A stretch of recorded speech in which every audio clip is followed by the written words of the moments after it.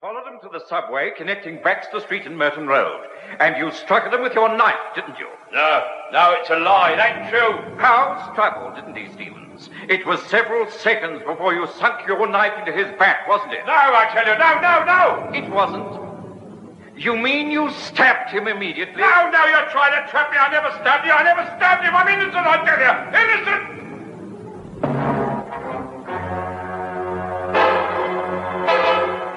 It's time for you to take your place on the jury as Bristol Myers, makers of new Ban Roll-On and new Ban Aerosol Spray Deodorant, Clairol Hair Care Products, and Ipana Toothpaste, invite you to...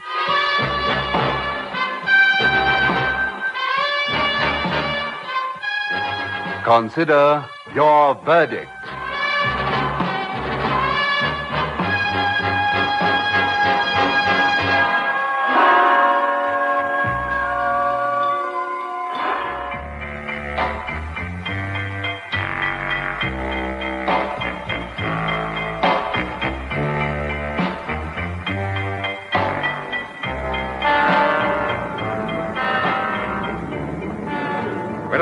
Gentlemen of the jury, in leading evidence for the Crown, I propose to give but a brief outline of the case which the Crown will present against the prisoner at the bar, David Stevens.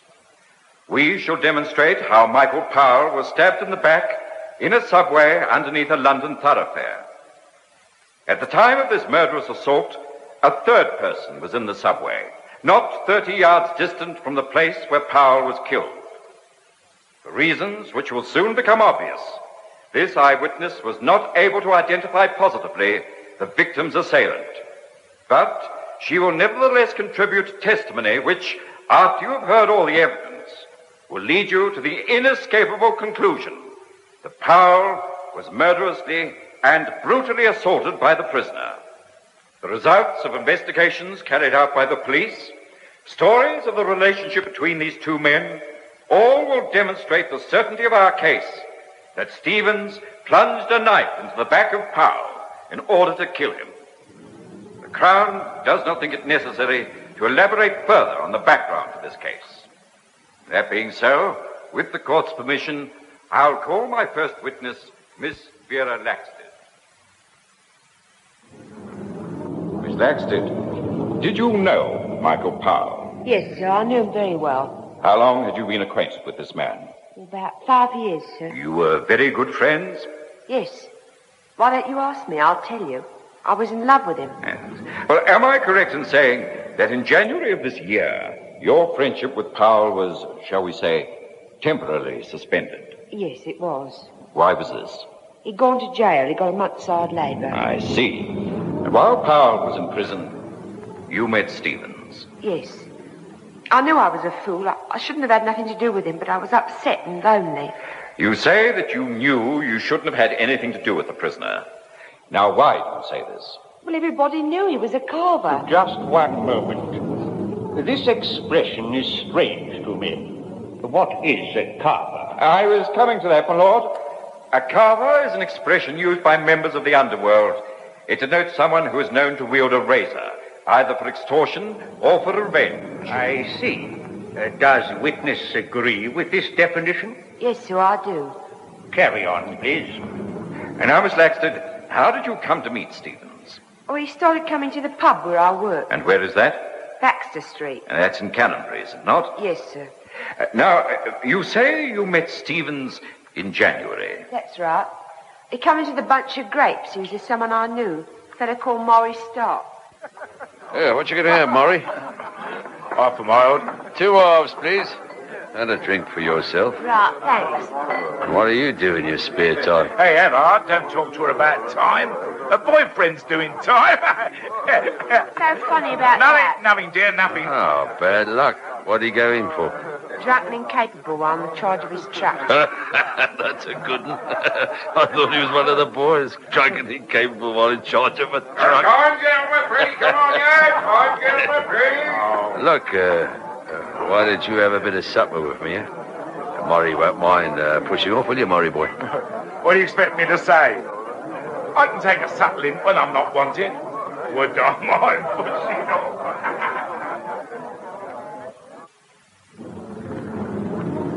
And that's how I started going out with him. I may be a barmaid, but I'm respectable, see. I didn't know what he was like.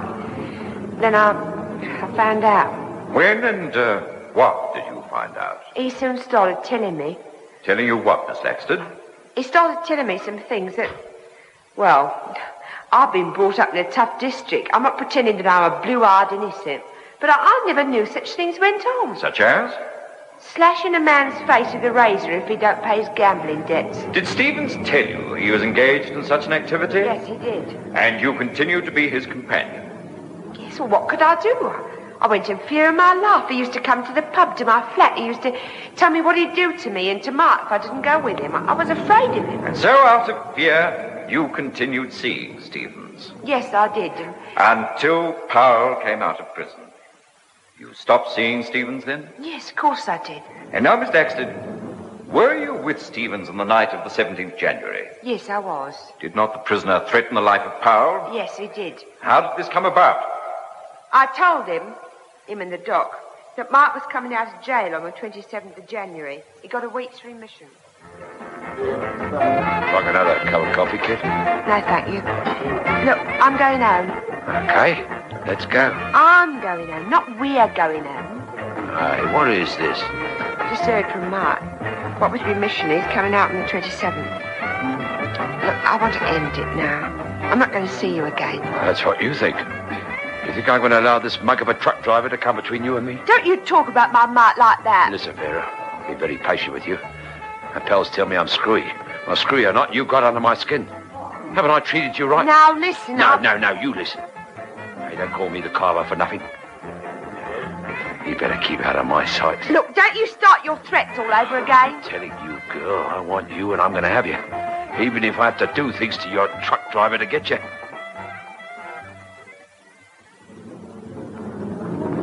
And what happened then? I didn't want to hear anymore. I jumped up and walked out to the cafe. From that day on, did you see anything of Stevens? Only when he'd come in the pub. But I wouldn't serve him. When he tried to talk to me, I'd have nothing to do with him. Thank you. Now, when your friend Michael Powell emerged from prison, did you discuss with him your relationship with Stevens? Yes, I was afraid. I was afraid the way David Stevens would stand in the pub and look at me. Sometimes he'd take his razor out of his pocket and strop it in his hand, looking at me. He gave me the creeps. But I never thought he'd do what he did. Not kill my Mark. I'd have done anything to have stopped that. Thank you, Miss Laxton, for your testimony. No more questions? Miss Laxton, the picture you have painted is not a complete one, is it? I don't know what you mean. You have told the court that you met my client in January. Where were you living then? In a boarding house. And 2 days after this meeting with my client, you moved to a block of luxury flats. Well, what of it? Nothing at all, Miss Laxton, except who paid the rent?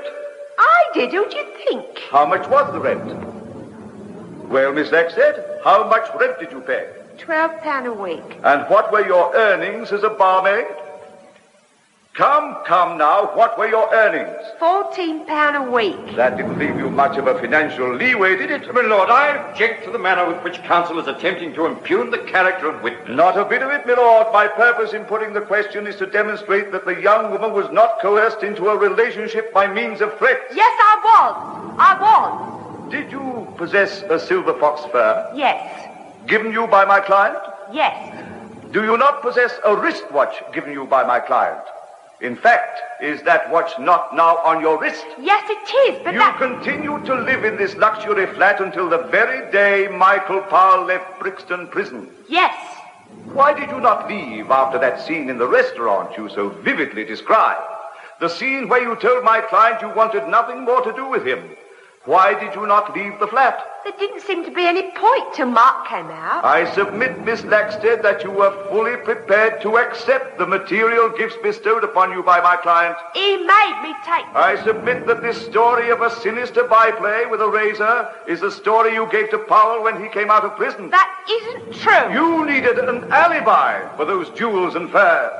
And all the other things my client gave you. Is that not so? I told Mike how I got them. Did you tell him why? Did you invent some story of accepting presents under duress? What I told him was the truth. Indeed. That is all. I now call Sergeant Kenneth Lester. Sergeant Lester, You're a member of the murder squad of the CID at Scotland Yard. Yes, I am. I refer you to the night of the 15th March.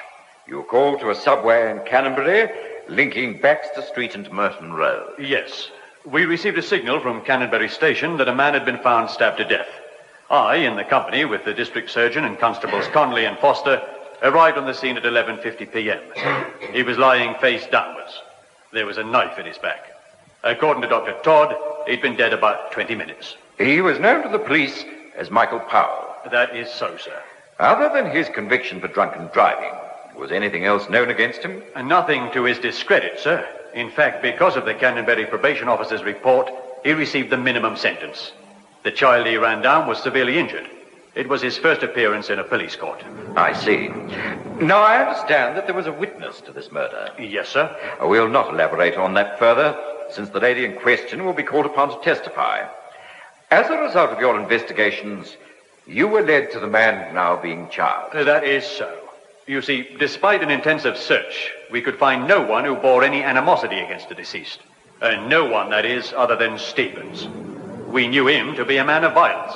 We discovered he had uttered threats against Powell, and his alibi for the time when Powell was murdered was unsatisfactory. Will you elaborate, please, Sergeant? I asked him, where were you just after 11 o'clock last night? Me? Why? What do you want to know for? Didn't you see the morning papers? A man was found stabbed to death in Baxter Road subway. What's that got to do with me? That's what I'm trying to find out. You see, the man was somebody called Michael Powell. Powell? Yes. Do you know him? Met him once or twice. Took his girl out while he was in stir. Hey, you don't think I had anything to do with it, dear? I asked you where you were at around 11 o'clock last night. I was at the Astra Billiard Hall. And what time did you get there? At 9:30. And what time did you leave? 1:30. Why don't you go and ask the governor? He'll tell you. All right, I will. But I shouldn't try and leave town if I were you. That's right. Persecute me, harm me, just because I got a record. And you checked his alibi with the owner of the Astra Billiard Hall? Yes, I did. Mr. Morris, I'm checking up on the movements of David Stevens last night. Oh, him. Look, I don't want to get involved in anything he does. I'm sorry, Mr. Morris, but I'm afraid it might be necessary. You were here on duty last night? Yes, I was. All the time? Well, I got here about 9 o'clock and stayed right through until we closed about 4:30 this morning. Did you see Stevens come in? Yeah, came in about 10 o'clock. I remember him asking the time. What time did he leave? About 2 in the morning. Why are you so sure? He asked me to check his watch against mine. Thought it was a bit fast, but it wasn't. We both had 2 o'clock dead on. Did he play last night? He had a couple of games in the beginning, but the big match of the evening started at 11:15 between Flash Alley and Joe Cohen. And how long did that go on for? Oh, there were about 36 frames, till about 2:45. And you're sure Stevens was there all the time? Well, I suppose he was. I didn't see him go. In fact, he could have left unobserved and returned to the billiard hall. Quite easily, sir. There was an intense snooker game between two local rivals. The subway was only 5 minutes' walk. He could have left unobserved, waited for his victim, struck him in the back, and returned. You've not found anyone willing to swear that he was with the prisoner from, say, 10:30 to 11:30? No, sir. So, in point of fact, as far as the police investigation is concerned, the prisoner has no watertight alibi. That is so, sir. Thank you. That is all. And so the court adjourns in the trial of David Stevens for the murder of Michael Powell. For how long have you been connected with the CID? 13 years, almost. Have you ever known anyone connected with the underworld described as slasher or carver? I repeat, have you ever known one of these characters wield a knife? Not until this case. I find your answer as precipitate as it is presumptuous. Can you swear on oath that you know Stevens killed Powell? Of course I can't. Then please be a little more circumspect with your answers. Now, you asked my client where he was around 11 o'clock on the night Powell was so brutally struck down, did you not? Yes, I did. He told you that he was at the Astra Billiard Hall from 9:30 until 1:30. Yes? The Astra Billiard Hall is in Hawks Road? Yes. I have a report here from the municipality which tells me that the thoroughfare known as Hawks Road is lit by electric standards all through until dawn. Do you agree with that? I know the area, yes. I have sworn testimony from a number of snooker enthusiasts saying they were at the Astra that night, and that there was an audience of something like 132 men. Did you know that? Yes, I did. Out of 132 human beings, you couldn't find one man to say that he saw my client leave the billiard hall? With a championship match on, it's not surprising. From that snooker hall to the subway is a straight, well-lit thoroughfare, as you have just heard. Correct? Yes, it is. Did you find anyone who could claim to have seen my client? Your client, sir, is well versed in the art of being unobtrusive. I regard your comment as impertinent, Sergeant. Just reply to my question. And so, Sergeant, it comes to this, does it? That because Stevens acquired a passion for Powell's girl, you are willing to hang him? Nonsense, sir. It's because he threatened the deceased and he had the opportunity, and because his alibi is highly suspect. That is all. I now call Ingrid Stockton. Mrs. Stockton, you own a restaurant on Ponders Road. Yes, I do. And you reside at 36 Archer Street. That is so? It is your custom to close your eating establishment after the cinema performances are ended, approximately 11 p.m. Yes, that's right. There's only one movie nearby. They usually come out about 10:20 p.m. There weren't many coming for a snack. I closed up at 11 o'clock. You closed up before or after 11? Well, just as I was walking to the subway, I hear St. Margaret's Church strike 11. Thank you. Now, in order to reach Archer Street, you always take the subway, do you not? Yes, I do. As, in fact, you did on that night of the 15th March. Yes. And it was in this subway that you had a most unhappy experience. Oh, yes, it was very unhappy. I was walking to the subway from Merton Road, and... What's going on down there? Hey! Stop it, you fools! Grown men fighting like that. Stop it, I say! No! No! Stop it, you fools! Oh, it's not... Please! Mother!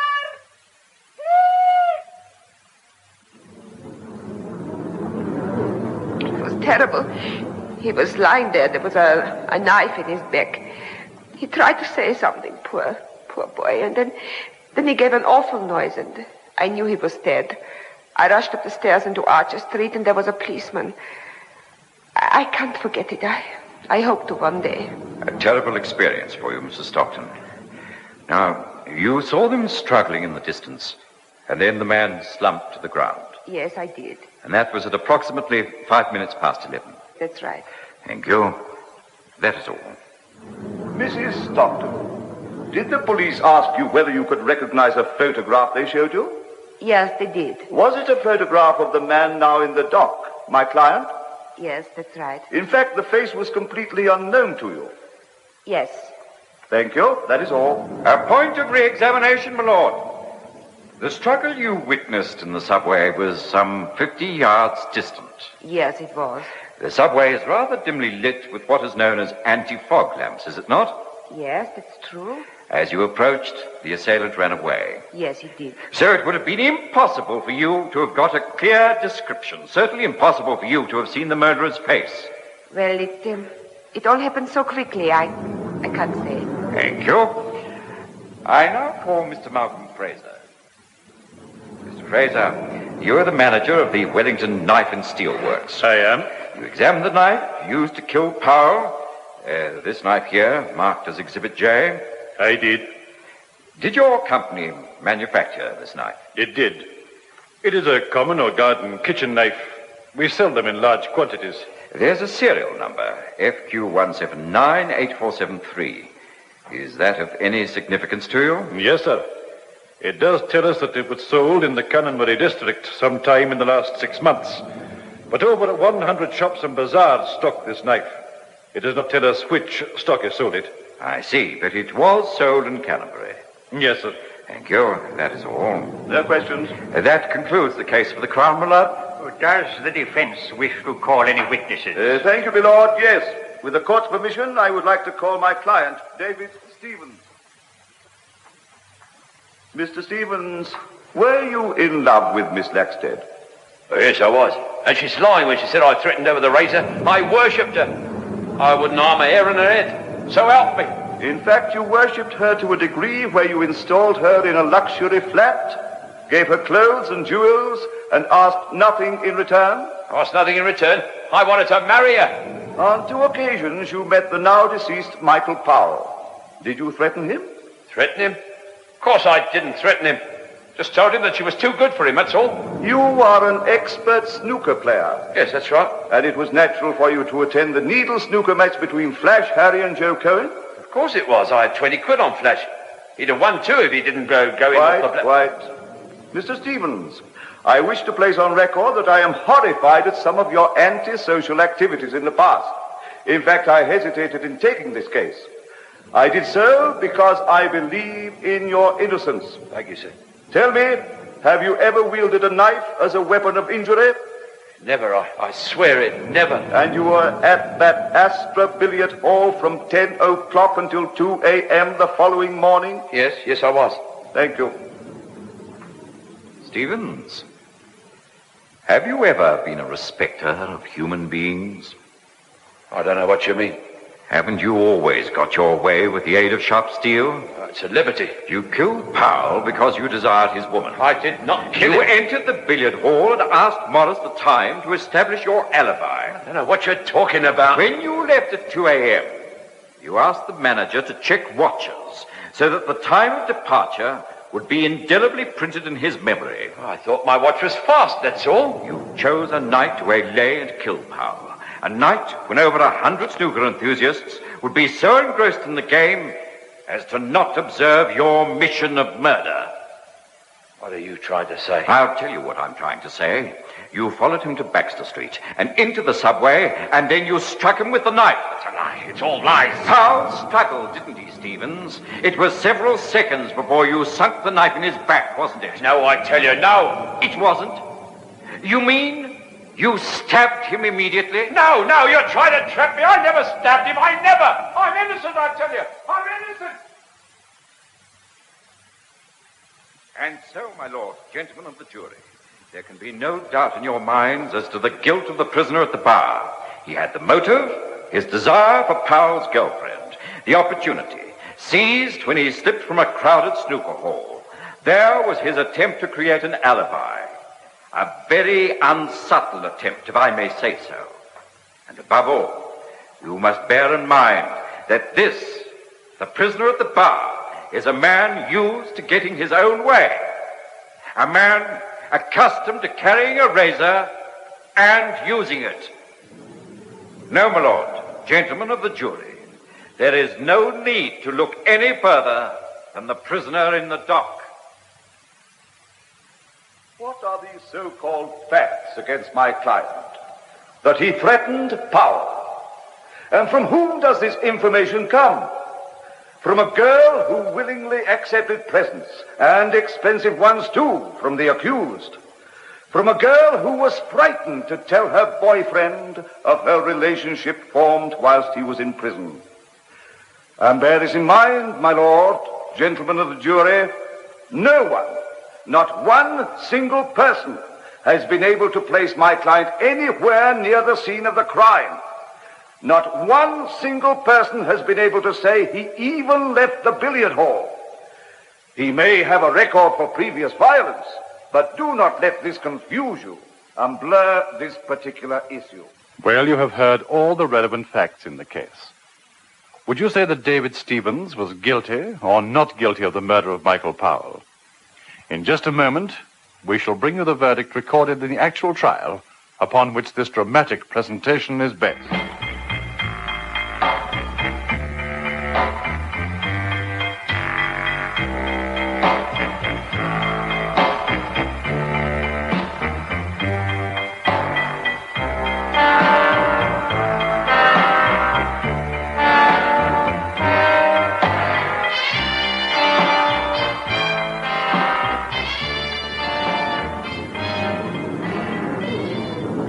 Silence in court. Gentlemen of the jury, have you arrived at a true and just verdict? We have, my lord. We find the prisoner at the bar guilty of murder.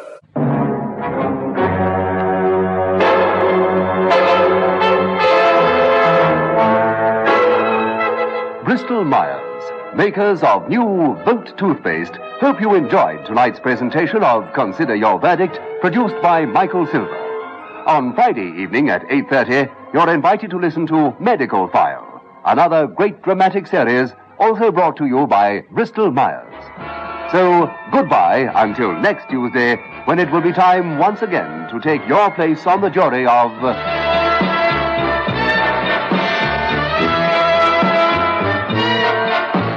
Consider Your Verdict.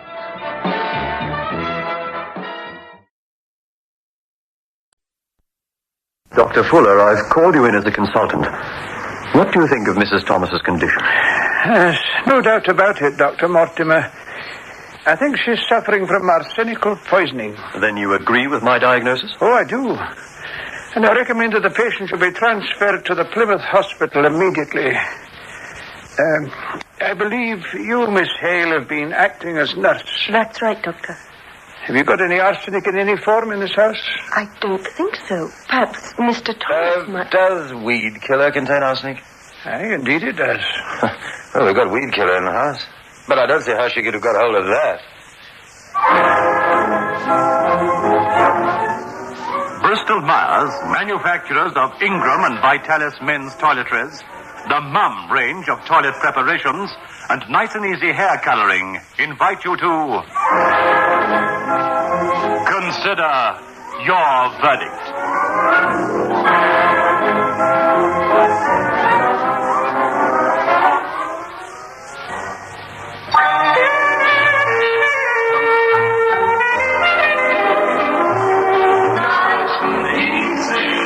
It's the sensational new hair color you just shampoo in.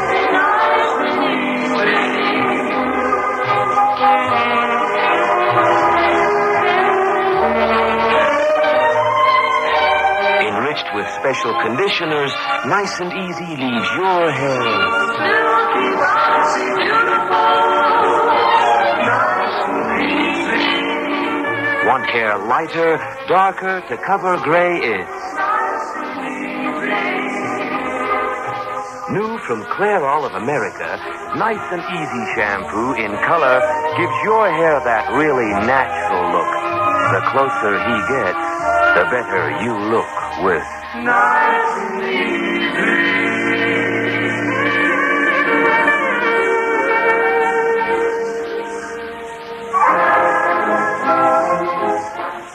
Consider your verdict.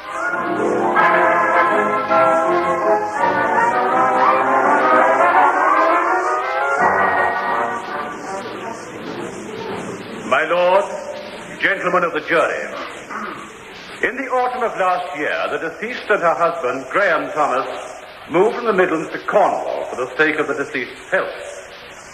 The accused was hired as a nurse and companion. You might think that this was an unusual occupation for a girl as young as the accused. However, it would seem that there were other attractions in the Thomas household apart from the desire to be a dedicated nurse. How's Avril this evening, Anne? She had another attack. Of course, she may last for years. It can't be a very pleasant house for you. I know that Avril is a difficult woman. Why do you shut yourself away in a place like this, Anne? You're young. You're married to a woman 20 years older than yourself. I could ask the same question of you. There's only one question I want to ask you. You know what it is, don't you? Well, don't you? You're married. I could get a divorce. Could you? I don't think you're the type. Your wife is wealthy, isn't she? Now, wait a minute, Anne. You make a proposition on the one hand, and on the other you deny the truth. Did you marry her because you loved her? I said I'd get a divorce. But you haven't got the strength to do it, have you, Graham? Oh, well.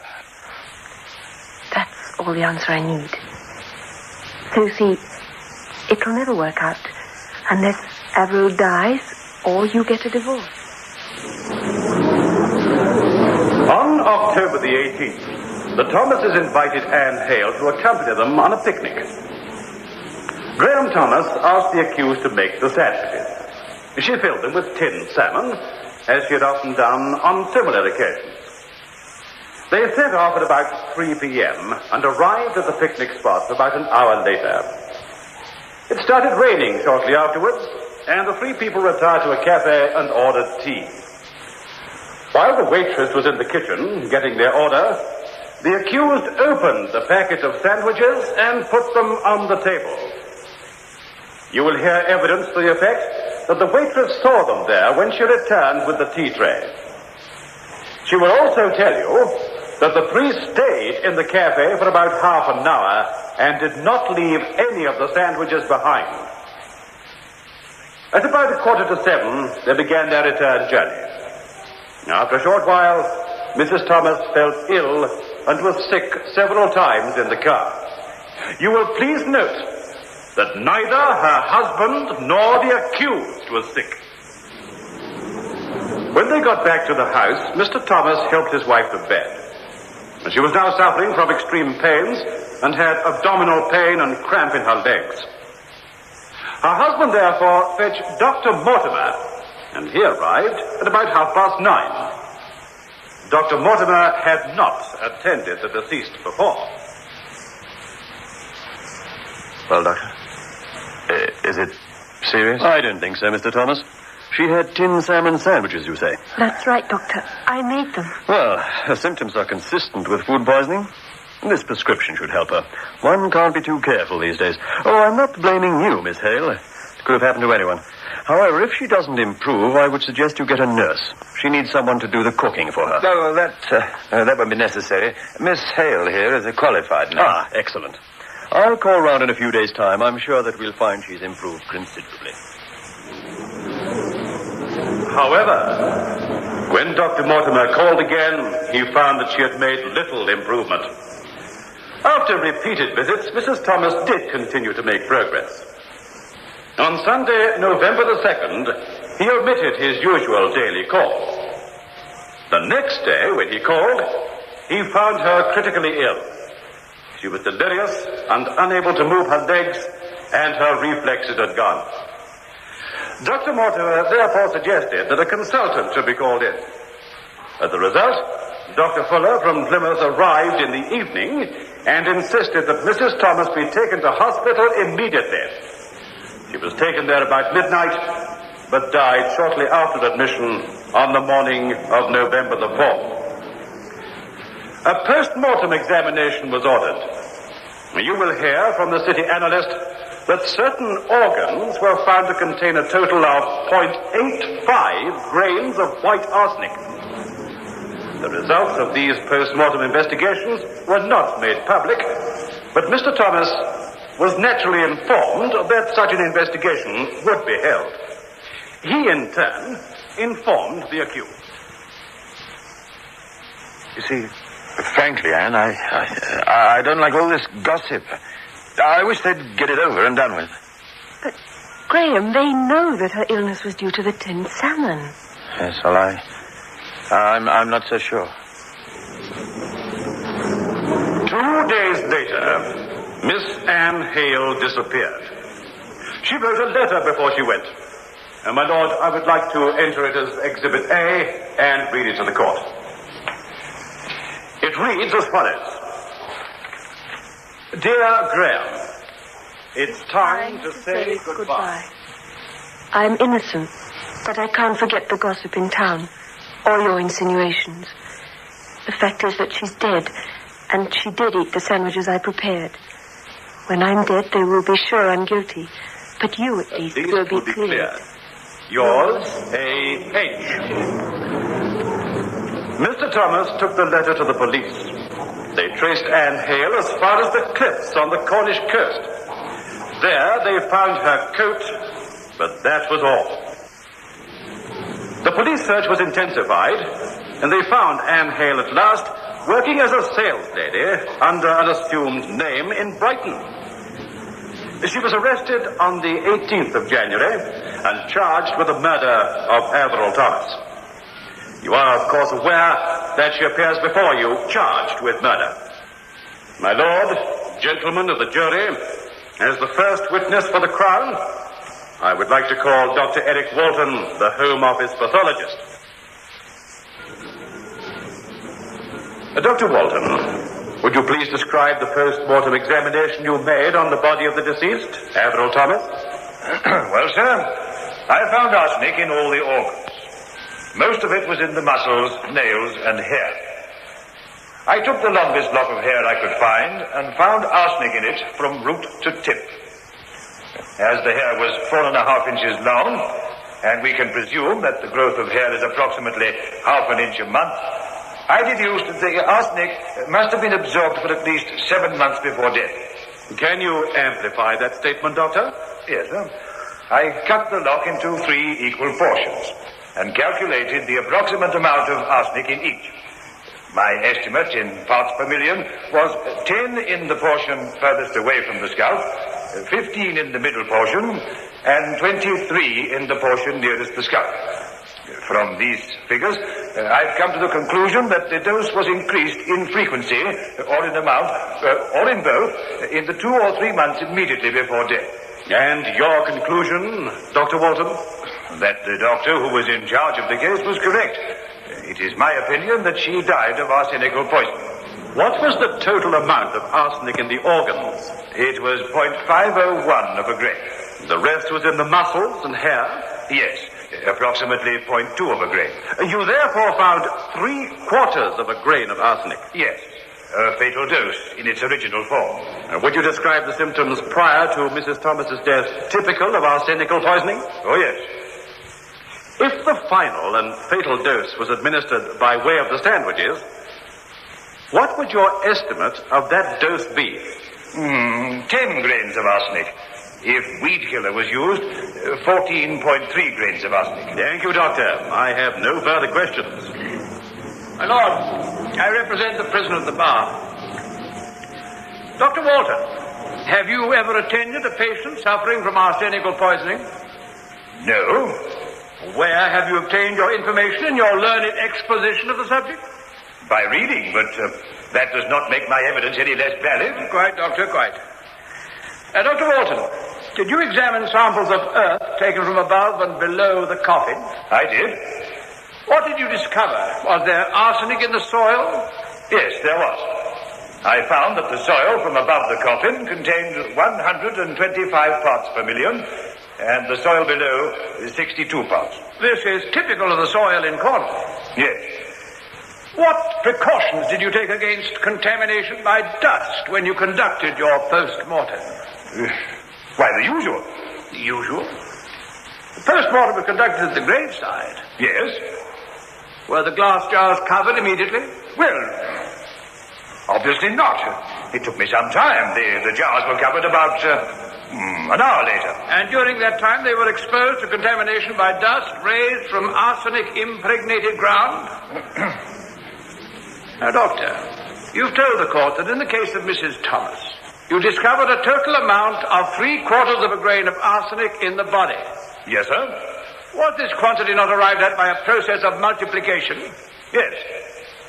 Well, can you therefore give the court the amount you actually found in the muscle you examined? It was 1/6400th of a grain. I would like to interrupt for a moment. Your method of arriving at the total amount of arsenic found in the body is an estimate based on calculation? That is correct, my lord. Calculation as well as analysis. I followed the normal practice of analyzing small parts of the organs and then multiplying by the appropriate factor.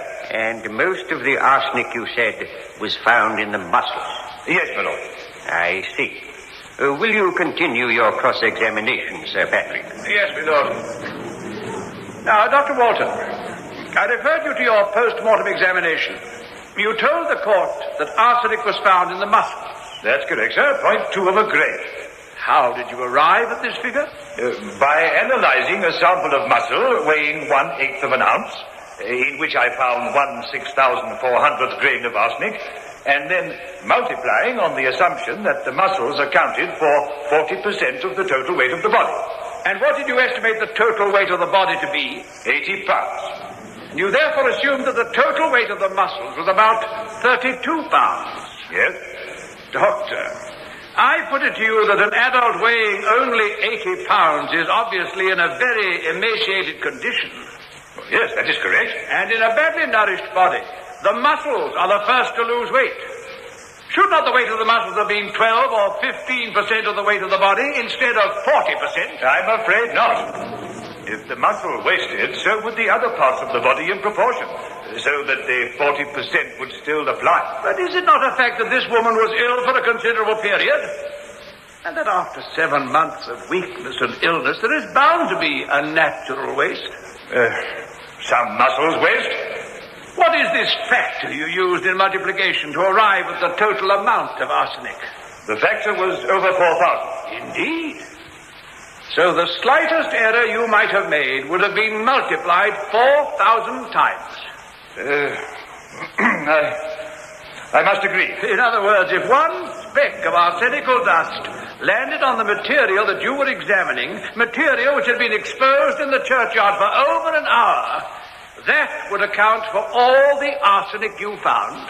If I made an error. Were you surprised to find arsenic in the soil? Yes, I was. If the hair had been in contact with arsenic, either inside or outside the coffin, might it have absorbed it? Yes, if in contact with soluble arsenic. Is it not the case that every time there is a shower of rain, you will find arsenic in the percolating fluid? Yes. Can you exclude the possibility of contamination of the hair and organs through the arsenic in the soil? It is a possibility, but I also think it extremely unlikely. Sir Patrick, will your cross-examination last much longer? Yes, my lord. In that case, I suggest that the court adjourn for lunch. And so the court adjourns in the trial of the Crown versus Anne Josephine Hale, brought to you by Bristol Myers and their dealers throughout the country. The court is once more in session, and counsel for the defense has called back his witness, Dr. Eric Walton. Let us return to the case of Mrs. Thomas. The case for the prosecution is based on the charge that the arsenic was administered in the sandwiches. Yes? In the form of weed killer? That is correct. Dr. Walton, did you ever conduct the experiment of adding weed killer to the inside of a moist sandwich? I can't say that I have. Well, let me tell you that the defense has. For your information, Dr. Walton, within half an hour, the sandwich is stained bluish purple. Would anyone in their right mind eat a sandwich of that color? I have not conducted that experiment. Now, you do say, however, that in your opinion, the weed killer was used in solid form. That is what I suggested. But you did not take sandwiches and put 14.3 grains of weed killer on them. No. Will you grant me, then, that weed killer discolors a white fluid? It certainly changes the color. That is, with 2 grains? Yes. 7 times as much would discolor it very much more. Yes, of course. Now, you put 14 grains on a moist sandwich and carry it for hours, and you still say that you doubt that the sandwich would be discolored and blue? I have not tried it, but my opinion, for what it is worth, is that it would not. Now, you must forgive me, Dr. Walton. You say you found arsenic in Mrs. Thomas's muscles, nails, and hair. Yes. But, Doctor, I would agree with you that its presence would have pointed to poisoning if she had been buried in almost any other counter in England. Cornwall is famous for its tin. And where there is tin in the ground, there is usually arsenic too. Now, surely you'll grant me that. I will grant you that in Cornish soil, the arsenic content is exceptionally high. Thank you, Doctor. Now, it is your contention that the last dose of arsenic Mrs. Thomas received was when she ate those sandwiches. No. Oh, no. My findings proved that Mrs. Thomas received another dose some days after. When, Doctor? It could not have been less than 5 days before death. Indeed. My learned friend has told the court that evidence would be led to the effect that none was given after the 18th of October. He also made a point of stating that this was on the very day that the accused took charge and did all the nursing and most of the cooking. I cannot agree with that. Do you now say that, in your view, there was arsenic taken into the body of Mrs. Thomas as late as October the 30th? I cannot fix the date, but somewhere about that time. Doctor, you've been most helpful. I have no further questions to put to you. My lord, that concludes the case for the Crown. Now, gentlemen of the jury, we've heard much from Dr. Walton. Dr. Walton, who has never attended one person suffering from arsenical poisoning, yet he spoke of symptoms with the same confidence as he spoke of other matters. Let the cobbler stick to his last. As the first witness for the defense, I would like to call Dr. David. Dr. David, will you please tell the court your qualifications? I am a doctor of forensic medicine. Doctor, have you attended many cases of arsenical poisoning? A few in Egypt. Would you describe the conditions of the post-mortem as held at the graveside of Mrs. Thomas as ideal? Definitely not. No special precautions against contamination were taken. It is therefore my considered opinion that the findings are worthless. You have heard Dr. Walton's opinion, or assumption, that the total weight of the muscles was about 32 pounds. What is your opinion? I think the assumption is quite unwarrantable. I think the proportion in this case could not have been more than 15% at the most. You therefore say that Dr. Walton made an error? A very serious error. Have you formed an opinion as to the guilt or innocence of the accused? It is my opinion that she's innocent. Thank you, Dr. David. Dr. David, you have told my learned friend that you have attended a few cases of arsenical poisoning in Egypt. Yes. How many? About one a week. You describe that as a few? In this country, it may seem to be a large average, but in Egypt, I assure you, it was not considered many. I have no further questions. My lord, as the last witness, I would like to call the prisoner at the bar.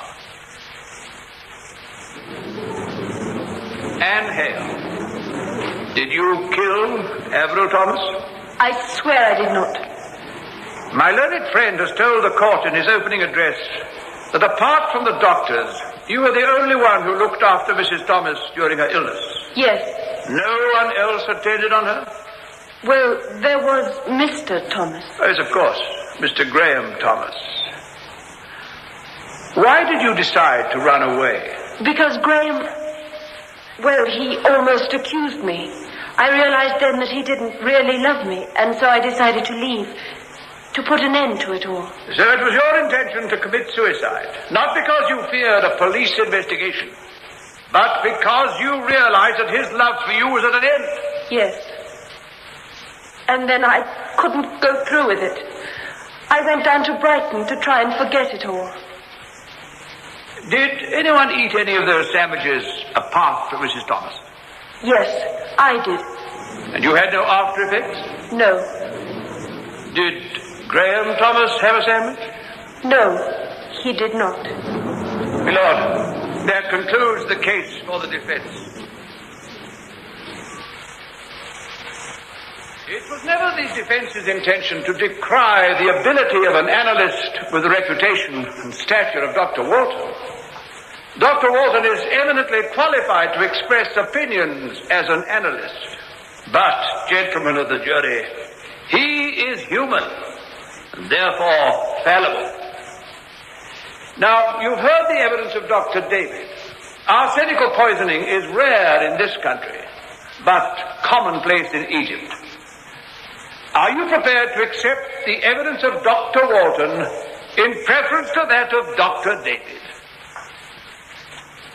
That unfortunate woman has been in prison for nearly 6 months, awaiting trial. Members of the jury, this girl has dwelt in the shadows. I ask you by your verdict to send her back into the sunlight, away from the shadows which have haunted her so long.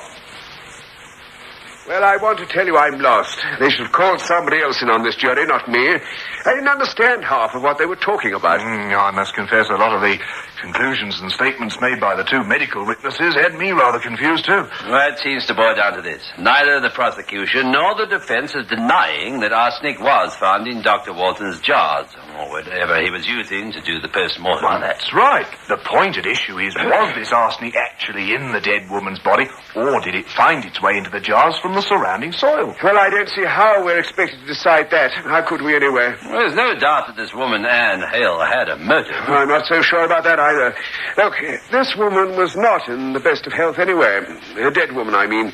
Why didn't she just wait if she wanted to marry her husband? Ah, this fellow Thomas. Now, here's the dark horse, if you ask me.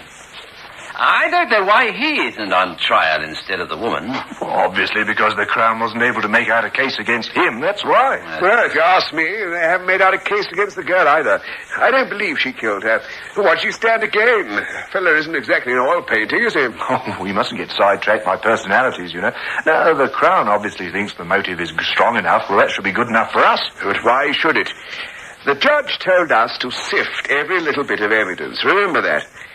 We don't have to accept anything as being just because the prosecutor tells us it is. I don't think she's guilty. And what about you? Oh, me? Well, if she didn't do it, who did, I say? I can't believe it, this doctor, doing the post-mortem, made a complete muck-up of the whole business. That's what the defense is trying to say, isn't it? Well, I think he did. He sounded a bit of a waffler to me. What do you think? I'm inclined to feel that she's guilty. Now then, I suggest we start from the beginning and go meticulously over all the facts. Silence in court! Gentlemen of the jury, have you arrived at a true and just verdict? We have, my lord. We find the prisoner at the bar and Josephine Hale. Well, you have heard all the relevant facts. Now we ask you to consider your verdict. Would you say the accused was guilty or not guilty? In a moment or two, we shall give you the verdict recorded in the actual trial on which this dramatic presentation is based.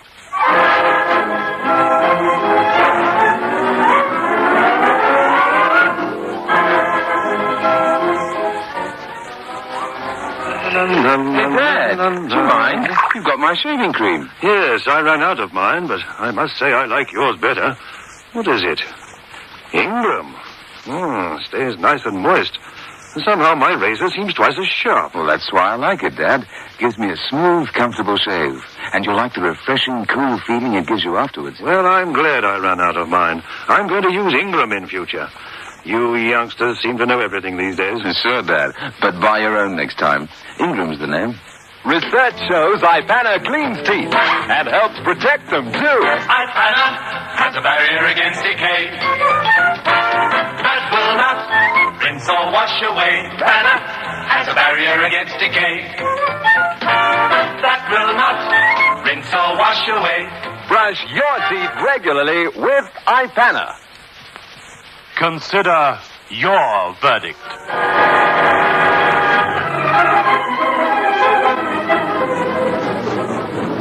Silence in court. Gentlemen of the jury, have you arrived at a true and just verdict? We have, my lord. We find the prisoner at the bar and Josephine Hale not guilty of murder.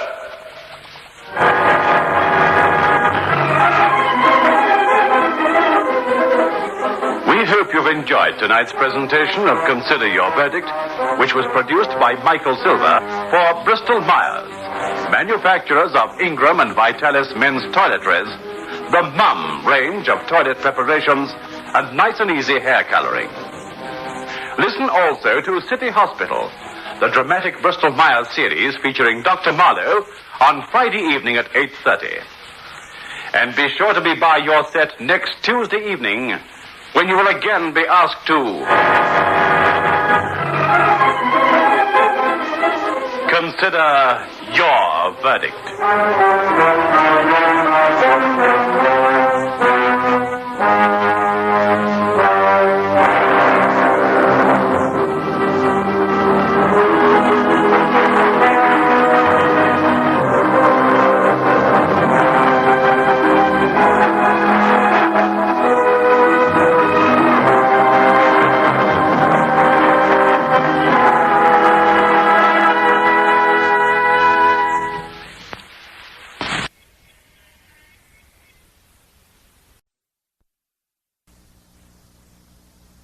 GMC and Ranger, South Africa's own car.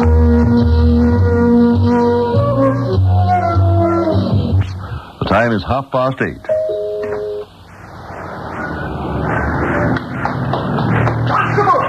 Constable! Yes, sir. Can I help you? Oh, thank goodness I found you. What's the matter, sir? Is there some trouble? Trouble? Yes, of course. Come with me at once, back to my office. What's happened, sir? Happened? It's my partner. He's been murdered.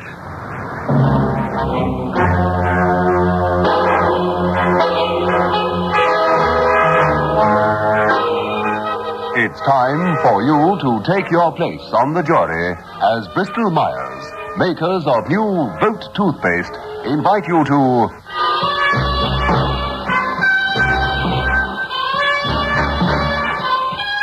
consider your verdict.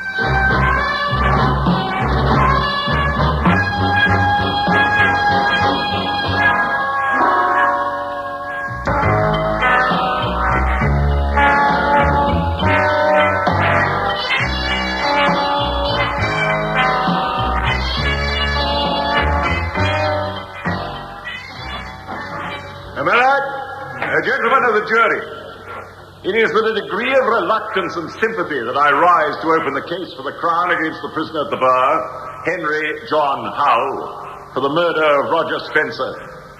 A sympathy which no doubt members of the jury will share as the facts unfold. For evidence will be led, which will indicate that had he lived, the murdered man might well have had to stand trial on a serious charge. A charge where the prisoner now before you was the victim. But I will be doing less than my duty if I did not beg you, even at this stage, to remove all sympathetic thoughts from your mind and judge the facts impartially. For the law is the law, and whatever steps for redress were available to the prisoner, murder was not and never could fall into that category. The facts are these. For some 15 years, the prisoner worked for Mildenhall's, a small but successful import and export agency, rising to the position of general manager. Some 3 years ago, Mr. Mildenhall himself died and left the business to his only daughter, Agnes. Agnes had very little knowledge of what went on at Mildenhall's, but a considerable wish for the firm to continue on its successful way. To this end, although she was 15 years older than the prisoner, she proposed marriage to him and was accepted. They were married just 6 months after the old man died.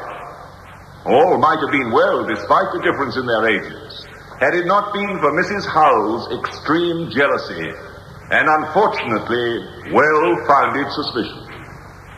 She was jealous of anyone who showed the slightest interest in her husband, and suspected an intrigue between her husband and his secretary, Anne Welsh, whom I now call as my first witness. Miss Welsh, you were employed as a secretary at Mildenhall's even before the prisoner's marriage. Yes, I'd worked for Mr. Howell for just on 5 years. Over the years, a relationship of considerable intimacy had grown between you and the prisoner.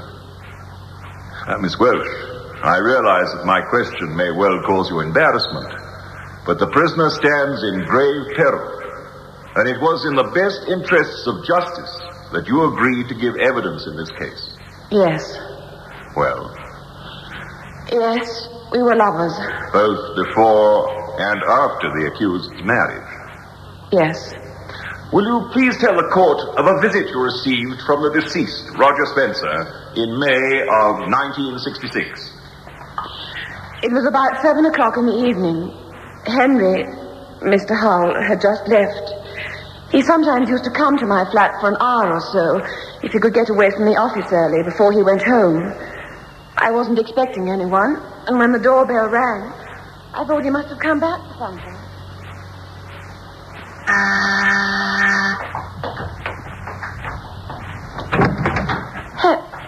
I'm afraid not, Miss Welsh. He'll be safely on his train heading home by now. What do you want? Who are you? Oh, I think it might be more sensible if you asked me in. Bad policy to do business on the doorstep. Difficult to keep secrets. I don't understand, but... Oh, all right, come in. Thank you. It's very nice and comfortable, eh?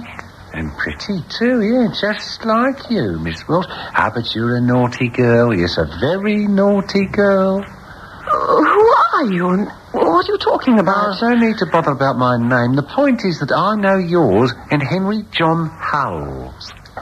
Yes, so that reminds me. You really should be more careful about calling out names when you open the door to total strangers. Oh, yes, that's another thing that would be interesting to Mrs. Howell. Mrs. Howell? Do you mean... Yes, you know, it really is very difficult to keep anything private from a really good private detective. Oh, no. Well, I'm afraid it's pretty much, oh, yes. Now, listen carefully, because you won't be getting a second chance. Tell your Henry that I know his wife's a difficult cuss, but I might be able to keep her right out of the picture, as long as Henry retains my services. I'm very reasonable, really. Just £40 a week in cash by first post every Monday morning. Here, find the address on this card. Make it quite clear to him that it's not their first thing every Monday. I'll be paying a visit to Mrs. Howell. I see. Did you understand the intention of this approach? Yes, it was blackmail. But you made no attempt to contact the police. How could I? I had to speak to Henry first. And you did? First thing the following morning. I told him exactly what happened. What was his reaction? He was shocked. He seemed incapable of trying to find any solution. Darling, why not tell Agnes? Tell her the truth, darling. Look, I'll come with you if you like. No, it's impossible. It'd be the end of everything. She'd divorce me and then sack me. No, sack me first. She's very fond of reminding me that she owns Milton Halls. Finds it very funny to authorize the salary I draw. Let her run Milton Halls without you and see what a mess she'd make. Oh, she'd manage. But I didn't know what to do. Well, it's not so easy at my age. You're not old. Darling, you have me. I see. I'm not so important as being the lapdog of old man Mildenhall's daughter. Oh, Anne. I'm sorry, but what can we do? Telling the police. Oh, no. No, that'd be just as bad. I don't see why. They always keep the names out of the papers in a case like this. Well, she'd get to hear. And what? I must have time to think of something. I'll pay him next Monday to keep him quiet. Well, it's not much after all. I can manage £40. I'll think of something. And if you don't, next week it may be 50 or 100. And then we'll be trapped. Surely it's better to stop it before it starts. No, Anne, now, please. Just let me think. And so he paid. Yes. And went on paying. Yes. And what I thought would happen did happen. Only not so quickly. After about a year, the demand went up to £60 and then £100. This last increase was demanded just 2 days before Spencer died. Yes. And what happened? We talked about it again, and this time Henry agreed. Yes, Anne, it's the only way. I'll talk to him and make him realize that I can't possibly manage £100 without it becoming obvious to the accountants that something's up. And then Agnes will hear. I'll tell him that unless he agrees to something reasonable, less even than £40, we'll go to the police and take our chance. You think he'll listen? No, he'll listen. To someone like that, anything's better than nothing and the chance of a prison sentence. I'll take him £25 and tell him that's the limit from now on. He's lucky to get that. And the next evening, the prisoner left the office to keep that appointment. Yes. Taking the £25 in notes in an envelope with him. Yes. Thank you. That is all. Miss Welch, you love Henry Howell? Yes. After the appointment with Spencer, which you just heard about, did my client ring you from the station? Yes. And did he tell you to relax and not to worry, that everything was all right? Yes. Did he sound normal and calm during that telephone call? Perfectly calm. He was a little hurried as he'd only just time to phone before catching his train. And have you at any time doubted his entire innocence of the crime of which he is charged? Never. Thank you, Miss Welch. I now call Percy Ticknell. Now, Mr. Ticknell, you're a partner in the Spencer Detective Agency. Well, hardly a partner. I was just the one who did most of the footwork. Rod sat in the office and had the bright ideas. Rod? Spencer, the boss. Oh, we sometimes went out on a job, but it was mostly me who hid in the bushes and noticed when the lights went out. I take it the agency dealt mainly with evidence for divorce cases. Mostly. Please tell the court what happened on the night of the murder. Well, I've been out of the office all afternoon, seen a client in Cricklewood. And then what with the traffic and one thing and another, I was later back than I intended to be. Now, one moment. You had a reason for wanting to get back. Oh, yes, Rod. Mr. Spencer told me to get back by 5:30. Right then, tell her it's going to cost a bit more. Oh, you'll have to make another trip to Brighton to make sure of the facts. Brighton? You'd have thought Brighton would have gone out of fashion years ago. Well, they still use it. Handy, I suppose. And a good train service. Yes, indeed. I'll get back by 5:30. I've got someone coming around to see me. I think it might be a good idea to have you here. Expecting trouble, eh? No, it's just a private matter, but, well, it may have a calming effect if he sees you sitting in the outer office. What should I be doing? Polishing me knuckle duster? It's a thought. Off you go. But you were not back by 5:30. No, it was nearer 6:15. And what did you find? Well, the outer door of the office wasn't locked, so I knew Spencer was still there. I went in. The door between the outer office and his was open. When I went through, there he was, slumped over his desk with his head lying in a pool of blood. He was dead? Yeah. Well, I ran out into the street and called a policeman. Thank you. That is all. Mr. Ticknell, you say Spencer was dead. Did you examine him to make sure? No, there was no need. He was dead, all right. You have had extensive experience of violent death. Enough. What with the war and all. Look, are you suggesting he wasn't dead? I'm not suggesting anything at the moment, Mr. Ticknell. You ran out into the street and found a policeman. Yeah. Well, surely the simpler course would have been to lift the telephone and ring Scotland Yard. Look, I know my business. I didn't want to touch anything in the office. Wasn't there another telephone in the outer office? Yes. Could any harm have been done or any evidence obliterated by using that instrument? Well, I didn't think of it. I just ran and found a policeman. Hardly the calm behavior of someone who spends his life tracking petty marital infidelities. However, let it pass. Spencer gave you no indication as to whom he was expecting. No. Nor to the nature of his business. He said it was private. How long did you work for Spencer? Just over 6 years. And you had no suspicions as to what these items of private business might be? No. Do you seriously expect this court to believe that you worked with Spencer, with no secretary, with no other minions, for 6 years, and yet you had no idea that behind the squalid official business that provided a front as the Spencer Detective Agency, Spencer was running a very lucrative blackmailing racket? I knew nothing about it.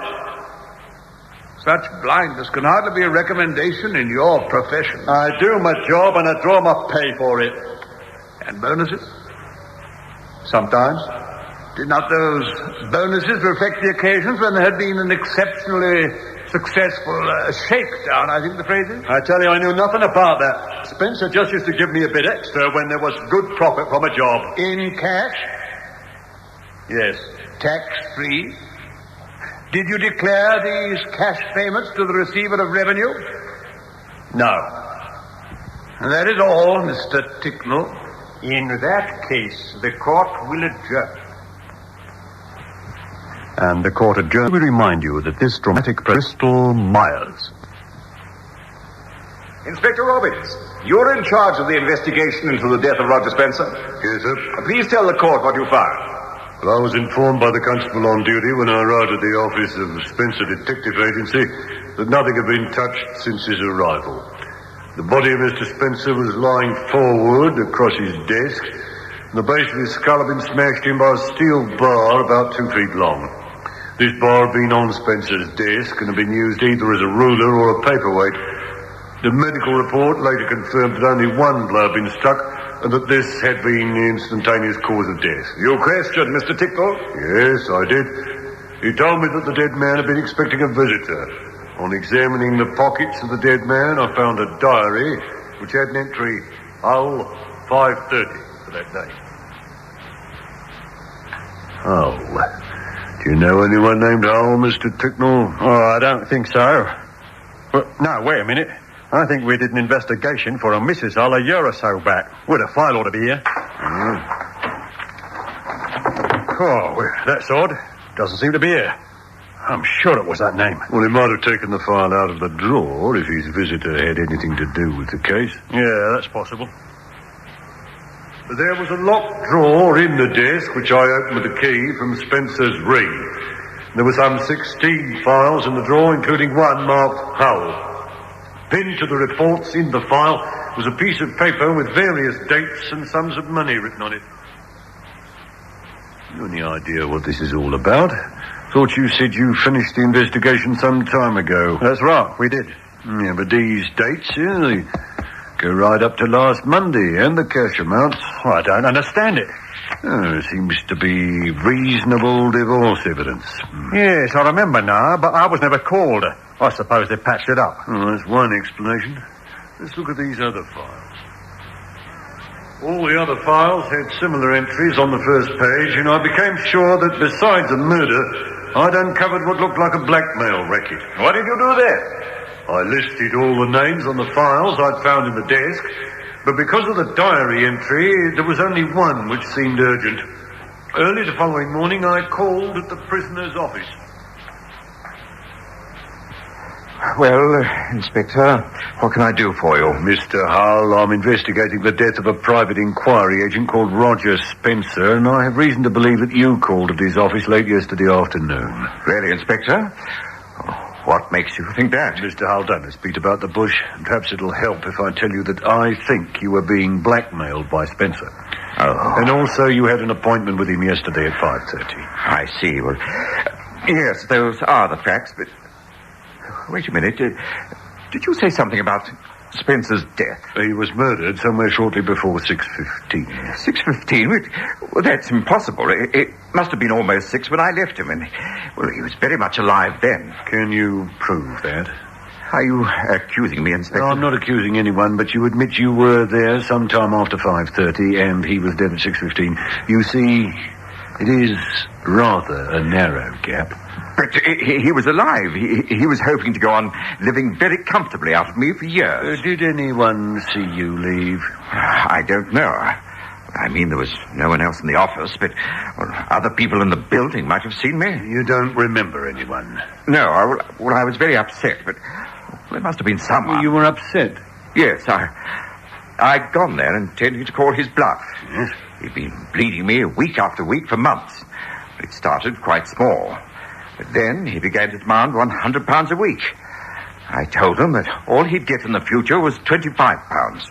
But he laughed and persuaded me that, well, my own future would be even worse if I didn't go on retaining him, as he put it. You can imagine I was in no state to notice people when I left the office. Oh, why people like you, Mr. Howell, never come to the police at the very beginning, I could never understand. The misery that could be prevented. Yes, well, it's easy to say that, Inspector, if you've never actually been in this position. What was the prisoner's demeanor during this interview? He seemed nervy, on edge.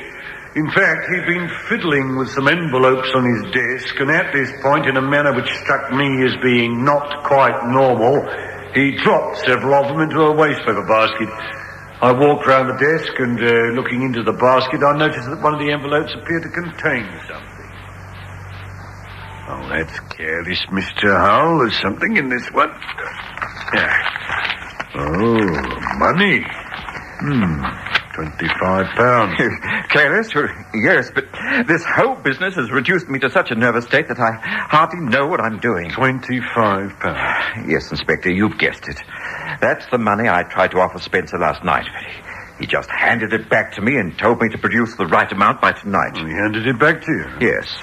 Would you mind if I keep these for a moment? Naturally, I'll give you a receipt, but if we find Spencer's prints on it, it'll help to verify your story. In fact, it was not the fingerprints which interested me, but that on one of the notes I'd seen something that looked like blood. And was it blood? Yes, the laboratory report stated that not only was it blood, but that it had not been on the note for more than 48 hours. and also that it was of the same group as the dead man. As soon as I had this report, I returned to the prisoner's office. Mr. Howell, when you went to Spencer's office, were you wearing gloves? Yes, I normally wear gloves on the street. But during your interview... Well, I think I kept them on. Was it a natural thing to do? Well, I didn't expect to be there long. Why do you ask? Well, it seemed unusual for someone to visit an office without touching anything. A door handle, a chair, a desk. But although we've checked every fingerprint in that office, there's no trace of a print of yours. But I told you, I was wearing gloves. Have you got these gloves? I'm afraid not. They were rather grubby, and I left them at the dry cleaners on the way to the office this morning. As a result of the information I now had, I arrested him on suspicion of murder of Roger Spencer and issued the usual warning. No further questions. Inspector, has my client ever denied that he was the victim of a blackmailer? No, but that will be difficult in view of the evidence. Has he ever denied visiting Spencer's office on the day of the murder? No. Despite the fact that you can produce no proof that he was actually there? He admits he was there. Has he ever varied his story that Spencer was alive and well when he left the office? No. Those 25 pounds in notes which you took from my client, have you found his fingerprints on them? No. Or those of Spencer? No, there were a great many smudges on them, but nothing clear enough for identification. Did you check the notes before sending them to the laboratory? No. So any clear prints were probably obliterated in the laboratory? Possibly. Would it not have been a more honest approach to check my client's story before chasing a theory of your own? At the time, and as was subsequently proved, the bloodstain seemed more important. That is not an answer to my question, and is something for the jury to decide. Even if it had been done in the other order, it's unlikely that any clear prints would have been found. But you didn't do it? No. Thank you. Would you agree that it's a normal thing for a man who is naturally fastidious in his dress to take a pair of soiled gloves to the cleaners? Yes. I assume that you are hoping to find bloodstains on the gloves.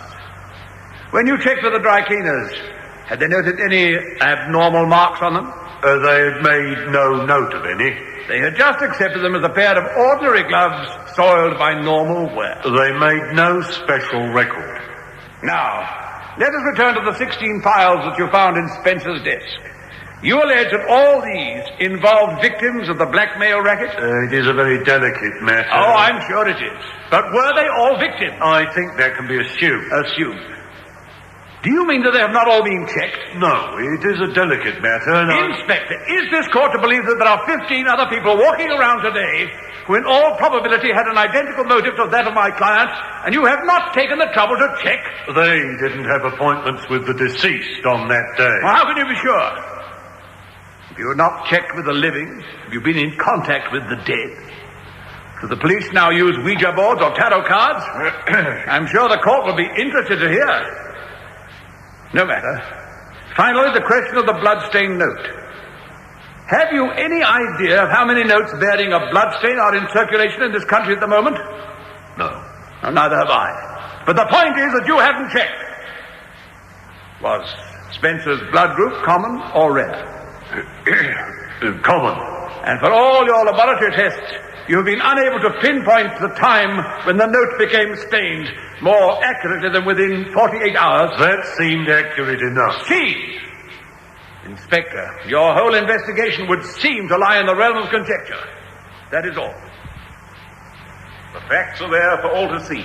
The blood-stained note, the careful use of gloves to preserve an anonymity.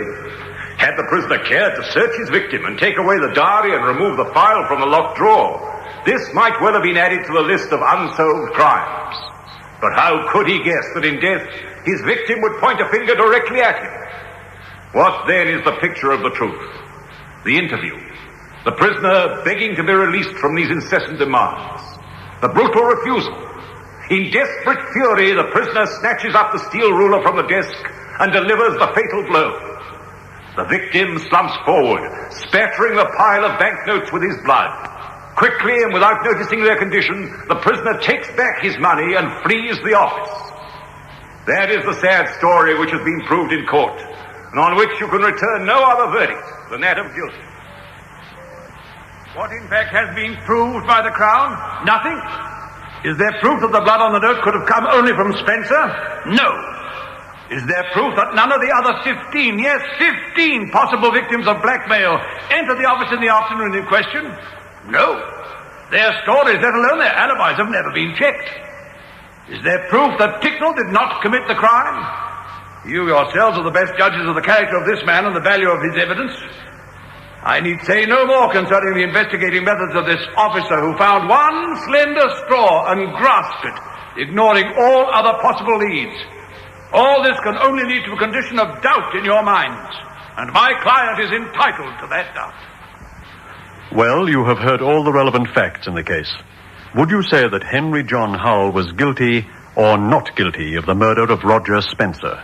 In just a moment, we will bring you the verdict recorded in the actual trial upon which this dramatic presentation is based.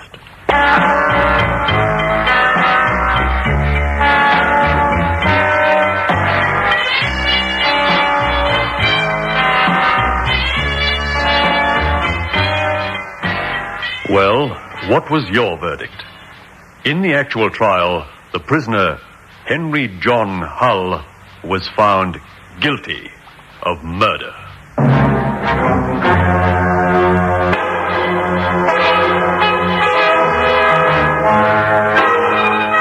Bristol Myers, makers of new Vote toothpaste, hope you enjoyed tonight's presentation of Consider Your Verdict, produced by Michael Silver. On Friday evening at 8:30, you're invited to listen to Medical File, another great dramatic series also brought to you by Bristol Myers. So, goodbye until next Tuesday, when it will be time once again to take your place on the jury of...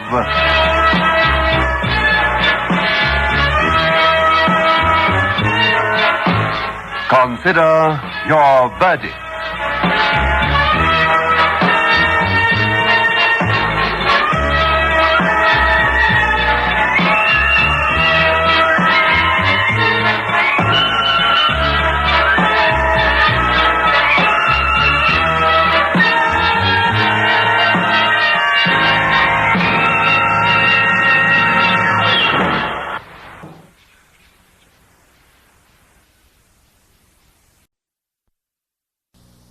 Here's the time check. Springbok Radio time is 8:30.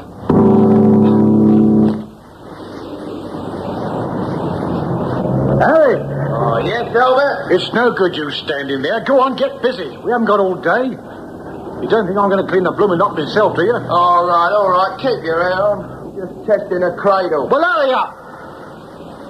Keep your hair on, cheeky little swine. Whatever she says, he's going. I'm not going to be the laughing stock of the neighbourhood. God, the muck they get on these winters is past belief. Haven't you started yet? I've got to make sure the hooks are on properly. I suppose it would please you if the cradle slipped and I went hurling down below, wouldn't it? It'd be no loss at...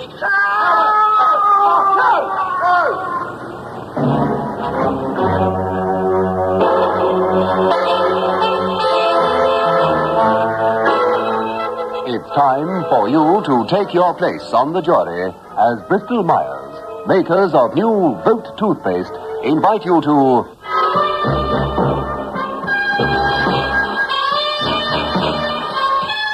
Consider Your Verdict.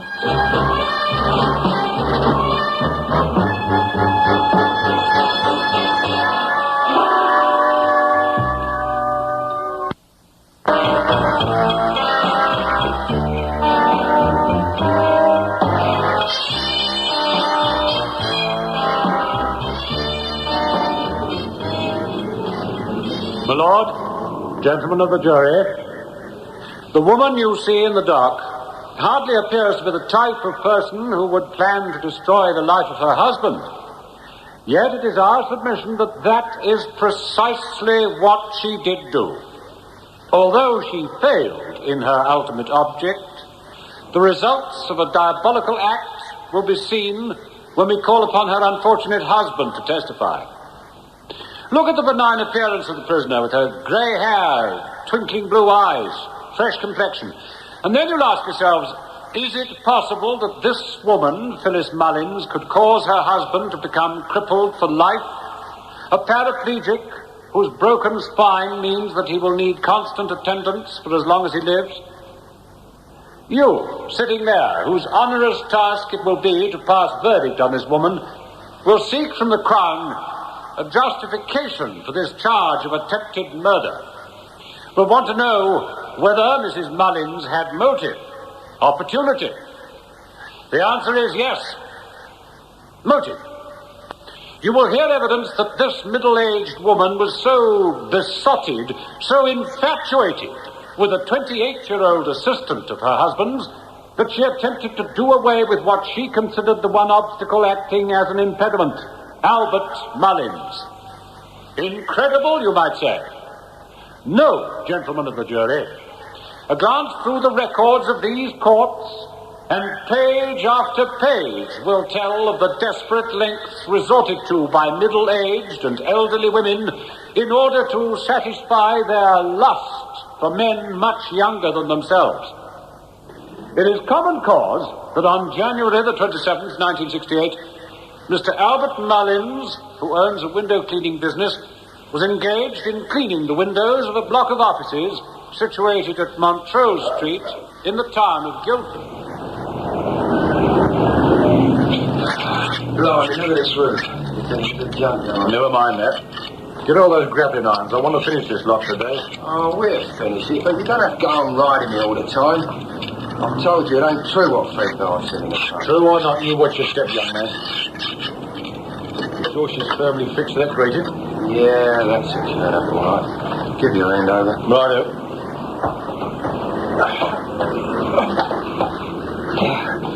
Now the pail. Hey, careful, don't tip the water. Here are the cloths. Right. Right, now you go over there and start on that lot. I'll fix the cradle. All right.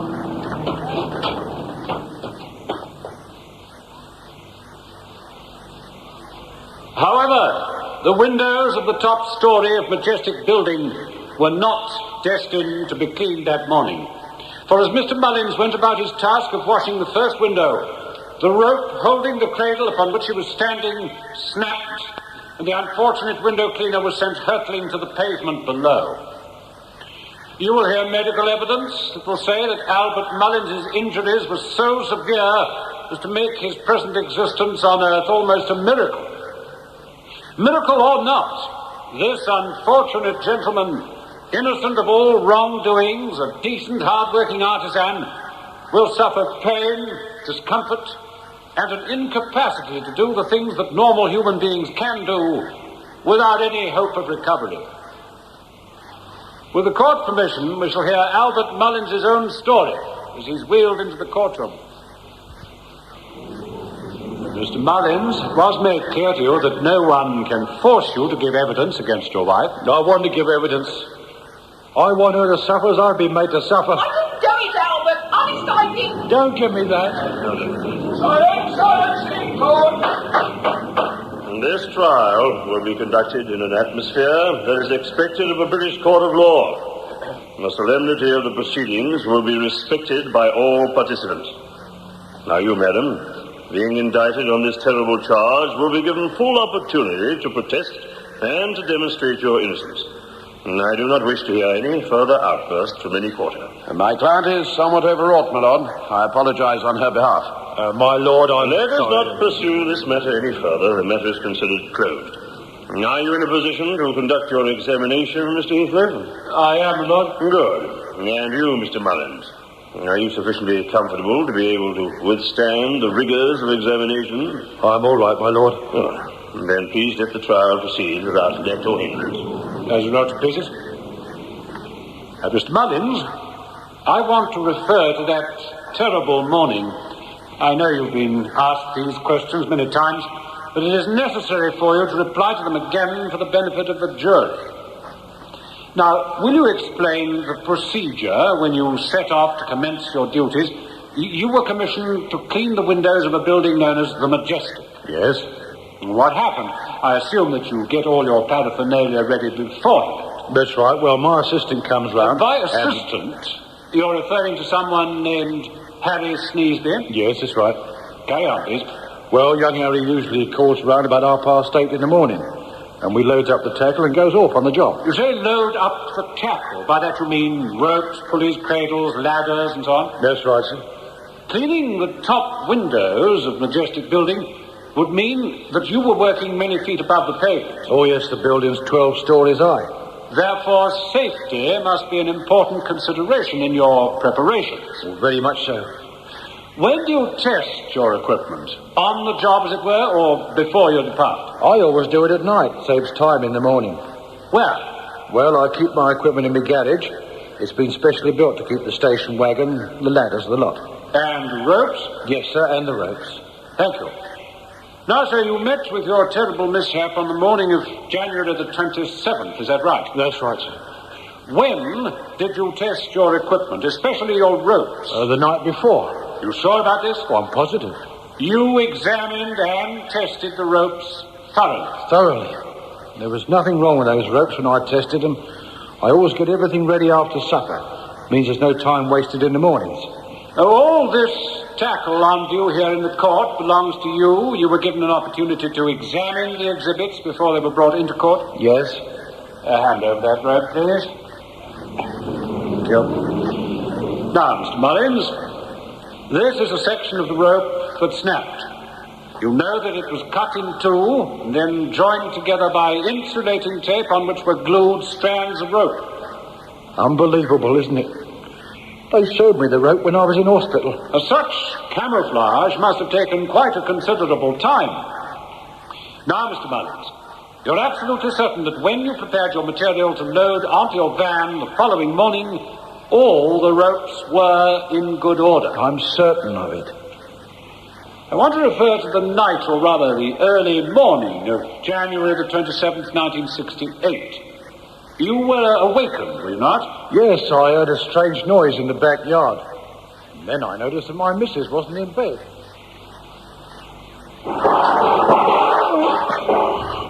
What on earth's that? You waked up? Eh? Well, that's funny.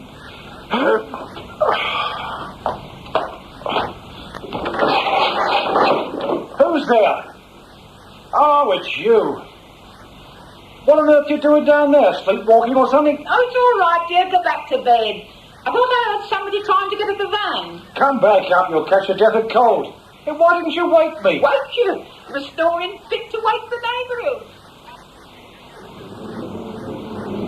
Got back into the bedroom. I asked the missus if there were signs of anyone trying to break in, and she said no. It must have been a cat or a dog.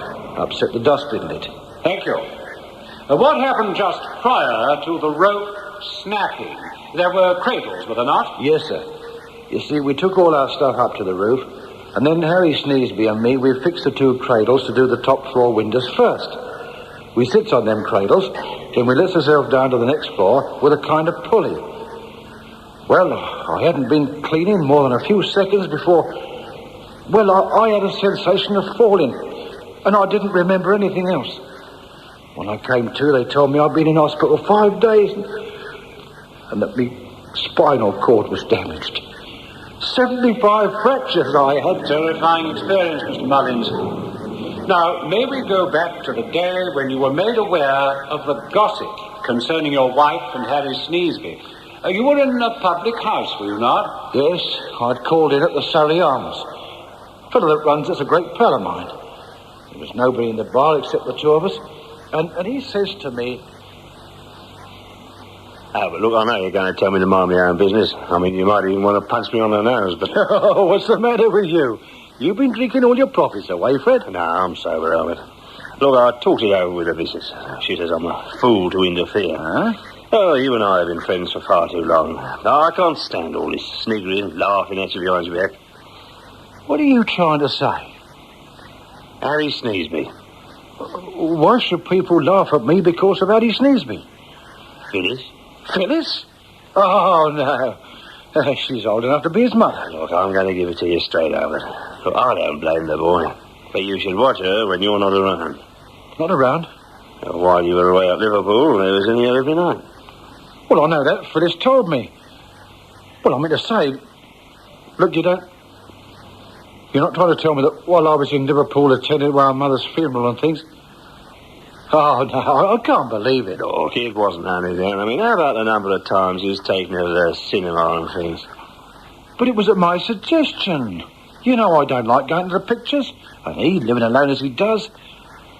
Fred, if you weren't my pal, I'd... What, hit me over the head with a beer bottle? Tell me to mind my own business? Why don't you ask Phyllis? All right. I will. I wish you hadn't said this, Fred. I don't believe it. I wish you hadn't said it. Rotten lot of gossipers. That's what they are, all of them. And did you discuss it with your wife? Yes. I told her that Guildford was filled with a lot of old washerwomen of both sexes, and that she had to be careful the way she acted towards Addie. I didn't want to be made a laughing stock. Laughing stock? Albert Mullins, if you're going to listen to a lot of tittle-tattle... I can't help it, can I? Oh, you don't know how different things have been since Addie went to work for you. I love that boy. He's like the son we never had. And I'm not going to let a lot of nosy Parkers spoil things for us. You ought to know better listening to such tales. You ought to be ashamed of yourself. Well, I was ashamed a bit. She made me promise not to say anything to Addie. But I had to break my promise because he spoke to me. Said he was going to leave. I was talking to Fred in the pub when he came in.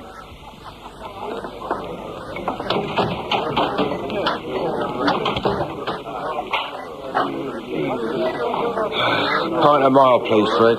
Quite right. I want to see her at 8 o'clock tomorrow. 8 o'clock, Harry? Means we have to make an early start. You know, we've got that contract for the town hall. We need extra help next month. Easy, man. Thanks. I wasn't going to mention it this evening, but I won't be here next month. Eh? I was gonna give him a notice tomorrow. I decided to go back to London to work.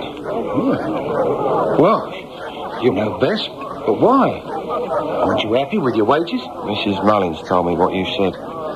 Told me what Fred said, too. She's not going to like it. She'll say that... Never mind what Phyllis will say. You're doing the right thing, Harry. I don't know what it's got to do with you. See you tomorrow. He drained his drink and walked out. And then what happened? Well, my missus hit the roof. I then asked him if he wouldn't change his mind. He said, all right, he'd stay on. Thank you. No more questions. My lord, Mr. Mullins' nurse is making signs that it's time for him to receive his injection. May this be effected before cross-examination? The judge agrees to a halt in the proceedings while the prosecution's chief witness receives medical attention. A dramatic moment in this trial in which Mrs. Phyllis Mullins is charged with attempted murder and causing bodily injury to her husband. We take this opportunity to remind you that Consider Your Verdict is brought to you by Bristol Myers. And now, back to the courtroom. Mr. Albert Mullins has returned in his wheelchair, which is placed next to the witness stand. Defense counsel rises to cross-examine.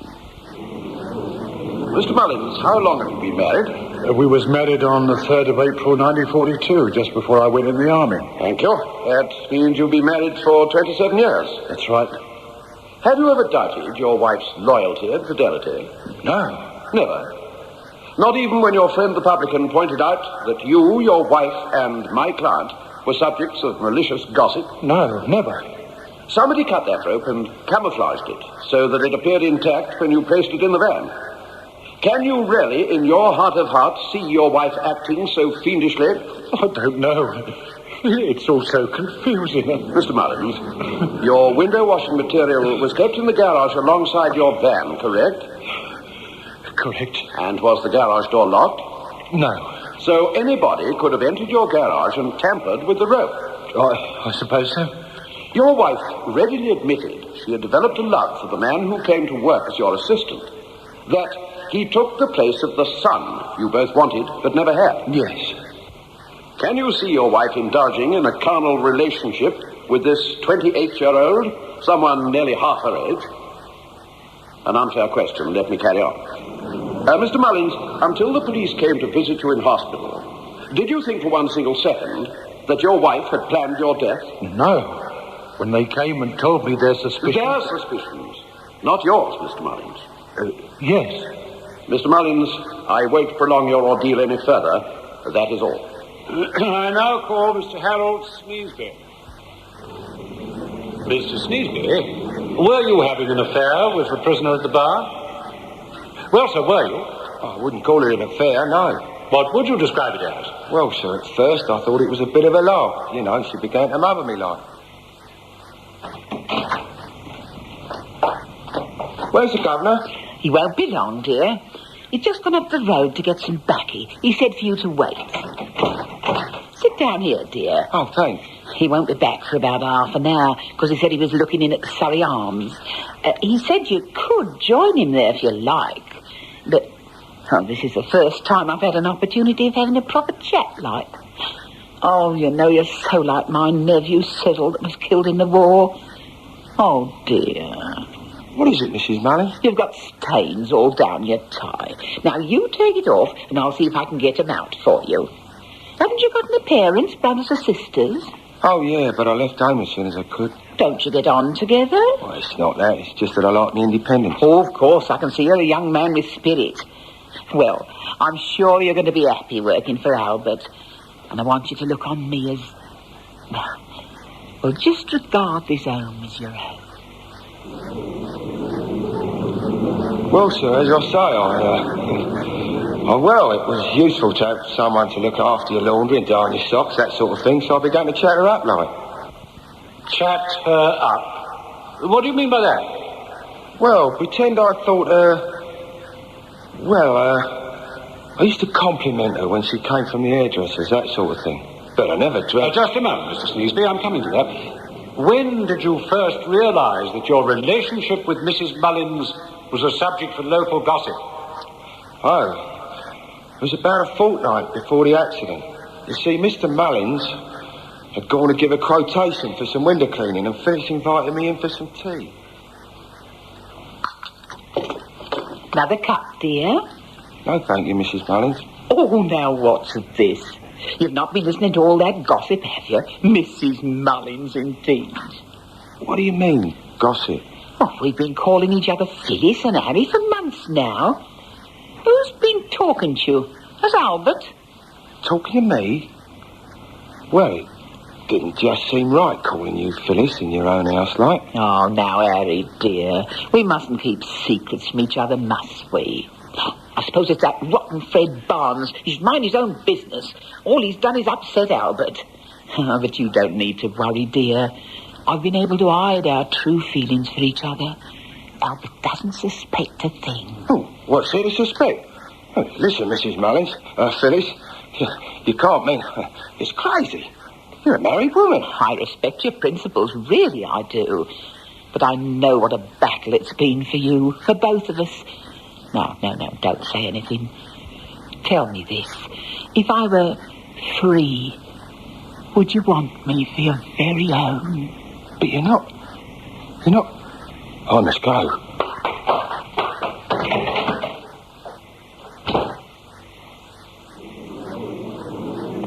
It was then that I decided to give notice. Was it not you who examined the window cleaning equipment immediately after the accident? Yes, it was. You could see where it had been cut through. I showed it to the policeman. Thank you. That's all. Mr. Sneesby, the Crown Solicitor gave us access to the statements you made to the police authorities. My client swears that your entire account of taking tea with Mrs. Mullins, in which she declared affection for you, is a figment of your imagination. I can't help that. She will further declare that due to some devious, twisted reasoning on your part, you chose to distort or misunderstand the actions of a woman trying to be nice to a young man without his friends or family. Was she not nice to you? I didn't say she wasn't. You realize, of course, Mr. Sneesby, that anyone could have crept into that garage and arranged that rope, do you not? It's not for me to say whether they could or they couldn't. Assuming my client is found innocent of this terrible charge, the question remains that once suspicion is diverted from Mrs. Mullins... Mr. Ballentine, you will apologize to the court for a wanton disregard for the rules of procedure relating to the cross-examination of a witness. You will also apologize to Mr. Sneesby for an insinuation which is shocking in its import. Now, if you do not, I shall suspend the trial and hold you for contempt. I apologize, my lord, and to the bench, the jury, and to this witness. I seem to have implied more than I meant the court to infer. I merely wish to say Never mind your wishes.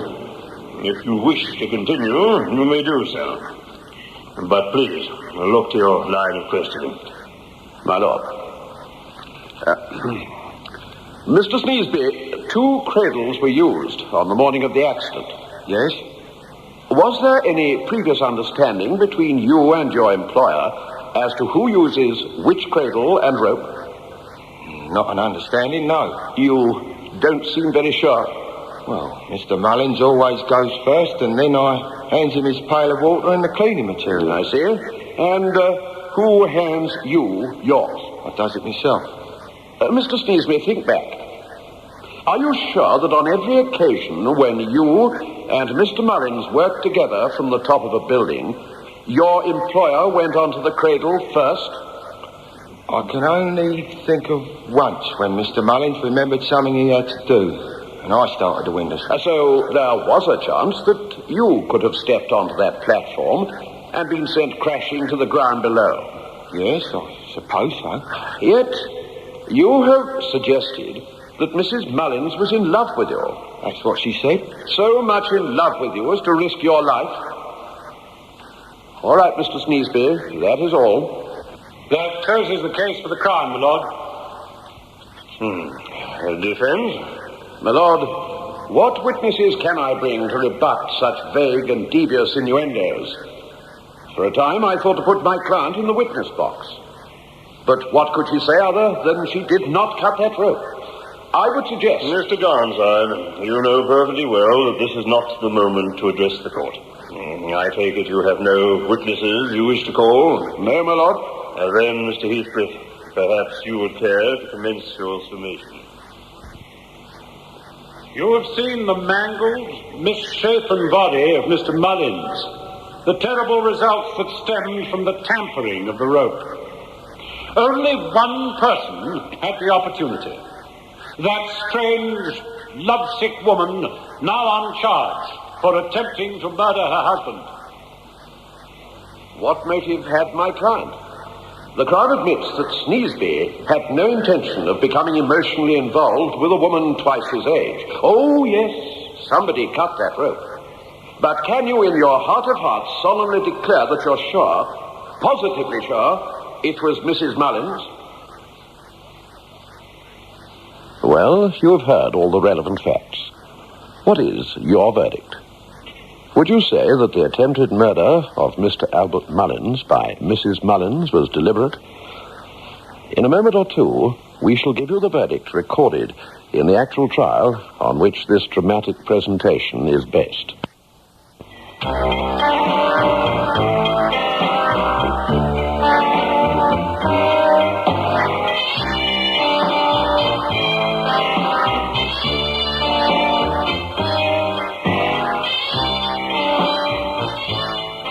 Well, what was your verdict?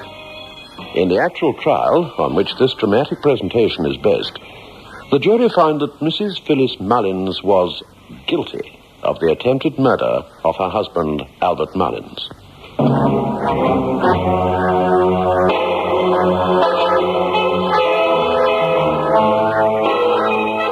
Bristol Myers, makers of new Vote toothpaste, hope you enjoyed tonight's presentation of Consider Your Verdict, produced by Michael Silver. On Friday evening at 8:30, you're invited to listen to Medical File, another great dramatic series also brought to you by Bristol Myers. So, goodbye until next Tuesday, when it will be time once again to take your place on the jury of...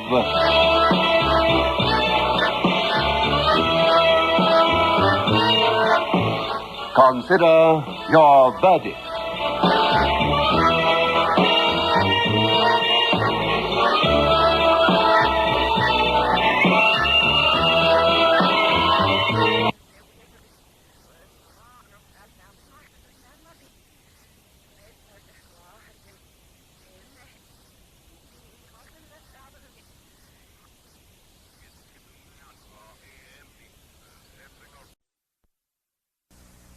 Produced by Gerry van Beek. I ask. Everybody needs a sense of power. Now, there's no need to take it that way. I did say you could use this room if you wanted to. Yeah, it's all right. It's your radiogram, and I'm just a humble lodger. Oh, don't be silly. Oh, I see neither of you's eaten your supper. Where's Marjorie? I don't know. I've been out all afternoon. I brought the evening paper. Look, doesn't he look a scream? If you're referring to that picture of that hippie prophet, he doesn't look and is not a scream. He's gone to Tibet. He's doing what he wants to do. Every man must do his thing. That's all very well when you've got a couple of million behind you. Look, if you're referring to the rent... Oh, you do go on so. I'm not referring to the rent. Anyway, it'd be a funny world if everybody did what they wanted to. It'd be a lot more sane than it is now. If everyone had your ideas, people could get away with murder.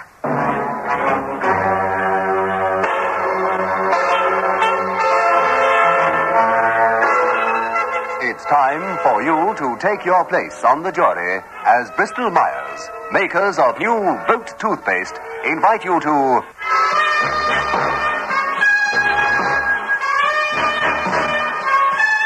Consider your verdict.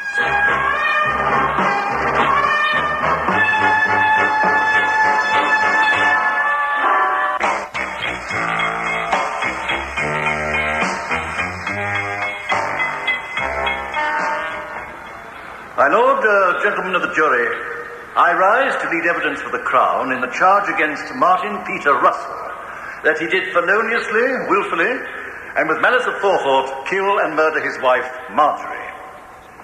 Why he did so will become self-evident as the prosecution calls its evidence. What are the facts? It is common cause that the body of Marjorie Russell was found drowned in a bath at a house known as 126 Charlotte Street, Bloomsbury. This was on the 24th day of November last year, that is, 1968. Without wishing to precipitate matters, it can be said that evidence we shall submit will convince you, gentlemen of the jury, that Mrs. Russell's death was not the result of an accident. At the same time, we shall bring you proof that the prisoner at the bar, her husband, Martin Russell, stood to benefit financially from this woman's death. At approximately 8:15 of the evening of November the 24th, 1968, Mrs. Hibbert, the landlady of the house where the young couple lodged, had occasion to go into the bar.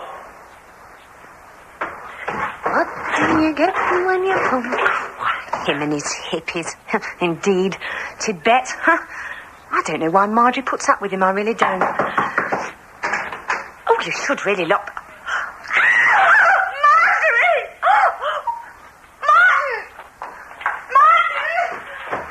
Oh, really, Iris? Do you have to make so much noise? It's Marjorie. She's lying in the bath. She's fainted or something. Yeah, she's pretending. And please don't interrupt my reading. Oh, you are without doubt the most callous swine I've ever met. She hasn't fainted. I think she's dead. Then you'd better call a policeman, haven't you? Sometimes I think you're mad. Yes, I am going to call a policeman.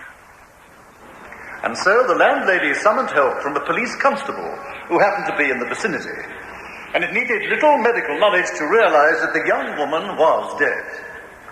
Was death by misadventure, or was it the result of a deliberate act of destruction? We are confident that you will have little hesitation in concluding that Marjorie Russell's death was deliberate, premeditated, and caused by her husband, the man in the dock. Without any more ado, I shall call my first witness, Police Constable Albert Steele.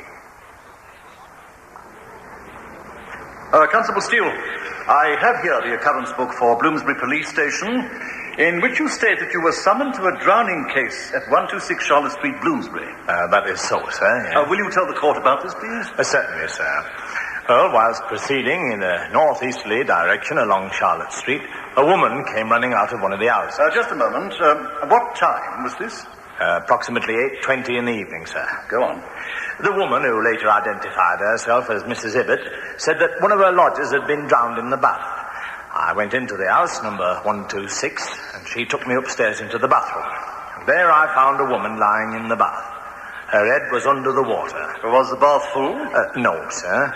I'd say it was no more than half full. What measurement of water Well, how many inches of water would there be, would you say? There were 13 inches of water, sir. You're sure of this? Yes, sir. Thank you. What did you do? Well, I'm trained in first aid, sir, and I could tell at once she was dead. I thought I'd better not touch the body. Of course, I learned later that she'd been dead some time before I got there. Now, you say there were 13 inches of water, also that her head was under the water, but would that be sufficient to cover her entire body? Well, no, sir, it wasn't. The poor young lady's legs were sticking out of the bath at other end. You see, sir, it was rather a small bath. I see. You were able to identify the deceased woman? Oh, yes, sir. The landlady told me she was a Mrs. Russell. I asked if she was married, and the landlady said yes. Her husband was downstairs in the living room. In the living room, you say? Yes, sir. But as I was questioning the landlady, I heard someone playing a record. I was told that was the husband. Did you not think it strange that Russell should be playing a record while his wife lay drowned in the bath? No, not at first, sir. I thought he might be sort of so upset as to console himself with the music. Did subsequent events confirm you in that belief? No, sir. I went down to the living room.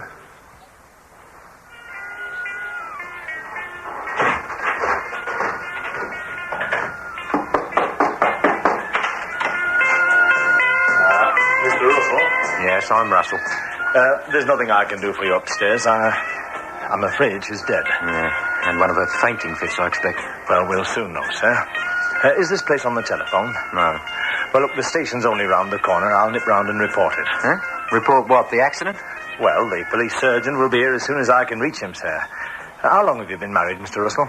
8 months. Did you say 8 months, sir? I said 8 months.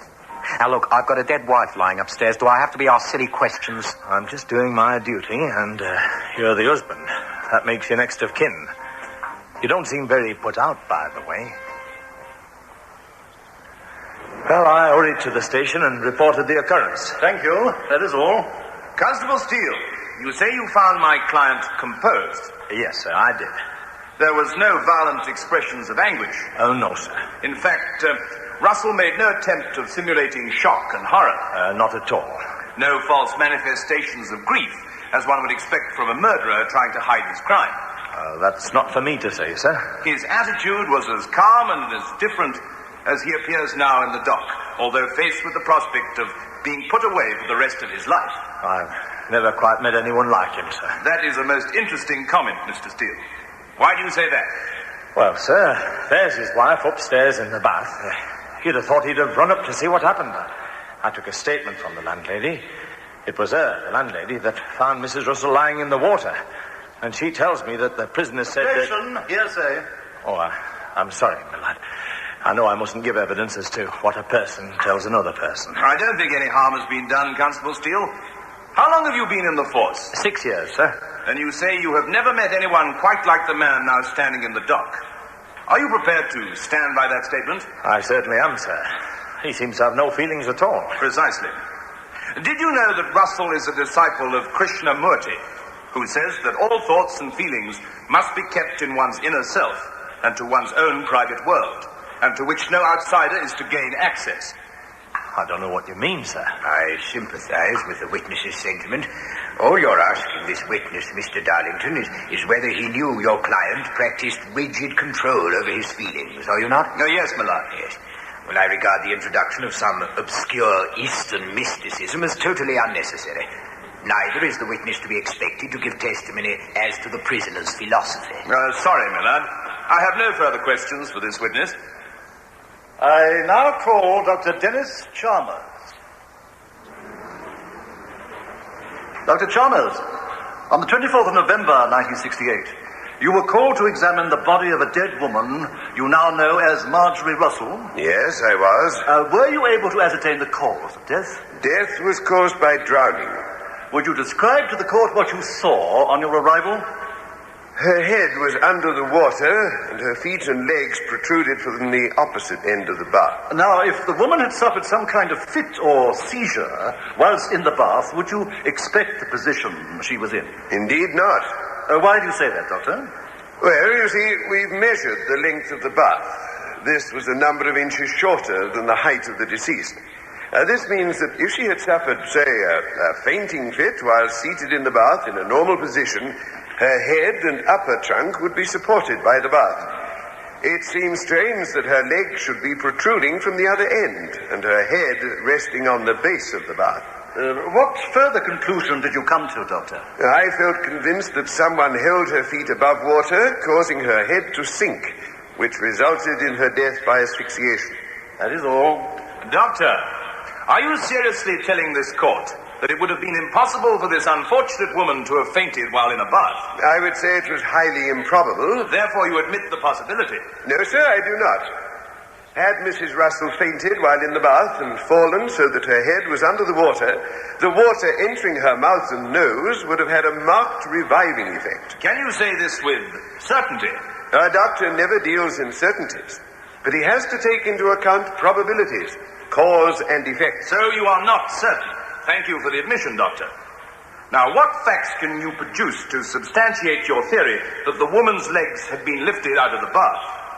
To me, it's the only possible solution. Were there any bruises on the woman's legs, for instance? No, but then again, I'd not expect to find such bruises.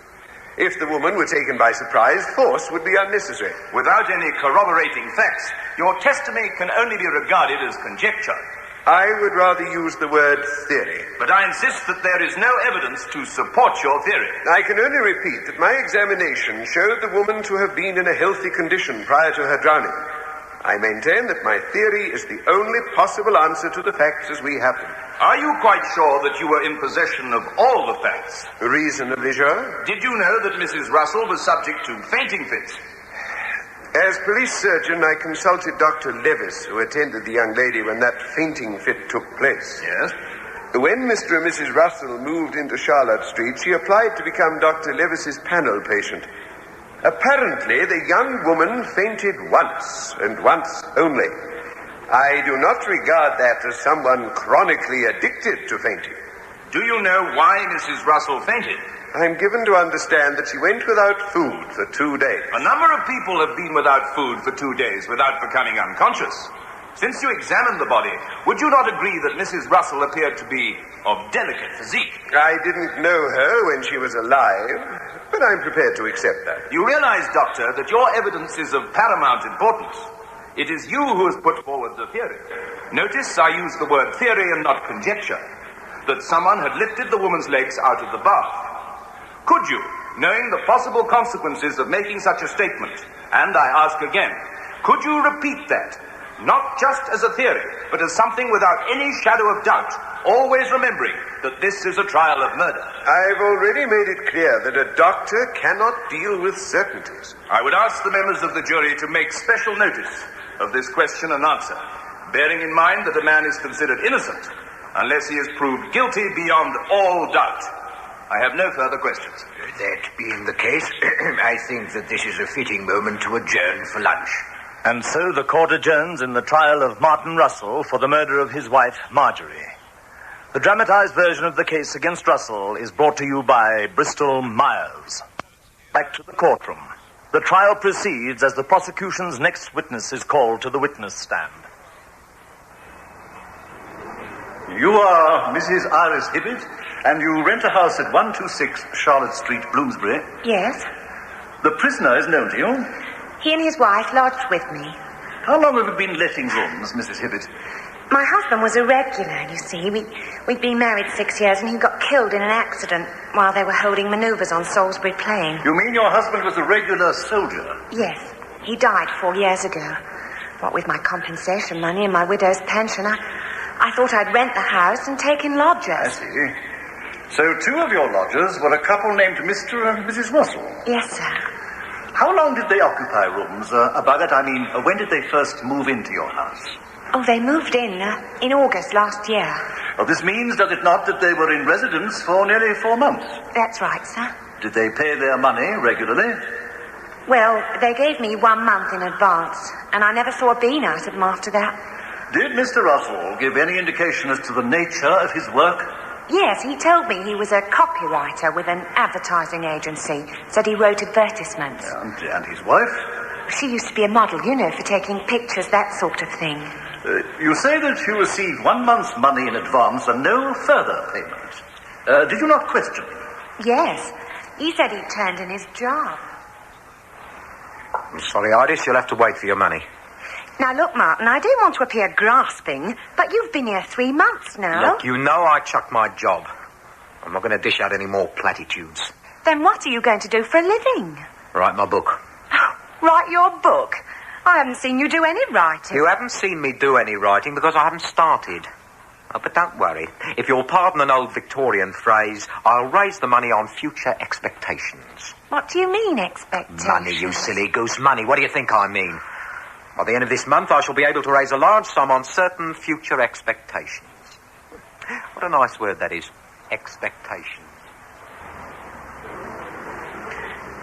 Funny man, Martin. Go for days without speaking a word, and other times he'd talk the hind leg off a donkey. I would like to repeat part of your evidence, Mrs. Hibbert. The prisoner said that by the end of this month, I shall be able to raise a large sum on certain future expectations. He said that, did he? Yes. Are you sure of that? Positive. Thank you. Well, now we come to the fatal night. Did you know that Mrs. Russell intended to take a bath? Yes, sir. She came into the kitchen just after I'd finished washing up and asked me if the water was going to be hot, because she'd like to take a bath. At what time was that? About 2:30. I told her I'd have to light the cistern in the kitchen and she should wait for about half an hour. And did she? Yes. I shouted to her that the bath was hot. I heard her go upstairs and turn on the taps. I didn't see her alive after that. What made you go to the bathroom at all? Well, I'd gone out. I went to see a movie, and then I went on to meet a friend at the Fitzroy Tavern for a drink. I didn't get back till 8 o'clock. And I noticed that the ham I'd left in the kitchen for Mr. and Mrs. Russell hadn't been touched. I knocked on the door.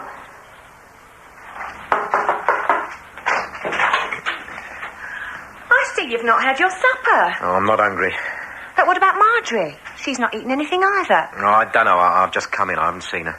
Where is she? Funny. I didn't know she was going out. I don't know what really made me go upstairs and try the bathroom door, but I did. And she was lying there like that. I rushed downstairs to tell him. He said you better call a policeman. Which you did? Yes, sir. Thank you. That is all. Mrs. Hibbert, Russell denies ever saying to you that he would be able to raise a large sum of money on future expectations. Why should I lie? That's a very interesting question. Mrs. Hibbert, did you not ask Russell to accompany you to the cinema on 2 occasions and to visit the Fitzroy Tavern on a number of occasions? Oh, so what? I wasn't meaning any harm. No one suggests you were, Mrs. Hibbert. But it is now February 1969. The conversation you report took place some months ago. Is your memory as good as all that? Yes, it is. May I suggest it is difficult to recollect a conversation the day after it took place, let alone after an interval of months. Tell me, do you work, Mrs. Hibbert? Yes.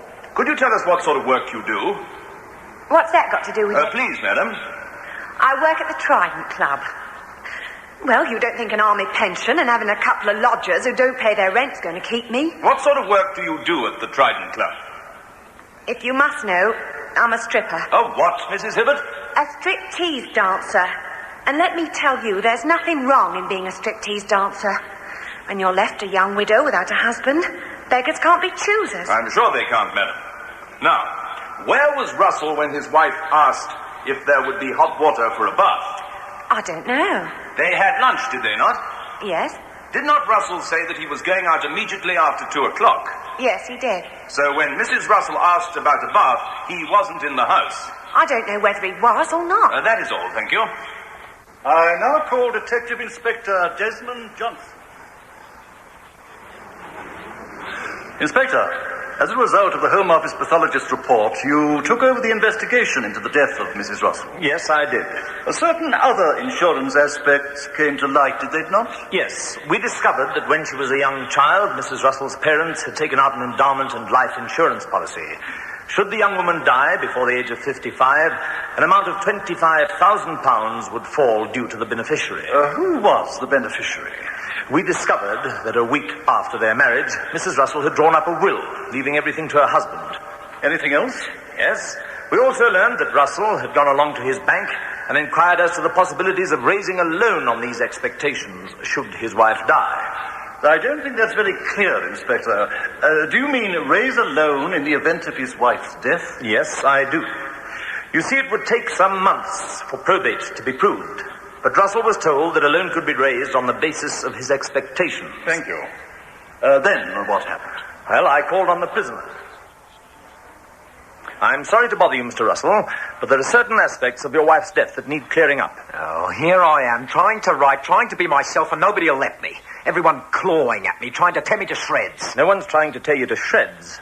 I'm just going to ask you a few questions. Such as? Well, now, we know your wife went upstairs, entered the bathroom, turned on the taps, and never emerged again. She entered that room at 3 o'clock and never returned. Where were you?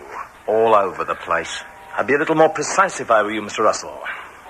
Where were you at 3 o'clock? I was sitting in Bloomsbury Gardens. What time did you get back? 5:30, I think. I looked around for Marjorie, and she didn't appear to be in, so I went out again. Where did you go? Now, look here, I'm getting... Answer my questions, please. Where did you go? I walked around the West End of London, envying those well-dressed people with their air of prosperity that I do not possess. I see. Did you love your wife? I regard your question as impertinence. Mr. Russell, I may as well tell you that we're not satisfied that your wife's death was accidental. I don't think you'd be advised to adopt that manner.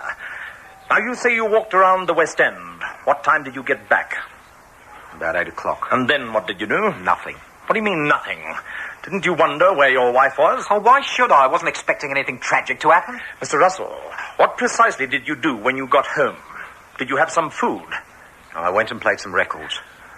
Didn't you think to go to the bathroom to look for your wife? That is a very silly question, Inspector. I had no inkling that anything was wrong. Silly or not, Mr. Russell, I'm arresting you under suspicion, and I caution you that anything you now say will be taken down. I took him inside, and he was duly charged. Thank you, that is all. Have you been able to disprove my client's statement that he was sitting in Bloomsbury Gardens, and that later he walked around the West End? I don't see how that would be possible. Have you been able to find anyone who'd be able to testify that he had been at a place other than which he says he was? If he was in the house all the time, and no one would have seen him, would they? Nonsense, Inspector. There's a baker who calls every day, a milkman. Letters are delivered. Had Russell been in the house all that time, somebody would have seen him. Why should they? The bread, the milk, the letters are left either outside or in the passageway. What is your impression of Russell? Would you regard him as intelligent? Yes, I would. Would you not expect an intelligent man to prepare for himself an alibi were he guilty? He gave us an alibi, which we can neither prove nor disprove. An alibi which you can neither prove nor disprove. Thank you, Inspector. Thank you very much. The Crown declares emphatically that the charge of murder against Russell has been proved up to the hilt. We say that this strange, cold, callous young man decided to kill his wife in the knowledge that her death would resolve his financial problems. We say that he knew that the landlady would be visiting the cinema that afternoon, and he took advantage of her absence to drown his unfortunate victim. The inspector admitted that he could not disprove Russell's alibi. What else is there? The fact that he owed a few months' rent, owed it to a young lady not averse to seeking his companionship. Remember, there is not one witness for the prosecution who has been able to say to the jury, this is positive evidence pointing to Russell's guilt.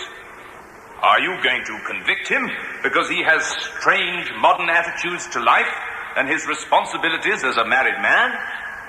This delicate young woman fainted in the bath. She lost consciousness and was drowned.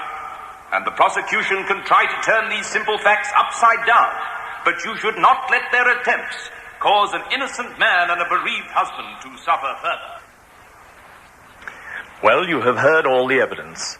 Would you say that all the relevant facts which emerged at the trial of Russell pointed to his guilt or his innocence? In a moment or two, we shall bring you the verdict arrived at by the jury. What was your verdict? Did you find Russell guilty or not guilty of murdering his wife by drowning her? In the actual trial upon which this dramatic presentation is based, Russell was found guilty.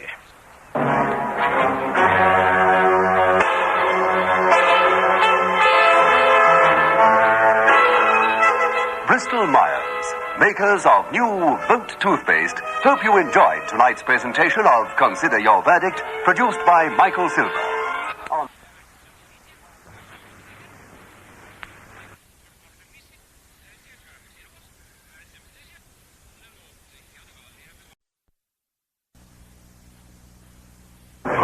Now, look, Sergeant Longworth, you're a friend of this Bob Greenley. Tell him to stay away from my daughter.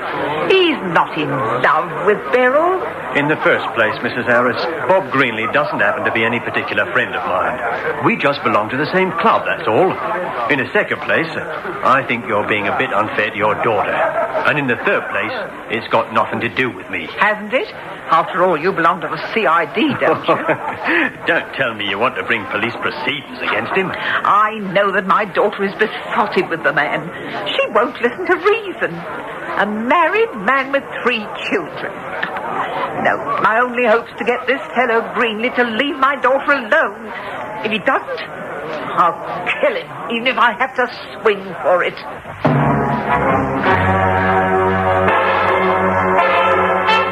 It's time for you to take your place on the jury as Bristol Myers, makers of the Mum range of deodorants, Clairol hair care products, and Ipana toothpaste, invite you to...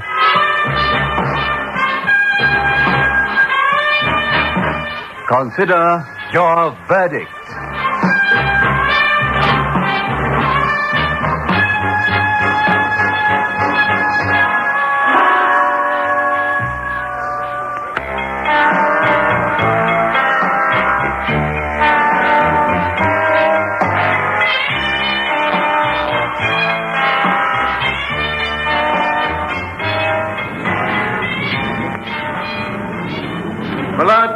Gentlemen of the jury, it is common cause that 52-year-old Robert Greenley was found dead lying in a ditch one early winter's morning on December the 21st last year.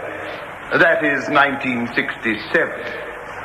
It is equally common cause that the inquest returned the verdict of death by misadventure, that he had been knocked down by an unknown motorist who failed to stop to render assistance to his victim. This, my lord, gentlemen of the jury, suggested that some hit-and-run driver was responsible for an accident which caused the death of Greenley. It may well be that had the prisoner at the bar's daughter been prepared to accept the killing of the man she loved, justice would have been defeated, and her mother, Rosa Harris, might never have been called to the bar of justice. I do not wish to anticipate the line which the defense will take. Certain I am you will be subjected to an impassioned peroration as to the duty of a mother to protect her young. For that, my lord, gentlemen of the jury, was the motive for this man's murder, and no self-respecting citizen can condone the illegal taking of human life.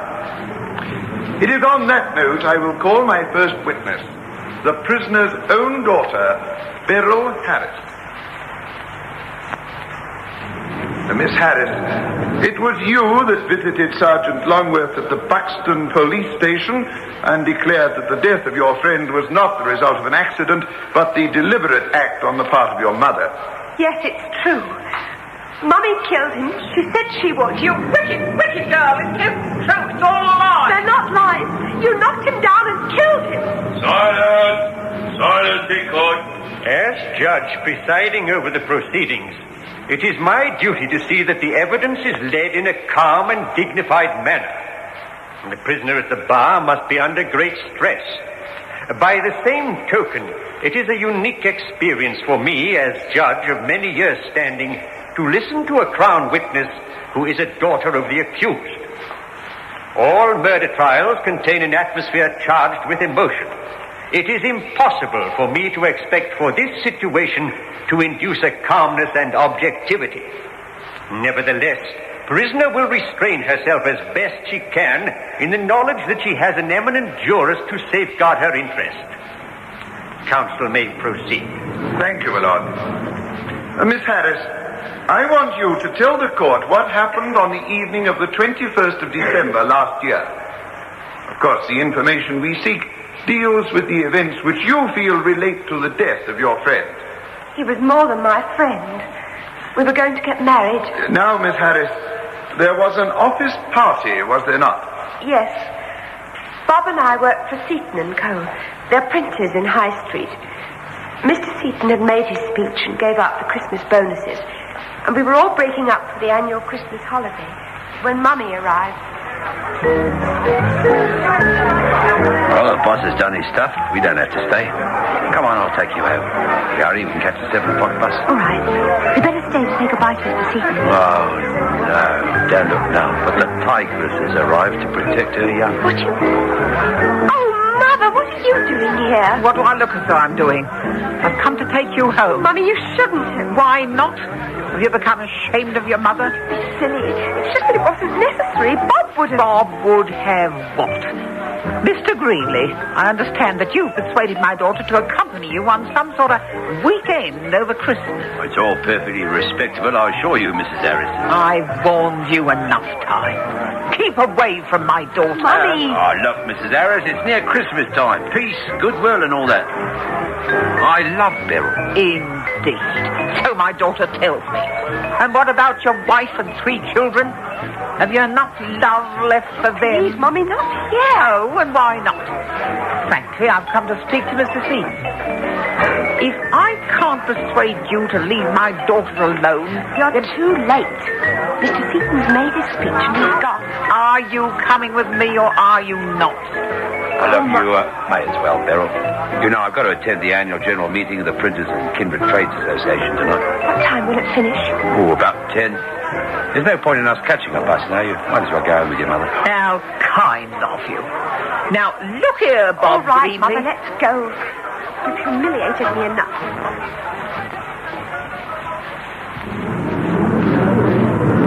Mother and I left. And your mother drove you home. That is to the Buxton Spa Arms. Yes. We live above the premises. I see. Thank you. Now, this is important. Your evidence clearly indicates that your mother was fully aware of the movements of the late Robert Greenley on the evening of the 21st of December, 1967. You heard him tell her that he was going to this meeting, which would continue till 10 p.m. Yes. Had your mother made threats against the life of Greenley? Frequently. How dare you say such a thing? It isn't true, my love. It isn't true. The court will establish the veracity of your daughter's testimony. I have already made it clear that you must contain yourself. You will have every opportunity to rebut your daughter's testimony. I'm sorry, my love. Your mother has just expressed her indignation at your statement that she threatened the life of the now dead man. Can you remember when she last uttered such a threat? Yes. It was less than a week before he was killed. It was about 9 o'clock at night. And because it was busy in the bar, I was helping Mummy out. And gins to Joe. He's certainly got his hands full tonight. All right, Mummy. Joe, here are the drinks for that table over there. Thanks, Miss Beryl. Oh, that nice couple, the Medcars, have just come in. Over there, see, in the private bar. They've asked us to spend Christmas Eve with them. Oh, I hope you didn't accept. On my behalf, I mean. Well, of course I did, dear. Oh, I'm sorry, Mummy. I should have told you sooner. I'm going away for Christmas. Oh, charming. And leaving your mother to... Oh, Mummy, not now. Let's not argue. You mean you're going with Greenley? Yes. My child, there's a name for women who take husbands away from their wives and children. Oh, please, Mummy, don't be so old-fashioned. Bob and Joyce haven't had anything to do with each other for ages. Besides, as soon as his divorce comes through, we're going to get married. He'll never live to get his divorce. Dirty, rotten swine. If he must be unfaithful to his wife, why doesn't he go off with someone his own age? Don't raise your voice, Mummy. People are looking at you. Who's going to pay for the Christmas holiday? You? He hasn't got 2 pennies to scratch himself with. I don't have to listen to this. I'm going. You're not going anywhere. I'm not going to let this man ruin my daughter's life. I'll kill him first, you hear? I'll kill him. I didn't think Mummy meant it. Otherwise, I'd rather have given him up than this terrible thing should have happened to him. Now, Miss Harris, let us return to the fated night. Your mother drove you in her car back to the Buxton Spa Arms. Yes. And then what happened? There was the usual quarrelling. Mummy telling me that I must give him up. That all he was after was her money. I was so upset I didn't want any supper. I went to bed. I couldn't sleep with all the noise in the pub, so I got dressed again. I thought I'd go down to the saloon bar and have a snack. Now, just a moment, Miss Harris. What time was this? It was about 10:15. How do you know this? Well, when I got into the bar, I looked at the clock. Was your mother in the bar? No. Were you surprised? Yes, very. I asked Joe, the barman. Joe said that Mummy had gone down to post a letter. Please go on. I stayed in the bar for about 20 minutes. Then I thought I couldn't face another scene with Mummy that night, so I went back to bed. I heard her car drive into the garage about 10:15. Would you repeat that, please? You heard your mother drive into the garage at about 10:15 on the evening of December the 21st last year. Yes, I did. When did you learn of your friend's death?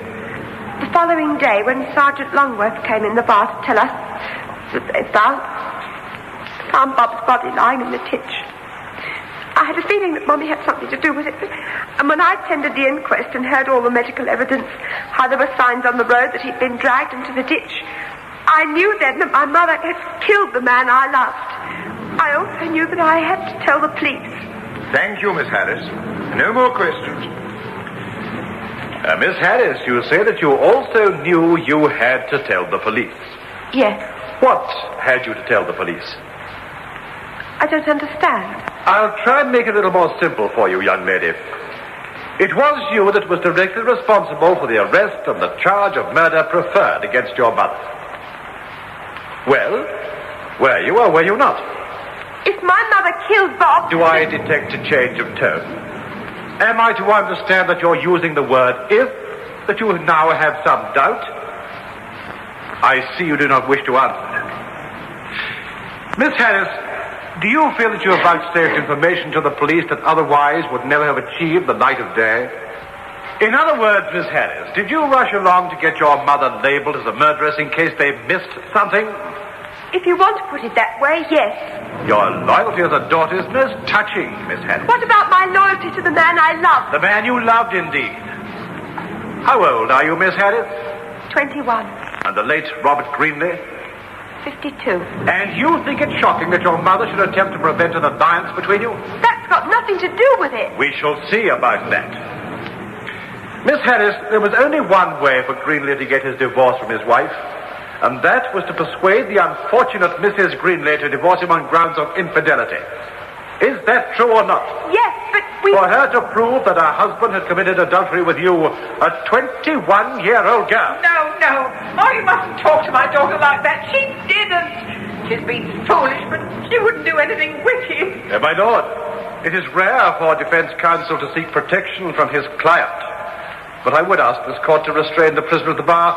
My cross-examination of her daughter is vital and necessary part of the defense. I'd rather be hanged at the gallows than anyone suggest my Beryl's moral. I simply cannot have this.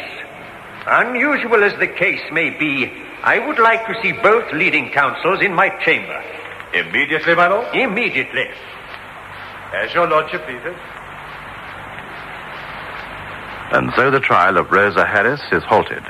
Leading counsel for the Crown and the defense make their way to the judge's chambers.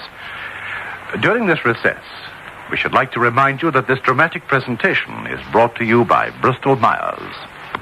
The judge presiding over the trial of Rosa Harris for the murder of Robert Greenley has conferred with both counsel. The prisoner at the bar has been told that she will have every opportunity to protest her innocence and has promised to abstain from further interjection. Defense counsel continues with the cross-examination. Do you think that your mother loves you, Miss Harris? I think she was more jealous than loving. She was jealous and possessive. You mean she wouldn't allow you to lead your own life? Yes. Do you remember your father? How could I? He was killed by a landmine while he was still in the army. In fact, he was killed some 4 weeks before you were born. Yes.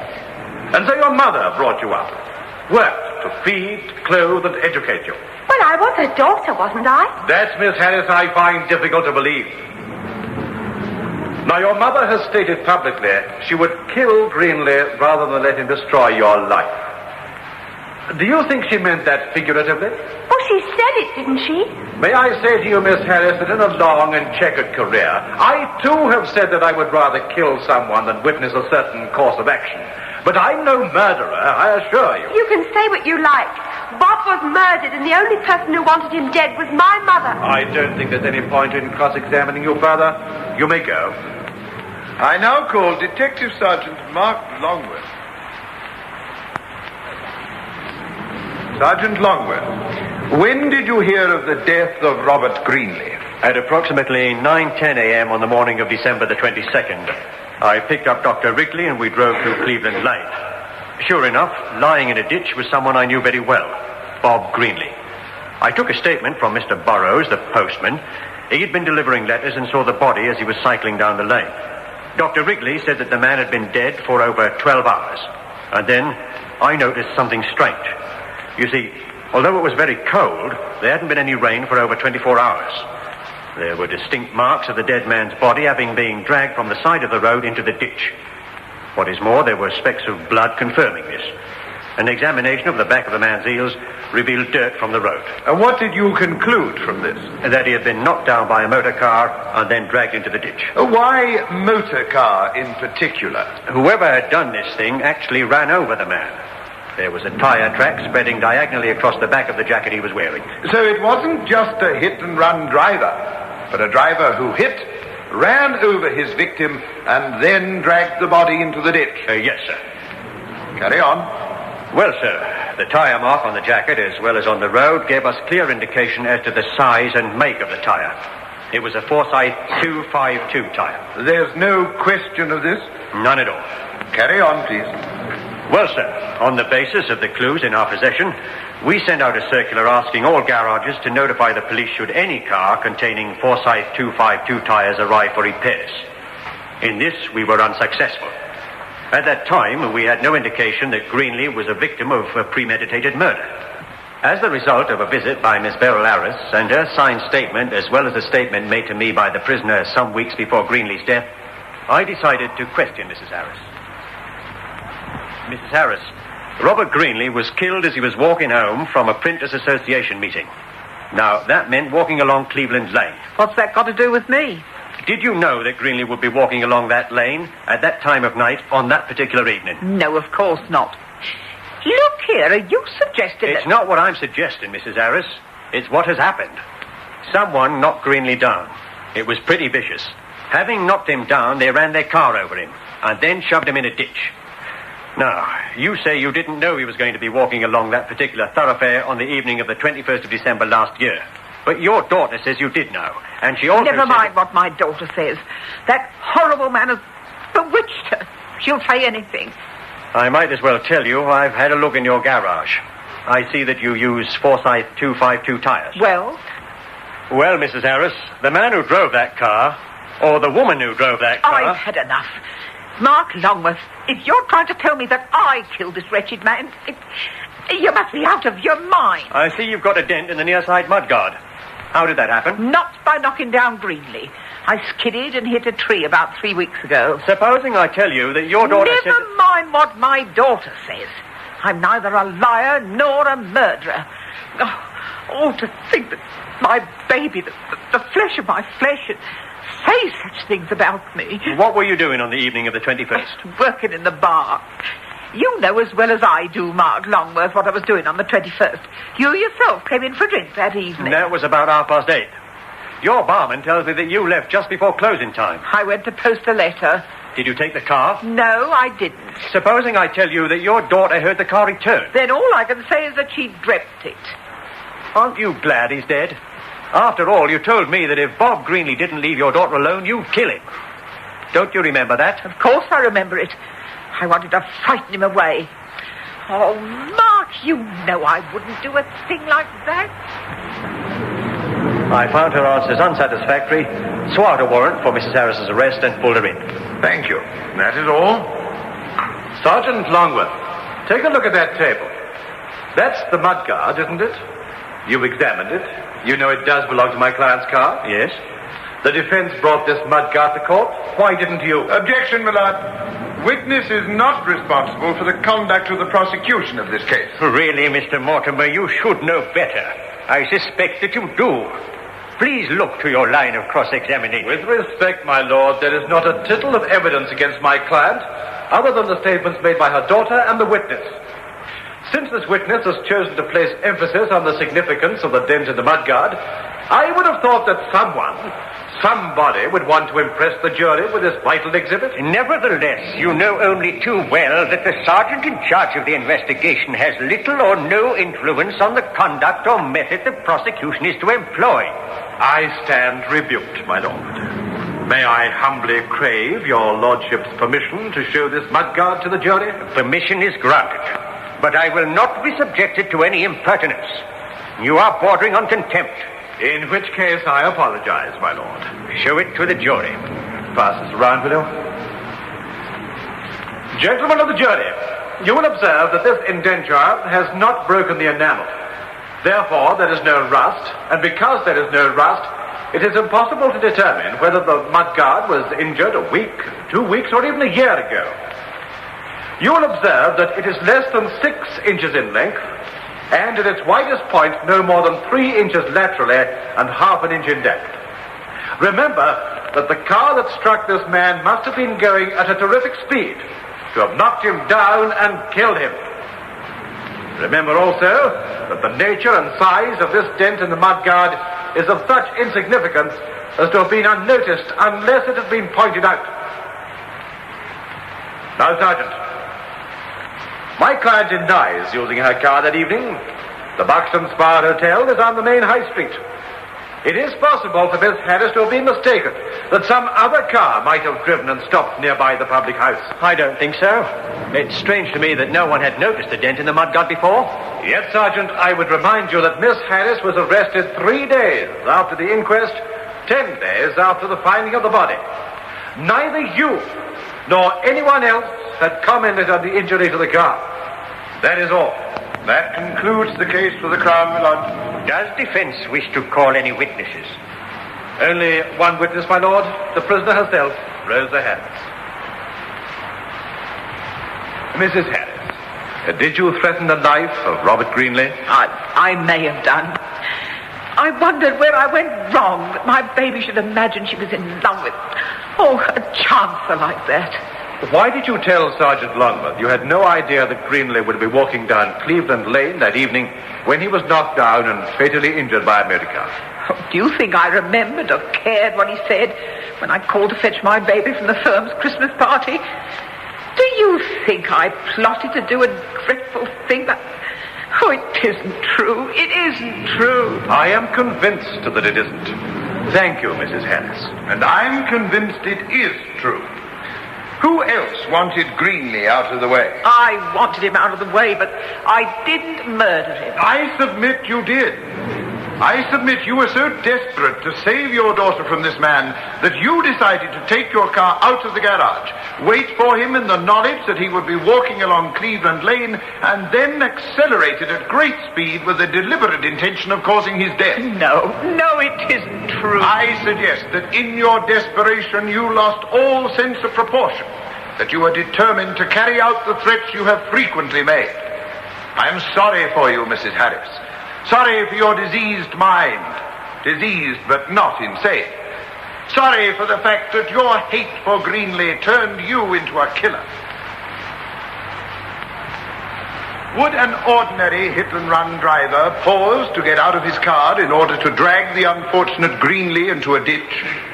Are we to ignore the threats that the prisoner admits making against Greenley's life? Are we to disbelieve her own daughter's testimony? Of course not. Mercy we cannot help feeling for the prisoner at the bar.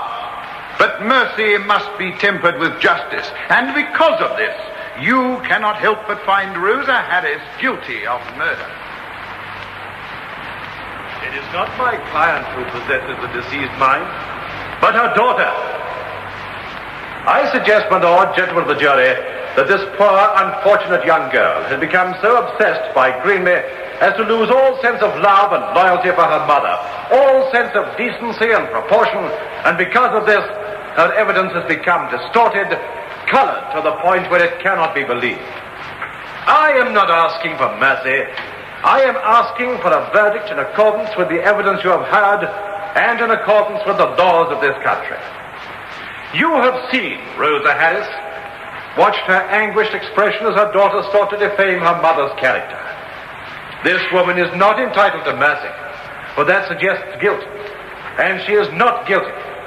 As true as there's a heaven above, you will be committing a crime against civilization if you bring in a verdict of conviction. Well, you have heard all the relevant facts in the case. Would you say that Rosa Harris was guilty or not guilty of the murder of Robert Greenley? In just a moment, we will bring you the verdict recorded in the actual trial upon which this dramatic presentation is based. Silence in court. Silence. Gentlemen of the jury, have you arrived at a true and just verdict? We have, my lord. We find the prisoner at the bar, Rosa Harris, not guilty of murder.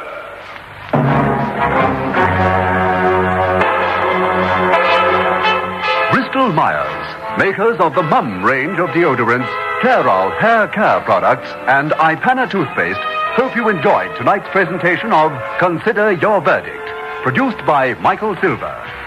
On Friday evening at 8:30, you're invited to listen to Medical File, another great dramatic series also brought to you by Bristol Myers. So goodbye until next Tuesday, when it will be time once again to take your place on the jury of Consider Your Verdict.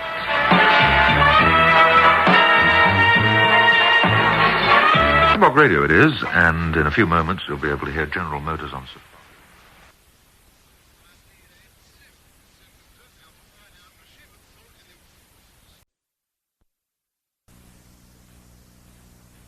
So I'll pick you up at about 1:30. That should give us plenty of time. Yes, and remember, the bet still stands, eh? Chelsea to win by 2 clear goals. We go up west and they lose a pay... Hello? Eh? That's funny. What? The Kenton's door. Well, it's wide open, but there's no light on. Well, close it for them. No, there might be something wrong. Burglary or something. I'll give them a shot. Mr. Kenyon! Mr. Kenyon! Doesn't seem to be in. Yeah, I'm just going to have a look. It's so unlike them with all the stuff in the shop. Jack, see if there's a light switch by the door. No. Great Scott! Look at this! All that blood. Who is it? Oh, it's Mrs. Kenton. She must have fallen down the stairs in the dark. Her husband must be out. Hey, look, I'll stay here and you go and see if you can find a copper. Or use the phone box at the corner of Sidney Street and ring 999. Well, can't we do anything for her? No, we mustn't move her. Anyway, it's too late. I'm sure she's dead.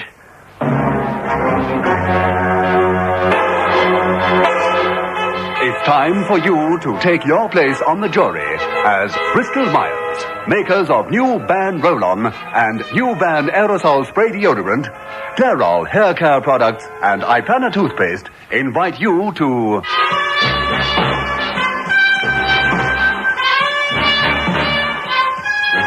Consider your verdict.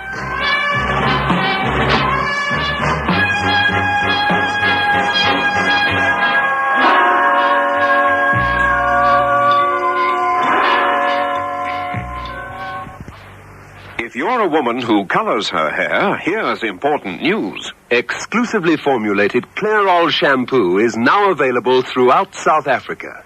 Every woman who colors her hair needs new Clairol shampoo when she washes her hair. Clairol shampoo won't harm hair coloring, won't fade the shade, wash after wash. Don't wash the life out of your hair coloring. Use new Clairol shampoo for color-treated hair. And now Clairol shampoo is available everywhere throughout South Africa. Has a little of the magic gone out of your life lately? Maybe your gray hair keeps you from looking as exciting as you still are. Hate that gray? Wash it away with Loving Care by Clairol. Loving Care washes away gray without changing your natural hair color. There are 11 beautiful shades of Loving Care. Choose the one nearest to your natural hair color. Wash years away in minutes with loving care.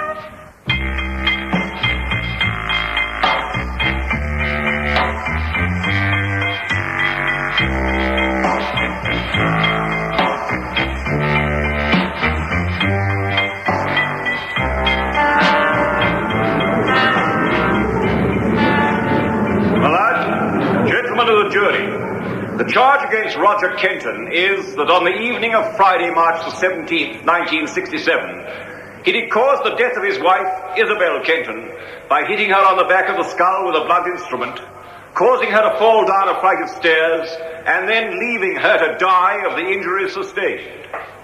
Kenton, who is 50 years of age, has since his discharge from the army attempted to earn a livelihood in a variety of ways, from selling goods on commission to managing a small restaurant, all with varying degrees of failure, until some 3 years ago, when his wife, whom he married in 1951, provided the money for him to set up as an antique dealer in a small way in Chester Street, Chelsea. Even this venture appeared to be no more successful than his previous endeavors, probably due to Kenton's sketchy knowledge of the antique trade, although he himself puts the cause of his wife's reluctance to lay out sufficient capital for him to enlarge the business and to compete with more established dealers. The Kentons lived above the shop, access to the living quarters being obtained by a flight of stairs leading from a door in Chester Street next to that of the shop. On the night in question, Inspector Roxbury was called to the building as a result of a telephone call made to Scotland Yard. I call as my first witness Inspector Roxbury. Inspector Roxbury, will you please describe the sequence of events subsequent to your arrival at Chester Street? Yes, sir. I found Mrs. Kenton lying at the foot of the stairs leading from the street door. She was quite dead and appeared to have lost a considerable quantity of blood from a head wound on the base of the skull. She was dressed in her nightclothes, and from the state of the bed when I examined the house, it would appear that she had at some time previously actually been in bed. There was no one else in the building and no obvious signs of burglary. The front door had not been forced, and although there were several windows in the upper floor open, there was no evidence that the entry had been made through any of them. After taking a statement from the two young men who had discovered the body, I sent them home and waited for the arrival of Mr. Kenton. He arrived at some 10 minutes after 11. What on earth's going on here? Excuse me, sir. Are you Mr. Kenton? Yes, but what's going on? Has there been a burglary? I'm afraid it's rather more serious than that, sir. Isabel. It's Isabel. Something's happened to my wife. Yes, sir. He immediately suggested that there'd been a burglary and then surmised that his wife was involved. Yes, sir. We went upstairs into the living room and I explained what we had found. He listened quite calmly but kept looking over to the sideboard. Are you looking for something, Mr. Kenton? Is there anything missing? The cash box. They must have taken the cash box. I left it there before I went out. Was there much in it? Oh, some 30 or 35 pounds. Mm-hmm. We kept the cash up here. There's a small safe in the shop, but we always thought that was the obvious thing for them to take if there was a burglary, so I only kept some files and odd papers in it and brought the cash up here with me every night when I closed up. Someone must have known about that. Possibly, sir. Can you explain your movements this evening to me? Certainly. I've been to the cinema, the Granada. It was a western I particularly wanted to see. I'm an addict as far as westerns go. My wife didn't care for them much, so she decided to stay at home and go to bed early. And what time did you go to the cinema? Shortly after 7. I was a bit early for the start of the last program, so after I bought my ticket, I hung about in the foyer for a while until it was time to go in. Just as I was going to my seat, I met a friend, George Andrews. We arranged to have a quick drink afterwards. You didn't sit with him? No, he was with his wife and another couple. But as I said, we met afterwards. So, Kenton had an alibi for the entire evening? Oh, that's how it appeared at the time, sir. Following morning, I interviewed Mr. Andrews, and he confirmed Kenton's statement. They had met again in the foyer after the film ended and had gone to the public house next door to the cinema where they had one drink and discussed the film. Although there were accountable fingerprints to be found and nothing appeared to be missing except the cash box, I was forced to accept the theory that someone had rung the doorbell, calling Mrs. Kenton from her bed, She had answered it, been forced upstairs, and then struck over the head by Pearson or persons unknown, who had then taken the cash box and left the shop, leaving the front door open. That, indeed, was a theory which would fit the facts as you knew them then. What caused you to change your ideas? A visit I had from Mr. Armitage, sir, Mrs. Kenton's brother. Sit down, Mr. Armitage. I believe there's something you wanted to tell me. Yes, Inspector. It's about Isabel's death. I'm sure Kenton had a hand in it. I must warn you, Mr. Armitage, it's very dangerous to go about making statements like that, and unless you have some valid reason. Oh, I've no doubt you're very upset about your sister's death, but I must advise you that you can only do yourself harm by allowing your feelings to let you make rash statements without proof. I don't see how you can suggest that Mr. Kenton had any connection with the crime when he was sitting in the cinema at the time. But that's just it. Why would he want to see the film twice in a week? What's that? When I spoke to Isabel on Wednesday morning, she told me that Roger had been to the Granada on Tuesday night. And that was the moment when you began to wonder whether Kenton's alibi was quite as sound as it first appeared. Yes, sir. Before facing Kenton with this new information, I decided to seek a further interview with Mr. Andrews. He is by profession an insurance agent, and I visited him at the office. I'm sorry to trouble you again, Mr. Andrews, but an investigation like this, well, we've got to be very thorough. Not at all. In point of fact, if you hadn't come to see me, I would have been in touch with you. You see, I've known Roger Kenton for a number of years, and I handle all his insurance. In relation to the life policies which we have issued, I notified head office of Mrs. Kenton's death, and it was their feeling that I should speak to you. And why was that? It's jolly difficult. I know Roger is a bit of a... let's just say that he's been unlucky in the past. But I like him. And I really thought he might settle down and make a go of this antique business. Mm-hmm. Right spot, you know. Yeah, I see. I'd arranged ordinary insurance cover on the shop, and I also fixed the life policies on himself and Mrs. Kenton. They weren't big, but Roger said that his wife hadn't got much out of him since they'd been married, so she might just as well benefit a little if he died. Then, last Thursday, just before she died, he came in and increased his wife's policy considerably and paid the premium. Oh, he did he? That's right. It's one of these policies which can be commuted into a form of annuity at a later date. He said the shop was looking up, and that this was one way of seeking a little security for the future. You said considerably. What, in fact, does this amount to? Well, at her death, Kenton stands to receive £50,000. Oh, I see. Now, Mr. Andrews, let us go back to that visit to the cinema. Did you expect to see Mr. Kenton there? No, but I wasn't surprised. It is the type of film that he likes. Well, let me ask the question another way. Could he have expected to meet you at the Granada? I don't think so. No. Wait a minute. Aye, now I come to think of it, he could. When he was here last Thursday, I told him that I was going. Thank you, Mr. Andrews. Inspector, you don't think there's something wrong, do you? I mean, I saw him as he went in and then again at the end of the film. Yeah, I'm sure you did. It's just something I've got to work out. I'll be grateful, by the way, if you didn't mention this conversation to anyone. You have my word for it. Think back, if you will, Mr. Andrews, to that meeting at the cinema. Shut your eyes. It sometimes helps to conjure up an image. Can you remember any difference between the appearance of Mr. Kenton before and after the film? Difference? I don't quite follow.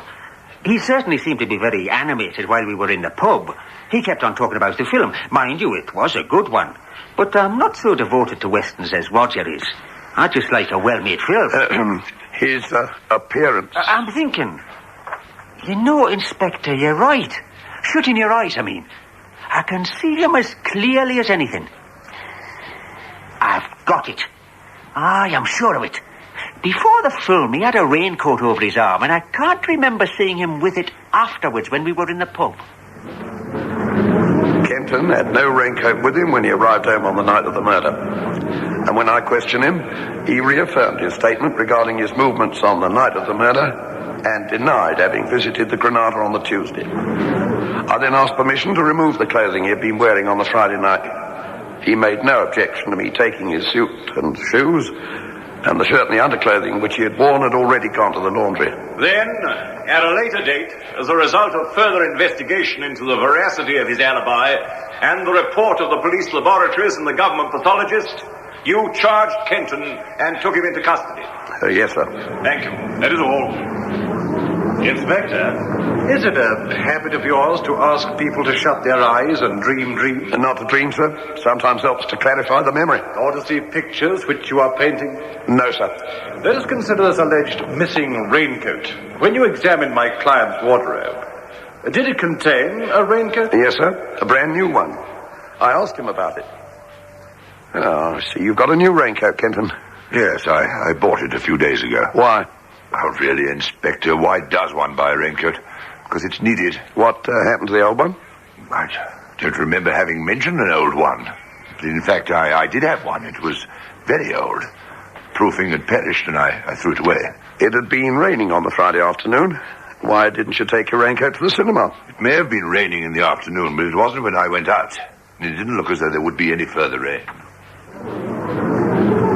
A perfectly logical explanation, don't you agree, Inspector? I did check with the Weather Bureau, and there was no rain in the London area on that day after 4:30 in the afternoon. Mrs. Kenton was struck down with some instrument. Has the Weather Bureau or any other bureau been able to assist your investigation in finding that instrument or even establishing what that instrument was? Oh, really, my lord? I apologize. But the body of the question still stands. We've been unable to find the weapon used, but in the area there are many places where it could have been disposed of. Was there a poker in the house? No, sir. There were no open fires in the house, only electric element heaters. Any iron bars? No, sir. So if it was an instrument such as you describe, it was in all probability brought into the house on the night of the murder for the sole purpose of committing the crime. It is possible, sir, but it could have been there all the time. During the period between 7 o'clock and the start of the program at the cinema, was Kenton seen in the foyer, swinging a poker or an iron bar in his hand? No, sir. Is it likely that he could have secreted a poker in the pocket of his suit? Of course not, sir. No one ever suggested that he Calm might me, have... Inspector. You have to defend your case, but I must defend my client. No further questions. I feel that this would be a good opportunity for the court to adjourn. And we take this opportunity to remind you that this dramatic presentation is brought to you by Bristol Myers. The court is once more in session with leading counsel for the Crown rising to call his next witness. I call Mrs. Sally Green. Mrs. Green, you're employed as an usherette at the Granada Cinema, Chelsea. That's right. One of your duties is to open the exit doors at the end of the performance. Well, if I'm on late, we take in turns, see? 2 of us in the stalls have to stay on to the end, and the rest can go as soon as the main film starts. And you were on late shift on the Friday night in question? Yes. I always work late on Fridays. My old man goes to the dogs at Wimbledon that night, so there's no point in being off early. The exit beyond the toilets is operated by what is known as a crush bar. Yes. This system of fixing means that the doors are opened by pressing a bar on the inner side, but the door can neither be opened nor properly closed from the outside. That's right. On this Friday night, did you find the door already open? Yes. So you would assume that someone had already left by that exit? Yes. Could this have happened at any time during the performance? Or are the doors checked at regular intervals? Any time, I suppose. We see that the doors are closed before the show starts, but no one bothers to look at them again until we have to open them. Thank you. That is all. Mrs. Green, was there any special reason for you to remember that the door was open? I was asked by the inspector. Was this the first time that you'd found the door open? No. No, it happens now and then. Someone doesn't like the film, goes to the toilet, and, well, that's the nearest door to the street. Was the cinema full? Well, Friday night was pretty full. It's a busy night anyway, and there was quite a good program. You work in the stalls. Do you know how many seats there are in the stalls? Ooh, a lot, about 700. 853 to be exact, and most of them were sold. Any one of some 800 people could have got up and gone out of the exit. I suppose so, but most of them seem to like the film. I'm sure they did. No further questions. I now call Mr. Harold Armitage. Mr. Armitage, you are the brother of the deceased. Yes, I am. You made a statement to the police that to the best of your knowledge, the prisoner attended a performance of the Granada Cinema on the Tuesday prior to the death of your sister? I did. Had you any reason to suspect that the prisoner might do your sister harm? Not exactly that, but I knew that there was trouble between them. Isabel came and had lunch with me on Wednesday before the murder. She used to come most Wednesdays. And more coffee, Isabel. No, thanks, Harold. That was very nice. How's Roger going with the shop? Oh, that's going the usual way. Anything he touches goes down. He keeps trying to get me to put more money in it. He says that with more capital, he's sure that he'll be able to bid against the big boys and really get known. But the real answer is that he doesn't know enough about it. You're right, Isabel. I wouldn't let him have another penny.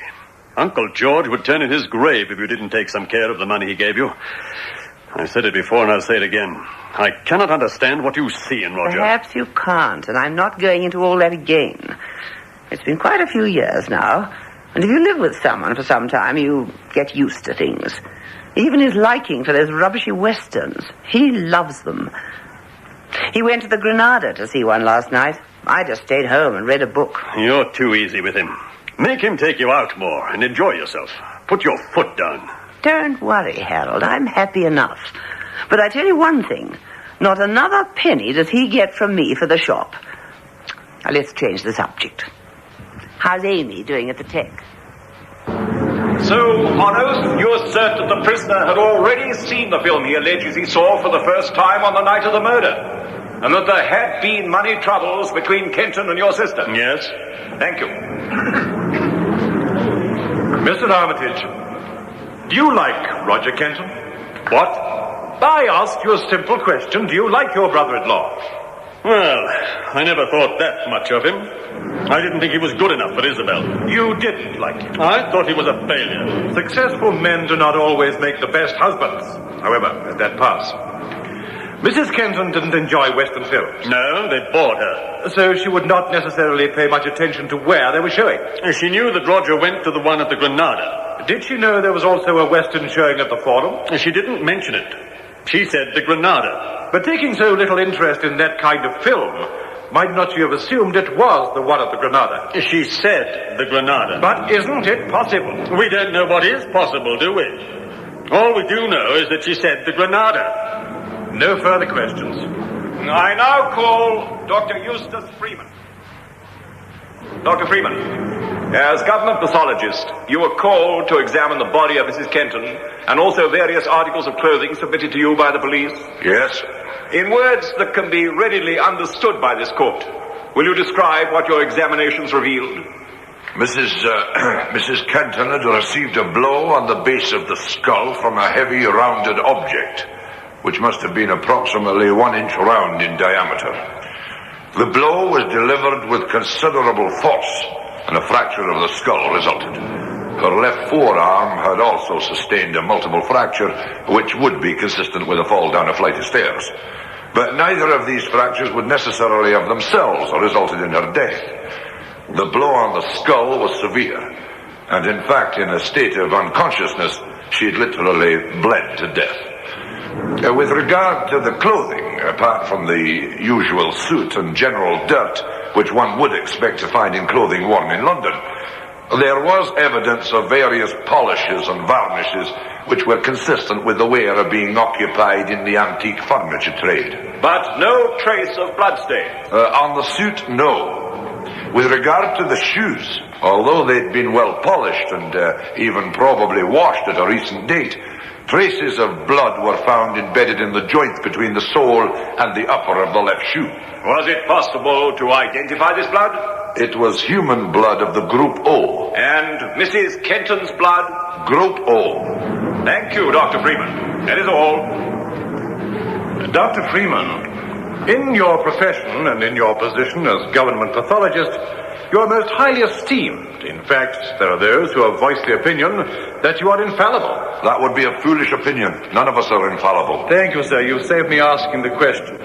You can sometimes be mistaken. Obviously, but as infrequently as human error will allow. You found no signs of blood on the suit. I've already stated that. But slight traces on just one of the shoes. Yes.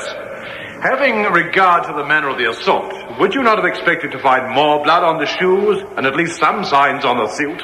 If the suit and the shoes had been worn at the time of the assault, possibly. Ah. But I've never been told as fact that the suit and shoes were worn at the time. And even if the suit had been worn, it might have been protected by some outer covering. And the shoes? They'd been cleaned, and traces of blood are much more readily removed from highly polished leather than from a fabric. The blood found was of group O. Is this a very common blood group? Yes. Would it interest you to know that the prisoner is also of the same group? It wouldn't interest me in the very least. I've said it's a very common group. But your evidence would tend to imply that the blood found on the shoe came from Mrs. Kenton. What you imply from my evidence is of no concern to me. I've been asked to state what I found on examination of various objects, and that is what I've done. The conclusions are for the court to decide. No one was present except the murderer when Mrs. Kenton was struck down. No witness can step forward and point an accusing finger and say, that man is guilty. But a chain of events has been related that can leave no doubt. Why was this crime committed? Simply for financial gain. We have heard of a loving wife who has for years overlooked the failings in the man she loved. A wife who had nurtured and supported him, who had financed projects in which her faith was doubtful due to the ineptitude of her husband. We have heard how at last she cried a halt until some signs of actual ability and success were shown. This cry of halt was but a spur to the prisoner to take matters into his own hands. Is it possible to believe his explanation of why the life insurance was so suddenly and greatly increased? And as to the commission of the crime, the prisoner at first supplies an alibi which would seem complete, but you have heard how in fact it is no alibi at all. There was the means and ample time for him to have left the cinema and returned between his first and second meetings with Mr. Andrews. You have heard how simple it was for him to have discussed the film on that Friday night, for he had already viewed the program on the previous Tuesday. You have heard of the disappearing raincoat. No wonder a new one was purchased and the old one thrown away, when in all probability it was covered in his wife's blood. Blood which you have heard in the medical evidence was found on his shoe and could have come from nowhere but from the murdered woman. The chain of events is complete, and nothing remains for you but to point your finger at the prisoner and speak the one word, guilty. My lord, gentlemen of the jury, you, like myself, must have sat patiently throughout this trial, waiting for the Crown to present one shred of evidence which might justify my client being in the position in which he finds himself today. But all that we've been subjected to is a series of theories and surmises. Possibly there had been a discussion over money matters, but this is a common occurrence in many families. And of the murder, what vestige of proof has the Crown provided to link it with the accused? A missing raincoat? By an unfortunate coincidence, the new one had been purchased but a few days before the murder. A story that the film had been seen before. It is impossible to remove the doubt that Mrs. Kenton had been mistaken. The evidence of the blood on the shoe, the pathologist himself stated that he drew no conclusions, simply stated what he had found. Kenton's blood is of the same group and could at any time have found its way into the crack from a cut finger. I submit that there is no case to answer. Well, you have heard all the relevant facts. Would you say that Roger Kenton is guilty or not guilty of the murder of his wife? In a few moments, we'll bring you the verdict recorded in the actual trial upon which this dramatic presentation is based. Silence in court. Gentlemen of the jury, have you arrived at a true and just verdict? We have, my lord. We find the prisoner at the bar guilty of murder.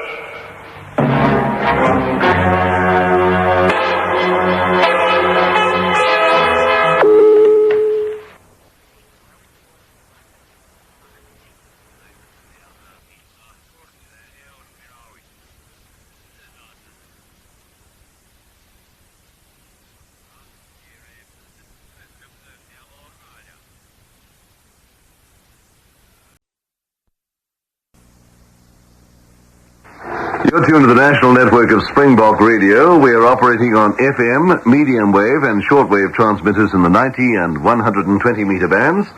And remember that our late-night program this evening, Saturday 68, features the Afrikaans orchestras. That'll take the air at about 10:36, and, well, if you're a fan of the Boer Orchestra, you can hear that at 10:36 tonight.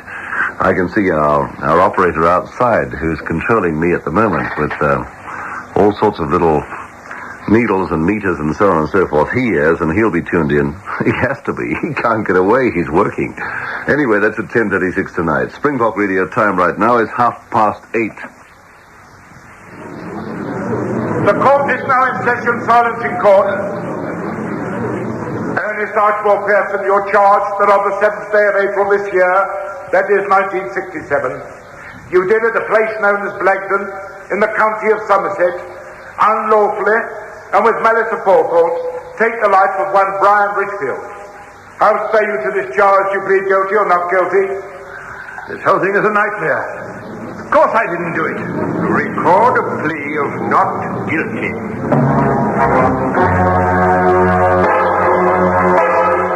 It's time for you to take your place on the jury as Bristol Myers, makers of new Ban Roll-On and new Ban Aerosol Spray Deodorant, Clairol Hair Care Products, and Ipana Toothpaste invite you to...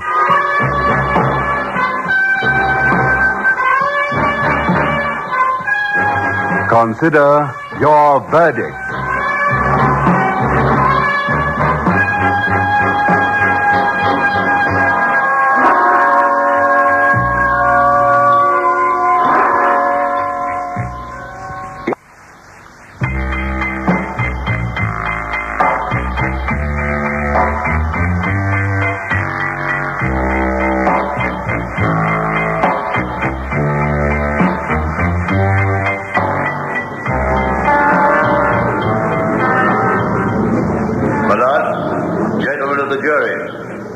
It will not be necessary for the Crown to detail the case against the prisoner at the bar, Ernest Pearson. Why do I say this? Simply because the basic facts are irrefutable and require no elaboration. It is common cause that on the morning of April the 7th, Richfield was found hanging from a fixture attached to the ceiling of the bedroom he was occupying. It is equally established that the bedroom in question was part of the residence belonging to the prisoner at the bar. Now, the door of his room had been locked from the inside, and there was no apparent way of gaining other access to the bedroom. Thus, it would seem that the death of this unfortunate young man was brought about by his own hand. However, due to the vigilance of the police officer in charge of the investigation of what appeared to be suicide, certain facts were brought to light which will be placed before the court. You will hear that not only did Pearson have a strong motive for wishing Richfield's death, but also that he had actually threatened the now dead man but a few weeks previously. That, coupled with evidence, will lead you to the inescapable conclusion that the death of Brian Richfield was not the result of suicide, but of cold-blooded, deliberate murder. I now call my first witness, Mrs. Mary Sanders. Mrs. Sanders, you are employed as cook-housekeeper by Mr. Pearson? Yes, sir. I was with the family for over 12 years. Mr. Pearson is a widower, is he not? That's right, sir. Mrs. Pearson passed away about 6 years ago. Mind you, she was always in delicate health, poor dear. On April the 16th, his daughter Margaret celebrated her 18th birthday. Yes, sir, she did. She was your employer's only child. Yes, sir. As sweet a girl as you could wish. Mr. Pearson was very fond of his daughter. Fond of her? He worshipped the ground she walked on. Miss Margaret was all he had to live for, he used to say. Did you know the deceased, Brian Richfield? Yes, sir. He was courting Miss Margaret. Did you get the impression that Mr. Pearson approved of this? Well, I know he didn't, sir. He didn't approve at all. Did he, in your hearing, give the reasons for this disapproval? Well, he didn't think young Master Brown was good enough for his daughter. Did Richfield frequently visit the house? Oh, no, sir. The master would never have stood for that. How did you know? Well, Miss Margaret used to confide in me, like she told me she was in love with him, and how she often used to go out and meet him away from the house. Yes, there was one occasion in February when Richfield visited the Pearsons' home, did he not? Yes, sir, he did. I remember it well. I answered a knock at the door, and there he was, standing there. Did you show him in? Oh, yes, sir. He said he had an appointment. I showed him into the library where Mr. Pearson was reading. Did you overhear what passed between your employer and Mr. Richfield? Well, yes, sir. You see, I was working in the dining room next to the library. I didn't hear anything at first except a mumble of voices, but then I heard Mr. Pearson shouting. He was saying, "No son of Arthur Richfield will marry my daughter." Look, this ridiculous feud between you and my father... Feud, you call it? Your father went to jail for 7 years because as my solicitor he defrauded me of £60,000. Ridiculous, you call it? All right, my father committed a crime and he's paying for it. But that's nothing to do with me. Hasn't it? Why were you expelled from school? Well, I was younger. It was all a mistake. Mistake, indeed. Richfield, there's a streak in your family that is rotten through and through. Now, look here. Young man, I don't propose to argue with you. I have allowed you to see me, to tell you that I will never consent to your marrying my daughter. Then Margaret and I will marry without your consent. I'm sorry, but... Forget that she is underage. She is now, but it won't be long before she's of age. And how do you propose to support her? When Margaret becomes 21, she'll inherit the money your wife left her. She's agreed that I should go to university so that I can have a proper profession. Really? You plan to marry and live off my daughter? That isn't true. Oh, isn't it? No, it's not. We love each other. I doubt if a Richfield could love anybody. Say what you like. Margaret and I are going to get married with or without your consent. If you think I'm going to allow my daughter to marry a wastrel and a scoundrel, you're very much mistaken. Oh, I know my daughter thinks she's in love with you. But no good can come of it. I'll do all I can to stop it. But you can't, can you? Oh, you can prevent her seeing me for a while. But after that... I warned you. I would kill you before I'd let you harm my daughter. Do you hear me? I would kill you. You heard that, did you? You swear on oath that you distinctly heard Mr. Pearson threaten the life of Mr. Richfield? Yes, sir, I did. I now want you to tell us something about the morning of the 8th, the day when Richfield's body was found hanging from a fixture attached to the ceiling of the bedroom. Well, I'll tell you all I know. First of all, you were present when the body was discovered? Yes. Yes, I was. Would you describe what you saw? Well, sir, I took Mr. Richfield his morning tea, and I couldn't get an answer. I knocked and I knocked. Mr. Richfield! Mr. Richfield! Mr. Richfield! What is it, Mrs. Arnold? Why are you creating such a commotion? It's Mr. Richfield, sir. I can't get any reply. Probably fast asleep. Why did you just walk in? Well, I tried to, sir, but the door's locked. Certainly appears to be a sound sleeper. Here, let me try. Richfield, wake up! Richfield! Wake up! Locking his door like a frightened young female. I don't think anyone could sleep through this racket. Well, come with me. We'll go round the back and look through the windows. I suppose he is in the room. We went round onto the lawn, looked through the window. Oh, it was horrible. There he was, dangling from the ceiling. I couldn't believe my eyes. Most unpleasant for you. Then what happened? Well, Mr. Pearson broke the pane of glass and bolted the window from the inside, rushed in. He shouted to me to get the kitchen knife. He cut the rope. And he asked me to help him put Mr. Richfield on the bed. He was all limp and folded up like his face all blue, all aches. Terrible. Very nasty experience for you, Mrs. Ernest. Then what happened? Well, Mr. Pearson says I seem to have driven this young man to suicide. I must call the police. He did, sir? Yes, sir. Thank you. That is all. Mrs. Saunders, do you view my client in a friendly light? I don't know what you mean, sir. Do you like your employer? Well, I don't think one way or the other. Come, Mrs. Sanders, you worked for him for 12 years. Surely you must have some definite opinion as to his character or his work. Well, I don't like the way he tried to separate those two, that's a fact. Mrs. Sanders, my client strongly denies ever uttering the words, I quote your evidence, "Richfield, I warn you, I would kill you before I would let you harm my daughter." He said them. It's true. Mrs. Sanders, you say that you heard these threats being uttered when you were in the dining room and my client and Richfield were in the library. That's right, sir. There is a communicating door between the library and the dining room? Yes, sir. Was the door open or closed? It was closed. I see. And the other door, the door giving access to the library from the hall, was that open? I don't know, sir. Come. According to your evidence, you showed your visitor into the library where your employer was reading. Did you not close the door when you left them? I can't remember, sir. But would you not do so as a normal procedure? I suppose so, yes. Mrs. Sanders, I conducted an experiment at the house. I asked one of my juniors to go into the library and shout at the top of his voice, whilst I and a colleague listened in the dining room.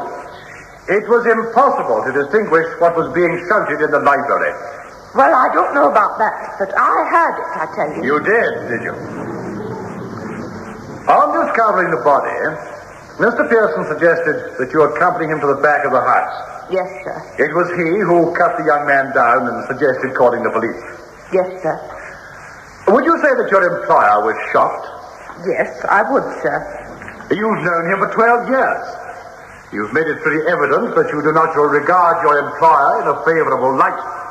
Mrs. Sanders, have you ever regarded Mr. Pearson as a murderer? My lord, never in all my life. Mr. Brockenhurst, you are far too experienced a man. Very well, my lord, I apologize. I did not mean to get this witness to act as a judge and jury. Ever since she entered the witness box, her manner and speech has expressed a dislike for her employer and a determination to paint him in the worst possible light. That's not true. Mr. Brockenhurst, if you persist in attempting to turn this courtroom into the kind of legal inquiry so favored by the yellow press and American films, I shall stop the trial and see to it that you are duly admonished. I do not want to have to warn you again.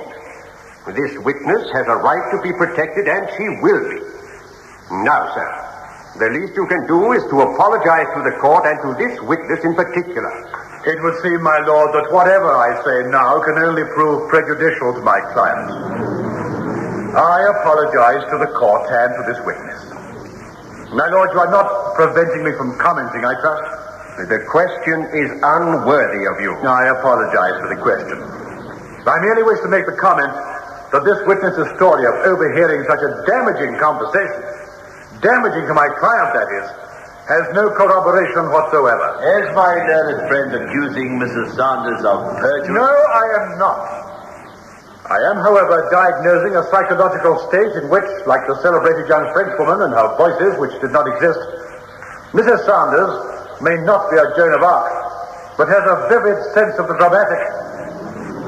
That is all. I think, Mr. Brockenhurst, we will call for an adjournment, and you will please see me in my chamber. And so the usher announces the trial of Ernest Pearson for the murder of Brian Richfield temporarily suspended, and the court adjourns. This dramatized version of the trial is brought to you by Bristol Myers. Now, back to the courtroom. The judge presiding waits until the usher has announced the resumption of the trial. The leading characters have resumed their seats, and the judge says, Gentlemen of the jury, it is to be regretted that in an excess of concern for his client, leading counsel for the defense has made statements which may imply, certainly will cause you to infer, that much of Mrs. Sanders' evidence is suspect. It is my duty to direct you that you must weigh everything that she has said and to place on it what degree of importance you wish. Should you accept or reject any part of her evidence, you are in no way causing such acceptance or rejection to reflect upon the good character of this witness. Sir Richard, As your lordship pleases. I would like to call to the witness stand Detective Inspector Philip Masters. Inspector, I understand that you were summoned to the home of the Pearsons on the morning of the 8th of April. Yes, I was telephoned by Mr. Pearson. Can you give the substance of his telephonic statement to you? I can. The prisoner said that a young man had committed suicide in his house, and would I go there urgently? Is such a procedure not unusual? Would not such a message to the police be received by the duty officer? It was. What I really meant to say is that Pearson put a phone call through to the police and asked whether I was available, as he had an urgent message to give. I see. Carry on, please. I expressed astonishment that he should report the tragic incident to me personally. Pearson said that he was doing so because he wished to avoid any scandal, that he was extremely worried about his daughter, due to return that day, and that he would be grateful if I called personally, as he was a well-known and respected head of one of our best county families. I went over, accompanied by Sergeant Smith. Thank you, Inspector. It was good of you to come personally. I do appreciate it. That's all right. You say you've got a suicide in the house. Doesn't bear thinking about. Where did it happen? It's in this room over here.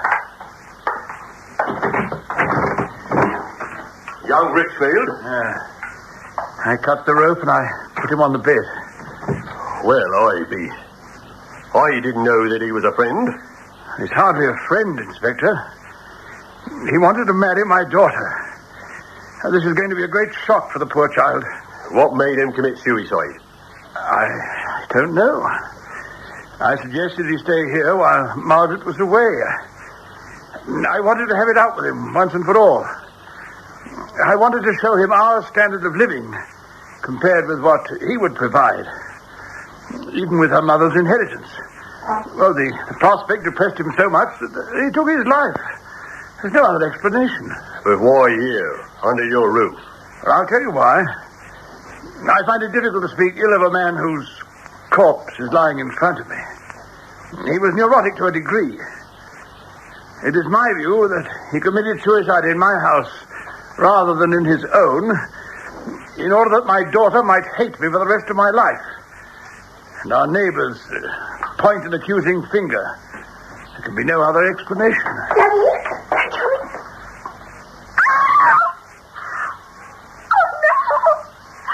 Oh, no, you killed him. Oh, you killed him, Daddy. How could you? I didn't take much notice of Miss Pearson's outburst.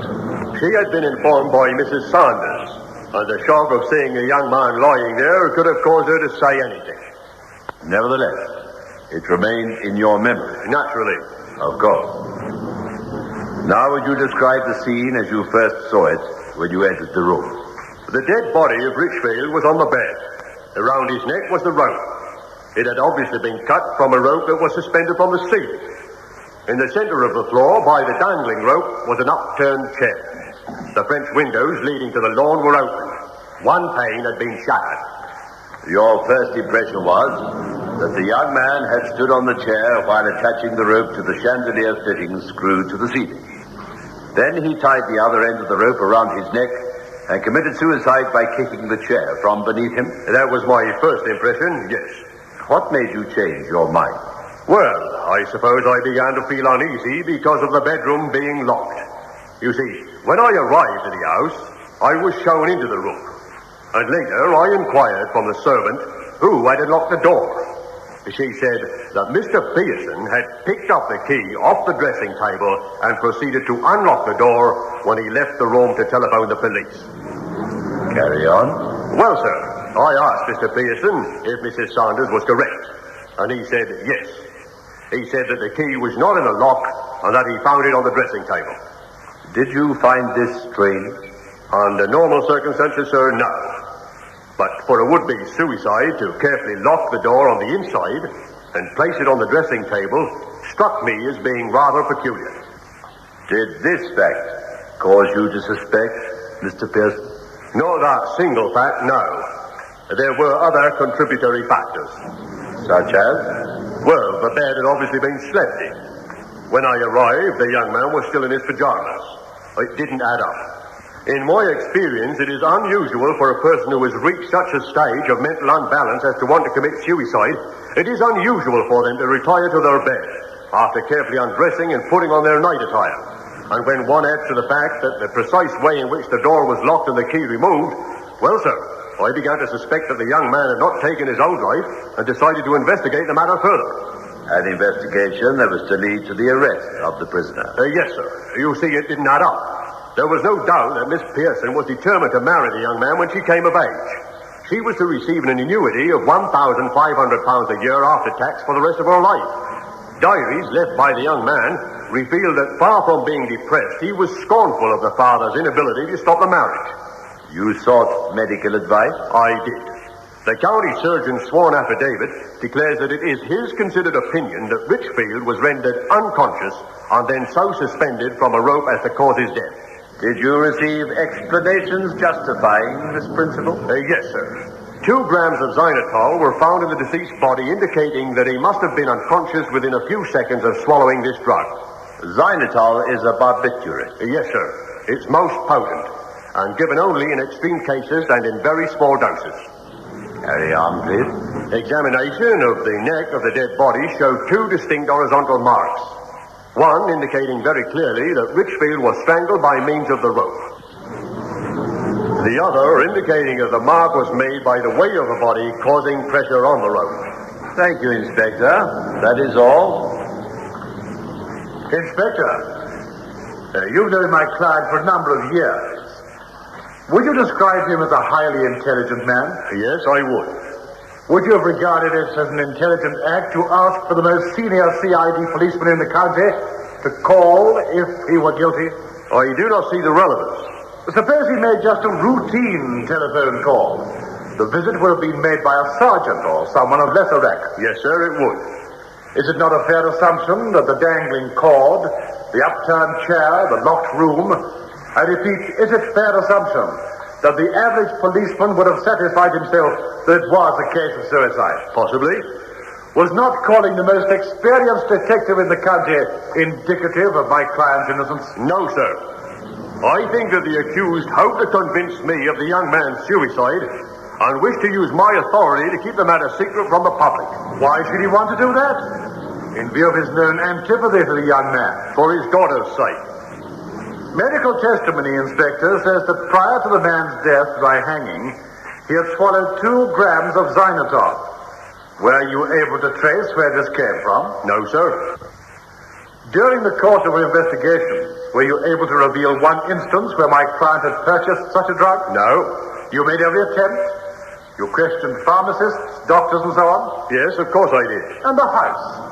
You made a thorough search of the house? Yes.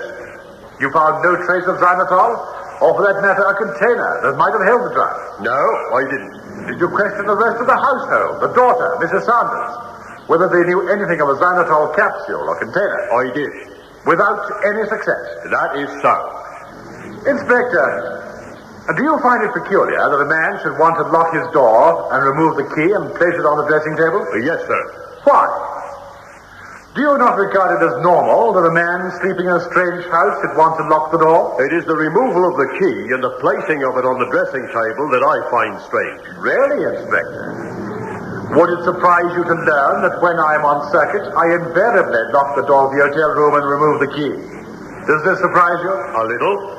But not sufficiently to want to hang a man for it. That is just it, sir. It is the hanging I'm concerned with. I don't think a suicide would remove the key and carefully put it on a dressing table. Are you certain he wouldn't? Of course I'm not certain. A handsome admission.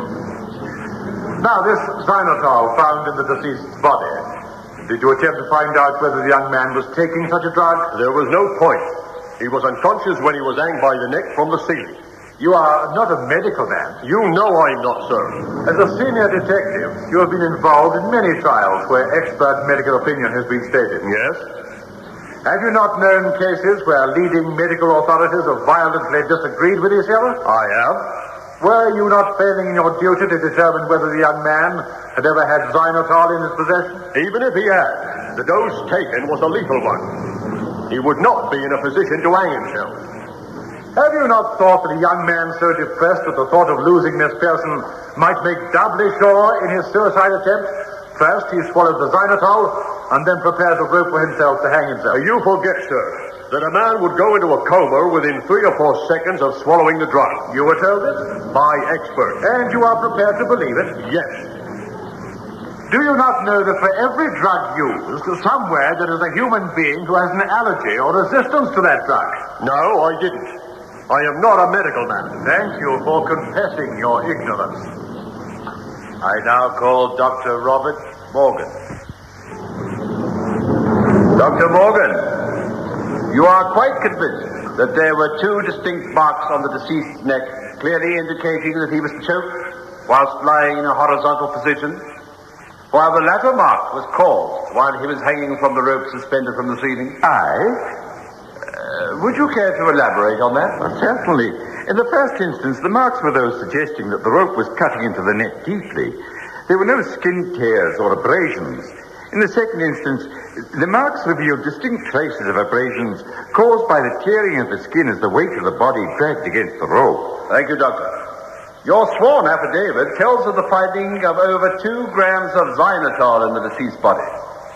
Would it be possible for a human being to swallow xylitol and remain conscious for any length of time? No, sir. No human being can remain conscious for longer than 7 or 8 seconds at the very most. The average person would lose consciousness within a couple of seconds. Are there any exceptions to this rule? No, sir. Xylitol is of the barbiturate group. Thank you, Dr. Morgan. That is all. And that closes the case for the Crown, my lord. No questions. Well, you have heard all the relevant facts. Would you say that Ernest Archibald Pearson is guilty or not guilty of murder? In a few moments, we shall bring you the verdict recorded in the actual trial upon which this dramatic presentation is based. Choice in court. Gentlemen of the jury, have you arrived at a true and just verdict? We have, my lord. We find the prisoner at the bar guilty of murder.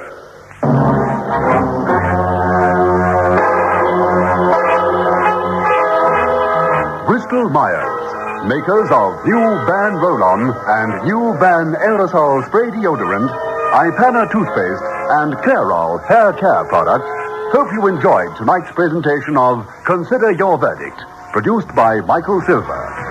On Friday evening at 8:30, you're invited to listen to Medical File, another great dramatic series also brought to you by Bristol Myers.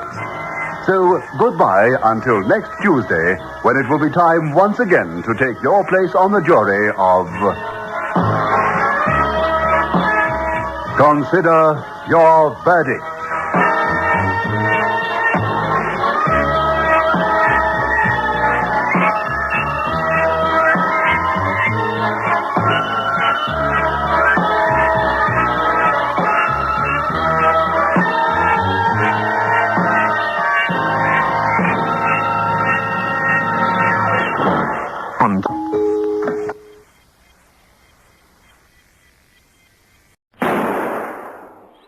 Rats, missed.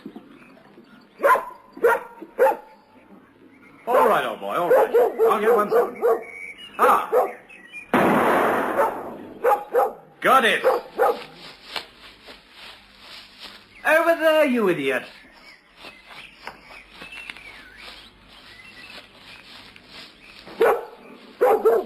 What's the matter, boy? This is devilish. Keep away, Larkin.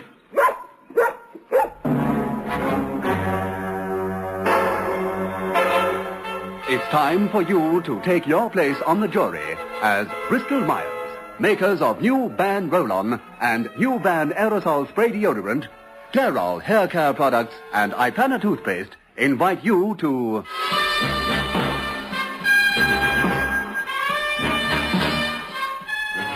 Consider your verdict.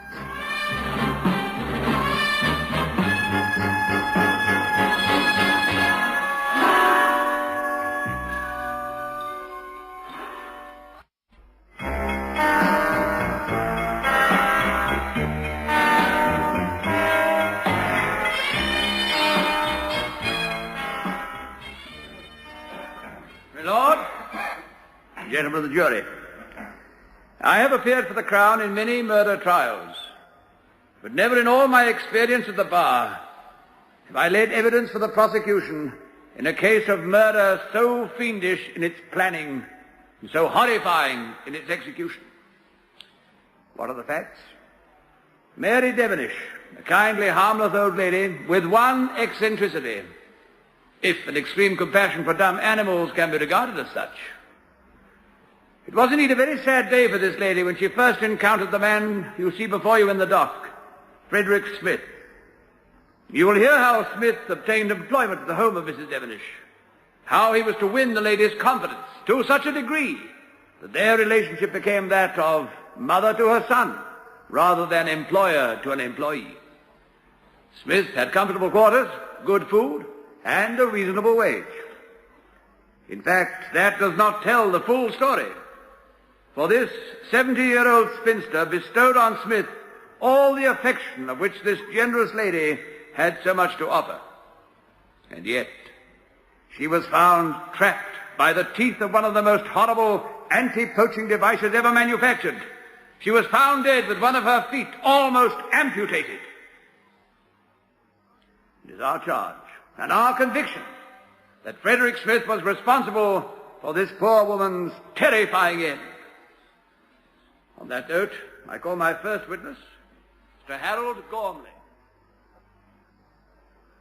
Gormley, you were employed by Mrs. Agnes Devenish at a house known as Animals Retreat, Downs Road, Horsham? Yes, I was, for over 17 years. For most of this time, except for yourself and your wife, who acted general cook, Mrs. Devenish lived alone. Yes, sir. Until Mr. Smith arrived. That is so, sir. Are you able to tell the court when Mr. Smith first met Mrs. Devenish? I could. I was there when it happened. Will you please describe to the court what happened when the late Mrs. Devenish first set eyes on Smith? Can you remember it that well? I certainly can, sir. I remember everything about it. Before you start, what day was it? Oh, it was nearly 2 years ago, sir.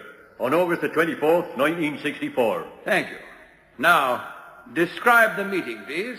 Well, we were clearing away the dishes when we heard someone at the door. I believe there's somebody at the door, ma'am. Oh, I didn't hear anything. Oh, so there is. Answer it, will you? You're right, ma'am. Good afternoon. Is the lady in the house, madame? Who wants her? Well, I was wondering if there's any odd jobs that might require doing, see? What is it, Harold? It's all right, ma'am. It's just been one of these... Yes, young man. Good afternoon. Sorry to disturb you, lady. I wonder if there's any sort of odd jobs that might want doing. Oh, Queenie. Queenie! Yeah, you're not... Oh, that's a lovely-looking animal. Hey, come here, Queenie. Come on, girl. Down, girl. Oh, that's a good dog. I hope you don't mind now. Mind? Of course I don't mind. I can see you're fond of animals. Queenie's taken to you. Down, Rover, down. Oh, I'm sorry. They're quite playful, No, that's really. all right. Hello, Rover. How are you, Rover, then? I see you've been brought up with animals. Well, how'd you guess that? Well, they can always tell a person who's going to be sympathetic and understanding. Oh, dear. There we go, chattering away. Come in, young man. Come in. Well, I don't want to be a nuisance, right, but... Nonsense. You look as though you need a good meal, young man. Well, it's very kind of you. Now, you go through there, and Mary will get you something. Can't you get a job? Well, you see, I've just come out of the army.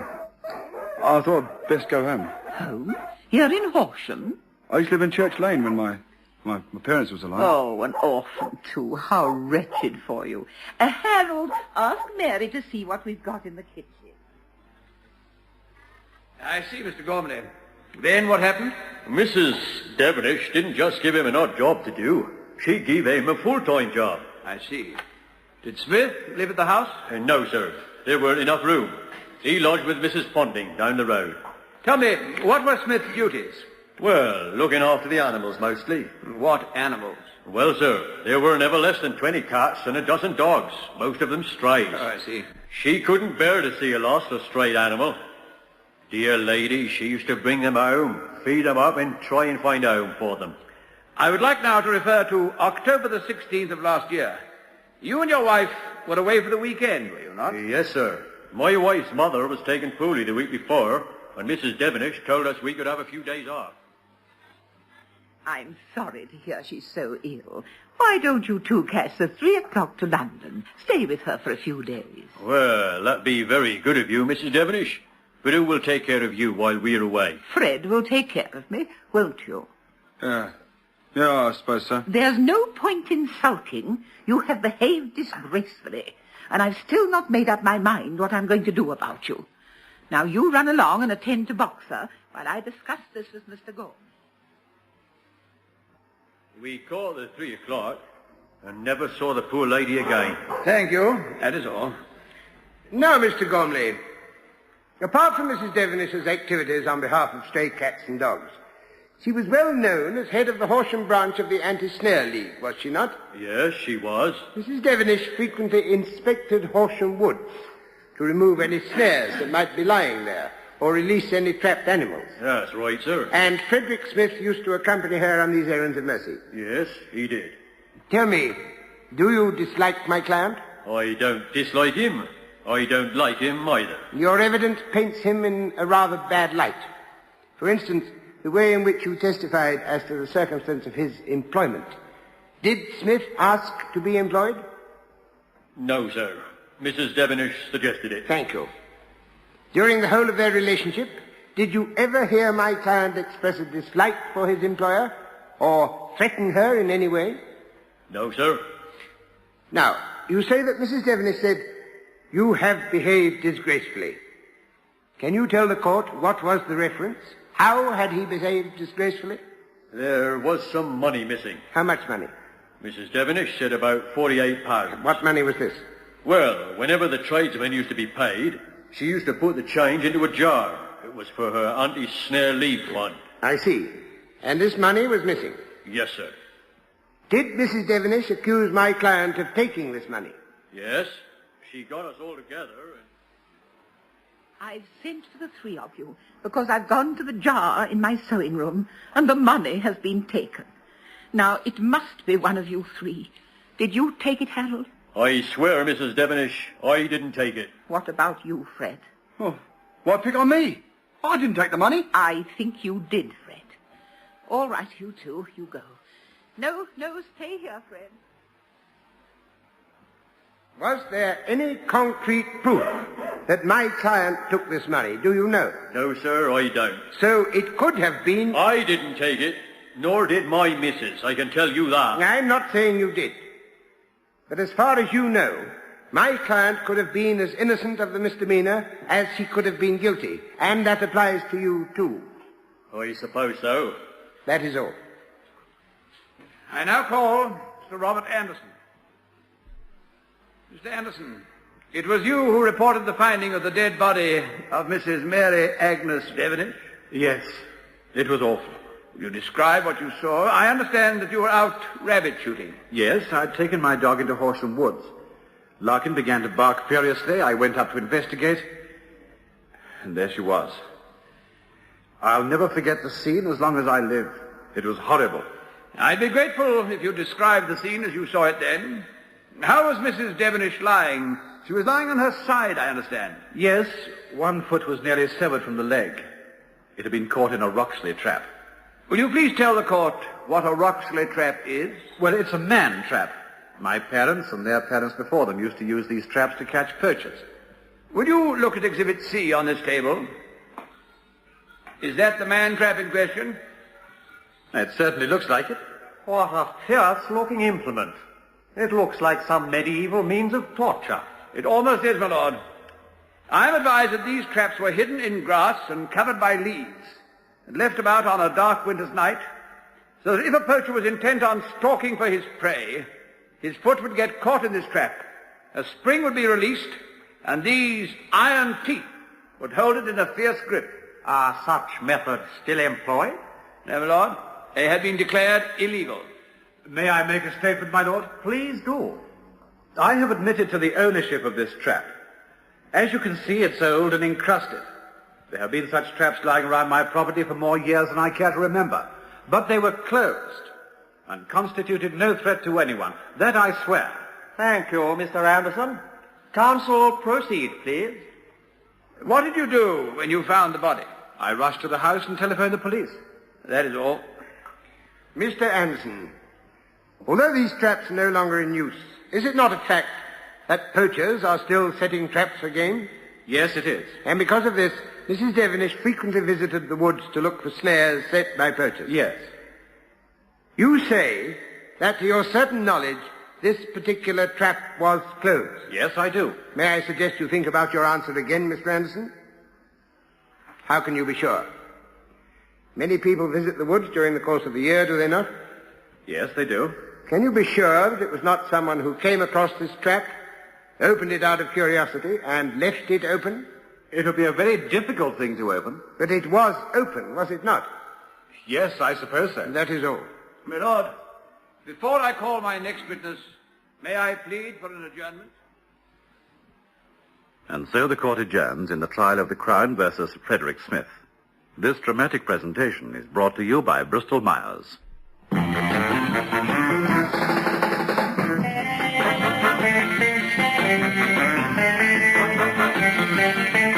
Out on a date, dancing till late, relax. Mum takes no worry out of being close.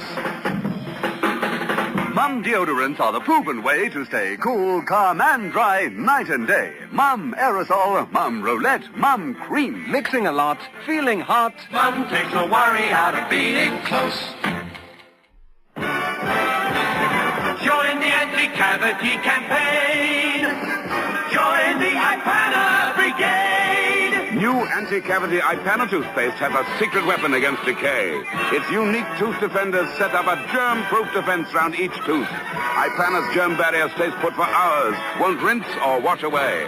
We're against tooth decay. That's why we're for anti-cavity Ipana. Join the Ipana Brigade. And now back to the courtroom. Another witness for the prosecution has been called. He is Dr. Walter Graham, Senior Police Surgeon for the county. Dr. Graham takes the stand and is asked, Dr. Graham, on the afternoon of the 27th of July, you were called to examine the body you were able to identify as Mrs. Devenish. Yes. Even I, trained to be inured, found it difficult to conduct a calm examination. She must have suffered considerable agony. Her left foot was practically severed, just above the ankle. She'd been dead about 2 days. I signed a certificate to say that, in my opinion, she died on the 24th of July, 1966. Thank you. That is all. No questions allowed. May we now have Detective Sergeant Mark Bailey. Sergeant Bailey, you were in charge of investigations? Yes, I was. Now, when did you begin to suspect that death was not accidental? Almost immediately, sir. You see, it didn't need much examination to show us that the spring mechanism of the trap had been recently oiled. In fact, sir, we have a sworn deposition by the manufacturers that it would have been impossible to open the trap without a good deal of sandpapering and oil. Carry on, please, Sergeant. Well, sir, we knew that Mrs. Devenish was in the habit of going to the woods every day. As it was common knowledge, we concluded that someone had used that knowledge to plan this terrible crime. We looked for a motive and found one. Oh? Yes, sir. On the 21st of July, I was sent for by the manager of the Horsham branch of the County and Provincial Bank. Look at these checks, Sergeant. Mrs. Devenish, eh? £10, 2 lots of 20. Forgery? That's it. Who cashed them? Young fellow that works for her, you know, Fred Smith. Do you mind if I take them? I'll give you a receipt. By all means, but just sign this form. Yeah. I thought you'd want. There was no question but that the signatures were clumsy forgeries. Were you going to institute criminal proceedings? No, sir. And why not? I couldn't do it without Mrs. Devenish's cooperation. Did she refuse? She wouldn't make up her mind, one way or the other. Oh, Sergeant, this is terrible. Who else knows about this? The people at the bank and myself, that's all. But if you accept this as your signature, there's nothing I can do. Oh. But we all know they're forgeries, and you can't allow this young man to get away with it. Oh, dear. You don't know what a bitter blow this is. I find it difficult sometimes to retain my belief in people. You've been very kind to that boy. Perhaps I have, but You don't know what a difficult background the lad has had. Oh, I know all about his background, Mrs. Devenish. Well, if it's very bad, please don't tell me. I've had enough disappointments already. The amounts of this case are very small. I doubt if he'll get more than 6 or 9 months. But if you let him get away with this, he'll be encouraged to go in after bigger money. Don't you see? You're aiding and abetting if you don't let us prosecute. Oh, perhaps you're right. I'll give you my decision after I've talked to the boy. But she never did. Poor woman, she didn't live long enough to make up her mind. And so you then questioned Frederick Smith? Yes, I did. When were you in Horsham Woods last? About 5 days ago. We're looking for snares for Mrs. Devenish. Where is Mrs. Devenish? I don't know. She went away about 3 days ago. Where did she go? I don't know. I don't care. Is that the way to talk about your employer? What am I supposed to do? Shout 3 cheers because you're going to get me pinched for forgery? All over a few quid? Do you mean to say that a dear old lady of 70 walks out of the house and doesn't return and you don't worry about it? Well, why should I? Hey, there's nothing wrong, is there? She's all right, isn't she? Do you mind if I take a look around? Oh, what for? Never mind what for. Since you want to know my reasons, I might as well tell you I've got a search warrant. Search warrant? What is it? Exactly what it says. So, if you'll excuse me. I then proceeded to search the place and found what I was looking for. Oh? And what was that, Sergeant? Any kind of machine oil. Was there any? There was a tin of a fluid known as lube oil. It's used for sewing machines and bicycles and that sort of thing. And did Smith admit to the ownership of this? He said he used it for his bicycle. I see. Then what happened? I told him that I would want him for questioning again. After consultations with my superiors, a warrant for his arrest was issued, and he was formally charged. That is all.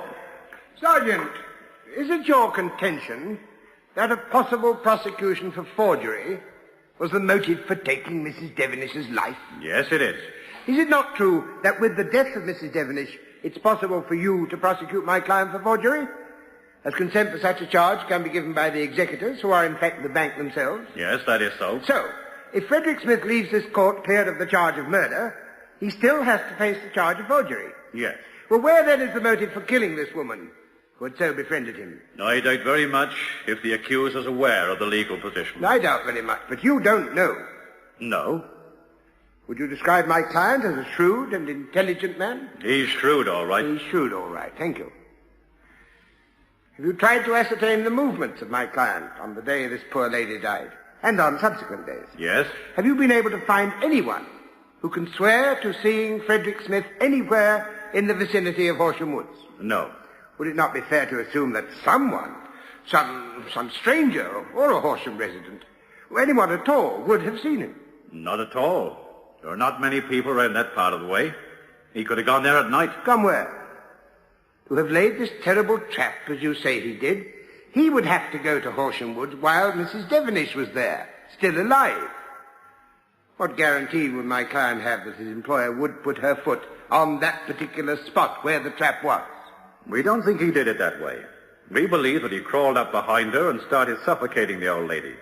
And when she fainted, he put that terrible trap on her leg to make it look like an accident. Sergeant, I submit that your flights of imagination are beyond the realms of credulity. I submit that there was absolutely no reason not to expect someone to walk into the woods either then or a few hours later. Remember, Sergeant, she died as a result of heart failure. We think our case against the accused is beyond all shadow of doubt. We shall see, Sergeant, we shall see. The Crown's next witness is Mr. James Adamson. Mr. Adamson, you are managing director of the Adamson Engineering Works Limited? I am. You take a look on that table, that rather fierce-looking object. That is the trap which caused the death of Mrs. Devenish. I know, but I would like to say that... Just a moment. You have already examined this exhibit, have you not? Aye. You recognize it as being manufactured by your company? I do.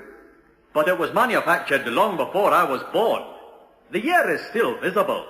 73 years ago, in the year 1893. Mr. Adamson, you were not asked to examine it to establish source of manufacture, so much as to give an expert's opinion on its condition. I see. Well, as I told the police, there were no signs of new rust. Thank you, that is all. That closes the case for the prosecution. Does defense wish to call any witnesses? Yes, my lord. Despite the hazards and because of my belief in his innocence, I call to the witness stand the prisoner at the bar, Frederick Smith. Smith, did you at any time seek the death of Mrs. Devenish? No, of course not. But you did steal that money out of the jar? Yes, I did. Why? Oh, she was very kind. Mrs. Devenish paid my board and lodging direct to my landlady. Gave me £2 a week spending money and put the rest in the post office. Said she was forcing me to save, you see. £2 a week. Didn't keep me in cigarettes or beer. And is that why you forged the checks? Yeah. Well, I didn't try to cash them in some sort of out-of-the-way place. I knew that would come back to me. I took it to the bank myself. Well, then if you knew, why did you do it? Did you not know that you'd be punished? No, I didn't. I knew that when Mrs. Devenish found out, she'd give me a telling off, but that's all. Yeah. Why did you not report Mrs. Devenish's disappearance? Well, how do I know she disappeared? She's a very strange old lady. Everybody knows that. As she walked out the house, she said, I wonder how the Fletchers are getting on. When she didn't return that night, I thought she'd got in a train and gone to London. I wouldn't have put it past her, see? I mean, she was unpredictable. But the following day, when she didn't return? Well, she told me about the talk she had with the police. I thought she didn't want to face me until she'd made up her mind, see? I feel terrible now. I didn't want to face her either, because if she decided to prosecute, I'd be for it, see? And you were never near Horsham Woods on the 24th of July? No, I swear it. Did you know that if Mrs. Devenish died, you would have been prosecuted for forgery? Of course I did. It'd be obvious. What with the police knowing about it and everything? So you had no reason to kill her? Reason to kill her? She's the only person I had in the world. Like a mother to me. I didn't kill her. I swear I didn't kill her. Didn't you? Then who did? Well, how do I know? How much of that oil did you use, Smith? Well, that was my bicycle oil. I never used it for anything else, I swear. I submit that everything that you've told this court has been a lie. Well, it's true, I tell you, it's true. I suggest to you that you killed an unfortunate woman who befriended you. I didn't, I tell you, I didn't do it. You killed her to avoid retribution for your fraudulent act. I'm innocent, I tell you, I'm innocent. Are you, Frederick Smith? Are you? Yes, I am. I've done some things in my life that I'm ashamed of. But I'm no murderer. Not Mrs. Devenish. I wouldn't harm a hair of her head. When Smith declares that he would not harm a hair of Mrs. Devenish's head, this is no play acting by a man trying to hide his guilt. This is a genuine plea to be believed, that although he was brought up in circumstances where degrees of right and wrong were sometimes distorted to suit the individual, Smith's outlook on life became markedly changed as a result of the generosity and affection bestowed upon him by Mrs. Devenish. Can you not see, gentlemen of the jury, that when Smith cashed those fraudulent checks, he genuinely believed that he was taking monies to which he was entitled? He also knew that Mrs. Devenish's affection for him was such that he would be forgiven when his forgery was discovered. I ask you not to make Smith pay the penalty for a crime he did not commit. I ask you not to seek a solution to this woman's death by naming an innocent man as murderer. Do not be deceived by the oratory of my learned friend, or the expression of wide-eyed innocence of the prisoner. He killed Mrs. Devenish, all right. Killed her because he feared the consequences of his forgery. He believed that with the woman's death, there could be no one to prefer any charges against him, and so he killed. Killed this sweet, defenseless old lady who had been so kind to him. Do not let him get away with this crime, gentlemen of the jury. See that this horrible, fiendish, brutal death that he had devised will not go unpunished. Well, you have heard all the relevant facts in the case. Would you say that Frederick Smith was guilty or not guilty of the murder of Mrs. Mary Agnes Devenish? In just a moment, you will hear the verdict recorded in the actual trial upon which this dramatic presentation is based. In the actual trial on which this dramatic presentation is based, the prisoner at the bar was found not guilty of murder.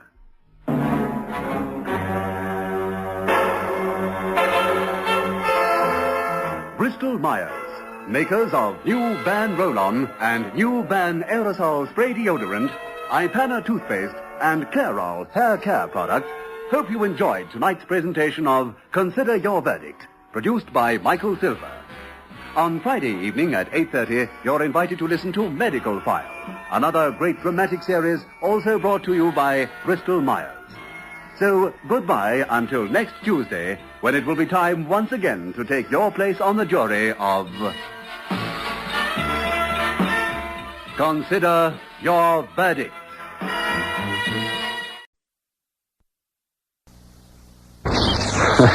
It's funny to think that the year is almost ended. Why so sad suddenly? Oh, I don't know. I love you when your mouth gets all wrinkled like that. Did anybody tell you you look like a small baby sometimes? Small baby. Honestly, the things you say. That's what we are going to have, Jimmy Cooper. Lots and lots and lots of small babies. Oh, darling, don't let Daddy frighten you. We are going to get married, aren't we? We've got to, Mary. We've got to. I couldn't live without you, honest. That's settled then. No, stay where you are. We're going to have a snowball fight. Careful, love, it's slippery. On the count of 3, we both take aim. Right. 1, 2, 3. Jimmy. Jimmy. Oh, Jimmy. Don't die.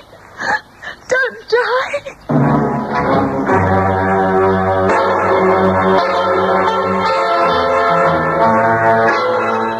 It's time for you to take your place on the jury as Bristol Myers, makers of new Vote toothpaste, invite you to...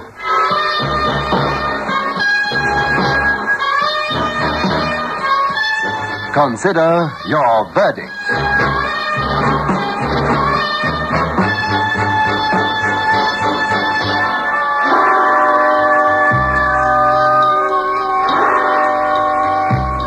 Are you old enough to vote? You mean Vote, the adult toothpaste? Sure. Watch. 3, 2, 1. Wow! Vote's icy taste explosion sure takes the fog out of your mouth. Right. Vote more than cleans, more than whitens, more than freshens. Takes the fog out of your mouth. So wake up to new whiteness, new freshness. Wake up to Vote. I've just showered, and my hair still feels full of yesterday's grease. Feels like layer upon layer? Yes. So use Score. Washes clean out every time, just with the water. You mean my hair will be clean every day? I don't have to worry about greasy buildup? Right. Score gives you the clean look, the look of today. There's no greasy buildup when you use Score. And who needs yesterday's look when there's Score?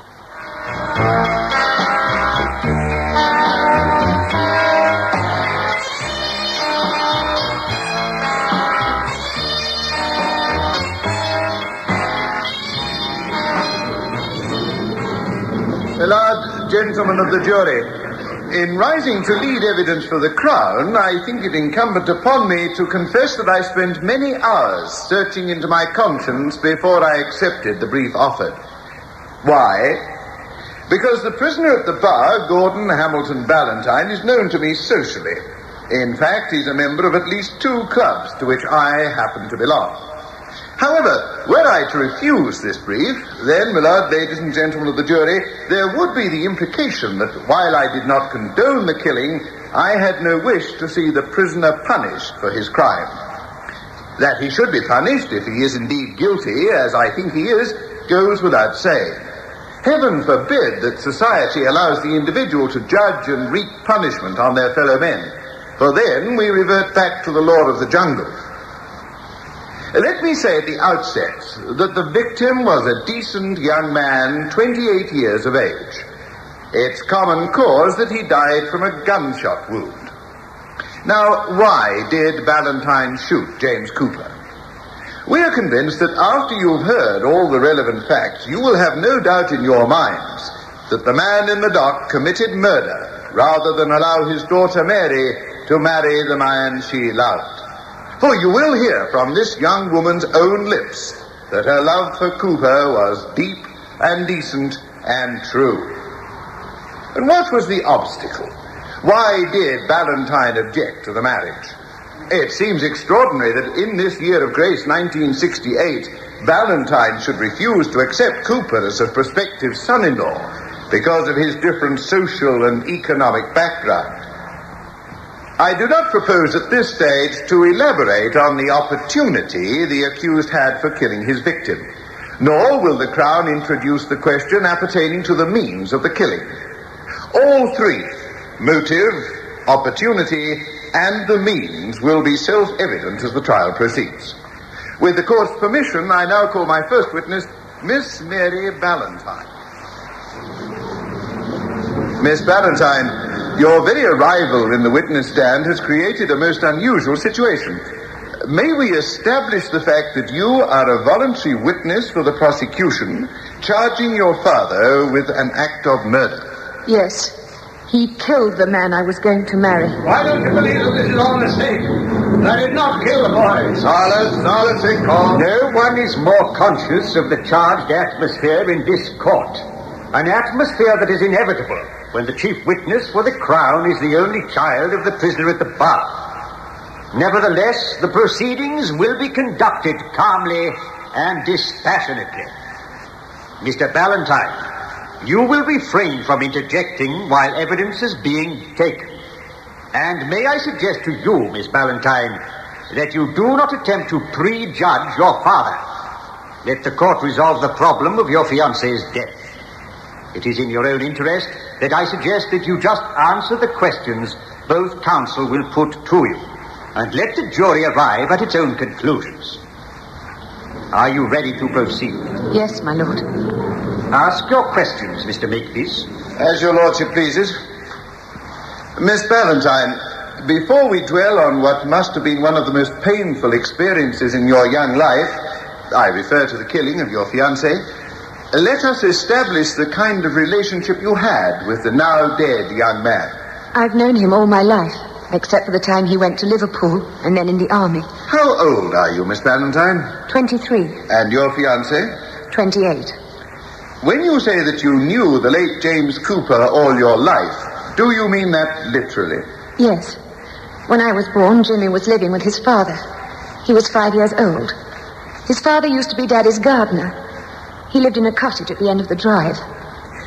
That's where he died. How old were you when Mr. Cooper Sr. died? 10. He died of a heart attack, and Jimmy went to live with his uncle and aunt in Liverpool. I see. Thank you. That meant that young James Cooper was 15 when he went to Liverpool. Yes. As children, did you play together? He was like an older brother. I never forgot him. You say that Cooper went to Liverpool when he was 15 and you were 10. When did you see him again?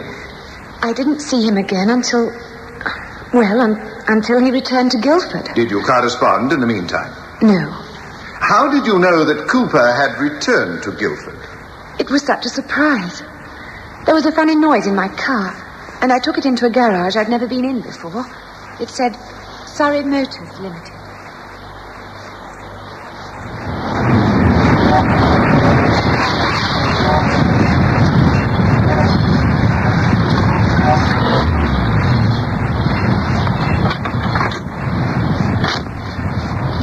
Can I help you? Yes, please. There's a... But you're Mary. Mary Ballentine. Yes, that's right. Why? I can't believe it. The last time I saw you, you were wearing pigtails. Jimmy Cooper. When did you get back? Are you working here? I've been here a fortnight. Oh, James Cooper, you're a pig. Do you mean to say that you've been back from Liverpool for 2 weeks and you haven't tried to get in touch with us? I haven't been to Liverpool for years. I joined the army. Signed on for 7 years. I got my discharge about a month ago. I bought this place. Well, it's only a dump, really. An old shack and a couple of petrol pumps. But by the time I've finished with it, it's going to be the best repair shop in Guildford. I'm sure it is. But why didn't you telephone? Oh, I don't know. Too shy, really. Oh, too shy. Oh, Jimmy, you must come to dinner. Or come on Sunday and spend the day or something. Well, it's very kind of you. But are you sure it'll be all right? It seems silly, I suppose. But as soon as I set eyes on him, I knew that I loved him. Had always loved him. Even when we were small children. When was this? When did Mr. Cooper return to Guildford? February last year.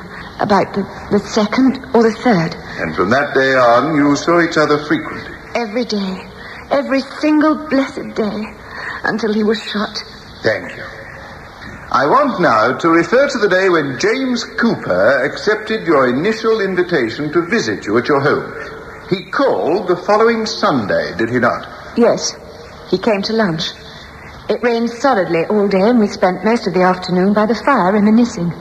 At first I thought Daddy, my father, liked him. They seemed to get on so well. So you became a regular soldier, Cooper, huh? Yes, sir. I didn't want to stay with my uncle and aunt. He was finding it very difficult to make ends meet. He was only a dock labourer, sir. I decided to sign on what they call short service. 7 years. Seems incredible. I remember bouncing your money less than a month after you were born. My wife, rest her soul, was alive then. What arm did you join? Infantry? Royal Armoured Corps, sir.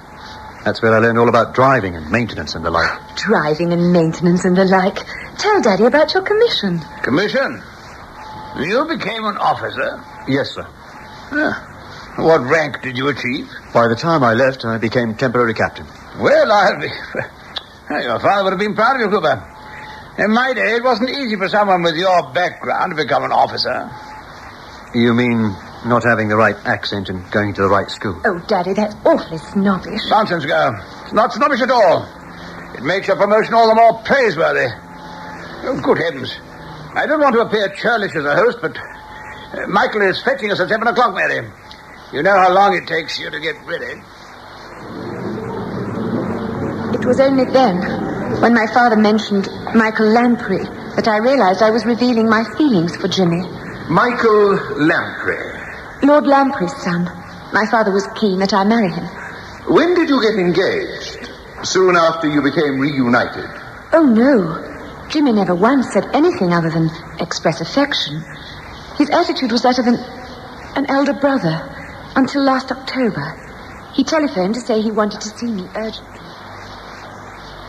Look at it. All mine. Lock, stock, and barrel. What do you mean? This garage was yours before, wasn't it? In name only, Mary. Yesterday I paid the bank the last installment. Now I can really call myself my own boss. I'm changing your name to James Cooper Limited. I'm so happy for you.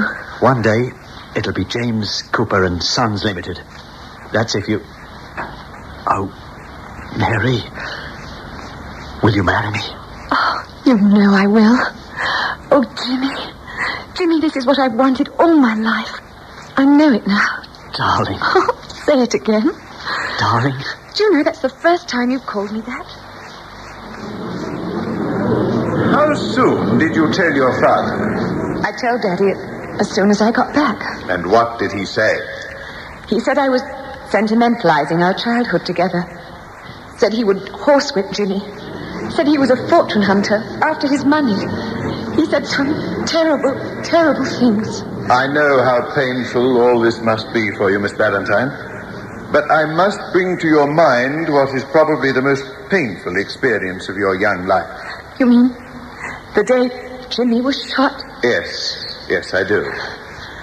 Until that fatal day, you continued to see a great deal of each other. Yes. Daddy threatened to turn me out. Cut me off in his will. He didn't seem to realize that Jimmy and I were drawn together like magnets. It was something beyond our control. I didn't want to disobey my father, but I was over 21, and he knew that if he went on insisting, I would leave home or get married by special license. Why didn't you do that? Because I didn't want to be a financial burden on Jimmy. We planned to get married sometime next May. Jimmy was confident that by then he would make enough money to keep us both. I see. Thank you. Now, on Saturday, December the 30th, 1967, you and your fiancé decided to go for a walk through Cranley Woods. Yes. For how long did you walk? Oh, about a mile. And then we sat on a tree trunk. It looked so wonderful. The snow really did lie on the ground, deep and crisp and even. Jimmy read to me a bit. The lovely Lady Christabel, whom her father loves so well. What makes her in the woods so late, a furlong from the castle gate? She had dreams all yesternight of her own betrothed knight. And she in the midnight wood will pray for the wheel of her lover that's far away. But it isn't midnight, and you're not far away. But I am your lover. You and no one else. Forever and ever. I don't deserve it. I can't believe that 1967 has been so wonderful to me. I'm afraid. I don't want the year to end somehow. Oh, why so sad suddenly? Oh, I don't know. Perhaps your father is right. Perhaps I'm ruining your life. In order to change his mood, I suggested we have a snowball fight. And then we were so happy, laughing. And then a shot rang out. And Jimmy, he fell to the ground. But I must have become hysterical. I was shouting help and please. I pulled myself together, rushed onto Godalming Road, stopped a car, and the gentleman came back with me. Jimmy was dead. It didn't matter how long we took to get a doctor after that. Thank you. That is all, Miss Ballentine. The court will adjourn. And so the court adjourns in the trial of Gordon Hamilton Ballentine for the murder of James Cooper. This dramatized version is brought to you by Bristol Myers. Man, I'll always be dry. I use Dry Man. With the first and only APS formula for men. The most powerful ever put in a can. Made to keep you real dry. Dry Man's more than a deodorant. Gives a guy masculine freshness and dryness. Dry Man gets fresh. He keeps dry. See right away he's a real dry guy. Dry Man, APS. It really keeps you dry. Brace yourself. I'm going to brush with new Vote toothpaste again. 3, 2, 1.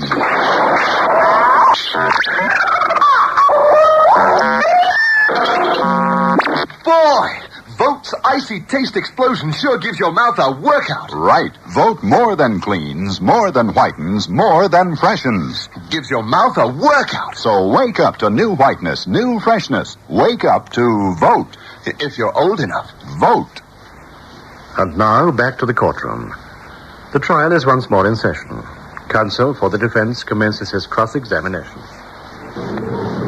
Miss Ballentine, you owned a Scottish terrier called Binky? Yes. Is the dog alive? No. Is it not true that you came across its torn carcass in Cranley Woods? Yes. When? On Christmas Day. What were the circumstances?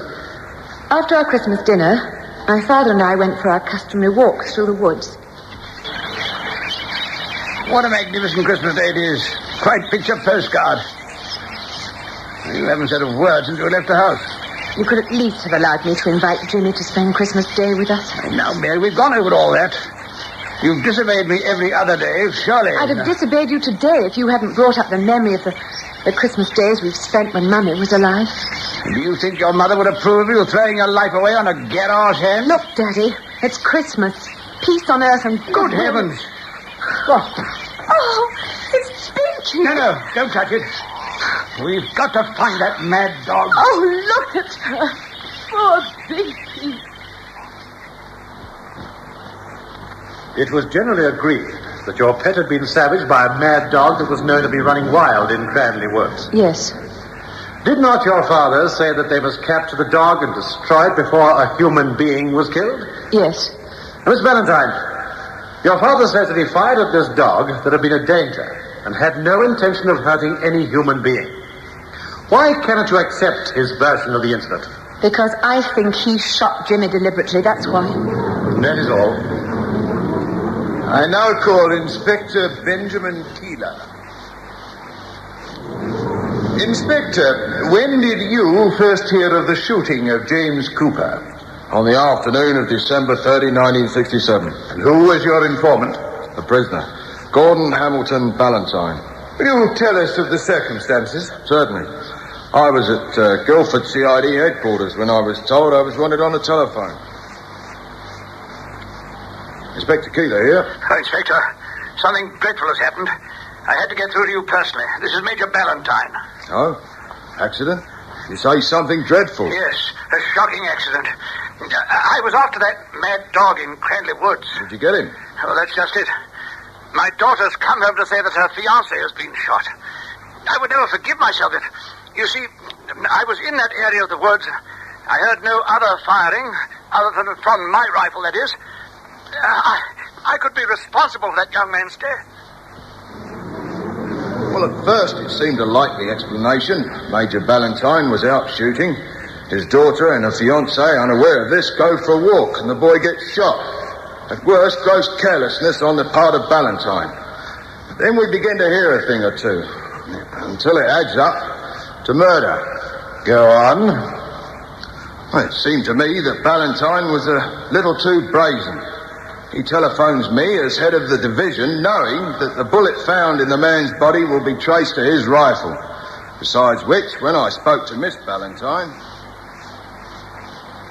You say you shouted help and police? Yes. Very loudly? I was hysterical. Did you know that your father had gone shooting? That he was in the woods? What do you mean, my father? What are you trying to say? Hasn't he told you? It was he that fired the rifle. He murdered him. My father killed him. I began to make further inquiries and decided it was no accident. Thank you. That is all. Inspector, were you astonished that my client did not tell his daughter that his was the rifle that killed her fiancé?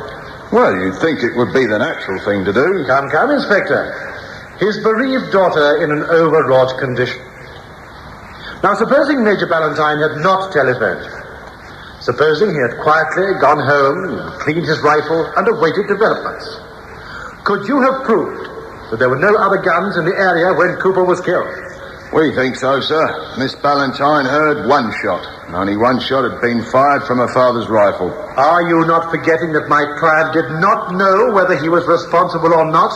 And that is why he sought your aid? I'm not forgetting anything, sir. We believe he trailed these two, waited until his daughter was safely at a distance, and then fired to kill that young man. It's one of the oldest tricks in the history of crime, to murder, and then to plead it was an accident. Why do you believe all that? I beg your pardon? A simple question. Why have you decided that Major Ballentine, a respected member of the community, would commit murder? Because, sir, although we have since managed to trap and destroy the dog that was causing so much harm, we don't believe that Major Ballentine would go out on a winter's day when the snow lay thick on the ground and the possibility of being able to trap and destroy the dog almost non-existent. He says he fired at the dog. But when we examined the area where he claims to have seen the dog running, there were no signs of snow being disturbed in any way. When did you examine the area? Soon after the shooting? No, sir. By the time we'd taken a statement from Major Ballentine, it was too dark. We went with him the following day. The weather was clear after the snowfall, but blustery. Would you agree? Yes. Therefore, the wind would have shifted the snow lying on the ground, covering any tracks, surely? No, I don't think so, sir. That is all. Well, that closes the case for the Crown, Ronald. Defense? My lord, it is our case that the shooting of James Cooper was a most unfortunate accident, and that the charge against my client is based on an accusation made by his own daughter, who, it must be remembered, is... Come, you know better than that. This is not the time for your closing speech. Now, have you any witnesses you wish to call? Yes, my lord. The prisoner at the bar, Major Gordon Hamilton Ballentine. Major Ballentine, why did you ring Inspector Keeler? Why did you not report the matter at the station? I'm not a fool, sir. The whole of Guildford was aware of my feelings towards young Cooper. What were your feelings? Now, look, everyone is making me out to be an unmitigated snob. All I wanted was for my daughter's happiness. She's my only child. When I'm gone, she will inherit considerable estates and a great deal of money. Until Cooper came on the scene, it looked very much as though she and Michael Lamprey would reach an understanding. The Lampreys have been in Surrey longer than the Ballentines. After all, most of my estates are in Scotland. I look forward to both strains, the Lampreys and the Ballentines, uniting into a common heritage. The heritage of breeding and... Well, I'm proud of our lineage. Is that so wrong? Does that make me the monster the police say that I am? I trust the jury will answer your question in the negative. Now, did you know that your daughter and Cooper were going for a walk in the woods that afternoon? No, I did not. But your daughter says you did. She's distraught, imputing motives that are as fantastic as they are unfair. Why did you come to shoot at that particular moment, from that particular spot? I heard a distant barking, and I saw something streak across the snow, and I fired. How far away was this something? Was it a dog? I think so. An animal emerged from the thicket. As I say, it streaked across the snow and went into a clump of trees. It was about 250 yards away. But when Cooper was shot, he was, according to the police drawings, nearly 400 yards away. Well, I dropped to one knee and I fired. Once I missed my target, the velocity sent the trajectory. Just a moment. What do you mean by trajectory? Well, the path of flight. I see. Go on. Well, heaven help me, there was sufficient impetus for the bullet to speed to the distance where young Cooper was standing. But it was an accident, I tell you, a tragic accident. For which you will pay with remorse for the rest of your life. More than that. Whether you find me guilty or not guilty, I have lost the love of my daughter. She believes I am guilty. I cannot get her to believe otherwise. I am sure that the jury believes in your innocence. That is all. And I am sure that the confidence expressed by my learned friend is misplaced. Tell me, what's the size of Cranley Woods, Major Ballentine? It's about 750 acres. It's not a big wood. There are many trees, much vegetation. Oh, not in winter. There are many trees. With the recent snowfall covering the dog's tracks, how on earth could you have hoped to trail this dog in order to destroy it? Where would you look? Were you keen on shooting, sir? You would realize that I did not regard my search for the mad dog as an arduous task. A crisp, cold day. My motive was to hunt down the dog and shoot it. But I found the prospect of the hunt rather pleasing. I hadn't great hopes of finding the animal. On the other hand, I swear to heaven that I thought I was the only human being in that area, and that I was firing at my prey. Your prey being James Cooper? No, sir. You couldn't bear the thought of someone you regarded as a social upstart, a fortune hunter, marrying into the Ballentine family. I could not bear the thought. But I did not kill because of it. But you did kill, didn't you? It was an accident, I tell you. Was it, Major Ballentine? Was it? Well, you have heard all the relevant facts. What is your verdict? Would you say that Gordon Hamilton Ballentine was guilty or not guilty of the murder of James Cooper? In a moment or two, we shall give the verdict recorded in the actual trial on which this dramatic presentation is based. Are you old enough to vote? You mean vote the adult toothpaste? Sure. Watch. 3, 2, 1. Wow! Vote's icy taste explosion sure takes the fog out of your mouth. Right. Vote more than cleans, more than whitens, more than freshens. Takes the fog out of your mouth. So wake up to new whiteness, new freshness. Wake up to vote. Man, I'll always be dry. I use Dry Man. With the first and only APS formula for men. The most powerful ever put in a can. Made to keep you real dry. Dry Man's more than a deodorant. Gives that guy masculine freshness and dryness. Dry Man gets fresh.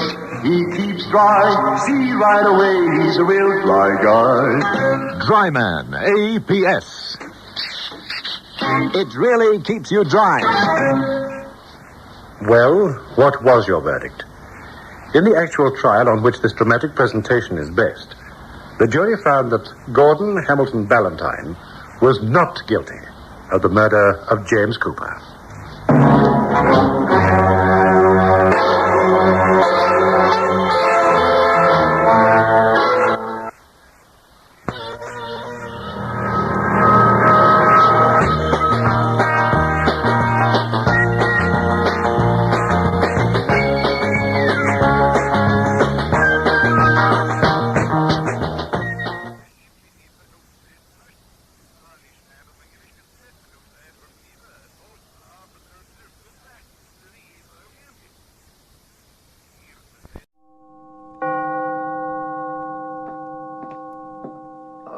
Excuse me, Gub. Just the price of a cup at the coffee stall. An old man like you should have been in the arms of Morpheus hours ago. Arms of Morpheus, Governor, what's that? I thought I knew all the pubs round here. Besides, 4 o'clock in the morning. What's more, We're both under the influence. Oh, go on, Governor. Just a price for a cup of tea. You, my dissolute friend, are a perverter of the truth, a victim of the god Bacchus. Oh, look. You're going to give me a bobber, aren't you? You got no call to insult me. I've got me pride, you know. In fact, you can stick your money. No, my friend. No, do not take umbrage. Rather take the coin you have requested. Here, my friend, is a glistening new 10pence. Thank you, sir. And you can't even bless you. If you don't mind my saying, sir, don't you think you ought to get yourself a taxi? Roads are slippery after the rain. If you're suggesting that I am incapable of conveying myself to,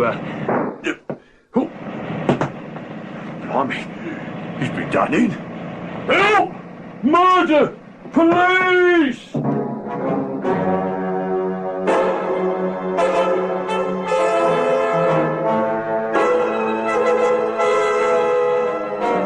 Time now for you to take your place on the jury as we ask you to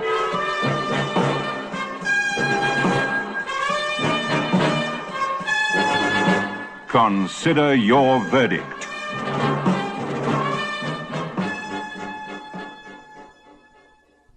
Members of the jury, it is the Crown's case against the prisoner at the bar, Donald Hillary, that at approximately 4 o'clock in the morning on the 12th of May this year, that is 1980, he shot and killed Peter Richard Beaconsfield. The Crown is placed under certain difficulties since, in his own admission, the sole eyewitness to this murder is a certain Christopher Mould, who was, not to put a finer point on it, under the influence of liquor at the time when Beaconsfield met his death. Just a minute, Mr. Sampson. I understand that this Mr. Mould is being called by the prosecution. Yes, my lord. Will this witness's testimony be contested by the defense? What have you to say, Miss Sullivan? My lord, we have been in communication with the Solicitor General's office. So long as this witness is not brought forward to testify as to identification or is made to utter statements damaging to my client, we have no objection to Mr. Mould being called by the Crown. Otherwise, it will be our duty to call into question this witness's general physical and mental condition at the time. What has the Crown to say to that? We have before us Mr. Mould's statement made to a plainclothes officer within seconds after the shooting. If I may read it to the court, your lordship will then pronounce judgment on its validity or otherwise. Well, Miss Sullivan?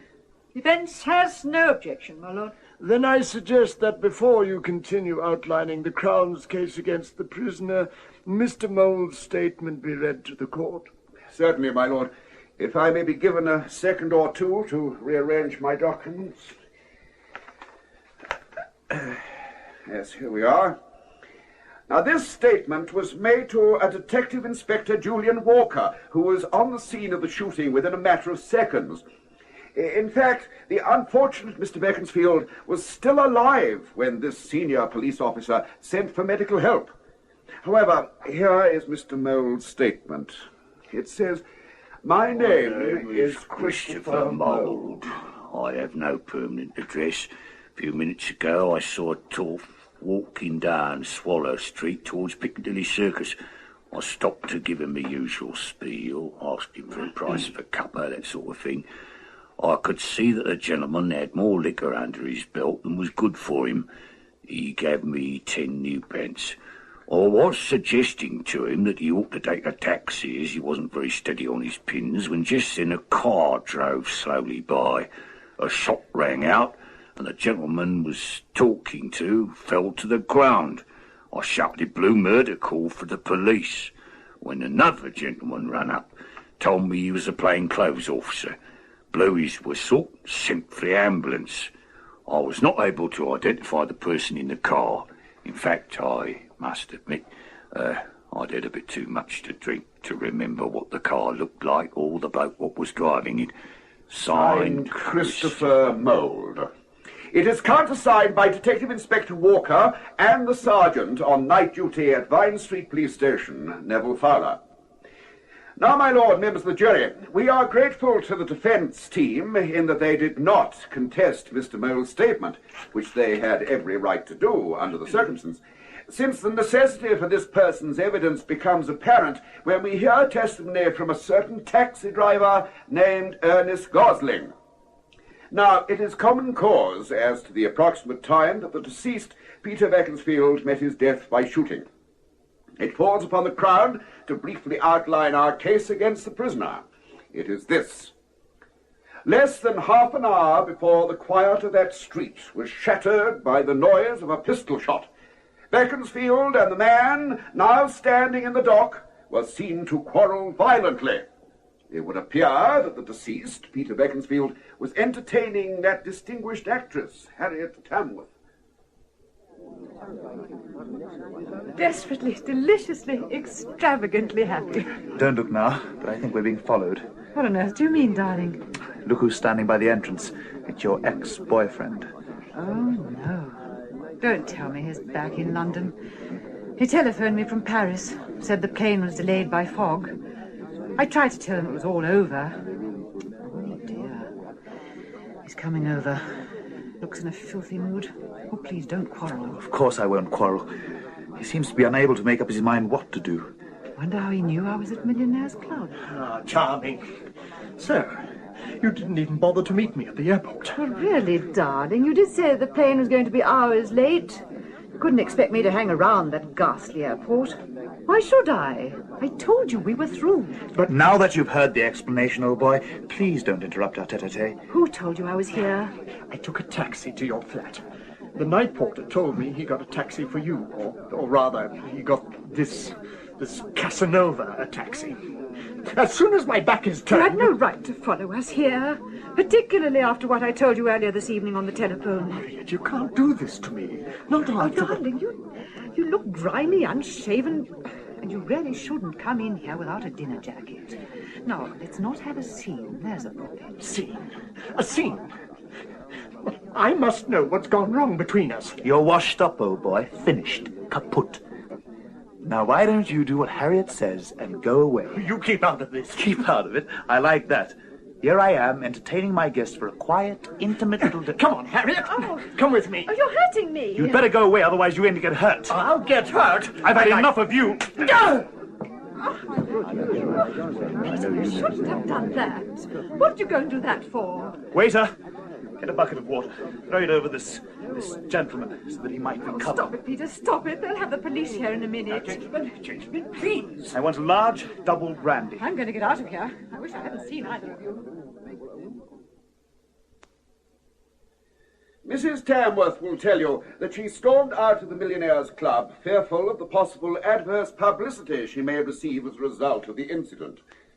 You will hear sworn testimony to the fact that the deceased, Peter Beaconsfield, was persuaded to leave the club after drinking a quantity of brandy, whilst the manager and a waiter had taken the prisoner at the bar to the men's cloakroom, where they removed some of the evidence of the blows he received. The blood was wiped from his mouth and nose, and a cold compress applied to his injured eye. Unhappily, no member of the staff were aware that Hilary was carrying a gun. When he was considered sufficiently recovered from the assault made upon him by Beaconsfield, a taxi was summoned. And this, my lord, members of the jury, is vital to our case. For the taxi driver will tell you that as he began to drive away from the Millionaires' Club, he was told by the passenger to stop, given a sum of money, and the passenger, whom he identified as Hilary, was seen to get into a motor car. It is our case that Hilary pursued Beaconsfield and shot him from a moving car. That is our case against the prisoner at the bar, and in support of it, I call my first witness, Mrs. Harriet Tamworth. You are Harriet Tamworth, a widow, residing at Blue Towers, the Mall, West Hampstead? Yes. You are also, of course, an actress of considerable reputation, both here and abroad. Thank you for saying so. Both the deceased, Peter Richard Beaconsfield, and the prisoner at the bar, old Hilary, were well known to you. Yes. Yes, but the newspapers and television commentators are making me out to be a kind of femme fatale. The whole thing was so unnecessary, so stupid. Mrs. Tamworth, the court realizes the invidious position the regrettable circumstances have now placed you in, but I must ask you to please confine your utterances to answering the question the counsel puts to you.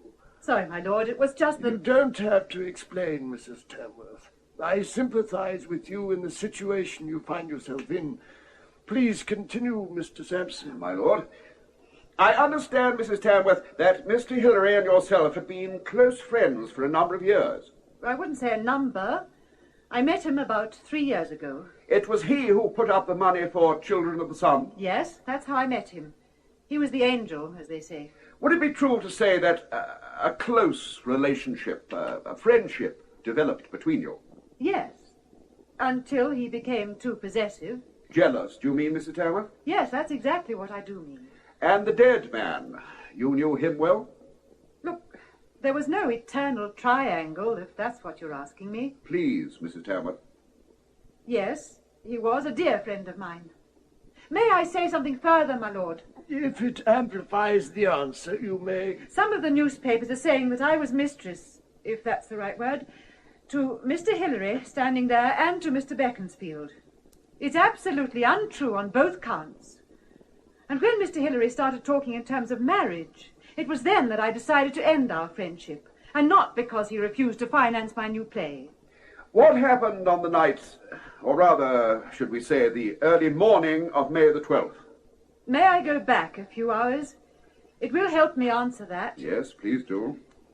Well, Donald was in Paris, something to do with the Common Market Commission, of which he was a member. I phoned him, telling him that the time had come to cut the Gordian knot. What do you mean we'd better not see each other again? You can't treat me like this. Sorry, darling, but I haven't got the courage to tell you to your face. You got my telegram telling you that I was catching the 4:30 train this afternoon. I expect to be in London by 6 or thereabouts. Be a darling and meet me at the airport, and perhaps we can thrash this thing out. It's no good, darling. The time has come to call a halt. But you can't. You know I want to marry you. I've given up everyone and everything for you. Sorry, dear, that made me sound like one of your ham actors.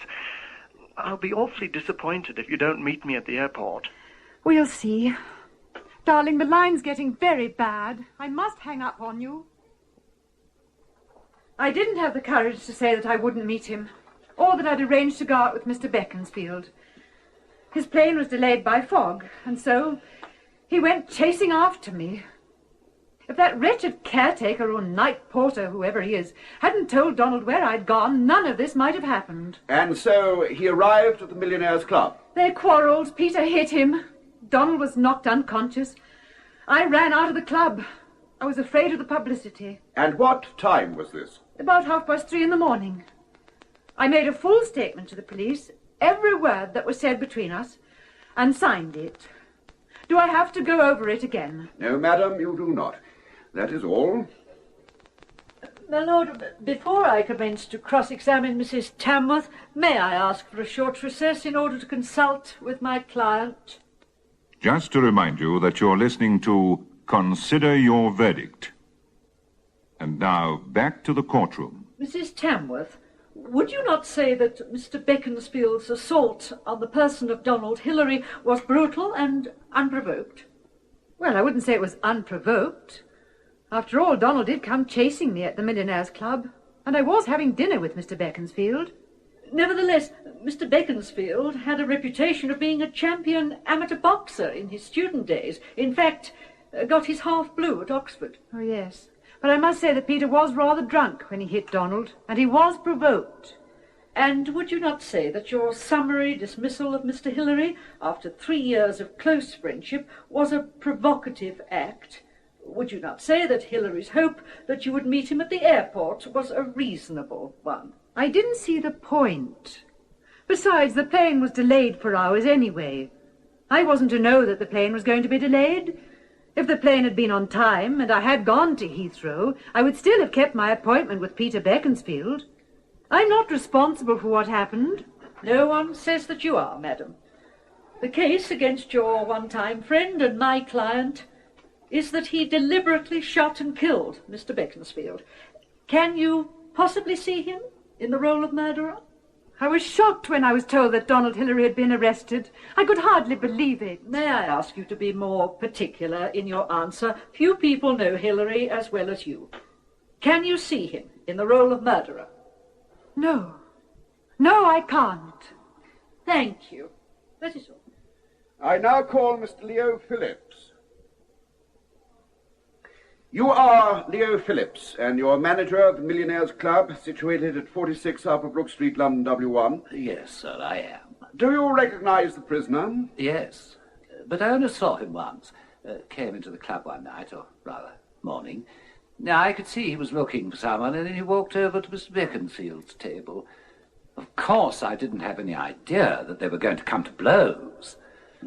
I'll not bother you to testify as to the circumstances leading up to the blows. We've already had evidence in that regard. Did you see Mrs. Tamworth leave the club? Oh, yes, sir. She walked out on them, both, and I can't blame her. Why do you say that, Mr. Phillips? Well, sir, I saw Mr. Beaconsfield knock that gentleman over there stone cold. Just a minute.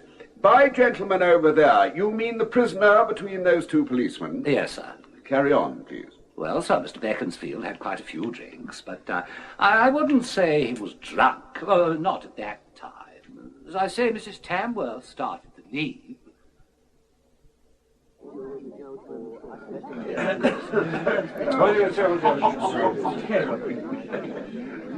I'm sorry, Leo. Please get someone to look after Mr. Hillary. I don't want to get involved. Would someone get me a taxi? Right, madam, don't worry. I don't think there's any great damage done to the gentleman. We'll look after him. Oh, thank goodness there are no cops on the premises. I've got my license to think about, you know. Fred there will get you a taxi. Where's that bucket of water? And don't serve him any more drink. I won't. Now, Mr. Beaconsfield, why don't you go home and let me get you a taxi? I don't want a taxi. I need to walk. I suggest you take a taxi. If you think I'm incapable of driving my Fred, car... get this gentleman's hat and coat. It's gone 3 o'clock. The band had stopped. There were only 2 other tables occupied. I and a couple of waiters picked Mr. Hillary up from the floor, and he was still very groggy. We took him to the cloakroom and washed the blood off his face, and then we put him in a taxi. That's all I know about it. Thank you for your evidence, Mr. Phillips. No more questions. Mr. Phillips, you say you saw my client enter the club? Yes, madam, I did. Was he wearing an overcoat? No, madam. In fact, he was wearing a suit similar to the one Mr. Hillary is wearing now. Yes, that's right, madam. Now, Mr. Phillips, it is common cause that Beaconsfield was shot with a .38 bullet. You picked my client off the floor. He was still semi-conscious. Is that right? That is right, madam. You and a waiter then assisted him to the men's cloakroom, and there you washed the blood off Mr. Hillary's face. Did you see any signs of a gun? No, madam, I didn't. When you picked Mr. Hillary up from the floor, was his coat jacket buttoned or not? Not. Under these circumstances, would it not be reasonable to say that, had Mr. Hillary been carrying a gun, you would have spotted it? Well, I should think so, yes. Thank you, Mr. Phillips. That is all. Point on re-examination, my lord. Proceed. Mr. Phillips, you are in no position to know whether Mr. Hillary carried a gun in his pocket, or whether he kept a gun in the cubby hole of his motor car, are you? No, sir, I'm not. That is all. I now call Mr. Ernest Gosling. You are Ernest Gosling, living at 26 Ivy Street, Kilburn. I am. What is your profession, Mr. Gosling? I'm a taxi driver, sir. In the early morning on the 12th of May this year, were you not summoned to the Millionaires' Club to pick up a fare? I was. And do you recognize your passenger in this courtroom? Oh, yes, sir. That's him. You're pointing to the prisoner at the bar, Donald Hillary. Are you sure it is he? Positive, sir. I hadn't been travelling more than about a quarter mile when he taps on the window and he asked me to stop. I did so. And then I asked him, why do you want me to stop here, sir? The porter said you wanted I've to go... been in a fight and I hardly know what I'm doing. I completely forgot. I've got my car. Turn around, please. It's in Henley Street, just behind the Millionaires' Club. Very good, sir, but you look as though you've been in the wars. Oh, don't worry. The wars haven't started yet. I'll get the swine. Let's hope it's loaded. I beg your pardon, sir? Never mind. You just drive. Hurry, I don't want to lose him. Lose who, Governor? Will you get moving? I drove to Henley Street. He paid me off, and I saw him go to a white Olympic. And then I went back to my own taxi rank. I won't keep you more than a moment or two. I just want to re-emphasize 2 points for the benefit of the jury. You have recognized the prisoner at the bar as the fare you picked up at the Millionaires' Club at approximately 3:40 a.m. on the 12th of May? Yes, sir. I'm certain it was him. And you swear that this fare said to you, I am now quoting your words, "The war hasn't started yet. I'll get the swine. Let's hope it's loaded." Yes, sir. He did say that. That is all. Mr. Gosling, my client denies emphatically using the phrase, "I'll get the swine, let's hope it's loaded." He says that in reply to your remark that Mr. Hillary looked as though he'd been in the wars, my client answered, "I was in the wars all right, the rotten swine. He was absolutely loaded." Do you know the word loaded is an Americanism for drunk? One says a man is loaded, meaning he's under the influence of liquor. Yes, madam, but... And do you know we have a sworn deposition from a Mr. Mould, testifying that when he accosted Beaconsfield in Upper Brook Street, Beaconsfield was staggering as a result of the liquor he'd consumed? And do you know that both Detective Inspector Walker and Sergeant Neville Fowler of the Vine Street Police Station have both made statements to the effect that it was quite apparent that the dying man was very much under the influence of drink? No, madam, I didn't know, but how would I? I put it to you, Mr. Gosling, that is what Mr. Hillary referred to when he used the word loaded. He was referring to Beaconsfield's physical condition. Well, I know different, madam. Mr. Gosling, it is now the 7th of September, 1980. You picked up your passenger on the 12th of May, 4 months ago. How do you come to remember his exact words? When Inspector Walker came and questioned me, I remembered it then. I suggest, Mr. Gosling, so intrigued are you with the dramatic situation of being a witness for the prosecution in a murder trial, that you are anxious that your testimony be as valuable as possible. When you were questioned by Detective Inspector Walker, did he ask you whether you saw a gun in Hillary's possession? Yes, madam, he did. I take it you had to reply no. That's right. I also assume that the police officer told you that Beaconsfield had been shot with a gun and that you would conclude that the gun must have been loaded for it to do its lethal work. Well, I suppose so. And because of this, you innocently confused and distorted Hillary's statement that he'd been in the wars, that he'd been attacked by a man who was loaded at the time. That is all. You have heard evidence that the prisoner at the bar said to the taxi driver, "The war hasn't started yet. I'll get the swine. Let's hope it's loaded." Not many minutes later, his enemy is shot to death as he was walking along Upper Brook Street. I say to you, members of the jury, that the Crown has proved its case against Donald Hillary beyond all reasonable doubt. And because of this, you would be failing in your duty did you not find the accused guilty, and that he be duly punished for the wanton and illegal destruction of human life. Is not Hillary's reputation in the diplomatic and commercial world sufficient to convince you that such a man would not do anything so rash and stupid, as well as criminal, as the act for which he is being charged? Had he intended to go back to the club or to follow Beaconsfield, would he inform the taxi driver of his intent? And what is more, would this man of high reputation shoot and kill in front of a third person? I'm referring to Mr. Mould. The man in the passing motor car from which the gun was fired would have no means of knowing that Mould, too, was under the influence of drink.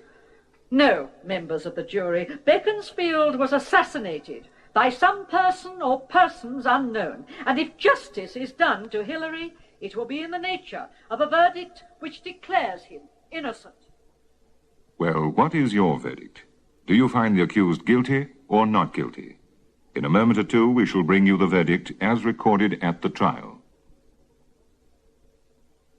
Well, what was your verdict? Did you find the accused guilty or not guilty? In the actual trial upon which this dramatic presentation was based, the accused was found guilty.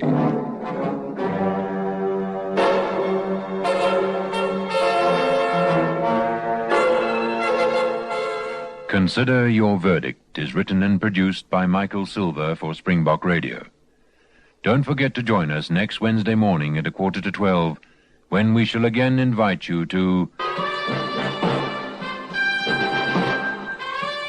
Consider Your Verdict.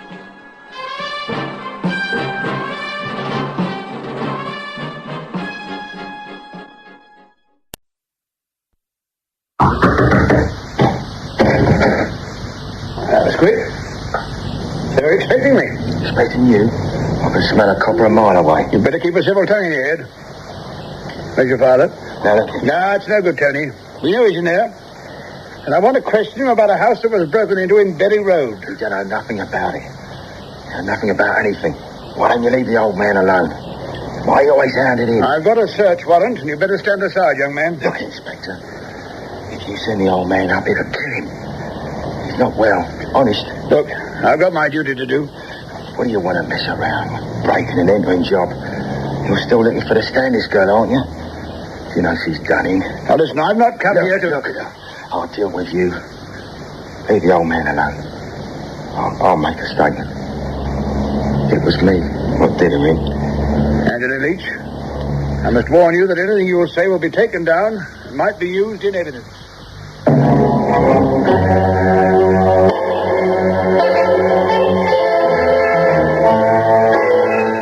It's time for you to take your place on the jury as Bristol Myers, makers of new Vote toothpaste, invite you to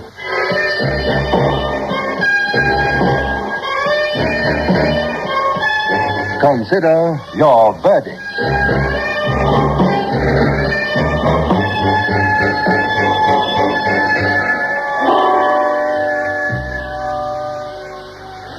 Are you old enough to vote? You mean Vote, the adult toothpaste? Sure. Watch. 3, 2, 1. Wow! Vote's icy taste explosion sure takes the fog out of your mouth. Right. Vote more than cleans, more than whitens, more than freshens. Takes the fog out of your mouth. So wake up to new whiteness, new freshness. Wake up to Vote. Clear score. A clean winner. The clean look is in, man, in. Greasy hair is out, man, out. Score broom is clean, broom break free, and you score. Man, you need Score, the water mixable hair groom that says goodbye to greasy hair. Break free, man. Use Score. Score broom is clean, broom break free, and you score.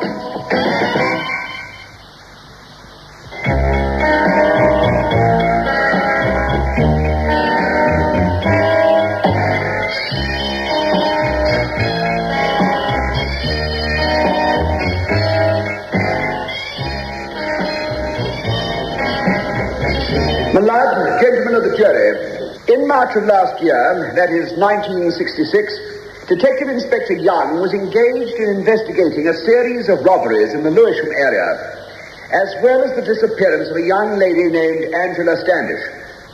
In the course of his investigations, Inspector Young called round at the prisoner's house to question his father. Having received information which pointed to Leech Sr. as the person who stole the camera, a pair of gloves, and £21 in cash from a house in Berry Road, he was met by the prisoner at the bar, who urged the inspector that his father was innocent of such a burglary, and then made the entirely voluntary remark that he was responsible for the death of Angela Standish. Later, at the police station, Anthony Leech made a statement and was subsequently charged with the murder of the said Miss Standish. I would like to read that statement to you. My lord, I must protest. My client wishes to withdraw any statement that was made to the police. The statement, says my client, was made as a result of threats and promises. Also, my lord, it is inadmissible in that it refers to certain other alleged crimes which could have no interest for the jury and which must be prejudicial to the prisoner at the bar. Mr. Brookfield, whatever was said by the prisoner was read over to him, signed, and duly witnessed.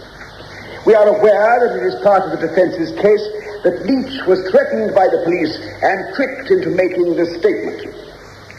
It's in the interest of the good name, the forces of law and order, that this statement should be read out to the court at this stage. However, I assure my lord and the court that the inspector who took the statement will appear as a witness, and my learned friend will have ample opportunity to prove whatever charges he may care to make. I rule that the statement can be regarded as a bona fide exhibit and may be read. Continue, Mr. Brookfield. Thank you, my lord. It reads as follows. I am Anthony Leech, hereby freely and voluntarily give the following promise, that I will lead and deliver information concerning the following crimes. 1. The assault on a house owner named Benjamin McQueen and the robbing of the said householder of various items of cutlery and jewellery and money to the value of £8. 2. Assaulting Miss Phyllis Wright of New Cross Common and robbing her of her handbag and its contents. 3. The murder and robbery of Miss Angela Standish. I will leave this information on condition that my father, who has been arrested for robbery, is released from jail and is allowed to see me and my mother. It is duly signed by the prisoner. May I hasten to add, my lord, that it would be illegal and improper for me to introduce just part of the statement. We are not asking the jury to take cognizance of any of the crimes to which Leech has confessed, other than the murder of Angela Standish. With the court's permission, I now call Inspector James Young. Now, Inspector, will you tell us of the circumstances under which the statement was made? Well, sir, when we arrived at police headquarters, I cautioned the prisoner once again. I reminded him of his position, that he was about to confess to murder as well as robbery. I told him that he could have the services of a solicitor. And what was his attitude to that? And he said that he couldn't go on living with the thought that he had strangled someone. Said he wanted matters cleared up. He then offered to show me where the Standish girl was buried. Lord, I object. On what grounds, Mr. Holmes? I must repeat, my lord, that all this evidence is based on a document which the defense considers was not a voluntary statement. I came to the conclusion previously that no ground has been established for excluding the statement to which the objection has been taken. It will be for the jury to decide and determine what weight or value, if any, is to be ascribed to any verbal statements which the accused may be proved to have made. Mr. Brookfield, you may continue. Now, Inspector, was a search subsequently conducted for the body of Miss Standish under the guidance of the accused? Yes, sir. The accused was handcuffed between two policemen, accompanied by Inspector Williams and myself. We left for a field which lies between Cook and Carrick Avenues. It was late at night. But the accused didn't find any difficulty in pointing out the way. We crossed fields, went over fences, and finally arrived at a hedge near the brickworks. Leech stopped here. You find a shoe under there. Under here? Yeah, under those bricks. Oh, I got it, sir. I'll bury the other shoe over there, next to the pond. Look over there, Constable, will you? Yes, sir. Now, where's the body, Tourney? Oh, the other side of the fence. But it's been ploughed since, so I buried her. Well, we'll walk along that way. I think it should be about there. Yeah, I think she's in there. I'm standing on her. Now, let's have some shovels, please. Yes, sir.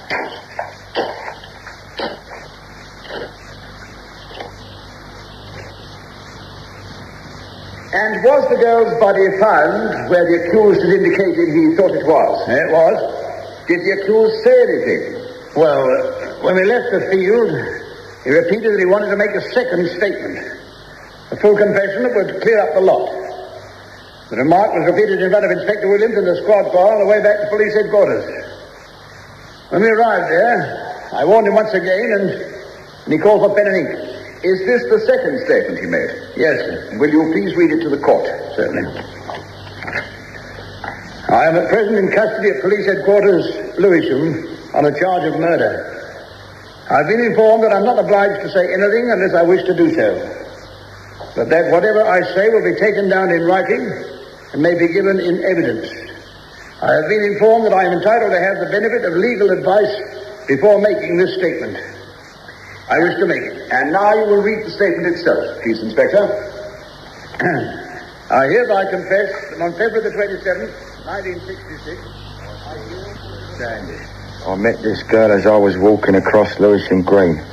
I asked her the time and she ignored me, so I hit her. She started screaming, so I hit her again. She fell to the ground. I think she fainted. I then strangled her with my necktie. I then pulled her through the gate into a field known as Anchor's Field, because it was part of the Anchor's dairy farm. Part of it was ploughed, so I buried the body there. I then noticed that her shoes were off, so I buried first the one shoe and then the other. I've read this statement over and over. Well, everything I've said is true. It's signed, of course. Thank you, Inspector. Was any coercion used to extract this confession from the prisoner? No, sir, of course not. Thank you. That is all. Inspector, is it not true that Leech was desperately worried about the welfare of his father and mother? Well, he was certainly worried about his father. Did you not know that some days previously, Herbert Leech, the boy's father, was told that his lung condition was such that an immediate operation was necessary? Yes, I believe that to be true. You know that the boy's father's health is such that he cannot appear in court, and that he is not expected to survive the outcome of this trial? I understand that is so, yes. Did you not get the impression that Anthony Leech was so desperate that his father should not be arrested that he would have said anything to protect him? Confessing to a murder and taking us to the body can hardly be described as confessing to anything. Nevertheless, Inspector, did you not agree to his condition that if he made a statement, his father would not be charged with robbery? No, sir. I was not in a position to arrange these matters. Nevertheless, I was pretty sure that the Crown Solicitor would not proceed with the charge concerning the theft of a few articles of little value once the full circumstances were known. What circumstances, Inspector? One, that his son was about to be arrested for murder, and two, that Herbert Leech was a desperately sick man. Prior to making this so-called confession, did you suspect my client of murder? No. You were in fact investigating an alleged charge of theft against his father. That is right, yes, sir. Are you really asking the court to believe that this man would confess to murder in order to protect his father? Oh, that was the case, yes. Are you able in any way, apart from these statements, to prove that he was responsible for the crimes mentioned? Well, he led us to the body. But did he not tell you that he'd heard via the underworld grapevine where the girl's body was? No, he did not. Did you find his fingerprints in any of the houses where the other crimes took place? No. Did you find the camera? No, sir, I did not. Do you know someone called Lofty Miller, a known leader of a gang known as Miller's Mob? I knew of him. He's now dead. Did you not suspect the said Lofty Miller of being concerned with Miss Standish's disappearance? Well, I don't see what that... Please answer my question, Inspector. We suspected every person with a police record who was known to have been acquainted with the young lady. Thank you. That's interesting. Is it not true that the young lady in question was a friend of this Lofty Miller? Lofty Miller is now dead, and I don't see that... Neither do I, my lord. I don't see where this line of questioning is going to lead us all. I submit that my learned friend is introducing a red herring in order to lessen the impact of the signed confession. Well, Mr. Hornblower? Milord, had my learned friend's righteous indignation been contained, he would have allowed me to proceed with my next question, which would have inquired from this witness as to whether he had knowledge of the fact that Anthony Leech was a member of Lofty Miller's gang. I see. Are you prepared to answer that question, Inspector? Certainly, my lord. We do know that the prisoner at the bar was an associate of the late Lofty Miller. You say the late Lofty Miller? Yes, my lord. He was killed by some person or persons unknown in the Brighton dance hall on March the 2nd, 1966. Thank you. Proceed. Now, Inspector, I put it to you that my client had knowledge of the killing of Angela Standish, but out of the underworld code of behavior withheld such knowledge. I don't know what you mean. Don't you, Inspector? I'm suggesting to you that my client had heard Lofty Miller confess to the girl's killing, and pretended to be the culprit in order to protect his father, his dying father, from a charge of theft. Nonsense. I think it's nonsense. You do you? That is all. Just a moment, Inspector, sir. I would like to ask you 2 questions. One, you say it was dark when the prisoner led you to the body of Angela Standish. Yes, my lord. Well, we did have hand torches, but there was very little vision. Thank you. Yet he led you to the precise spot in the dark in a field that had been replowed. Yes, he did, my lord. Thank you. I think perhaps this would be an opportune moment for an adjustment. And so the court adjourns in the trial of Anthony Leech for the murder of Angela Standish. May we remind you that this dramatized version of the trial has been brought to you by Bristol Myers.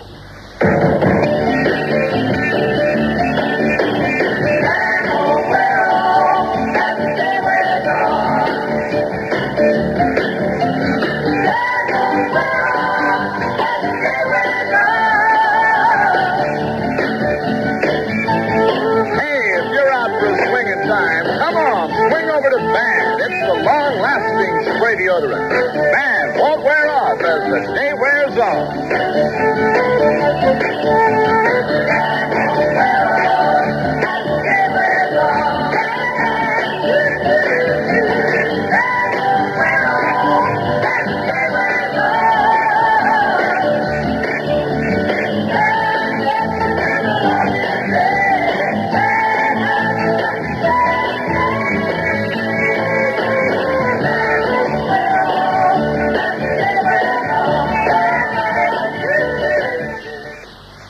And now back to the courtroom. The court is once more in session.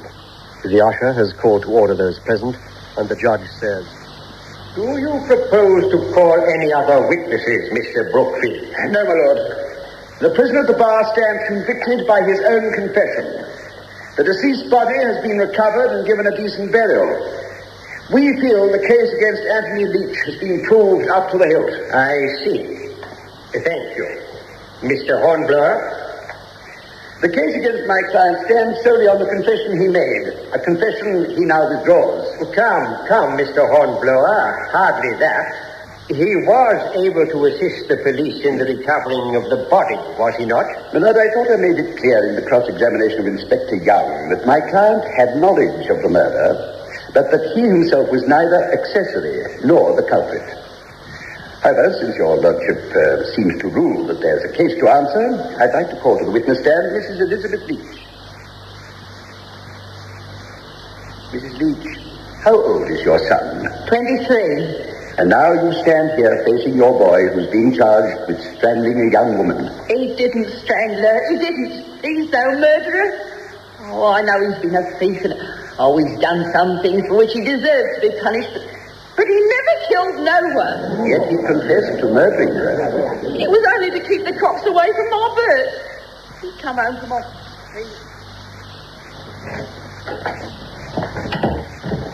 Oh, Bert, dear, I didn't hear he come in. How'd you get on, dear? Saw the X-ray plates. It's a knife. Say they've got to operate. You'll be all right, love. I'll make a cup of cocoa. Yeah. Where's my clean shirt? Oh, hello, Dad. Hello, son. Come from the hospital, have you? Now, don't worry your dad. Your clean shirt's in the airing cupboard. Father's going to have an operation. They told me in Rosa Crown the cops have been inquiring for me. Oh, that camera. We'd better get rid of it. And that cutlery set. They say that Ted squealed. Oh, I couldn't go inside. I couldn't stand another stretch. It killed me. That's why Tony confessed to a murder he didn't commit.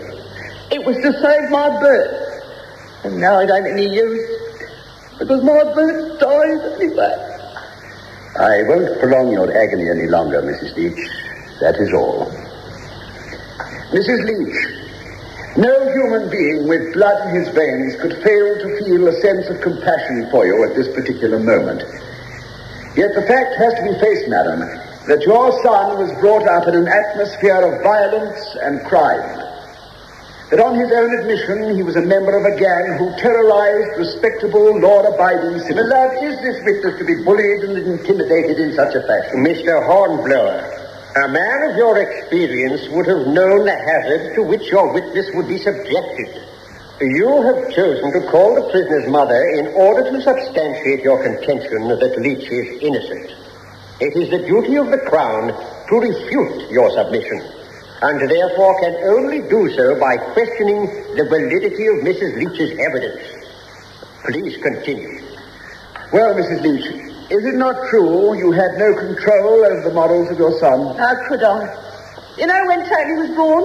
When Arthur Lewisham was being blown up. He was born to the noise of bombing and gunfire. And what about my husband, Bert? They made him a commando, taught him how to creep up behind people and cut their throats. It's the war what did it. There's been nothing but... Violence, Mrs. Leech? Is that what you were going to say? Nothing but violence? Yeah, violence is one thing, but murder is another. My son ain't no murderer. Strange that he could guide the police to the exact spot where the girl was buried. And that is all. Mr. Hornblower, you seem to be placed in some difficulty. Yes, my lord. It would appear that Anthony Leech is not satisfied with the way I've been conducting his defense. That's right, my lord. I want to conduct my own defense. At this stage of the trial? Do you, my lord? It's my life that's at stake. I know what I'm doing. Do you? The court wishes to give you every assistance, but it seems to me that Mr. Hornblower's handling of your defense could not be faulted. My lord, I asked him to recall the inspector, and he won't. Mr. Hornblower? That I received from Leech a note asking me to recall Inspector Young, during which I was to accuse him of certain highly unlawful acts and physical brutalities. I cannot do this, my lord, without the accusation of this being substantiated. You have had every opportunity to confer with your counsel. Why have you introduced a new element into the trial? Because I was afraid to before. Now I see me mum standing here. I'm gonna. So be it. Let Inspector Young be called.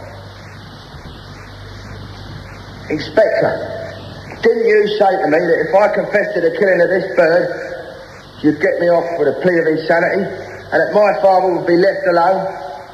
I've already said in this court that I told you that in view of your father's condition, it wasn't likely that the robbery charge would be preferred against him. I said nothing about getting you off on a plea of insanity. Didn't you? Oh, yes, you did. You are allowed to ask questions, not make statements. Sorry, my lord. Didn't you say that if I didn't confess to that, you'd get my mother on a shoplifting charge, as well as my father up for robbery? Oh, this is fantasy, I tell you. To use the language of these gentlemen over here, I submit to you that you came to my house knowing that my father was very sick, and using that knowledge to get a confession out of me for the murder I didn't commit. You're talking nonsense, Tony, and you know it. Why didn't you get me a solicitor in the first place, then? Your memory's very short, Tony. It was I who suggested you had a solicitor. I can't quite see where your questioning is leading. When Inspector Young came to your house, did you not tell him you would give him information concerning the death of Miss Standish? Yes, my lord. I was going to tell him that Lofty Miller did it. I was going to grasp to keep him away from my father. When the inspector got me to the station, he was so disappointed to realise that it wasn't me that was confessing. He began to bully me into it. Bully? Ask him, my lord, whether he didn't hit me in the stomach. All right, I will ask him. Did you, Inspector? No, of course not. It's absolute nonsense, my lord. At no time did I question the prisoner without witnesses being present. Who was the witness, Inspector? Was it not always a police sergeant? Yes, it was. Enough said. Am I to understand by those two words that you do not wish to question the inspector further? There's no point, is there, my lord? Who's going to believe me with my police record? You heard counsel's opening address. Any previous conviction is of no interest to this court. Would you say that you had had a fair trial? Well, my lord, Look, my lord, I'd like to apologise to Mr. Hornblower. I'm sorry. I realise now that he couldn't very well put questions to Inspector Young without proof. Although what I was suggesting is true. I wish Mr. Hornblower would carry on for me. I don't want to go to jail for life for something I didn't do. That is up to Mr. Hornblower, whom I consider you treated rather disgracefully. Well, Mr. Hornblower? All right, my lord. If Anthony Leech wishes me to continue to act for him, I shall do so. Only because, strangely enough, I believe in his innocence. Before the trial commenced, I asked Leech if he was prepared to face the consequences of going into the witness box. He said yes, and I now ask him to do so. Leech, why did you confess to a murder you didn't commit? I had to stop him coming into our house. There was a hot camera and a cutlery set there. If the inspector had seen that, they'd have pulled him in, wouldn't they? It was no good me saying I know who killed the girl. That's why I pretended I'd done her in. Were you so desperate for your father's welfare that you were prepared to go to jail for the rest of your life? If Dad had gone to jail, he'd have never come out of it. And now that your father is dying, there's little point in your making the sacrifice. That's about it, sir. Are you still persisting in your statement that you were coerced into making a confession of murder? What's so good? No one will believe me.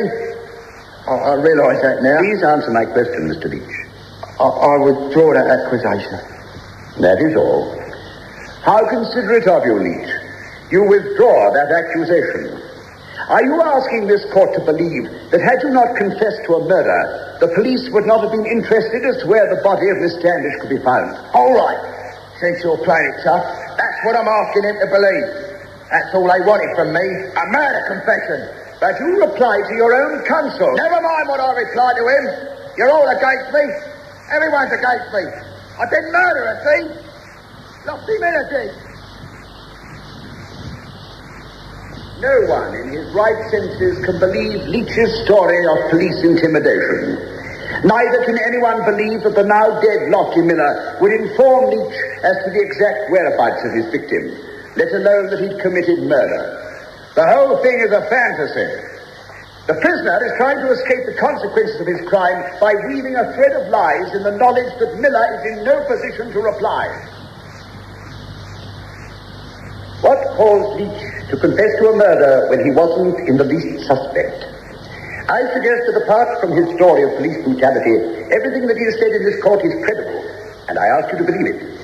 He has made a confession and withdrawn the confession, and without that confession, no jury could convict. Well, you have heard all the relevant facts. Would you say that Anthony Leech was guilty or not guilty of the murder of Angela Standish? In a few moments, we will bring you the actual verdict recorded in the trial upon which this dramatic presentation is based.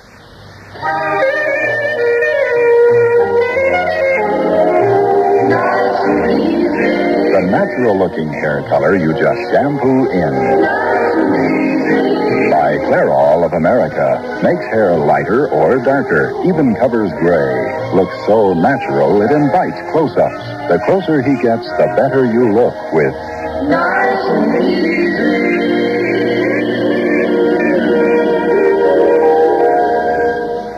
Brace yourself. I'm going to brush with new Volt toothpaste again. 3, 2, 1.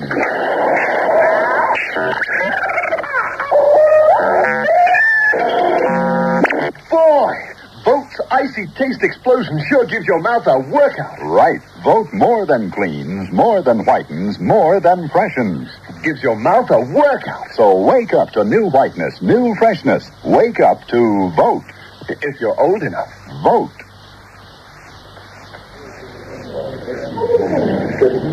Silence in court. Gentlemen of the jury, have you arrived at a true and just verdict? We have, my lord. We find the prisoner at the bar, Anthony Leech, guilty of the murder of Angela Standish.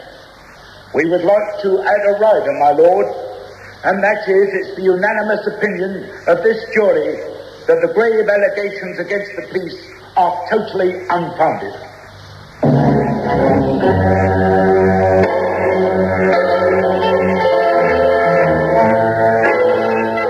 Bristol Myers, makers of new Volt toothpaste, hope you enjoyed tonight's presentation of Consider Your Verdict, produced by Michael Silver. On Friday evening at 8:30, you're invited to listen to Medical File, another great dramatic series also brought to you by Bristol Myers. So, goodbye until next Tuesday, when it will be time once again to take your place on the jury of...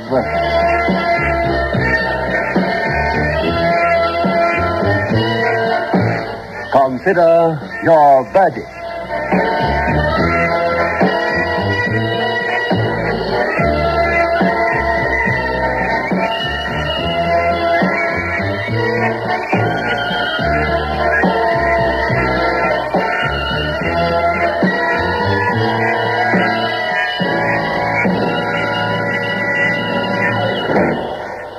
If your motor car is...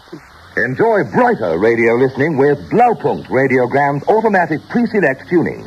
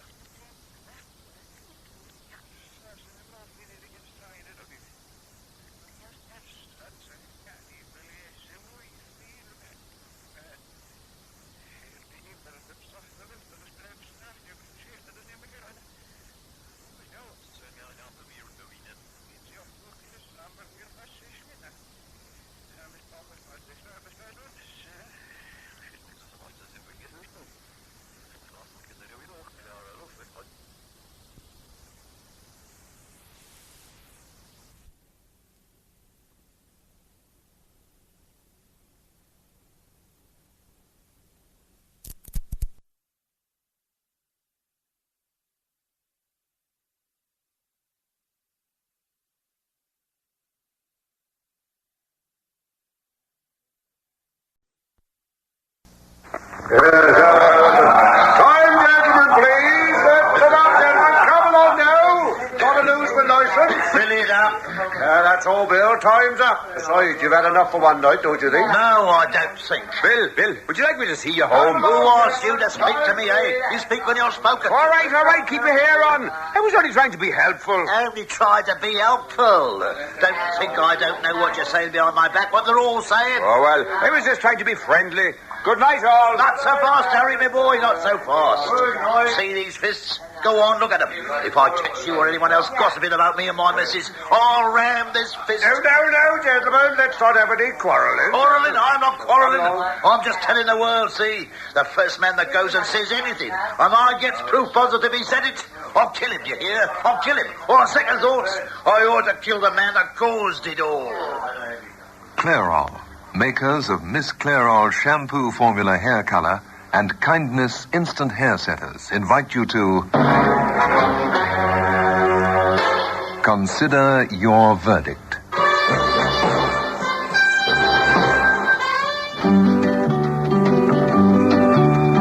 She wakes up the sleeping flowers early in the morning on her way.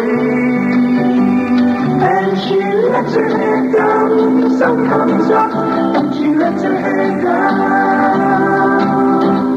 Nothing pretties up a face like a beautiful head of hair, and nothing lightens, brightens, or transforms hair to beautiful new color like Miss Clairol Shampoo In Hair Color. Rich in conditioners to build in body and shine.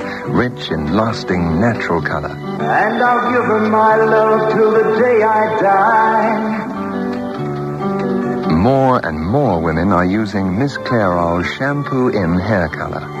Because nature just can't do it alone. Yes, I'll give them my love.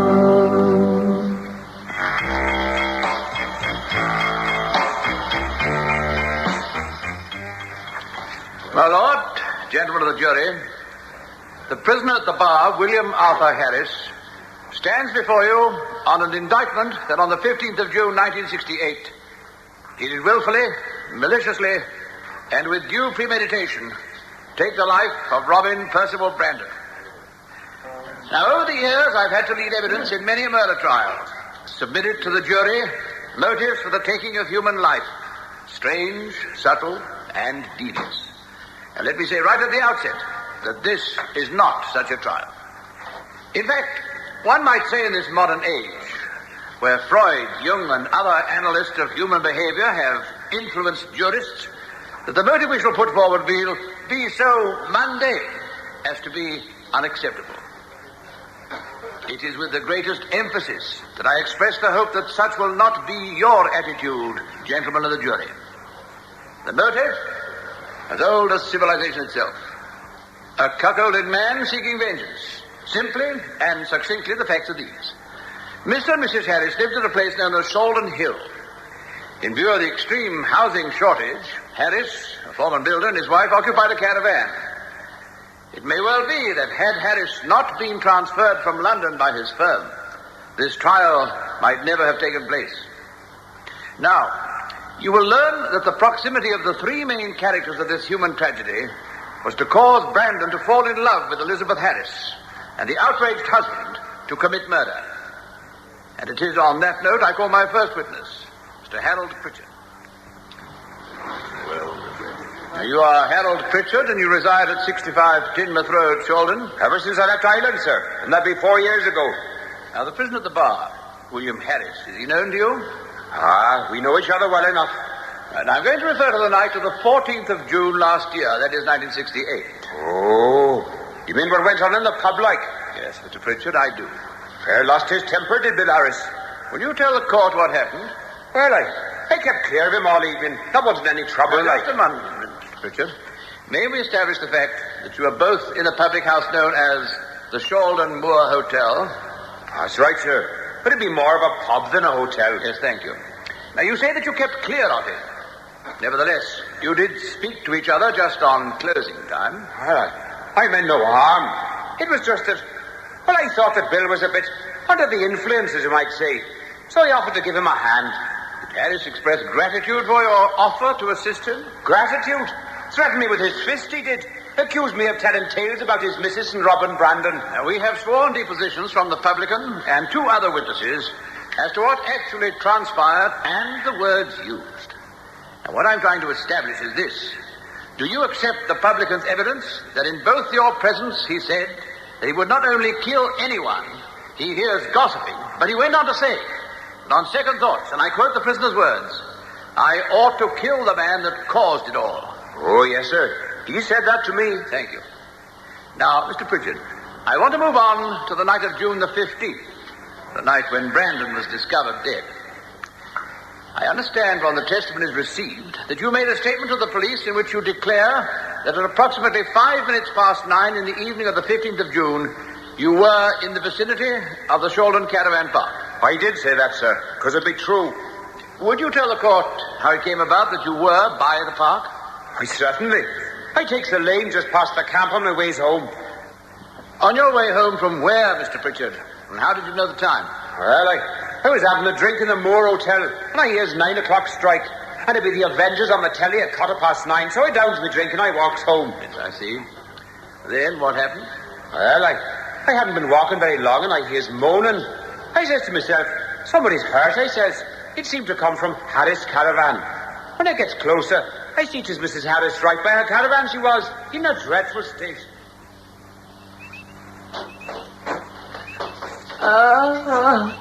What is it? Oh. Mrs. Harris. It's right. Dirty rotten brute. Oh, what happened? What's happened? Harry, you must call the police. You're Harry Pritchard, aren't you? Oh, never mind about the police. You need a doctor. Why are you lying there like that? I ran out of the caravan. As soon as I saw it, I fell down. I haven't been able to move. Oh, I believe I've ripped my ankle. Here, let me help you out. No, I'm not going in there. He's in there. No, he's not. I left your husband in the Moor Hotel. I'm not talking about my husband. I'm talking about Rob Brandon. He's in there. Bill's killed him. What?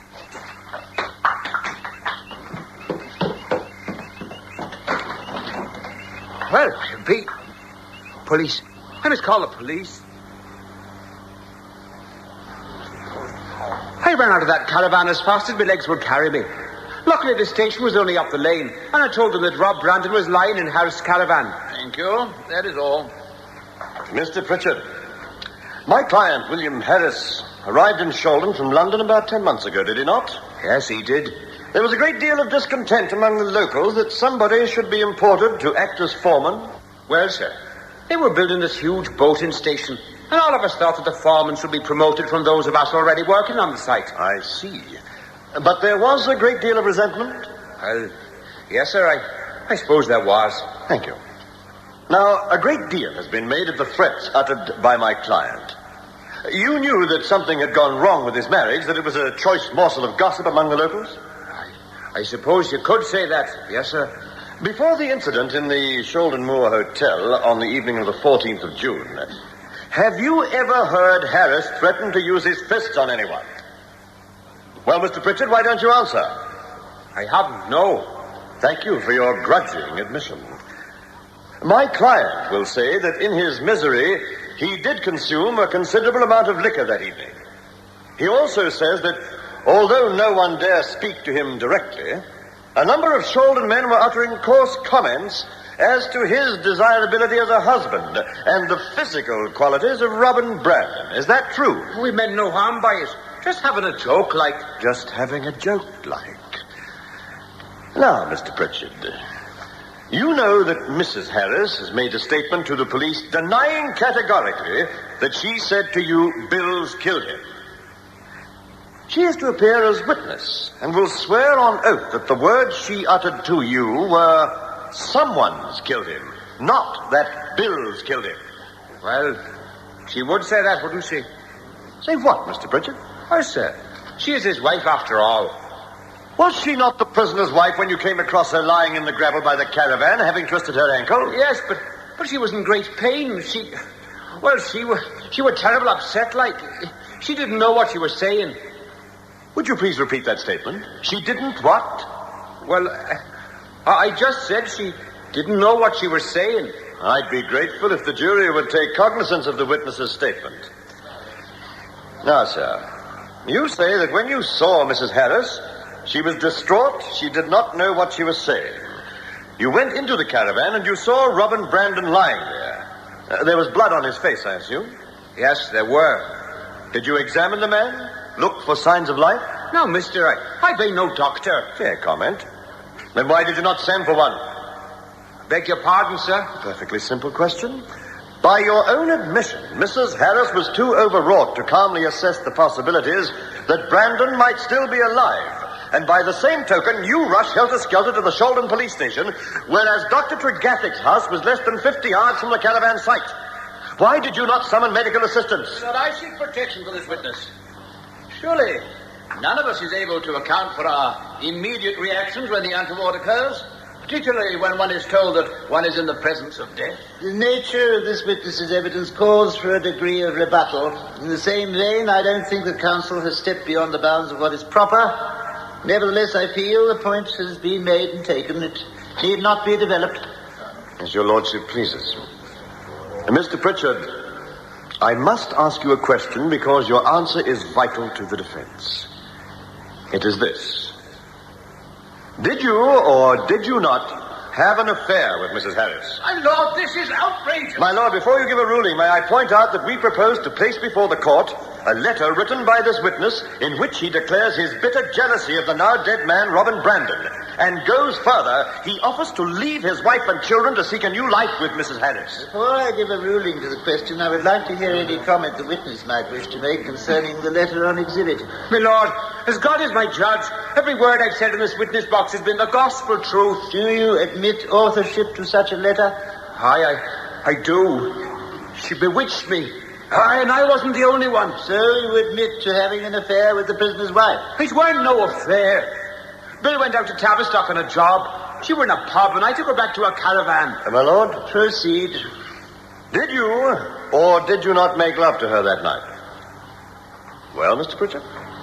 I were filled with the local cider, all right. I tell you, she bewitched me. No more questions.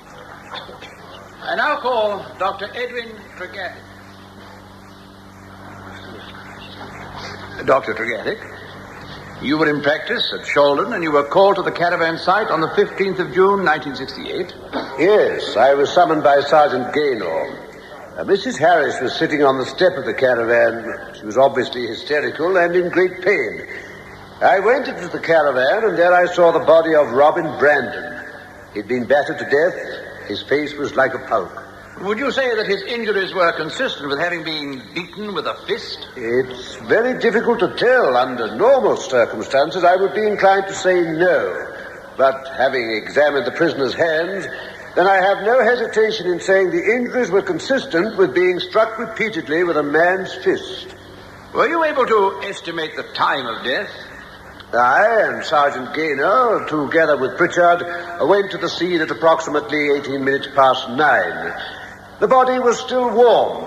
It's my considered opinion that the unfortunate Brandon was battered to death at approximately 8:30 p.m. Thank you, Doctor. Did you not go with Sergeant Gaynor to the Moor Hotel? After giving Mrs. Harris a sedative and applying a bandage to her ankle and seeing that she was comfortably bedded down, I did, yes. And did you, at the request of Sergeant Gaynor, examine the prisoner's hands? Yes. In point of fact, Harris was just coming out of the pub. Well, better be getting on our way, I suppose. Good night, all. Good night. Mr. Harris. Hello, Sergeant. Do you want me? Oh, Dr. Tregathick, what brings you to these parts? There's been a tragedy and an accident. Oh, blimey, you're talking in riddles, eh? Hey, there's nothing wrong with my Betty, is there? No, nothing serious. Sprained her ankle, that's all. Well, there's something very serious wrong with Robin Brandon. He's dead. Dead?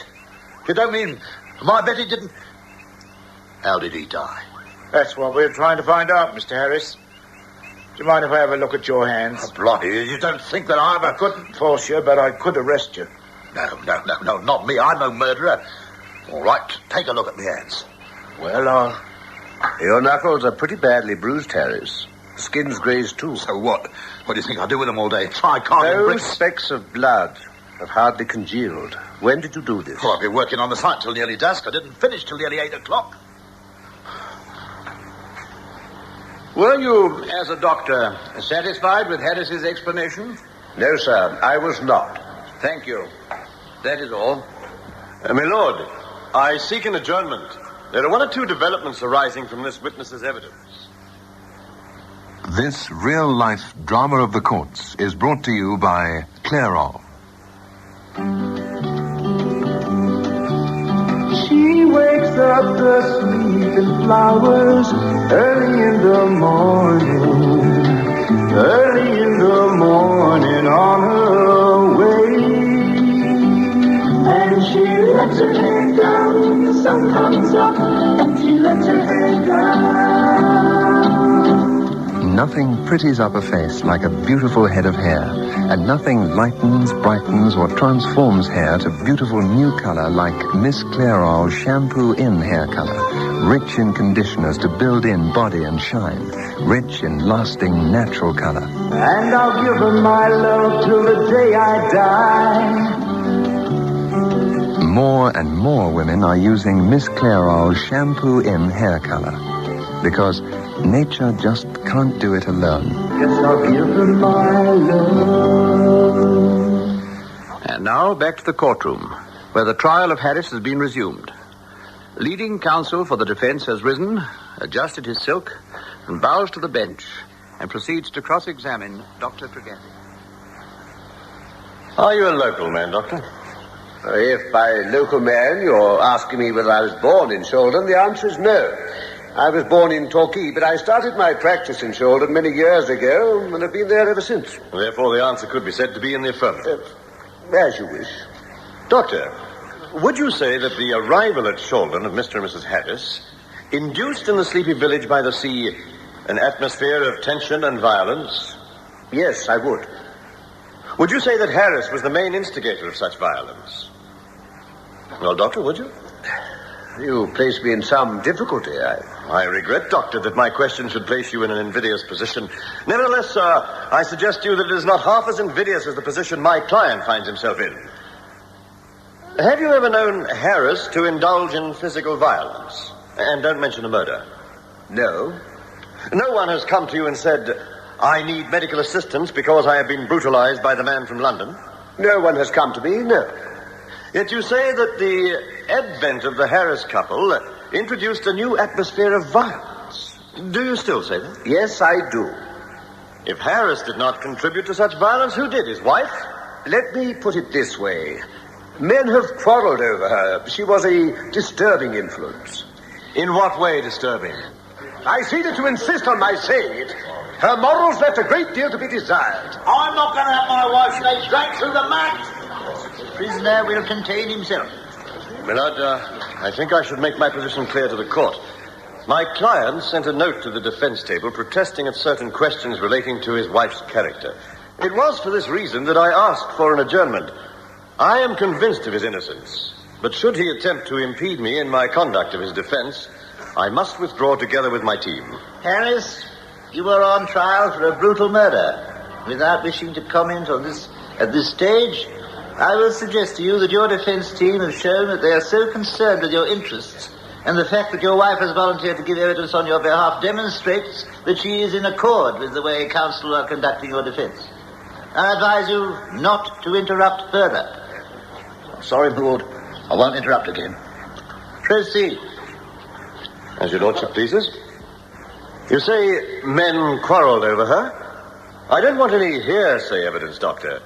Did you witness such quarreling? Yes, I had to give medical attention to someone. Let's not be coy, Doctor. You'll not be betraying your Hippocratic oath by mentioning names. I suggest one was the dead man, Mr. Robin Brandon. Is that not so? And the other was a gentleman who has already made himself known to this court, Mr. Harold Pritchard. It took place by Brandon's boating sheds, did it not? Yes. I understand it was on June the 6th, 9 days before the tragedy. Around about then, yes. Well, please tell the court what happened. Well, I had just bought my dinghy and it needed repairing. There you are, Robin. See where I scraped it? Bit of sandpapering and a lick of paint will do the trick. I say, there's Harry Pritchard. What's the matter with him? He's got his face as black as thunder. You! I want a word with you, Robin Brandon. What is this I hear? Shooting your mouth off in the pub. You look to your morals and I look to mine. Oh, I'm off. Don't go, Doctor. Huh? I want you to be witness to this. If you shoot your mouth off about me and Betty Harris, Robin Brandon, I'll make sure that you'll wish you had never been born. Pritchard was extremely angry. They began to fight. I tried to stop them, but couldn't. They went on exchanging blows for a full 3 minutes, and then Sergeant Gaynor appeared on the scene and separated them. Thank you. And now, Doctor, a crucial question. My client's knuckles. Yes? Had you not seen Brandon's battered face, would you not have accepted Harris's explanation that his hands became lacerated and bruised whilst pursuing his employment? Well, of course, but... That's all. I now call Detective Sergeant Paul Gaynor. Sergeant, in response to Mr. Pritchard's urgent summons, you went to the caravan occupied by Mr. and Mrs. Harris. I did, sir. I examined the body of Brandon. I realized he was dead all right. Naturally, I rushed to get medical aid. I then took a statement from Mrs. Harris. Is this the statement here? Would you take a look at it, please? Yes, sir. Will you kindly read it to the court? Very good, sir. It is dated June 15th, 1968. It reads, "My name is Elizabeth Harris, and I live at Caravan Site, Shoredon Hill. Tonight at about 8:30 p.m., I went to visit my friend, Phyllis, at 21 Smugglers Row, Shoredon. My husband had been away all day. Told me he was working late and that he'd looking for a drink at the Moor Hotel before coming home. That's why I was not at all worried when he didn't come home for dinner. But about 5 minutes to 9, I got back to our caravan. I opened the door and saw a body lying on the floor. It was the man I've known as Robin Brandon. His face was all bashed in. I lost my head and ran out to the caravan to get help, forgetting that there were 2 steps. I fell to the ground and twisted my ankle, as well as sustaining a number of bruises to my elbow and face. I couldn't stand up, and I saw somebody coming from the lane. I shouted for help, and it turned out to be Mr. Harold Pritchard, whom I know well. He went to get help. I deny saying that my husband killed Rob Brandon. Although my husband's a very big and strong man and given to bursts of temper, I've never known him raise a finger to anyone, man, woman, or child. I have had this statement read over to me and agree this is exactly as I have stated it. Signed, Elizabeth Harris. It is duly witnessed by 2 policemen, sir. Oh, thank you, Sergeant. When was this statement made? Well, sir, Dr. Tregathick said she was in too hysterical a condition to question her immediately. I took the statement from her after she'd called to see her husband at the police station. Thank you. Now, I want to refer to that scene. I understand that after you arrested Harris, you went back to the caravan. Yes, sir. I went back to tell her that we'd arrested her husband on suspicion of having murdered Brandon. She insisted on seeing him, despite the fact that she was limping back.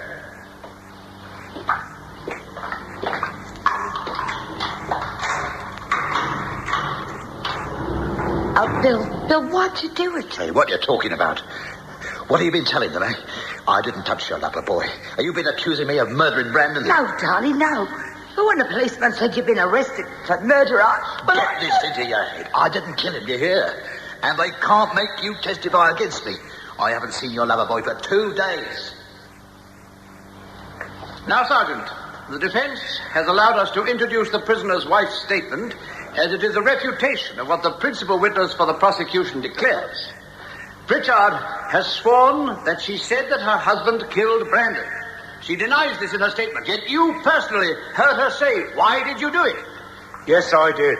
It's common cause that Brandon was killed between the hours of 8 and 9. Has the prisoner given a satisfactory alibi for that time? No, sir.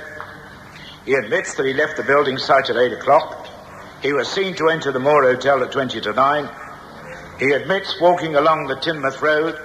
He had every opportunity to go to his caravan and kill the man he regarded as his wife's lover. Thank you, Sergeant. That is all. Sergeant, have you a personal antipathy towards my client? Why should I, sir? We're both from London. You know that my client was uttering threats against people who were gossiping about he and his wife. Do you agree? Yes. But more in particular, sir, he threatened the life of Brandon the night before Brandon was murdered. Would you say that quite a number of Shalden men became infatuated with Mrs. Harris? Objection! Withdraw the question. Sergeant, I suggest to you that at least 2 other, shall we say, men friends of Mrs. Harris's hated Brandon for usurping their place in her affections. I see that you do not choose to answer. Did you question Mrs. Harris as to what Brandon was doing in her caravan? Yes. She said that she had no idea what he was doing there. There was no assignation. They did not arrange to meet. So, she says. And why that tone, Sergeant? Have you not verified her statement that she was at her friend's house? I have. But that doesn't mean that she hadn't arranged to meet Brandon afterwards. Despite it being evening when caravan users would be at home, have you found anyone who can swear to seeing my client within the vicinity of the caravan park at all that evening? No. The answer is no, you say. Thank you. No more questions. Closes the case for the Crown, my lord. Defense? My lord, I have but one witness, the prisoner's wife. Did you at any time accuse your husband of murdering Brandon? It's all so simple now, isn't it? I swear that when I saw Robin lying there, I thought, some jealous swine has done this, but not my husband. There have been people speaking in this court who threatened to kill him. People who wept and pleaded with me and made scenes, but not my Bill. He's too proud a man. Forgive this next question, but it must be asked. Did you love Brandon? No. Yes. Oh, I don't know. No one will understand. No one except my husband. And if anyone's to be punished for the way I've treated him, it should be me. Did you accuse your husband, were not your first words when you saw him at the police station, why did you do it? Yes. It was that police sergeant. He came and told me that they'd arrested my bill for murdering Brandon. I was shocked. I couldn't believe it. I thought the bill had told the sergeant that he was the killer. As soon as he protested his innocence, you believed him. With all my heart and soul. In spite of the accusations that he took the life of your lover? Phyllis, the gentlest man I've ever met. Perhaps if he weren't so gentle, he's the stronger, and yet... Yes, Mrs. Harris? Never mind. Thank you for believing in your husband's innocence. I won't continue your ordeal. Mrs. Harris, I suggest that you had arranged to meet Brandon in your caravan that fatal evening, knowing that your husband would go straight from his building site to the hotel. That isn't true. And I suggest that your husband did not go straight to the hotel, that he saw the two of you together, that he struck and killed your lover, and that in your attempts to shield Brandon, you were thrown to the ground, causing damage to your face and ankle. It isn't true. It isn't true. Well, you have heard all the relevant facts. Now we ask you to consider your verdict. Would you say that William Harris was guilty of the murder of Robin Brandon? In a moment or two, we shall give you the verdict recorded in the actual trial. She wakes up the sleeping flowers early in the morning on her way. And she lets her hair down, the sun comes up, and she lets her hair down. Nothing pretties up a face like a beautiful head of hair, and nothing lightens, brightens, or transforms hair to beautiful new color like Miss Clairol's Shampoo In hair color, rich in conditioners to build in body and shine, rich in lasting natural color. And I'll give her my love till the day I die. More and more women are using Miss Clairol's Shampoo In hair color because nature just can't do it alone. Yes, I'll give her my love. Well, what is your verdict? Would you say that William Harris was guilty or not of murder? In the actual trial on which this dramatic presentation is based, the jury returned a verdict of not guilty. Clairol, makers of Miss Clairol's Shampoo Formula hair color, Born Blonde hair lightener, and Picture Perfect instant color rinse, hope you enjoyed tonight's presentation of Consider Your Verdict, produced by Michael Silver. On Friday evening at 8:30, you're invited to listen to Medical File. So goodbye until next Tuesday, when it will be time once again to take your place on the jury of Consider Your Verdict.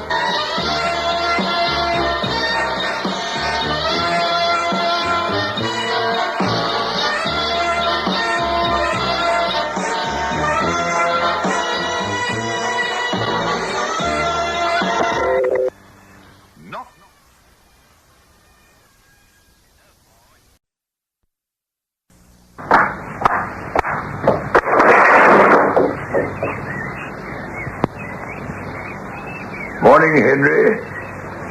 Morning, sir. Have you seen my sister? No, sir, what? I wondered if you'd driven her into town. Her bed hasn't been slept in, you know. No, sir, I asked Madam whether she'd want the car. She said she was going by train. Yes, I know, but I can't understand why she hasn't returned. I hope she hasn't had an accident or anything.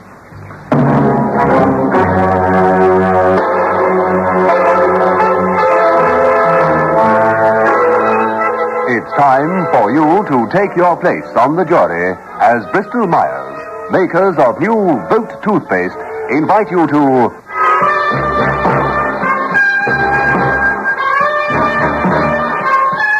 consider your verdict.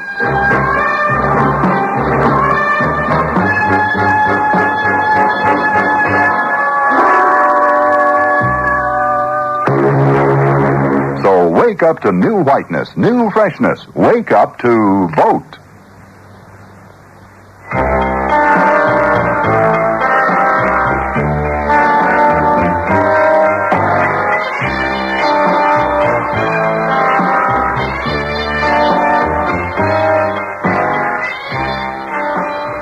My lord, gentlemen of the jury, on the 14th day of May 1965, Mrs. Margaret Johnston let it be known that she was paying a visit on a man called Arthur Wheeler in order to discuss a commercial proposition. She was seen to depart by her brother, Mr. Peter Wilson, and their gardener come chauffeur, Henry Saville. There is evidence that she boarded the train to High Wycombe Station. She was seen to leave the said High Wycombe Station, and that, my lord gentlemen of the jury, was the last time anyone saw her alive. In leading evidence for the Crown, it will be my charge to prove beyond any doubt that the reason for this 60-year-old woman's disappearance can be labeled as one of murder. It is our contention that the prisoner at the bar, Arthur Wheeler, killed and then dismembered the body of Mrs. Margaret Johnston. Why? You will hear of Wheeler's desperate financial straits, that Mrs. Johnston demanded the return of £1,000 she claimed he had obtained from her. Without more ado, I'll call the deceased woman's brother, Mr. Peter Wilson. Mr. Wilson, and the court sympathizes with you in your bereavement. Thank you. I still cannot believe it really happened. I still hope and pray there is some mistake. I am afraid, Mr. Wilson, that the facts have been too well established. Now, sir, you and your sister shared house, you know? Yes. When Larry, Margaret's husband, died, I invited my sister to come and live at my house. After all, we were both getting on in years, and there was little point in keeping up two establishments. Right. Now, Mr. Wilson, I would like to refer to the 14th of May. I would like the court to be given something of the circumstances. Now, I understand that your sister declined an invitation to go to a cinema that afternoon. Yes, it was over breakfast. More tea, Peter? No, thank you, Margaret. I must remember to tell Henry to cut the hedge. Well, there's no reason why he shouldn't.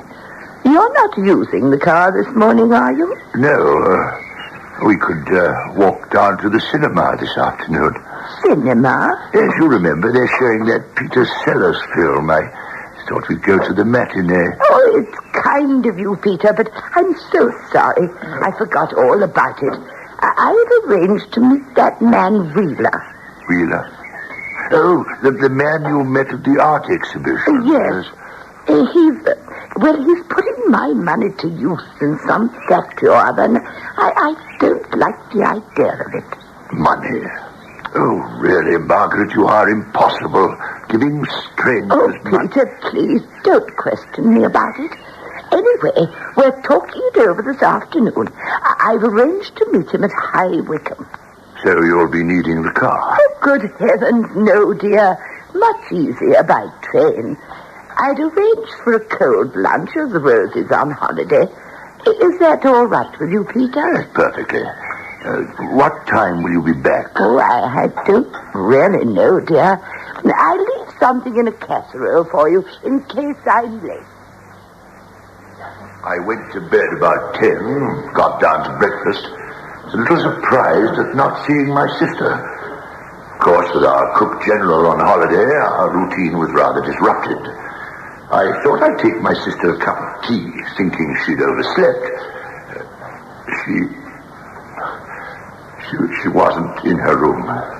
The bed hadn't been slept in. I could hear our gardener pottering about, and I called from the window asking if he'd seen her, whether she'd had a very early appointment in the village. He hadn't. At this stage, I became quite agitated. I discovered Wheeler's telephone number in our address book.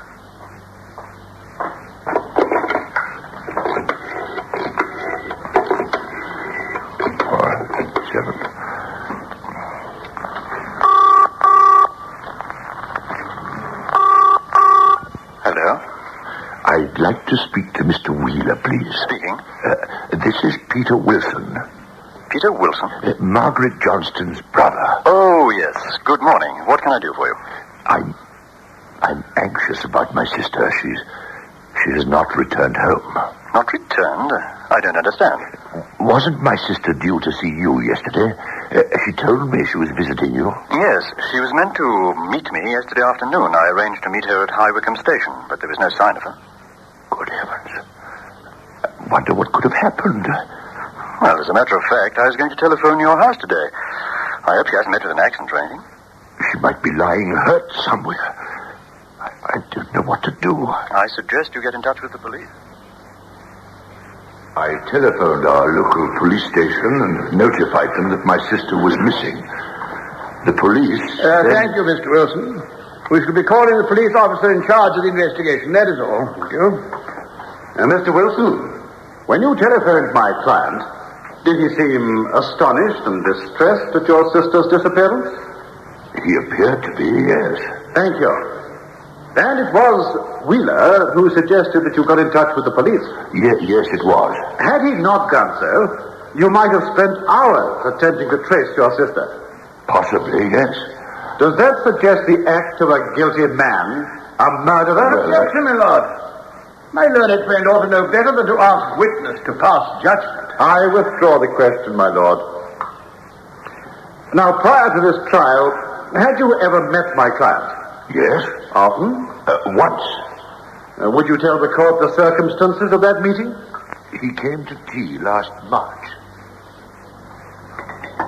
Another cup of tea, Mr. Wheeler? No, thank you, Mrs. Johnson. I've eaten far too much cake for the good of my figure. Oh, come. A young man like you don't have to worry about your weight. I do, you know. Youth. I begrudge you your youth, Mr. Wheeler. 32 isn't exactly young, Mr. Wilson. It is when one's reached the 60s. I told Mr. Wheeler about your first editions. Are you interested in rare books, Mr. Wheeler? Indeed I am. Your sister tells me that you have an original Smollett, that it needs repairing, and I know a chap in High Wycombe who can repair the binding for you in such a way that no one would be able to tell. Oh, how kind of you. I would be awfully grateful. He took the book with him. And so you found my client an agreeable sort of person? At that time, yes. What was the value of this Smollett you handed over? Within the region of £500 to £600. First editions fluctuate violently. Would you accept my word were I to tell you that according to Fletcher's catalogue, a Smollett first edition is worth over £1,000 today? Oh, I'm delighted to hear it. You are? So Wheeler returned this Smollett to you? Yes. Duly repaired? Yes. Did you see him?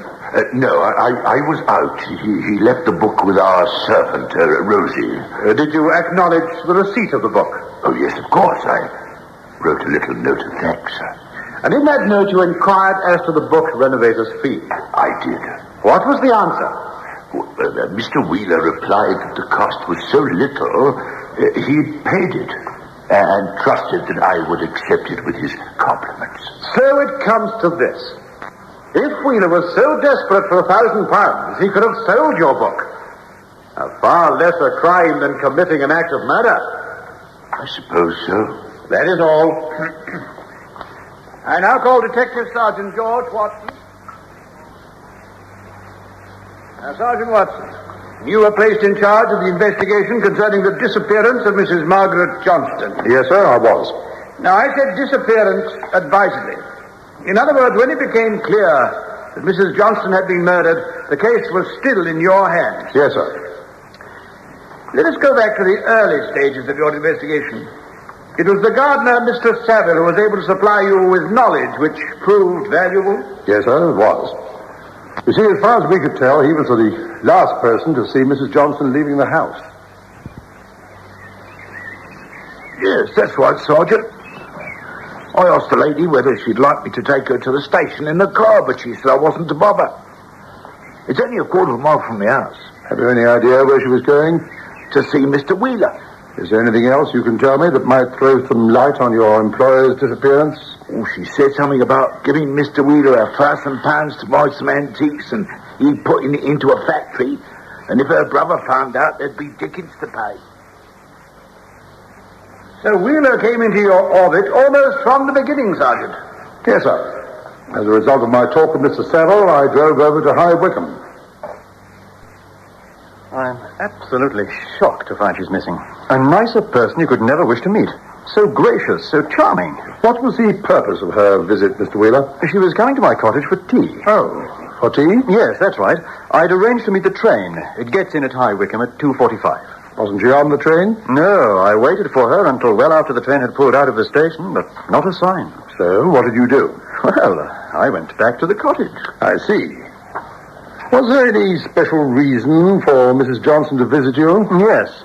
I have a lovely Tourney miniature that I wanted her to have a look at. And how long have you known Mrs. Johnson? About 7 months. Where did you meet? At the Contemporary Art Galleries. I see. Did you see much of her? Oh, 2 or 3 times a week. Oh, dear, I do hope she hasn't met with an accident. Did Mrs. Johnson visit your cottage before? No, never. Do you know anybody who had any business dealings with her?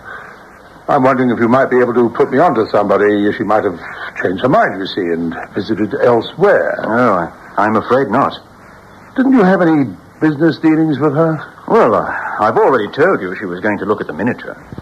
And that was the purpose of her visit? Yes. Mm-hmm. Other than the fact that she had never been to the cottage before, and I was returning hospitality.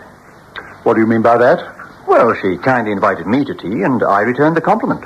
Mr. Wheeler, I have been advised that there was some argument between you and Mrs. Johnson, that she handed over to you £1,000. I wouldn't call it an argument. She got interested in my restoration factory. And what on earth is that? I've taken over an old barn, and we're making furniture in various periods of style. Louis XIV and that sort of thing. We're not faking antiques, don't misunderstand me. On the contrary, we want to show that our stuff will look just as good as an antique at a 20th of the price. I see. And, Mrs. Johnson invested her money in this? Well, she gave me £1,000 to buy some antiques for her as a kind of investment. I thought that the factory would be the best investment. As a result of that visit, did you suspect Wheeler, Sergeant? It's difficult to answer that question on oath, sir. He seemed open enough about the money, yet my instincts told me that he knew more than he pretended. And what else did you learn? Both the High Wycombe station guard and station master signed statements to the effect that they saw an elderly lady answering to Mrs. Johnson's description alighting from the train. I see. Anything else? I learned that the lady waited at the station for some minutes and then proceeded to walk up the road in a northerly direction. Would that direction be towards the accused's cottage? No, sir. But she was walking in the direction of the High Wycombe post office. And then what happened? I obtained a search warrant and searched the grounds and the cottage of the accused. Did you find anything, Sergeant? Yes, sir. Buried in the prisoner's garden was an empty purse belonging to Mrs. Johnson. Whilst in the furnace at the back of the cottage, we discovered dentures. Also buried were human bones, which we have reason to believe belonged to the unfortunate woman. We then took the accused into custody. Thank you, Sergeant. That is all. My Lord, I have not received from the Crown Solicitor proof of identification as to the dead woman's purse. Is such proof available to the defense? Yes, my Lord. It's here. If my learned friend wishes to see it. Then the court will adjourn while such vital exhibits are established as to identity. And so the courts adjourn in the trial of Arthur Wheeler for the murder of Margaret Johnston. We should like to remind you that this dramatic presentation is brought to you by Bristol Myers. The judge takes his place on the bench and says, Are you now ready to cross-examine witness? Yes, my Lord. Sergeant Watson, no doubt it was on the basis of your findings that the public prosecutor took action against my client. What would you regard as the motive for the killing of Mrs. Johnston? I'm not quite sure as to the basic motive. In any case, we were convinced that Wheeler killed this lady, and that's all that concerns me. Really, Sergeant? Surely, as chief witness for the Crown, you are concerned to justify arresting this man? Wheeler is innocent until and if this court decides otherwise. Yes. In fact, as far as you know, until the time of Mrs. Johnston's disappearance, my client had led an exemplary life. I know nothing to the contrary. You know that my client earned his livelihood by buying and selling objets d'art? Yes. Have you been able to find anyone connected with these transactions who complained of Wheeler's business methods? No, sir. Has anyone told you that they found my client to be honest? Yes, some have said that. A remarkable tribute in this present-day world, don't you think? Well, that's as maybe. The accused lied when he said he visited the station to meet Mrs. Johnson and she wasn't on the train. Please don't anticipate my question, Sergeant. I'm coming to that later. You know that there is a down train from London arriving in High Wycombe at 2:45. and an up train from Woodbridge reaching High Wycombe at 2:42. Yes, we discovered that. Sergeant, I have here a copy of the High Wycombe station master's log for the day May the 14th. It says that the up train, due at 2:42, arrived 3 minutes late. That is 2:45. Did you know that? No. We are not concerned with the up train. But I am, Sergeant. I am. Because the 2:45 down train arrived at 2:42. Here it is in the log. My client swears that he arrived punctually at 2:45. This means that the train he saw arrive was not the down train conveying Mrs. Johnston. That had arrived, unloaded its passengers, and moved on. The train he saw was the up train. So he told us in a subsequent statement. We can find no one who saw Wheeler at the station. We don't believe he did meet her. We believe that she made her own way to his cottage. Sergeant, you are overstepping your duties as a witness. I'm not asking you what you believe or disbelieve. Kindly confine your remarks to answering my questions. I'm sorry. Is it not a fact that Mrs. Johnston called at the High Wycombe post office to ascertain the whereabouts of my client's cottage? Yes. Does this not suggest to you that the lady was expecting my client to meet her? Otherwise, she would have obtained the address previously. She may have done, for all I know. You asked my client what he did after the train had pulled out of the station, and he replied that he went back to the cottage. Yes. Did you ask him whether he stayed in the cottage? No, I did not. But surely that is important. With all due respect, sir, you must allow us to consider what is and what is not important. No, Sergeant. The public can allow the police no other right than the right to see that the innocent are unmolested and the guilty punished. My client will say that after returning to his cottage, he stayed for about 2 minutes and then went fishing from Brockley Point. Should this be the case, it would mean that the lady had walked in a direction opposite to the cottage, spoken to the assistant at the post office, then returned and wended her way to my client's place of residence. Would not this mean that she would arrive much later than my client? If that was the case, yes. Have you been able to find anyone to refute Wheeler's statement that he was fishing at Brockley Point? No. Brockley Point is a well-known boating and fishing spot, is it not? I believe it is, yes. Hardly the sort of spot a man would use to fake an alibi. I don't have to comment on that. True enough. Do you know that we intend bringing a witness who will swear to seeing an unidentified man talking to Mrs. Johnston outside Wheeler's cottage? Whoever you decide to bring as a witness, it won't shake me in my belief that Wheeler committed a brutal murder. How can you say otherwise, since you were the man who was responsible for his arrest? No more questions. I now call Mr. Archibald Strang. Mr. Strang, you are a dental surgeon, are you not? I am. And Mrs. Johnston was one of your patients? She was. I want to refer to a cast of a denture you were shown by the police. Were you able to identify it? I was. And can you say with certainty that this denture belonged to your patient? Absolutely certain. There were certain characteristics which prove beyond any shadow of a doubt that the denture was the one I made for Mrs. Johnson. Can you justify that? Yes. You see, when a patient wishes to have a dental plate made, we first make a mold of the mouth. The plate is then cast in this mold, and the mold is kept in case the plate has to be replaced later. There is no question but that the dental plate was the one I made for Mrs. Johnson some 3 years ago. Thank you, Mr. Strang. That is all. No more questions, my lord. I now call Sir Maurice Newcomb. Sir Maurice, you are senior pathologist at the Home Office? I am. You examined certain bones discovered by the police when digging in the garden adjoining the cottage occupied by the accused. Yes. They were human bones? Yes, the bones belonged to a female in her late middle years. Thank you, Sir Maurice. Were you able to determine how long the bones had been interred in the earth? Not with any exactitude.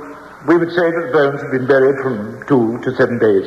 You know, of course, that Mrs. Johnson was missed on the morning of the 15th, and these bones were discovered on the 19th of May. So I've been given to understand. Would your findings be consistent with the bones being buried on the afternoon of the 14th of May? Most certainly. Thank you, sir. That is all. Defense? No questions, my lord. That closes the case of the Crown, my lord. Does the defense wish to call any witnesses? Yes, my lord. With the court's permission, I would like to call Jacob Black. Mr. Blagg, what is your occupation? Well, sir, I'm what you might call a gentleman of the road. In other words, you have no fixed occupation. That's right, sir. I goes where my fancy takes me.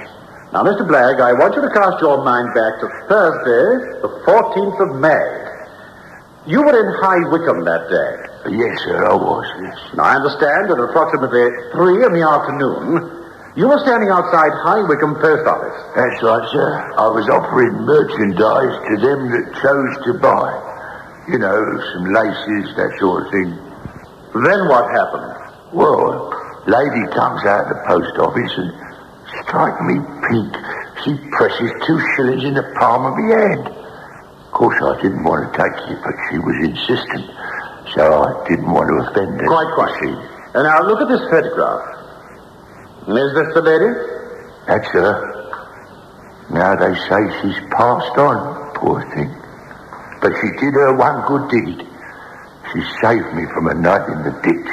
You say that this lady gave you some money and then walked off? Yes, sir. Did you see this lady again? Yes, sir. That same afternoon I saw her. Where? She was standing by a cottage talking to someone. Now have a look at this photograph. Do you recognize the cottage? Oh, yes, sir, yes. Yes, that's the one she was standing at. Was she talking to a man? Yes, she was. What time was that? Oh, I can tell you that easy, sir. You see, I looked up at the church clock just then. It was 3:30. I see. Would you recognize the man if you saw him again? Yes, sir, I would. I've just shown you a photograph of the cottage occupied by my client. Now then, Mr. Blagg, this man you saw talking to Mrs. Johnston, do you see him in court? No, sir. Are you sure, Mr. Blagg? I'm certain of it, sir. Take a look at my client in the dock. Oh, no, it wasn't him. No, I swear to that. What happened then, Mr. Blagg? I saw the 2 of them walk into the house, and then I went on my way, so to speak.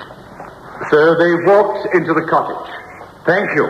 Thank you very much indeed. Mr. Blagg. How old are you? I'll be 72 come next Michaelmas. And how long have you been a gentleman of the road, as you call it? Quite a long time. How long? I don't know what you're getting at, mister. I'm not going to no home. I'm not. They tried that lot on me before. Blooming institution. Blagg, do you know the Somerville home? Now, don't you bring that up. How long were you at Somerville? Tried to tell me I was off me rocker, but they couldn't get me certified. They had to let me go. You were in the Somerville mental home for 2 years and then discharged, is that right? What's that got to do with it? Mr. Blagg, how do you come to give evidence in this case? Because I read about it. So I wrote to that gentleman over there. Because I don't like to see people being persecuted when they're innocent. That is all, Mr. Blagg. Who is to know the underlying motive for this horrible and fiendish murder? For murder, this 60-year-old lady was without any shadow of doubt.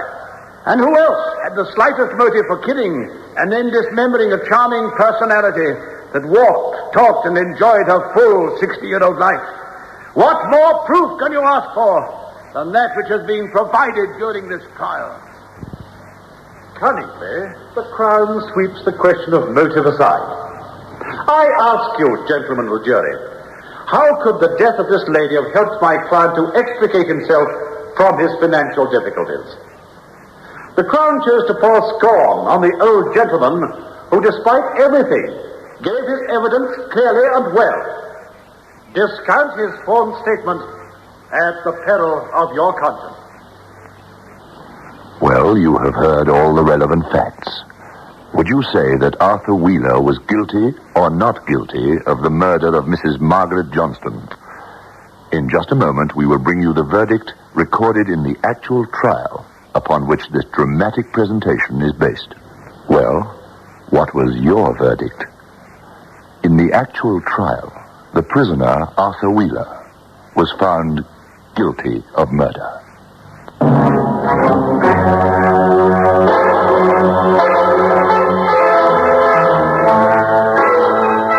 Bristol Myers, makers of new Volt toothpaste, hope you enjoyed tonight's presentation of Consider Your Verdict, produced by Michael Silver. On Friday evening at 8:30, you're invited to listen to Medical File, another great dramatic series also brought to you by Bristol Myers. So, goodbye until next Tuesday, when it will be time once again to take your place on the jury of...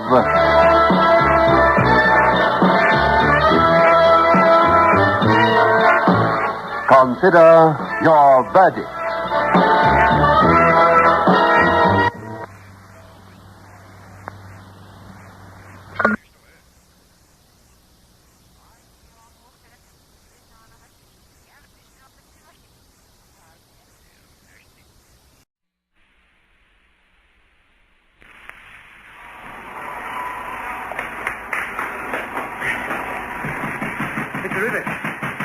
Mr. Rivers, come quickly. What is it?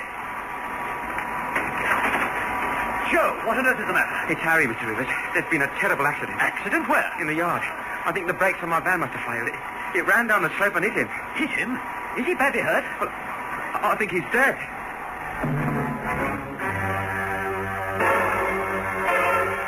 It's time for you to take your place on the jury as Bristol Myers, makers of new Ban Roll-On and new Ban Aerosol Spray Deodorant, Clairol Hair Care Products, and Itana Toothpaste, invite you to...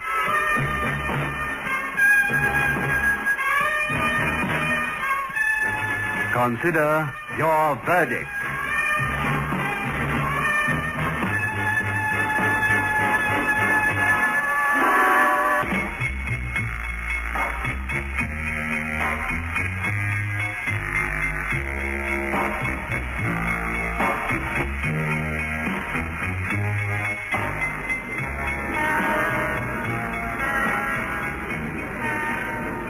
My lord, gentlemen of the jury, the case of the Crown is that on the morning of May the 24th, 1967, Joseph Hardy did cause the death of Harry Oakes by crushing him between the rear of a one-ton lorry and the wall of the loading platform in the yard of the A1 dairies at Hemel Hempstead.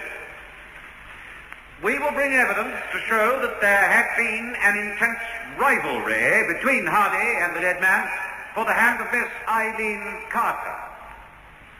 The method employed by Hardy was particularly diabolical in that there was every chance that the crime might well have been accepted as an accident, in which case the worst that the prisoner at the bar could have suffered would have been a censure of carelessness by the coroner or a minor charge of negligence.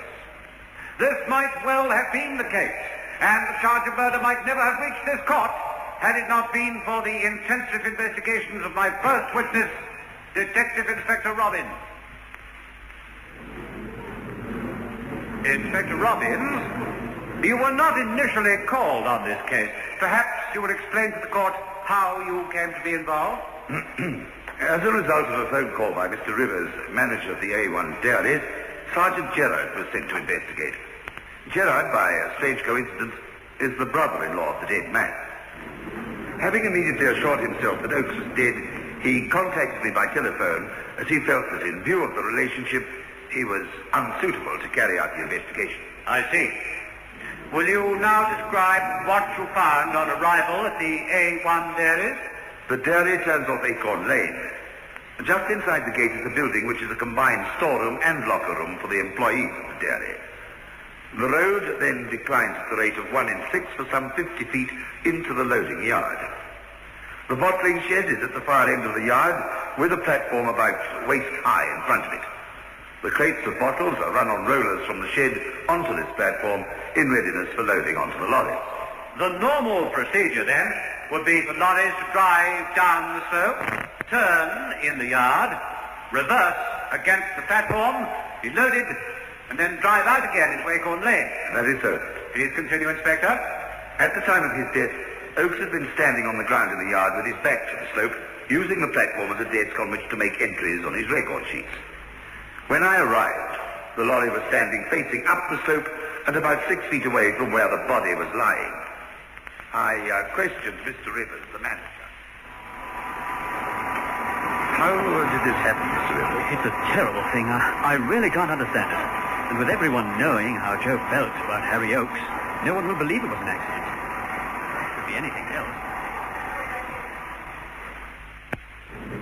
That is what he said. No one will believe it was an accident? Yes, sir. Naturally, I asked him what he meant by such a statement. Well, there was no love lost between the two of them since Eileen Carter decided to marry Harry Oakes. Only last Thursday I came across them having a blazing row. Leastways, Joe was shouting and Harry was trying to calm him down. Did you hear any threats of violence? No, I can't say that. But I'm sure the row was over Eileen. I see. Now, tell me how this accident happened. You'll have to ask Joe. I was in my office at the time, and the first I knew about it was when he came hammering on the door. He says that he got out of the lorry at the top of the rise, and the brakes must have slipped and let it run backwards. But talk to Joe. He's waiting in my office. When you arrived, was Oakes dead? I'm sure of it. He was crushed between the platform and the back of the lorry. I told Joe to pull the lorry forward to release him. I tried to hold the body up, but even with the help of a couple of men from the bottling shed, it was too much for us. And when the lorry pulled away, he just slumped down onto the ground. I'm sure there was nothing we could have done for him. Then I went and rang the police. Does the medical evidence support the theory that Oakes was already dead? Yes, sir. In simple terms, the autopsy report states that the spinal cord was snapped and that several vital organs had been crushed. Death must have been instantaneous. One moment. Are you not submitting the official report to the court? I am, my lord, and it is not disputed by the defense. Is that so, Mr. Clark? No, we accept the report, my lord. Very well. You may proceed, Sir Avery. Thank you, my lord. Inspector, did you then interview the prisoner, Joseph Hardy? Yes, sir. As soon as I'd made arrangements for the removal of the body, I asked Mr. Rivers to show me the way to his office. Hardy was sitting there. He seemed very calm and completely in possession of himself. This is a terrible thing, Mr. Hardy. Perhaps you can tell me what's actually happened. It's the brakes. They're pretty worn. But I swear I pulled them right on. They just kind of held properly on that slope. Let's go right back to the beginning. You had been loading the lorry, and then... That's right. Harry had checked the load, and I was just off. The first call is our own shop in the High Street. They take 48 gallons. Well, I'd almost got out of the gate when I remembered I'd left a packet of fags in my locker. So I stopped and got out the cab. Leaving the motor running? Yeah. Well, I was only going to be a minute. I got to the door of the locker room, and then something made me look around. The lorry was rolling back down the slope. Well, I started to see if I could run and jump back into the cab, but I was too late. Then there was the crash and that ghastly crunching sound. I didn't know Harry was there. The lorry was between me and the platform, and I never saw him to shout and warn him. Tell me, had the brake given trouble before? Oh, like I said, it was worn. But if you gave it a good tug, it always held. Had you mentioned it to anyone? No. Oh, why not? Well, it didn't seem so bad. Anyway, the lorry's due for servicing soon. I'd have told them then. We always have to make out a list of things for them to check. What is this I hear about you and Oakes not being on good terms? I wouldn't go as far as that. You know how it is. I thought I had a chance with Eileen Carter, and it turned out she preferred Harry. Yes. Now, getting back to the lorry, why didn't you stop it on that bit of level ground just inside the gate? Well, I thought I had. The back wheels must still have been on the slope. Anyway, I didn't give it much thought. As I said, I'll put the brakes on. Now, look here, Inspector. You're not suggesting I knew it might run back. I'm not suggesting anything, Mr. Hardy. I'm just trying to sort out how this can have happened. Well, it's just like I told you. The brakes must have slipped. That slope is very dangerous. There's no end of an effort driving up when you've got a full load. And the yard itself is far too small. With the big lorries we use now, you can hardly turn them without breaking your arms, pulling at the wheel. So initially, despite a slightly truculent attitude by Hardy, you had no valid reason to suspect that you were investigating anything other than an accident. That is so. What caused you to change your mind? As is usual in cases of this nature, I had the lorry removed so that the brakes could be tested. The report confirmed that they were well worn and that unless the brakes were pulled on to the top notch, there was a tendency for them not to hold. Confirming the original theory. So it would seem. But you were not convinced. I was worried about some considerable buckling of the tailboard of the lorry. Buckling which made it difficult for the tailboard to be lowered and raised. This fact made me feel certain that the damage had been done at the time of the accident. I phoned Mr. Rivers and made an appointment with him to return the lorry at a time when the dairy was closed. Sorry to call you back here at this time, but there are a couple of things I'd like you to help me clear up. Certainly. But I don't quite see what more I can tell you. Well, would you mind coming over here, Mr. Rivers? Now, you see this dent in the sailboard. Is it new, or has it been there for some time? New, I think. I don't remember seeing it there before. I think so, too. You can hardly move a tailboard with that buckle in it. It jams against the uprights. Now, let's go over to the platform. Now, this is the mark we made of where it was standing. Yes?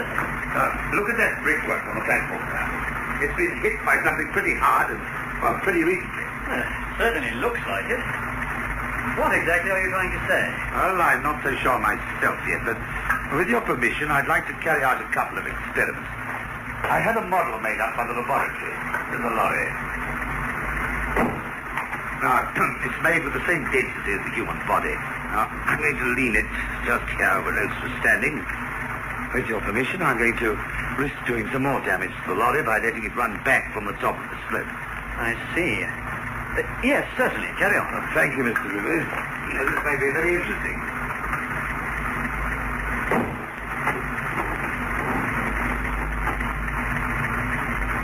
This should be about the same here. Right, stand clear.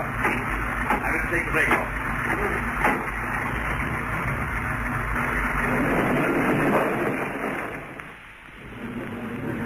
And what did this experiment prove? Rolling down the slope, the lorry did damage to the model. Probably sufficient to break a human back. But the cushioning effect of the dummy body was sufficient to stop any noticeable damage being done to the brickwork of the platform. I repeated the experiment several times, and it wasn't until I reversed the lorry at full throttle that similar marks were made on the platform. And as a result of this, you swore out a warrant for the arrest of Joseph Harding? Yes. Thank you, Inspector, that's all. I think that this is a suitable time to call for an adjournment. The counsel for the defense rises to cross-examine the inspector. Inspector, you stated earlier that Sergeant Gerard withdrew from the investigation in view of the fact that he was the dead man's brother-in-law. That is correct. It was felt that he might find it difficult to retain an impartiality. You could put it like that. I do put it like that, but never mind. Is it not also a fact that you acted as best man to Sergeant Gerard on the occasion of his marriage? And that is so? Then you yourself may be said to be closely concerned with the dead man. No, sir. I admit that Sergeant Gerard and I have been friendly for years, but I have only occasionally met his wife, apart from the actual wedding, and I've had no contact with her family. I see. So you can honestly say you entered this case without prejudice? I can. In a small town like Hempstead, you get to know a great many people, but as far as my work is concerned, I'm only interested in facts and the truth. There is no need to justify yourself, Inspector. A simple yes or no would have sufficed. My Lord, I must protest the fact being made on the witness by my learned friend. I agree. Mr. Clark, I see no justification for the tone you are adopting. I apologize for that. Inspector, I will accept that you carried out your duties in an open-minded manner. Let us move on to these experiments, which would seem to be the sole reason for doubting the veracity of my client. Are you positive that the conditions in which you carried them out were identical to those at the time of the accident? As far as was possible, yes. Perhaps you would care to amplify that statement. As I said, the dummy was of the same density and resilience as that of a man of the same weight and height as the dead man. No alteration had been made to the condition of the brakes, and the lorry was loaded in a similar manner to that which it had been at the time of the accident. I see. But can you assure the court that the angle of approach was the same? Is it not possible that had the lorry hit the wall at a greater angle, these marks on the brickwork could have been caused before the cushioning effect of the body took effect? No, sir. Several runs were made from possible angles at the top of the slope, and it was only when the lorry was driven in gear that any such marks were made. And my client, at any time, either before or after his arrest, therein his original story of how the accident occurred? No. What was his attitude at the time of the arrest? Well, he seemed amazed, almost dazed. He was at his lodgings at the time, and I gave him the usual warning, but he didn't seem in the least disinclined to talk. But this is rubbish, Inspector. I've told you what happened. I just got out of the cab to go and get the fags, and the next thing I knew, the lorry was running backwards. I know, you told us that before. You're sure you don't want to change your statement? Well, why should I? It's the truth. Everyone thinks I had it in for Harry because of Arlene. Well, maybe I had. But what I've told you about the lorry is the truth. And yet, despite this obvious attitude of shocked innocence, you persisted in taking my client into custody. Yes. No further questions. I now call Miss Eileen Carter. Miss Carter, over the last 2 years, you've been well acquainted with both the unfortunate victim in this case and also the prisoner at the bar, Joseph Hardy. Yes. Will witness please speak up? Miss Carter, I know that this must be distressing for you, and I will try and be as brief as possible. But will you please repeat your answer so that the courts may hear? I said yes. I knew them both. Is it a fact that for some months you had been what is known as walking out with Joseph Hardy? Yes, I did go out with him quite a bit. But was the attachment somewhat deeper than that? Did not Hardy consider himself virtually engaged to you? Well, he may have done, but, I didn't think of it that way. I've never actually said yes. During this period, you were also seeing Harry Oakes. Yes. Please try and speak up. Yes, that's what I mean. I was going out with Harry as well, and also a couple of other boys from time to time, so Joe had no right to think that anything was settled. But it was Hardy who was your most frequent companion. Yeah, I suppose so. Well, I like dancing, and Joe's a good dancer. And then, some 3 months ago, the situation changed. Yes. We'd been to a dance at the Exchange, Joe and me, and afterwards he walked me home. Oh, thanks, Joe. That was lovely. Good night. Well, what do you mean, good night? Aren't you going to ask me? Oh, it is late. Mum and Dad will be in bed. All the more reason to ask me. Oh, dear Joe, don't. That's enough. Can't I even kiss you good night now? Oh, it's not that. Oh, you know what I mean. You get so intense. And why shouldn't I with the girl I'm going to marry? Who said anything about marrying? I've asked you often enough. And I never said yes. That's what I mean about you, Joe. You get too serious. Now, go off home. There's a good lad. It's someone else, isn't he? Who is it? Is it Harry? It's no one. I haven't made up my mind. Anyway, I don't want to get married yet. And after this little scene, you decided to see rather less of Hardy and rather more of Harry Oakes. Yes. So much more that some 10 days before his death, you had made up your mind and had in fact agreed to marry Harry Oakes? Yes. You had no intention of the engagement remaining a secret? No. So it was natural that word of this very soon spread among the employees of the A1 Dairy. The following night, Hardy called at your house. Yes. My mum and Dad were at a whist club, and I was listening to some records.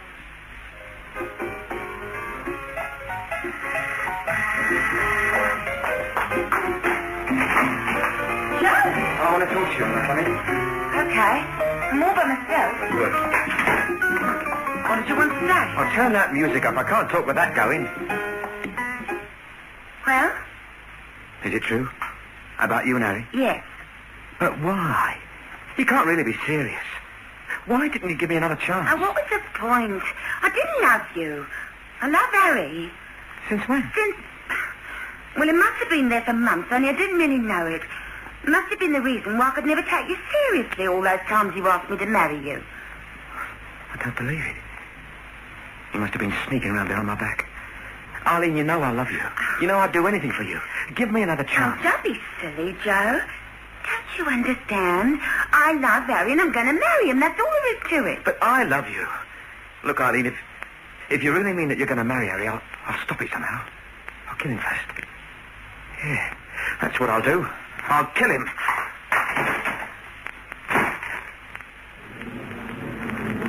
And that was the last you saw of Hardy until the fatal day. Yes. Thank you, Miss Carter. That's all. Miss Carter, like my learned friend, I have no wish to prolong what must be for you a very painful episode. But in duty to my client, I must seek clarity on certain points. During the whole of your friendship with Hardy, did he ever behave badly towards you? No. Was he ever violent towards you? No. Did he ever show violence to anyone else? No, if he had, I'd have stopped going with him. He frequently declared his love for you. Did you believe him? Oh, yes. Well, I'm sure he thought so. It was just that I didn't feel that way about him. Have you ever heard him threaten anyone before? No. Have you ever threatened the life of anyone? Of course not. Are you sure?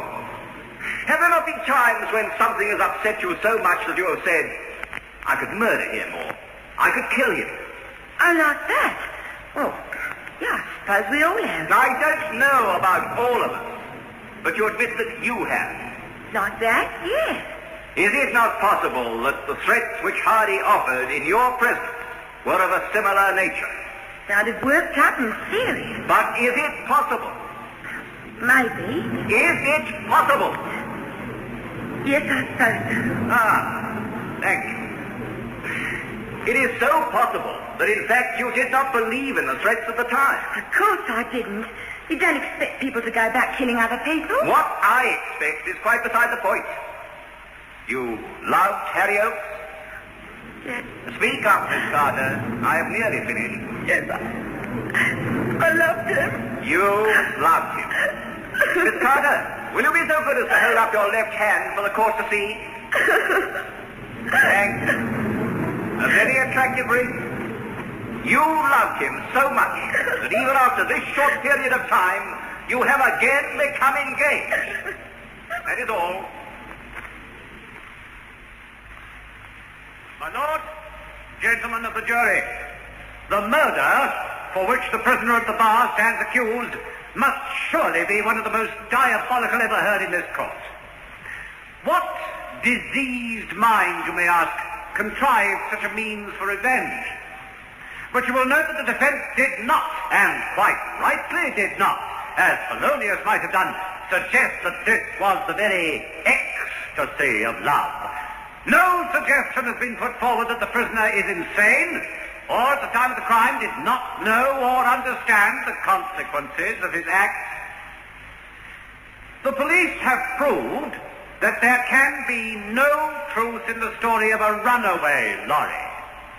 The evidence of exhaustive tests undertaken by Inspector Robbins has been attacked, but cannot be gainsaid. The defense counsel, in ruthless cross-examination, has tried to destroy the evidence of Miss Carter, but to no avail. Her testimony stands that threats were uttered by the accused. The facts are there. The threats were uttered, the death of Harry Oakes resulted, and the method has been proved. There can be no alternative other than that you find the prisoner guilty. The prosecution has made much of the fact that there has been no plea of insanity. But there was no need for such a plea. Joseph Hardy is not only sane, but completely innocent of the action of which he is charged. Let us not be blinded by the apparent science of the police experiment. They may well be proof that in a certain set of circumstances, certain things may happen. But they are no proof of what really happened on the morning of May the 24th. From first to last, Hardy has given a clear account of what occurred, and neither time nor circumstances have made him change one detail of that story. What then is left? Small town gossip and tittle-tattle.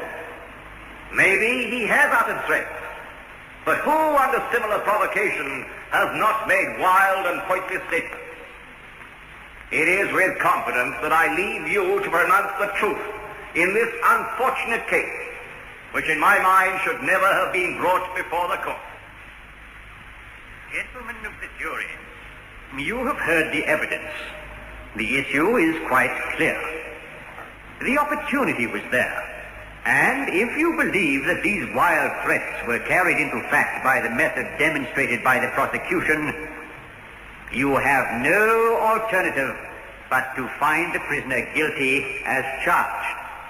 If, on the other hand, you find that there has been insufficient proof and that the version of the events as related by the accused is indeed true, then it is your duty to declare the prisoner not guilty.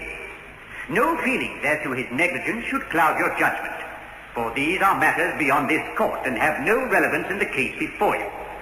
Should there be any matter on which you find you require clarification, you will inform the court, and it will be my duty to endeavor to enlighten you. Well, you've heard all the relevant facts in the case. Would you say that Joseph Hardy was guilty or not guilty of the murder of Harry Oakes? In just a moment, we will bring you the verdict recorded in the actual trial upon which this dramatic presentation is based.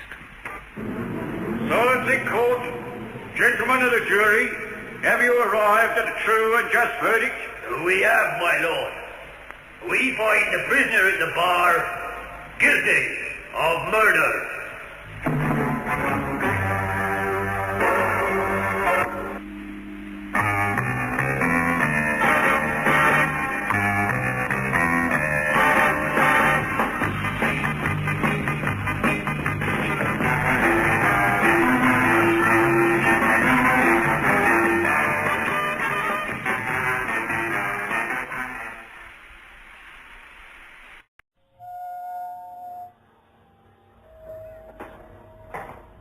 He's been dead for some time, Inspector. Rigor mortis is complete. He's beyond help. How long do you think he's been dead? Well, you see the pink and blue color of the skin. Now, that means he's been dead for some hours, you see. In gas cases, the skin turns cherry red first and then pink and blue. How many hours? Well, I'd say about 6. I wonder why he did it. No suicide note? Suicide's always... Well, the rule. The fact that he hasn't left one could mean something. On the other hand, it may have no significance at all. But judging by the apple pie order of the rest of the flat, he seems to be a pretty methodical type. 6 hours, that's 2 in the morning. Wait a minute, Inspector. Look at his neck. Well? This fellow has been strangled.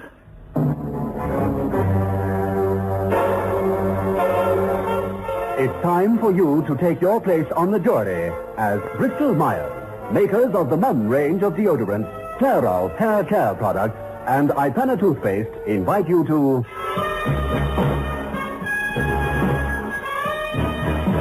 consider your verdict.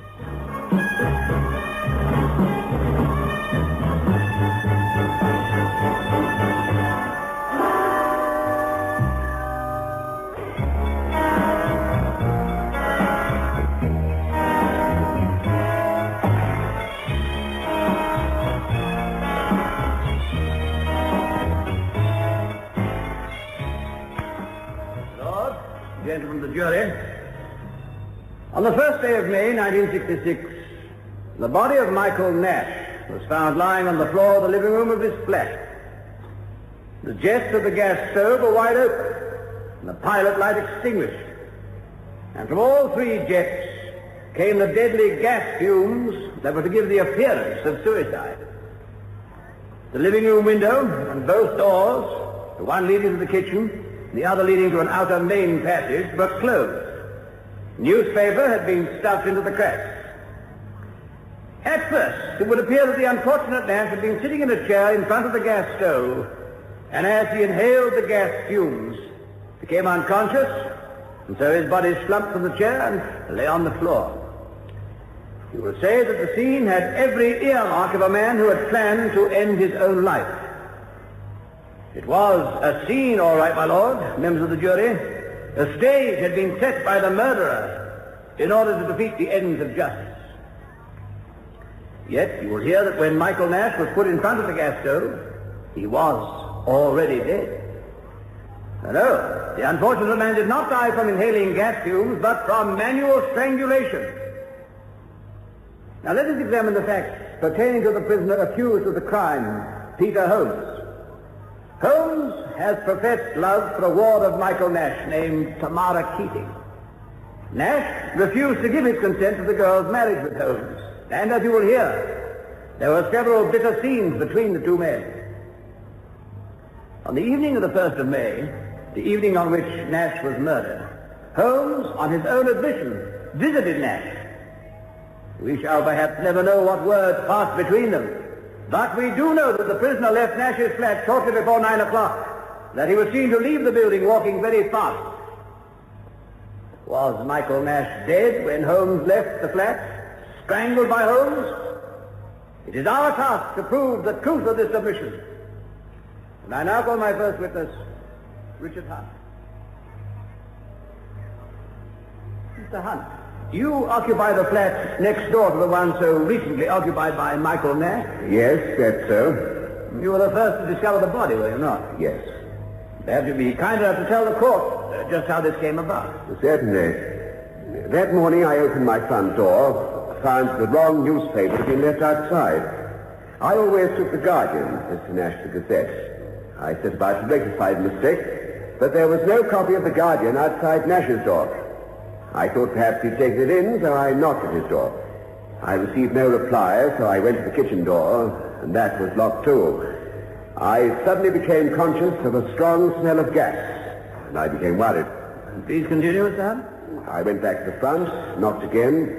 Receiving no reply, I tried to open it. It was locked. Then I looked through the keyhole and saw Nash lying on the floor. I at once returned to my own flat and dialed 999. Thank you, Mr. Hunt. Now, how long had you been a neighbor to Michael Nash? 5 years, almost. You knew each other well? Yes, quite well. Did you find Mr. Nash a man of regular habits? Yes, I did, very much so.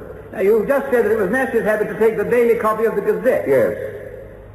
Did you ever know him to take in a copy of the popular picture papers of the type the Americans call tabloids? No, never. He wasn't the type to read them. In fact, he deplored them. Yes, he did. And you never saw one in his flat at any time? Never. Now, Mr. Hunt, you take a look at the prisoner. Have you seen him before? Yes, I've seen him before. You have? Where? I met him sometimes in the flat lift when he was on his way to see Mr. Nash. Did Mr. Nash speak to you of Holmes? Only once, about a month before he died. Can you remember what he said? Yes, I can. Had a visit from your niece yesterday. She's a very pretty girl, is Tamara. Still mooning over this fellow Holmes, I'm afraid. There's a scoundrel, if you like. Tamara thinks he's in love with her. Why shouldn't he be? Oh, a fellow like that. If you ask me, he's in love with the money she's going to get from the will. I told Tamara to forget him, but she's a stubborn little thing. Chip off the old block. Have you met him? Of course I've met him. Wouldn't give an opinion of the fellow if I hadn't. Just drinks, smokes, and reads politics. No wonder the country's going downhill. The trouble with you is you're a square, Nash. Square indeed. Thank you. When did you see the prisoner last? Well, I'd been to a party and got back to my flat at 2 a.m. I saw a man by Nash's door. However, he had his back to me and was wearing a raincoat with the collar turned up and a felt hat. It looked like Holmes, but I couldn't be sure. That was on the 1st of May. Did you happen to notice if he was carrying a newspaper? Yes, it fell out of his raincoat pocket. He stopped to pick it up. One of those picture papers. One of those picture papers. Thank you, Mr. Hunt.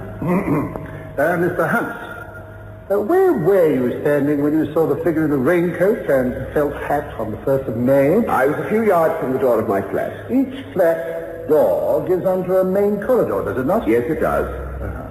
Which is not very well lit, I understand. Very badly lit, which is why I couldn't be sure who the man I saw was. Yet you can be sure that the paper you saw him drop and retrieve, an action which must have taken less than a second, was a popular picture paper? I think it was. You only think it was? I'm not sure. Thank you. That is all. The court's permission, I now call Inspector Thomas Davis.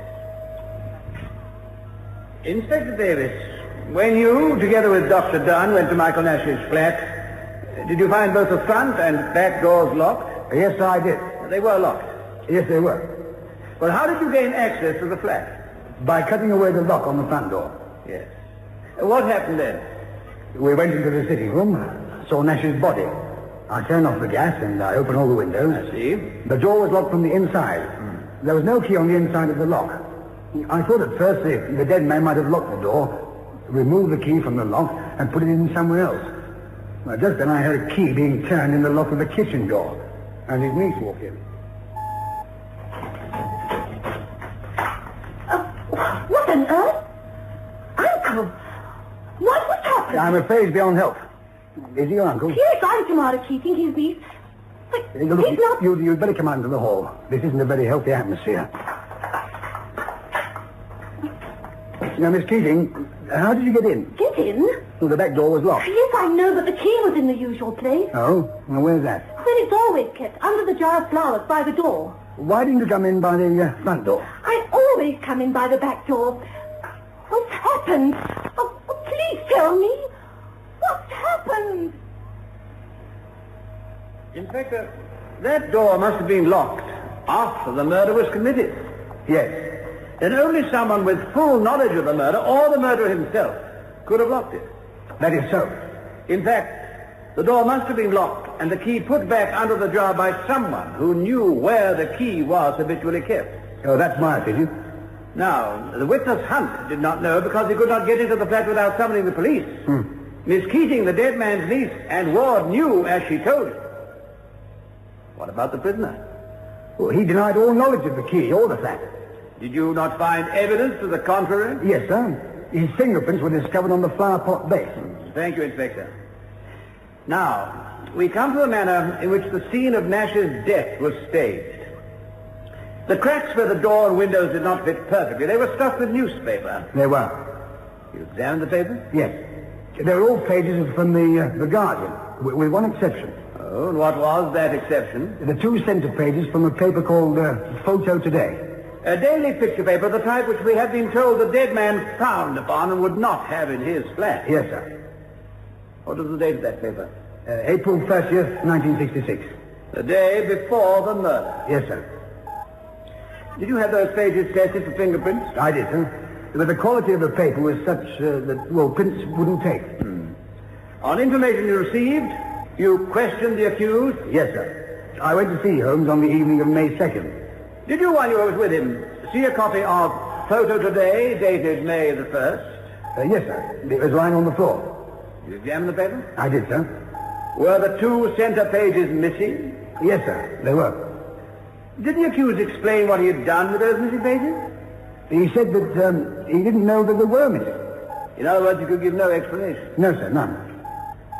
Inspector, did you find the accused's fingerprints on any of the furniture or articles in Nash's flat? No, sir. Did you find any in the kitchen? Yes, sir, I did. On 2 glasses and a soda water bottle. Elsewhere? No, sir. Did you find anyone else's prints on the heater, the deceased, for instance? No, sir. The fact that we did not find any fingerprints of any sort was, well, in itself, highly suspicious. Why do you say that, Inspector? Well, you see, sir, somebody had recently cleaned the heater. So clean as to remove all prints of any sort. Why should you regard the cleaning of the heater suspicious? Because I questioned the woman who came to clean the flat regularly. And she said that she cleaned the heater a fortnight before Mr. Nash's death. Yet the heater had been used every day since. Yes. Somebody, other than the cleaner, wiped it clean. We think it must have been the person who killed Michael Nash. Why are you so convinced? Well, we'd have been expected to have found fingerprints on the taps of the heater at least. Even if Nash himself had turned the gas on, his prints would have shown. We regard it as highly suspicious that there were no fingerprints of any sort. You are suggesting, are you not, Inspector, that whoever turned the gas on to cause Nash's death then wiped the taps clean in order to avoid identification? I am, sir. Thank you. No more questions. Just a moment, Mr. Henderson. Don't you think that this would be a good opportune moment to adjourn? And so the court adjourns in the trial of Peter Holmes for the murder of Michael Nash. We would like to remind you that this dramatic presentation is brought to you by Bristol Myers. The trial is once more in session. Inspector Davies has resumed his position in the witness box, and counsel for the defense rises to cross-examine. Inspector, my learned friend has enlisted your aid in creating a number of Aunt Sallies in order to knock them down, an exercise by which he had hoped to impress the court. Objection, my lord. Now, Mr. Henderson, are you not creating a verbal sally in order to detract from what the court has already heard? Counsel will look to this mode of questioning. I stand corrected, your lordship. Inspector Davies, I will open my cross-examination on a different level of thought. Would you say there was any mystery as to my client's movements on the fatal day? Did he not admit to being in Nash's flat? Yes, he did, but not at 2 o'clock in the morning. Did you not question him as to the length of his stay? Yes. You questioned him as to whether he and the now dead man had a drink together, did you not? Yes, I did. And my client told you they did drink. That is so. Therefore, you would not be surprised at finding my client's fingerprints liberally sprinkled over 2 drinking glasses. No, I suppose not. Now, Inspector, a great deal has been made of the 2 missing pages from the issue of Photo Today, for the edition dated the 1st of May. When you called upon my client, the remaining pages were, and I quote you, on the floor of his flat. And you found it significant that the center pages were missing. Yes, I did. Why? Well, you know me too well, sir. The center pages of the missing picture paper were used with the other newspapers in filling up the cracks. And you find this significant? I most certainly do. I've already said so, sir. I put it to you that a most logical explanation would be this.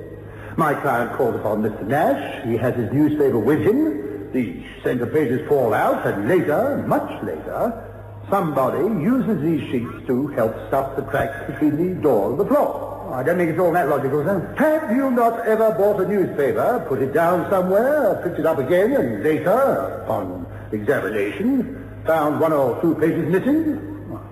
I don't know whether I have or I haven't. Yes, eh? And you were trained policeman. However much more uncertain would a layman such as my client be? No more questions. I now call Dr. Adrian Islewood. Dr. Islewood, you are a senior police surgeon attached to the Criminal Investigation Department of Scotland Yard. I am. Now, you were called to examine the dead body of one identified as Michael Nash. That's right, I was.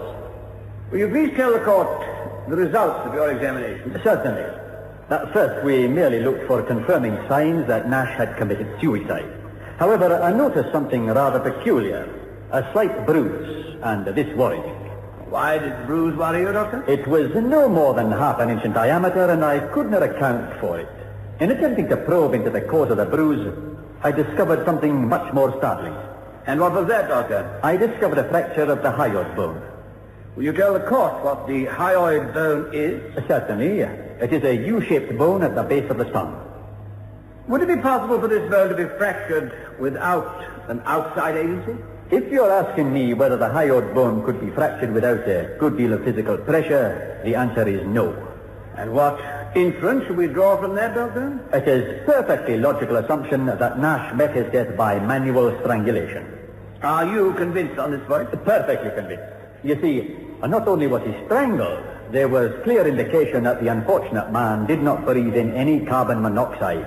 There was no sign of inhalation of gas poison. And you were able to determine at the post-mortem that death from strangulation took place between 1 and 2:30 on the morning of the 1st. That is so. No more questions, thank you. No questions, my lord. I now call Miss Tamara Keating. Miss Keating, you live at 23 Hurst Mansions, Kensington, London, South-West. Yes, I do. The late Michael Nash was your uncle, was he not? Yes, he was. Now, the prisoner at the bar is known to you? If you are referring to Peter Holmes, well, known to me is an understatement. I loved him, and when he cleared up this ridiculous charge, I hoped to marry him. Your uncle was also your guardian, Lord in Chancery. Yes. Your guardian paid the rent of your flat, paid for your tuition at the Slade School for Art. Yes, he did. In fact, your uncle demonstrated his deep affection for you by carrying out his duties as a guardian in a most generous manner. Yes, he was most generous, except where Peter was concerned. And because your uncle refused his permission for you to marry? Yes. He never made Peter Holmes welcome? No, he did not. Why? My uncle was an unmitigated snob, and because Peter never went to public school and his father was a postman, well, that was enough to ruin him in my uncle's eyes. Are you being fair to the memory of your uncle? I am being perfectly fair. You yourself have said that your uncle was generous and did all he could for your happiness. He did, with this exception. He had a blind spot as far as Peter was concerned. Are you aware that your uncle had caused inquiries to be made concerning Peter Holmes' background, and he decided... I know that Peter went to a reformatory, but you just like my uncle. You don't understand. He never had a chance. His mother... Please, Miss Keating. I was not going to refer to the prisoner's background. That would have been inadmissible. I was referring to the fact that Peter Holmes was an active member of an organization known as the Socialist Party of Great Britain at a time when your uncle was a member of the National Committee for Combating Socialism. I see. Yes, that's true. Is it not also true? When your uncle and Holmes met for the first time, they argued so violently as to cause your uncle to order Holmes from his flat? Yes, that is true. Miss Keating, I want you to tell me what happened during the discussion between your uncle, the prisoner, and yourself, the last time the three of you were together. It seems pointless. I am afraid it is not pointless. Did not your uncle say that he called you both together to say that if you married Holmes, he would strike you out of his will? Yes, he did. Can you remember with a reasonable exactitude the words used by your uncle and Peter when they quarreled? More or less. My uncle was going off on his high horse about breeding and... The whole thing is quite ridiculous. Why everybody wants to bring everybody else down to a common disgusting level is beyond me. These long-haired tramps whining about equal rights, lot of poppycock. You ask any horse breeder... Humans are not horses, Mr. Nash. Indeed they're not. Some horses are finely bred, whereas there are... This conversation is getting ridiculous. Uncle, you are living in the past, and thank goodness it is in the past. Why, Peter's relatives are as good as ours. Of course they are, my dear, if they stay where they belong, in their rather dreary backyard. I want you to marry someone who'll be worthy of you, someone of your own background, not that whining little upstart carrying a chip on his shoulder as though it was the order of St. George. If you're referring to me, Mr. Nash, I Getting don't... truculent, are you? Yes, I am referring to you. Think I don't know what you're after? You won't get it, my boy. If Tamara insists on marrying you, I'll strike her out of my will, and I mean that. If I didn't love Tamara so, I'd forget your age and give you the thrashing you deserve. I have nothing more to say to you. Please go. Oh, come on, Peter. Let's go. We both walked out of Uncle's flat, and that was the last time. Thank you, Miss Keating. No more questions. Miss Keating, you loved your uncle despite his temper and flagrant snobbery? Yes. And you loved my client, the prisoner in the dock? With all my heart and soul. And Holmes was fully aware of the deep affection you had for your uncle? Yes, of course he was. And that is why I know that despite everything, Peter would not have harmed a hair of Uncle Michael's head. Thank you. Now, and this is very important, have you ever been accompanied by Peter Holmes when you gained access to your uncle's flat by means of the kitchen door? Quite a number of times. Have there not been occasions when you have asked Peter Holmes to lift the flower pot in order for you to get the key? Yes, I have. You are under oath. Are you sure that he did so? Positive. Thank you, Miss Keating. A most important piece of evidence. That explains my client's fingerprints on the flower pot. I trust that the jury will take notice of this. No more questions, my lord? That closes the case for the Crown, my lord. Defense? My lord, never in my long history at the bar have I had to rebut such flimsy evidence as the prosecution has seen fit to bring against my client. I have already ruled that the prisoner has a case to answer. Do you or do you not wish to call any witnesses? Convinced as I am of his innocence, I call the prisoner at the bar, Peter Holmes.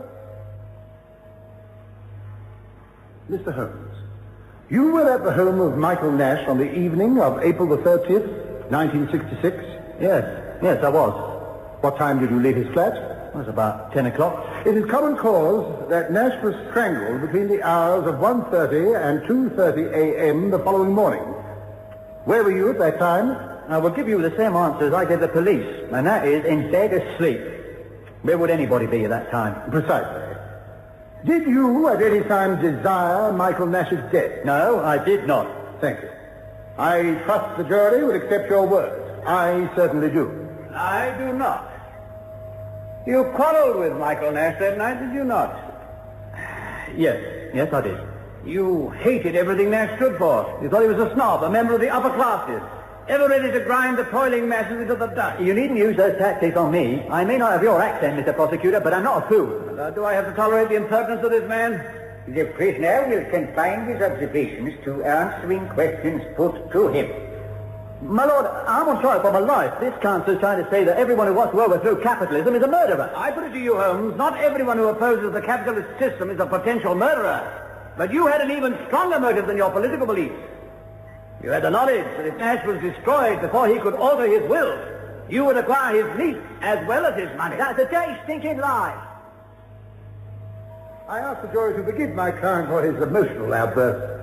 Yet all decent-minded persons must raise their eyebrows at my learned friend's attempt to introduce a political note into the trial. First, the prosecution declares that my client's motive for strangling the uncle of the woman he loved was to obtain the dead man's money as well as his niece. And then, as though realizing the implausibility of the case, introduces this nonsense of class war. My learned friend refers to what he is pleased to call nonsense. But here is a man, fanatical in his hatred of all the things that Michael Nash held dear. The Crown does not say that he killed because of that hatred. but that when you add his bitterness and his antagonism to the now dead man's refusal to consider him as a suitable husband for Miss Keating, then, I say with all the emphasis I command, then you have a mind, Holmes's mind, that has become distorted with hate and loathing. Someone killed Nash. Who? And why? We know the why. And the who is the prisoner at the bar. Well, you have heard all the relevant facts. Now we ask you to consider your verdict. Would you say that the accused, Peter Holmes, was guilty or not guilty of the murder of Michael Nash? In a moment or two, we shall give you the verdict recorded in the actual trial upon which this dramatic presentation is based. What was your verdict?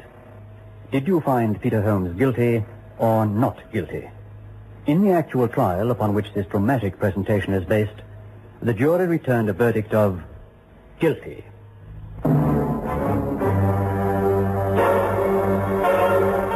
Bristol Myers, makers of the Mum range of deodorants, Clairol's hair care products, and Ipana toothpaste, hope you enjoyed tonight's presentation of Consider Your Verdict, produced by Michael Silver. When I wish I was me. Not collected her other papers. Sandra's note is still lying on the other side of the door. Anyone at home? Perhaps she's gone away. No, she always tells us when she does. I wonder if I want to take a look. You can't see a thing through the letterbox. Now, I wonder if... there's a couple of weeks' newspapers lying here. Letters, too. No, steady. Keep control of yourself. Mustn't pass out like a schoolgirl.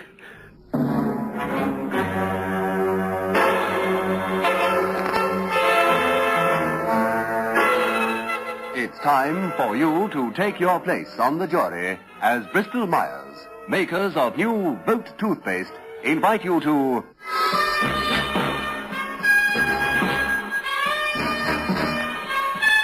Consider your verdict.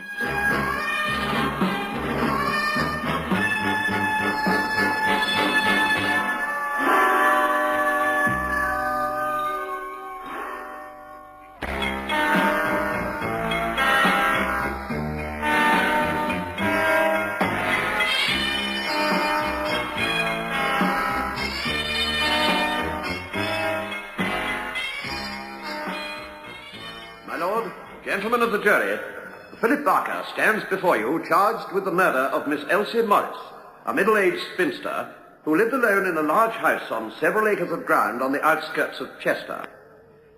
On the 3rd of November 1967, which was a Sunday morning, the local newsagent was delivering newspapers through the letterbox and heard it fall on other papers lying inside the hallway. Deciding to investigate, the newsagent, Mr. Barry, tested the front door and found it unlocked.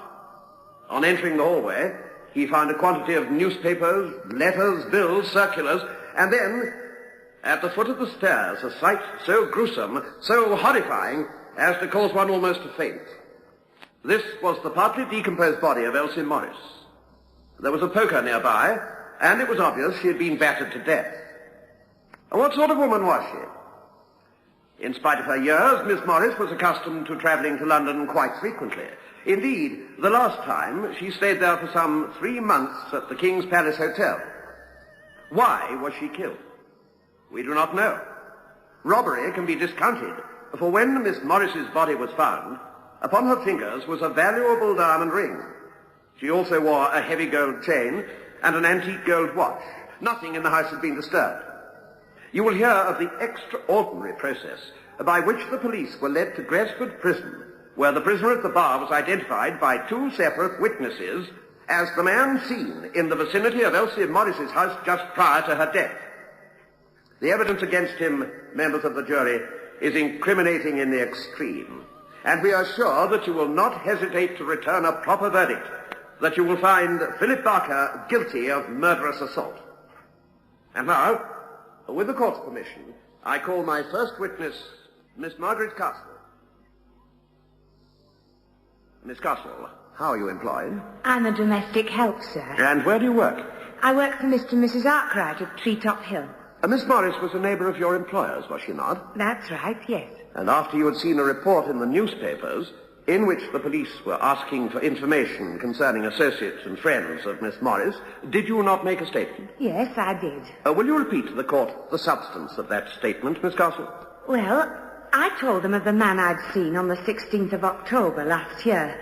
It was in the morning, about 10:30. And what was he doing, Miss Castle? He was walking up and down on the grass verge outside Miss Morris's house. Is that all he was doing? Walking up and down? Yes, he seemed to be thinking. Why do you remember this incident so clearly, Miss Castle? Oh, because of the clothes he was wearing. And what clothes was he wearing? A dinner jacket and a black tie. At 10:30 in the morning? Yes, I thought it was funny. And had you ever seen the man before? No, never. When did you see him again? Well, I didn't see him in person, like. I was shown a photograph, and I was asked if I'd seen him before. I said that was the man, but later I was taken down to Gresford, the prison there. Then I saw him in person. I picked him out in an identification parade. You had no hesitation in doing so? Oh, no, he was the man, all right. The man standing in the dock? Yes, that's him. All right, Miss Castle. Thank you. This is a very dramatic and arresting story you have told us, Miss Castle.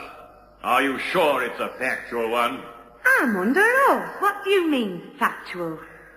You are, in fact, only repeating what you've already told the police, are you not? Yes, but it's true. Are you sure he was wearing a dinner jacket?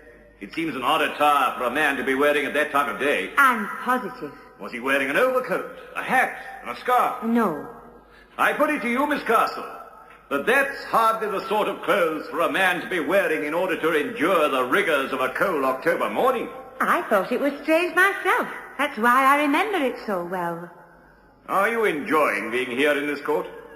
Well, it is an experience. Are you sure that you're not perhaps letting your imagination run away with you a little? Not at all. We shall see.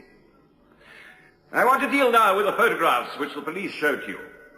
Were you certain in your own mind that the man in the photograph and the man you had seen in the dinner jacket and tie outside Miss Morris's home were one and the same person? I was, and I still am. Do you not think it a little unfair that you should have been asked to pick this man out of an identification parade after seeing the photograph, and knowing that that was the man who had excited the police's interest? Well, I suppose if you put it like that, it was, yes. Thank you, Miss Castle. That's all. I now call Mr. James McLeod to the witness box. Mr. McLeod, how would you describe yourself? Well, now, I've been called various things during the course of my life. Tramp, hobo, vagrant. But I prefer to be known as a gentleman of the road. In other words, you have no fixed abode? No, none, sir. Where were you during the early hours of the 16th of October, 1967? Yeah, I was in Treetop Hill. And what did you see there that ought to interest this court? Yeah, I saw a lot of things. Yes. But what in particular? Well, I was walking down the road, whistling to myself, thinking what a bitter cold night it was, when I see someone come out of a driveway of an house.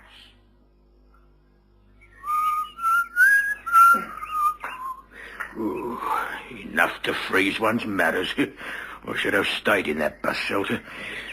Oh, here comes me breakfast. Good morning, sir. Don't bother me. Oh, a few coppers, sir. A fine gentleman like yourself wouldn't miss a few pence just to get a bite to eat. Go away, I say. But just a minute, sir. Mean old skinflint. But he was gone. He seemed very annoyed about something. Were you sure the drive was that of Miss Morris's house, and was that the driveway in question? Yes, sir, it was. And was it that man over there, the prisoner? Yes. Thank you, Mr. McLeod. Mr. McLeod, for a gentleman of the road, you seem very smartly clothed. Oh, thank you, sir. Must have cost you a pretty penny. Oh, well, I'll spend it when I've got it. Do you have a regular job now, Mr. McLeod? No, of course not. Have you suddenly inherited some money? A legacy, perhaps? No.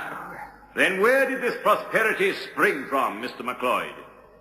Well, a Sunday newspaper paid in advance for me story. Story? What story? Because of your importance in this trial? Yeah, that's just about it, yeah. I'm going to give me impressions after the trial's over. So, in fact, your appearance here at this trial is most profitable. Yeah, so what? I'm not committing no crime. I'm not suggesting you are, Mr. McCloyd. Did you answer the appeal from the police? The same appeal that Miss Castle answered? Well, I don't know about Miss Castle. Yes, I answered. And what was your motive in coming forward with the information you were able to supply? It was me duty. You were a guest of the police, weren't you? Insofar that they provided you with transport to Greshford, and upon your arrival there with accommodation. That's right, they did. I should imagine that you hadn't received such consideration at the hands of the police before. Well, I must say they was very good to me. And you wish to express your gratitude by singling out my client at the identification parade because you knew which man the police were interested in. Right, that's not right. He was the man that I saw leaving Miss Morris's house. And the same man that you saw in the photograph the police showed you? Yes. They'd have been awfully disappointed if you'd failed to identify him, wouldn't they? Well, I suppose so. I think the jury have heard enough of your testimony, Mr. McCloyd, for them to be able to judge its value. Can I go now? Yes, Mr. McCloyd. And I now call Dr. Ian Donaldson as my next witness. Dr. Donaldson, you were called to the residence of the late Miss Morris's on the 16th of October last year. Yes, I was. That was in your capacity as police surgeon for the district of Chester. Yes, the woman had been dead for some time. I removed the body for more detailed examination. And what were your findings? Well, there's no question that the poor woman had been beaten to death about the face and head with a blunt instrument. Were the injuries sustained conducive to having been caused by the brass poker, which I have here before me? It's lying on that desk, marked Exhibit A. Very much so. In point of fact, the forensic department of the Chester CID analyzed the poker, and there's no question that it was the murder weapon. Were you able to determine the approximate time of the woman's death? Yes. Despite the decomposition which had taken place, my colleagues and I were able to establish that Miss Morris had met her death in the late hours of the 15th October or the early hours of the 16th. No more questions. Doctor, having read the results of your examination and having been shown photographs, would you not say that the attack on Miss Morris must have been carried out with an almost fiendish brutality? Yes, I would indeed. I understand that you were called to the remand cells to give my client treatment for a severe bronchial attack. Yes, that is so. You recommended that he be hospitalized for some weeks. Yes. And during that time you visited him daily. I did. Does the prisoner at the bar strike you as a violent man? I am a doctor, not a psychologist. Nevertheless, Doctor, you must have formed some impression. He showed no symptoms of violence whilst I was treating him. Thank you, that is all. I now call Chief Inspector Bruce Arlen of the Chester Constabulary. My lad, I'm reluctant to interrupt, learned friend, but in view of the time factor, could we not now have the adjournment? Particularly as I would like to consult my client.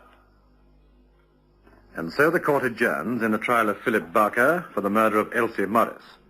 This dramatic presentation is brought to you by Bristol Myers. The trial proceeds. As the usher calls the court to order, Chief Inspector Arlen has entered the witness box. Inspector, as the result of the finding of the dead body, identified as Miss Elsie Morris, you assumed charge of the investigations into her murder. Yes, I did. Will you please tell the court how your investigations proceeded? Certainly. After the finding of Miss Morris's body, I attempted to seek a motive for the murder. Robbery could not be considered. Miss Morris was wearing jewellery at the time of her death, jewellery worth a great deal of money. In her room, we found a cash box containing gold sovereigns to the value of £358. There was no sign of a forced entry, so one can presume that Miss Morris admitted her attacker herself. Nor were there any signs of a struggle. Working on the evidence provided by Dr. Donaldson and the consulting pathologist, it was decided that Miss Morris had been attacked from behind as she came down the stairs.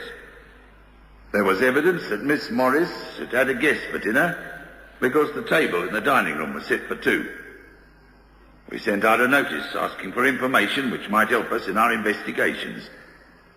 This notice contained a description of the man given to us by Miss Castle and James McLeod. The prison governor of Gresford Prison thought it fitted a man called Philip Barker, about whom little was known, except that he was serving sentence for having defrauded the proprietor of a hotel in Buxton. The governor of the prison sent me a photograph of the man. I showed it to Miss Castle and James McLeod. Both said that Barker was the man they'd seen. I interviewed the prisoner with the prison governor's permission. Now, what do you know about a woman called Elsie Morris? Nothing except what I read in the papers. How'd you meet her? Meet her? Huh? What is this? I tell you, I never saw her in my life. Why did you kill her, Barker? You crazy or something? I didn't kill her. What were you doing in Chester last October? I've never been in Chester in my life. Supposing I tell you were seen there? I'd say you were trying to frame me. In September and again in early October. You were also seen on the night Elsie Morris was killed. I've got 2 independent witnesses. All I can say is that they must be suffering from hallucinations. Where were you in October? What date in October? The 15th or the 16th? No, I was in London. Ah. Whereabouts? What address? Moving around. What were you doing in London? I was trying to get a job, but no dice. Where did you stay? What do you mean by moving around? Well, I didn't stay anywhere. I didn't have any money. For 3 nights I slept on an embankment. So there's nobody to substantiate your alibi? No. No, there isn't. But I swear to you that that's the truth. I think you're lying, Barker. And I'm putting you up in an identification parade. And was that identification parade held? Yes, it was. The 2 people who travelled from Chester had no hesitation in picking out Barker as the man they saw near Miss Morris's house. Were they present at the identification parade at the same time? No. 2 different parades were held on the same afternoon. Each witness attended a parade independently of the other. It was after the identification parades that I charged Barker with the woman's murder. Thank you, Inspector. Inspector, do you think that a miscarriage of justice can take place? Well, I suppose it can happen. I put it to you that you were all under such pressure from higher authority that in desperation you snatched at the meagre evidence of Castle and McLeod and gave it an importance it didn't deserve. No, that's not true. But you yourself indicated during your testimony earlier that you were so desperate for a lead that you had to ask the cooperation of the press. We often seek the cooperation of the press. The description given to us by Miss Castle and Mr. McLeod attracted the attention of the Gresford prison authorities. It was then that things began to move. But supposing these 2 witnesses are wrong, Inspector, supposing they've made a mistake, what other evidence have you against my client? None. You have no record of any previous association between Barker and Miss Morris? No. And you will take a look at my client, Inspector.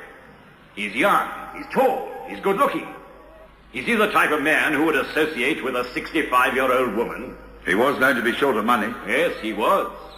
But if he had associated with Miss Morris with money as his objective, and if he did kill her, as you allege, why did he not take Miss Morris's valuables? I suppose he panicked when he realized what he'd done.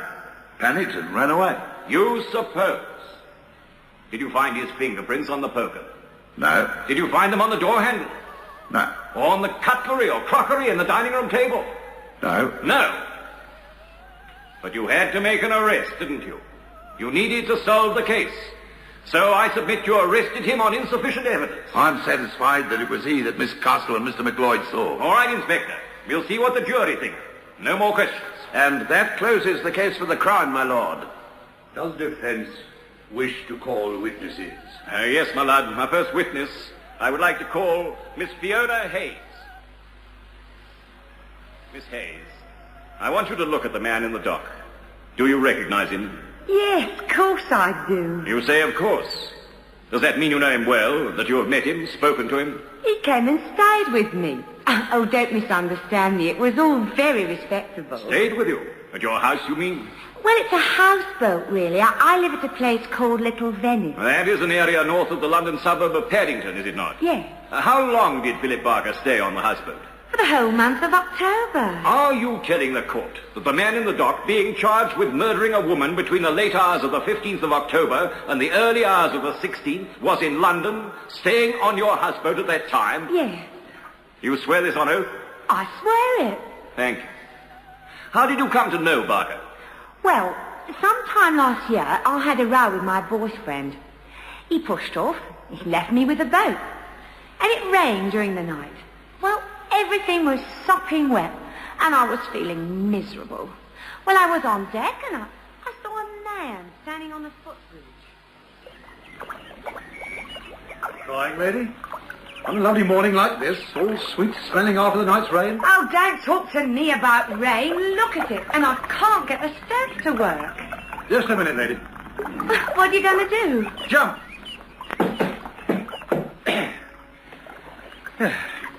You don't work this boat all on your own, do you? You leave me to your stove. I could do with a cuppa myself. He told me that he was looking for a job, and I took him on as a handyman. How long did he stay with you? For the whole of October. Thank you. No more questions. Miss Hayes, what is your occupation? Well, I do a bit of acting, modelling, you know, that sort of thing. That sort of thing. I see. This houseboat, was it yours? I've already said it belonged to a friend of mine. Is the houseboat your permanent residence? No. He came and collected it just before Christmas. Miss Hayes, do you know that when the prisoner was asked by the inspector what he was doing at the time Miss Morris was killed and where he was located, he replied, London. Well, I live in London. Just a moment. When asked by the police whereabouts in London, he said, and I'm quoting, I didn't stay anywhere, I didn't have any money. For 3 nights I slept on an embankment. Well, he said that because of me. He knew that if my boyfriend, who owned the boat, heard that there was another man sleeping on the Saucy Queen, he'd come back and do me an injury. Why have you not come forward before? Well, I wasn't going to be here at all. It was Mr. Clark, Philip's solicitor, who'd made me. Are you telling the truth, Miss Hayes? What do you mean, am I telling the truth? Do you think I'd tell a lie? I don't know, Miss Hayes. I wish I knew. No more questions. I now call the prisoner at the bar. The 2 witnesses that picked you out at the identification parade on November the 22nd, 1967. Had you ever seen them before? Never.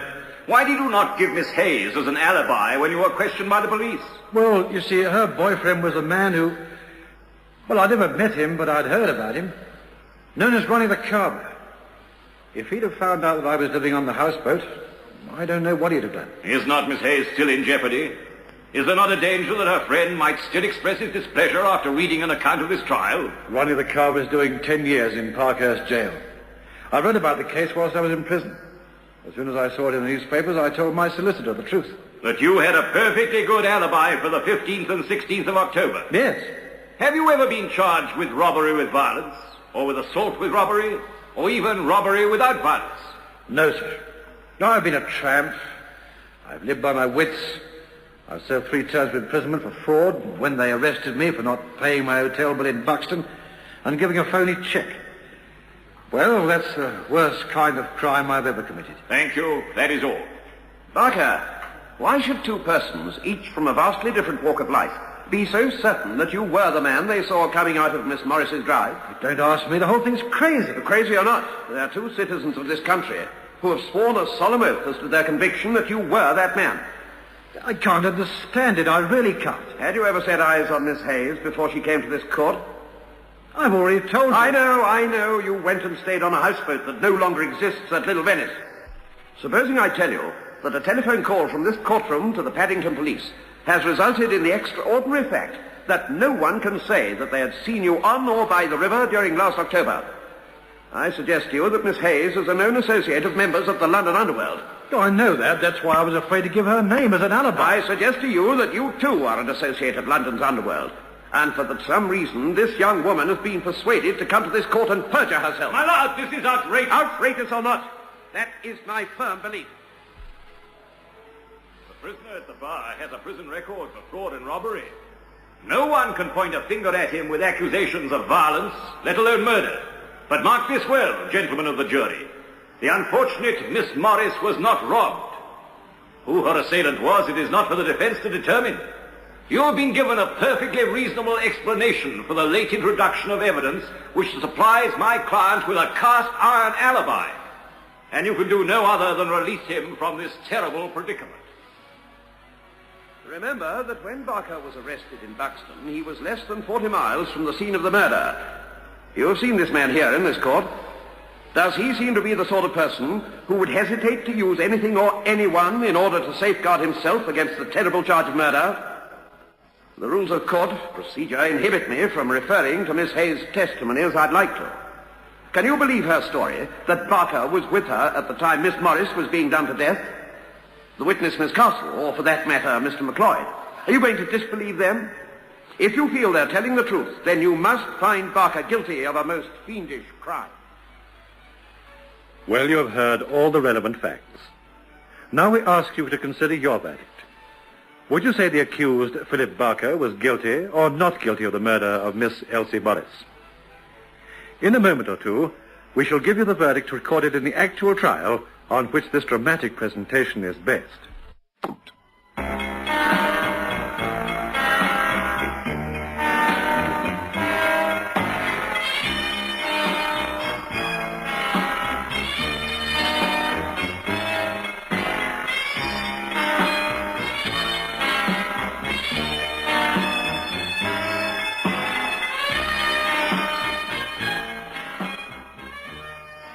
Well, what was your verdict?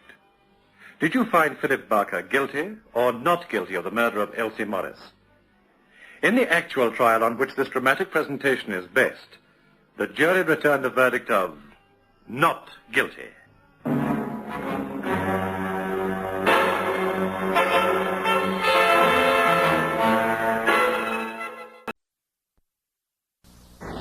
Ronald Dankworth, you are charged before this court with the crime of murder, in that on the 14th of November of last year at Newmarket, in the county of Cambridge, you did willfully and unlawfully and of malice aforethought strangle Gillian Danvers. How do you plead to this charge? Guilty or not guilty? I didn't do it. I'm not guilty.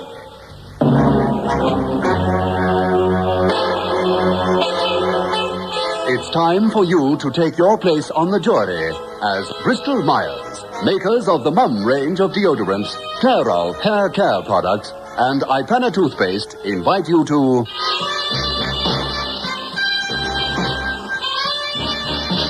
consider your verdict.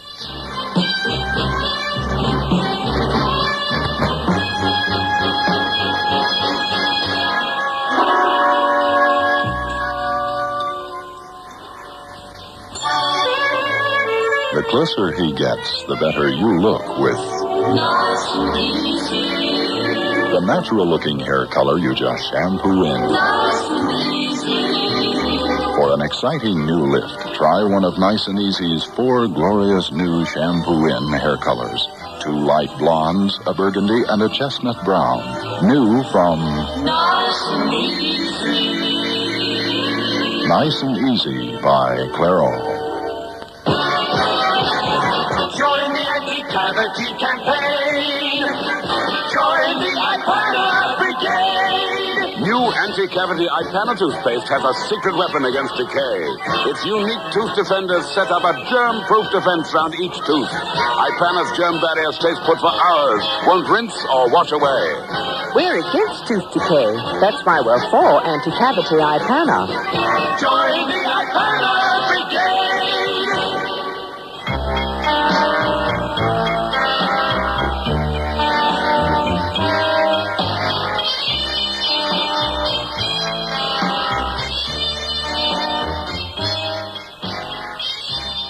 My lord, gentlemen of the jury, the details of my brief make up a story of cunning on the one hand, and yet stupidity on the other.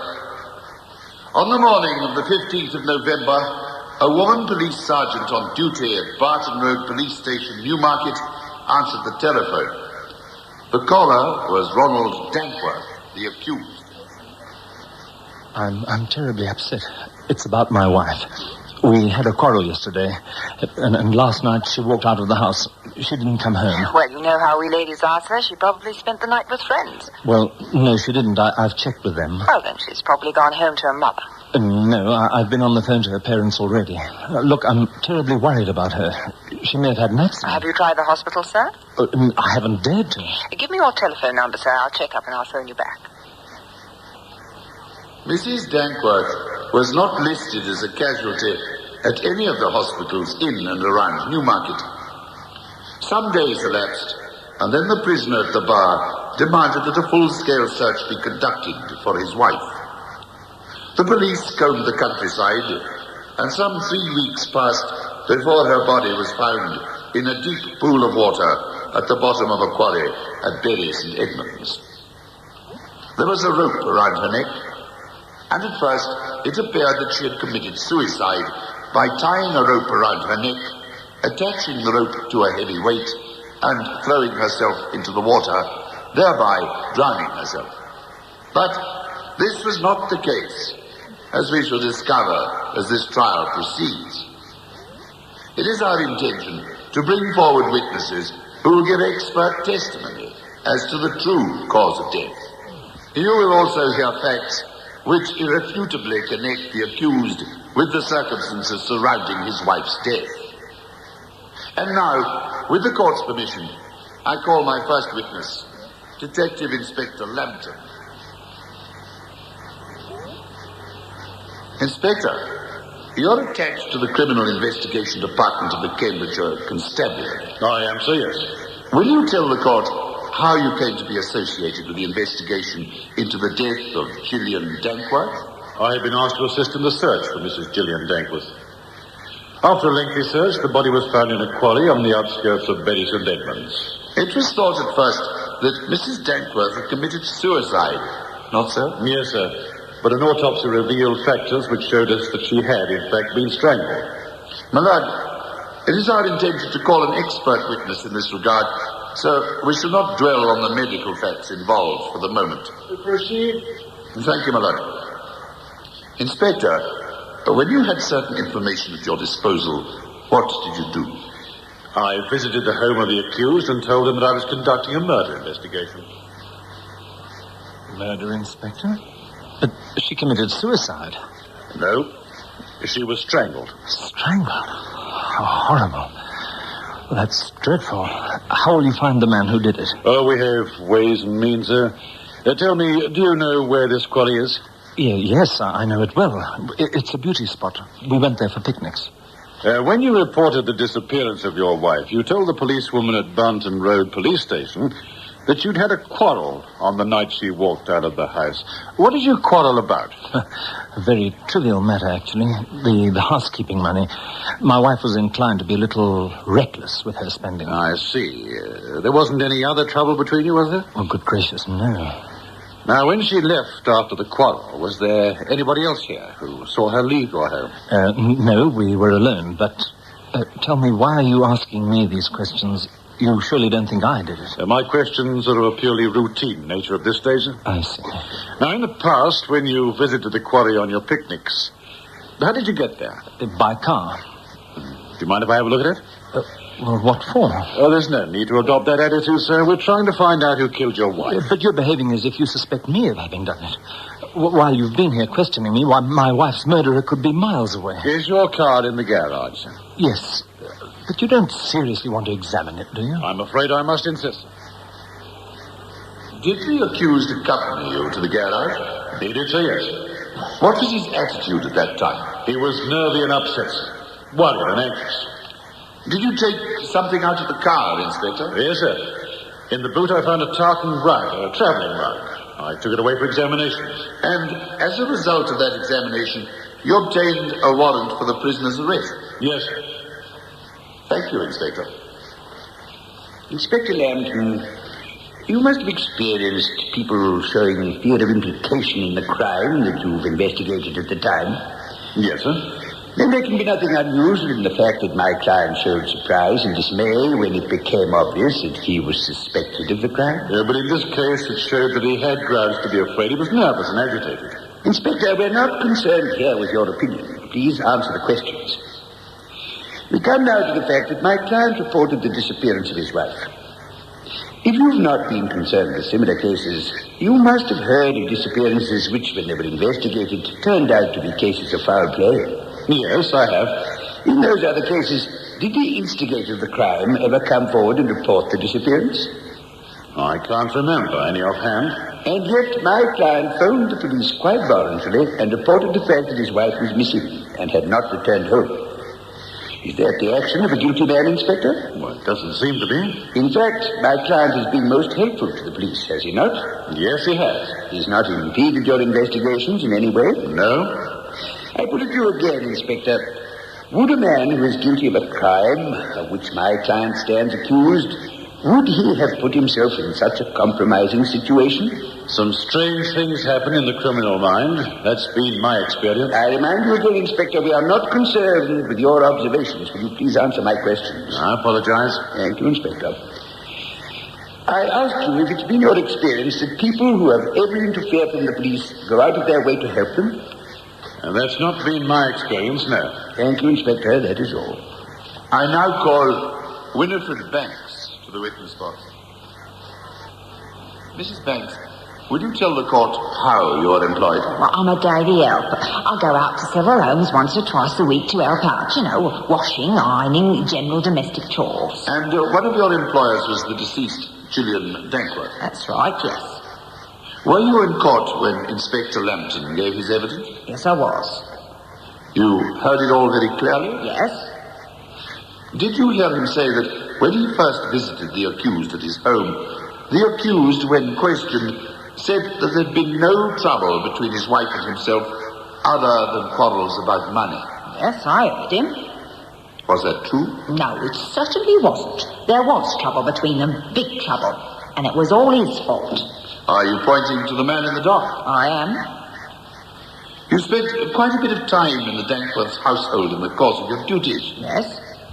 Did you ever hear them quarrel? Yes, I did. And it wasn't that I was eavesdropping. I couldn't help hearing. They used to quarrel so loudly, shout at each other. What did they quarrel about? About Mr. Dankworth associating with other women. Can you recount to us the details of any conversation between the accused and the deceased that you remember clearly? Yes, I can. It was about 4 or 5 weeks before Mrs. Dankworth disappeared. I was polishing the floor in the dining room, and they were in the next room, the lounge. As I say, I couldn't help hearing what was going on. Well, honestly, the way you cross-question me like this, well, you'd think I was the biggest bounder that ever walked. Well, it's dawned on me gradually that you are. Gillian, please don't go on like this. Just because I met some business acquaintances and got involved... Your sessions with business associates don't usually end at 4 o'clock in the morning. I don't believe your story at all.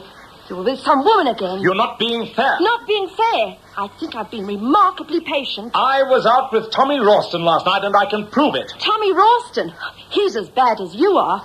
I'm going to speak to Tommy. What's his number? Oh, don't go making a mountain out of a molehill. Leave it alone. All right, I'll get it out of the directory. Put that directory down. Ronald, you're hurting me. You're breaking my arm. I'll break your neck if you don't stop your nonsense.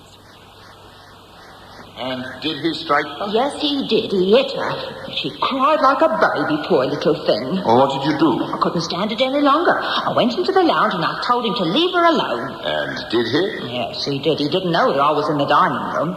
Did he object to your interrupting the proceedings? Not half he didn't. What did he say to you? He called me a dirty old... He abused you, did he? He did, after all the work I did for them, too. All right, Mrs. Banks. Thank you. Mrs. Banks, are you a married woman? Yes. Happily married? Well, we've had our ups and downs, but we've stuck it for 25 years. And in those 25 years, you must have quarrelled with your husband. Oh, yes. Well, what married couple doesn't quarrel? Quite, Mrs. Banks. Quite heatedly at times, not so? Well, you know how it is. You get upset and you say things you don't mean. I know exactly how it is, Mrs. Banks. Now, think very carefully, Mrs. Banks, and remember that you're under oath. Think back to some violent quarrel between yourself and your husband. Yes. Can you honestly say that you never accused him of associating with other women? Well, Mrs. Banks, we're waiting. No, I can't, but... No buts, Mrs. Banks. Thank you. Has your husband ever struck you? Dear, Do I have to answer that?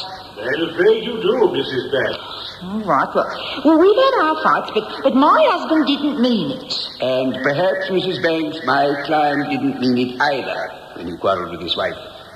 Perhaps you were so taken up with the piece of gossip which you could hawk around with your other employers that you didn't think of the implications when the quarrel occurred. I resent that. I'm not a gossip. I'll keep my own counsel. I don't go spreading things all over town like some women do. What, Mrs. Banks? You never gossip? Never. You're a unique and remarkable woman, Mrs. Banks. Thank you very much. My next witness is Professor James Sutherland. Before my colleague calls Professor Sutherland to the witness stand, may we have an adjournment? Before James Sutherland gives his evidence, we would like to remind you that this dramatic presentation is brought to you by Bristol Myers. First, APS. For girls, new Fresh and Dry Spray does just what the name says. Keeps you fresh and keeps you dry. New Fresh and Dry has fastest drying action. Does more than a deodorant spray, it keeps you dry too. When you're dry, you're fresh all day. New Fresh and Dry APS really keeps you dry. Fresh and Dry APS by Mum. I see you're putting another layer of grease on top of yesterday's. Yesterday's grease in my hair? Yep.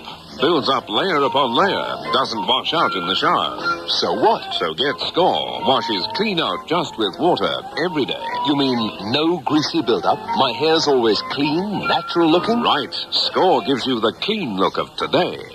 There's no greasy build-up when you use Score. And who needs yesterday's look when there's Score?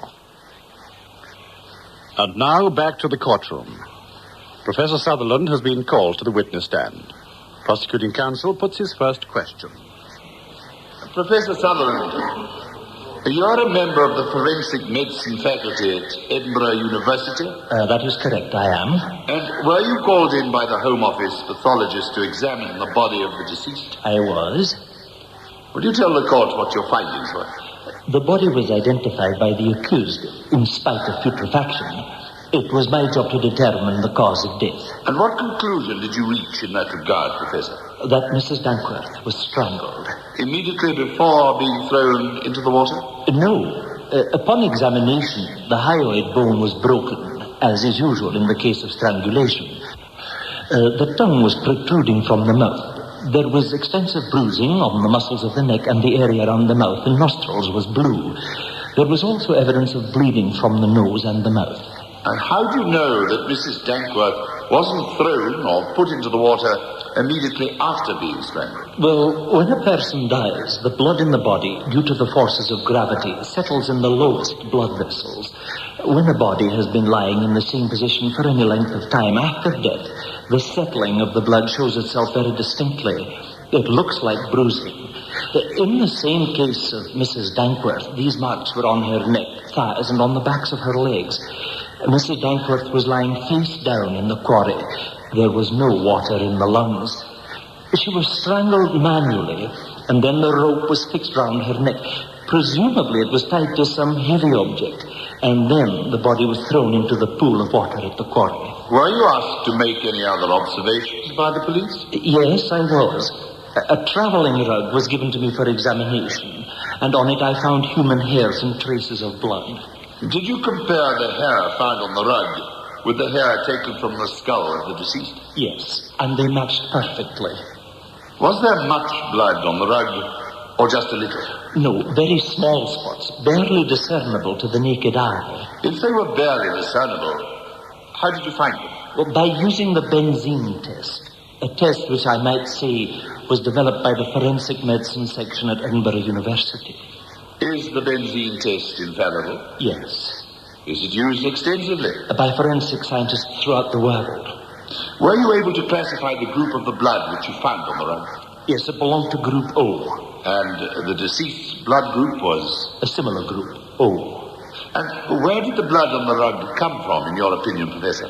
From the mouth and nose of the deceased. The rug was found by the police in the boot of the accused's car. In my reconstruction of the crime, I deduced that Mrs. Dankworth had been strangled, and the body had lain on its back for a long time before being placed in the boot of the car, again on its back. Otherwise, I would have found markings on the body to indicate some other position. And then the body was transported to the quarry at Bury St. Edmunds and thrown into the water there. So, it was on the strength of your findings that the prisoner was arrested? Yes. Thank you, Professor Sunderland. Professor, the travelling rag you were asked to examine. Yes? That constitutes the only real connection between the murder of Gillian Dankworth and my client, not so? Quite right. In other words, if the rug hadn't been found in the boot of my client's car, there'd be nothing whatsoever to connect him with the murder. Aye, but it was found. So it was. And you deduced from the spots of blood and the hair that the body of Mrs. Dankworth had rested on it while being transported to Bury St. Edmunds. I've already said so. Did you find any other hair on the rug? Other hair? Yes, Professor. Dog hair, cat hair, perhaps even other human hair. Oh, yes. There were hairs from the head of the accused. Were there? But my client wasn't laid on the rug in the boot of the car, was he? I don't imagine so. Then how do you suppose they came to be on the rug? I really don't know. I haven't thought about it. Perhaps if you had, Professor, you'd have realized that both the head of my client and the head of the deceased could have got onto the rug during a spell of sunbathing on the lawn or at a picnic, perhaps. But you didn't think of that, did you? Well, it's hardly likely under the circumstances. It's hardly likely, Professor? You found hairs from the head of the deceased on the rug, and from that you deduced that her body had been transported in the boot of my client's car to the quarry at Bury St. Edmunds. And yet, when I point out, or rather on your own admission, when you said that you'd found some of my client's hair there as well, you dismissed the suggestion which I've made, that the reason for their being present is not sinister at all. In fact, it's rather commonplace. After all, this rug could quite easily have been used as a picnic rug. Well, I can't deny that there may be some truth in your suggestion. But what about the blood? Thank you, Professor. I was coming to that. In the course of your examination, did you determine how long the blood had been on the rug? No, I did not. Really? With all the resources of modern forensic science at your disposal, you still can't say, whether the spots of blood that you found with your benzene tests had been there for a matter of weeks, or perhaps as long as a year or 2 years. No. Really? But that was the evidence. On that evidence alone, my client was arrested in the first place. I just do my job to get the facts. The facts. But your facts are hardly complete, are they? Well, I told you the extent of my findings. You have indeed. And I'm sure that the members of the jury know to what extent they can take your findings into account when they're considering their verdict. Thank you, Professor. That is all. You may step down. That closes the case for the Crown, my lord. The defense? As your lordship pleases. I now call Sergeant Martha Backley. Sergeant Backley, you were on duty at Ballentine Road Police Station when my client phoned and reported the disappearance of his wife. Yes, sir. You told him that you would check the casualty lists at the hospital in the vicinity and phone him back. Yes, sir. Did you phone him back, Sergeant? No, I called round at the house on my way home after my tour of duty was over. You spoke to my client? Yes, sir. Were you standing close to him? Oh, about as close as we are now, sir. About 4 feet away? Yes, sir. When you called on my client on the 15th of November, did you notice any scratches about his neck and face? No, sir. Now, are you sure, Sergeant? Because this is a matter of life and death. I'm positive, sir. I pride myself on being observant. There were no scratches or cuts about my client's face or neck. No, there weren't. I'm positive. Thank you, Sergeant. Does counsel for the prosecution wish to examine the witness? I have no questions, thank you, my lord. My next witness is Professor Heather Tate. Professor Tate, you are the head of the forensic medicine faculty at Birmingham University. I am, yes. How many years' experience have you had of forensic science and medicine? Some 22 years altogether. During the course of your work, have you been asked to help the police investigate cases of murder by strangulation? Yes, I have. Many times. Both here and abroad. When a person realizes that he or she is being strangled, what action does the dying person normally take? Will you tell the court what happens, Professor, from your knowledge of similar cases? The victim puts up a most desperate struggle. It's literally a fight to the death. In a case of manual strangulation, the attacker's hands, both of them, encircle the neck. Is that correct? Yes. And unless his victim's hands and arms are pinioned, tied down, the victim would use those hands to protect himself, wouldn't he? He would indeed. Professor, delving into your wealth of experience in these matters, will you tell the court of the distinguishing marks which a strangler would have about his person after the victim's demise? There would be scratches, usually severe scratches on the strangler's face, neck, and chest. If you were asked to perform an autopsy, post-mortem examination on a victim of strangulation, in addition to the things that have already been described to this court by a previous witness, you'd do what? I would examine the nails of the victim. Why? Because usually, in 90 cases out of 100, there would be traces of skin, blood, and other tissue. From the victim's attacker? Yes. And having found skin, tissue, or blood, what would you do then, Professor? I would compare them with the suspect, if there was one, check the blood groups, and so on.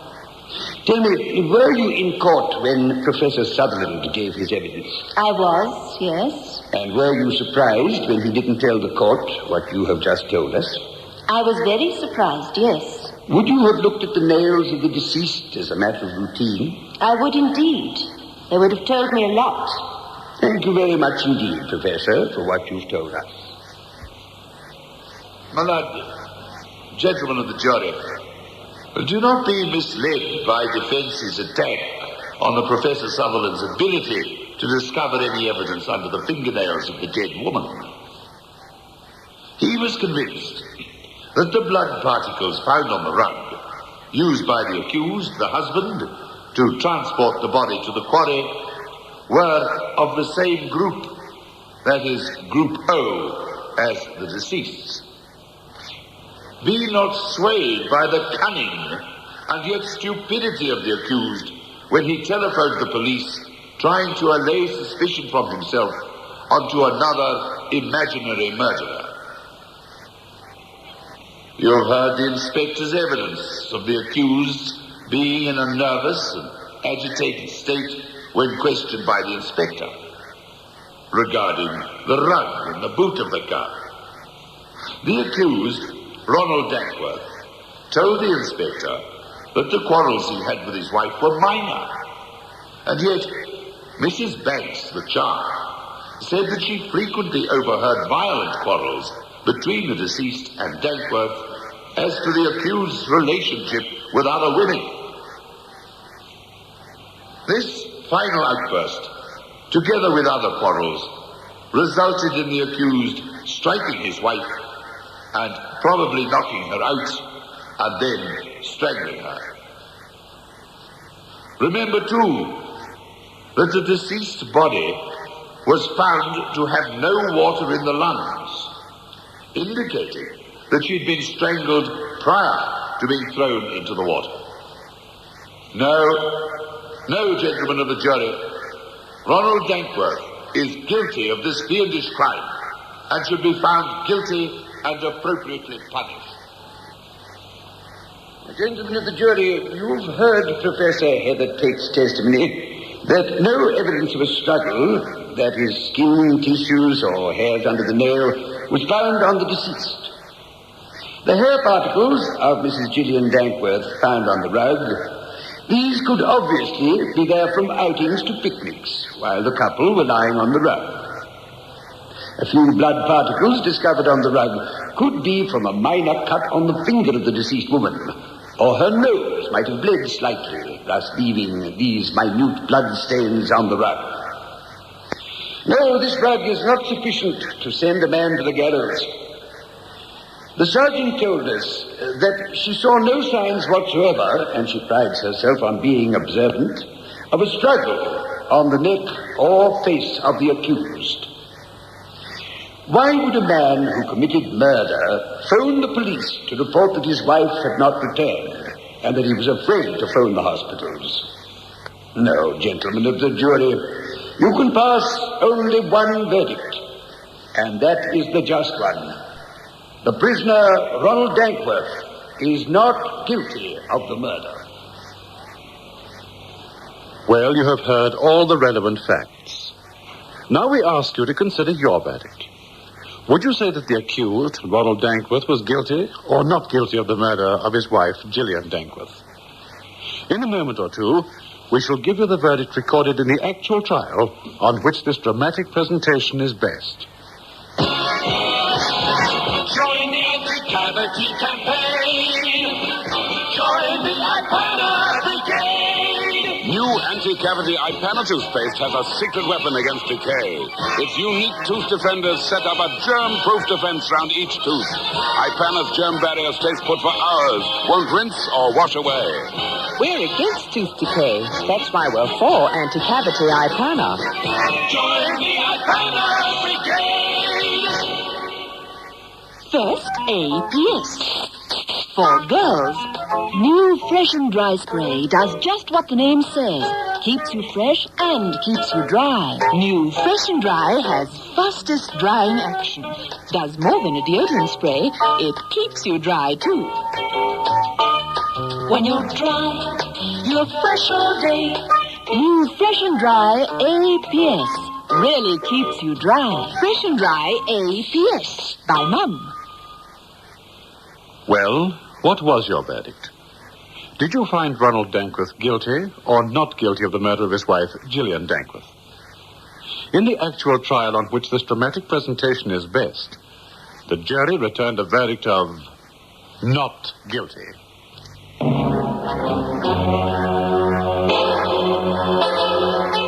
Bristol Myers, makers of the Mum range of deodorants, Clairol hair care products, and Ipana toothpaste, hope you enjoyed tonight's presentation of Consider Your Verdict, produced by Michael Silver. On Friday evening at 8:30, you're invited to listen to Medical File, another great dramatic series also brought to you by Bristol Myers. So goodbye until next Tuesday, when it will be time once again to take your place on the jury of Consider Your Verdict.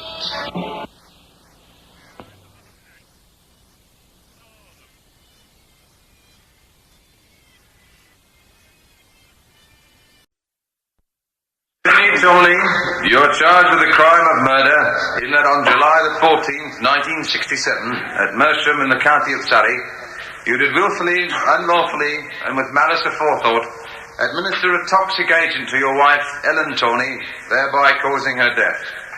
How do you plead to this charge? Guilty or not guilty? I didn't. I'm not guilty.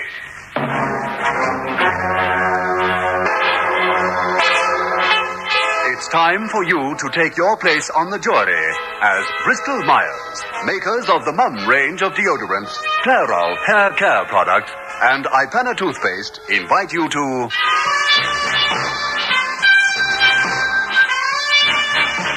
consider your verdict.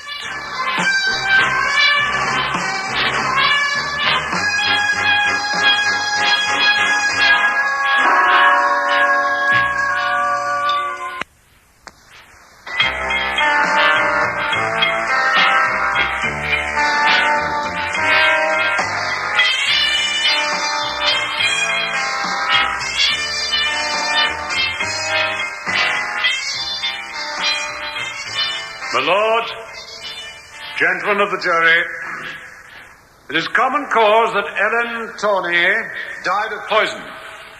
It is the Crown's contention that this poison was administered by her husband, the prisoner at the bar. You will be asked to decide three basic facts, gentlemen of the jury. They are these. Was this poison taken by the unfortunate woman accidentally or deliberately? Or was it willfully administered? If you come to the conclusion that Mrs. Tourney was killed as a result of deliberate poisoning, and it is the Crown's contention that such was the case, then you will want to ask yourselves, was this poison given to her by the prisoner at the bar? We are confident that after you hear the evidence, there will be no shadow of doubt in your minds but that the poisoner stands before you in the dock. Thirdly, you will want to ask, what means and opportunity were there for the accused to kill his wife? We shall supply the answers to these questions, gentlemen of the jury. We shall show not only but motive. A motive as old as time itself. A man tired of his wife, seeking excitement in the arms of another, then taking deadly measures to remove the woman who bars the way to the path of freedom, his wife. I now call my first witness, Elizabeth Walls. Miss Walls, you were employed at the home of the Tourneys? Yes, sir. How long did you hold the position, and in what capacity? Well, sir, I worked there for 6 years. I was cook general. So you cooked the food that was consumed by your employers? Yes, sir. On every occasion? Well, not really, sir. The missus, she used to cook sometimes. And the master, did Mr. Tourney ever cook? Now and again, sir. He liked cooking. Am I correct in saying that for some months prior to her death, Mrs. Tourney was in a delicate state of health? Yes, sir. She had the doctor in quite a few times. Thank you. Now, I'd like you to go back to June the 3rd, 1967. I understand that you have testified that it was on that day when Mrs. Tourney first showed signs of physical distress. Yes, sir.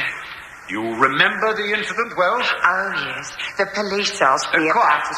June the 3rd was a Saturday, was it not?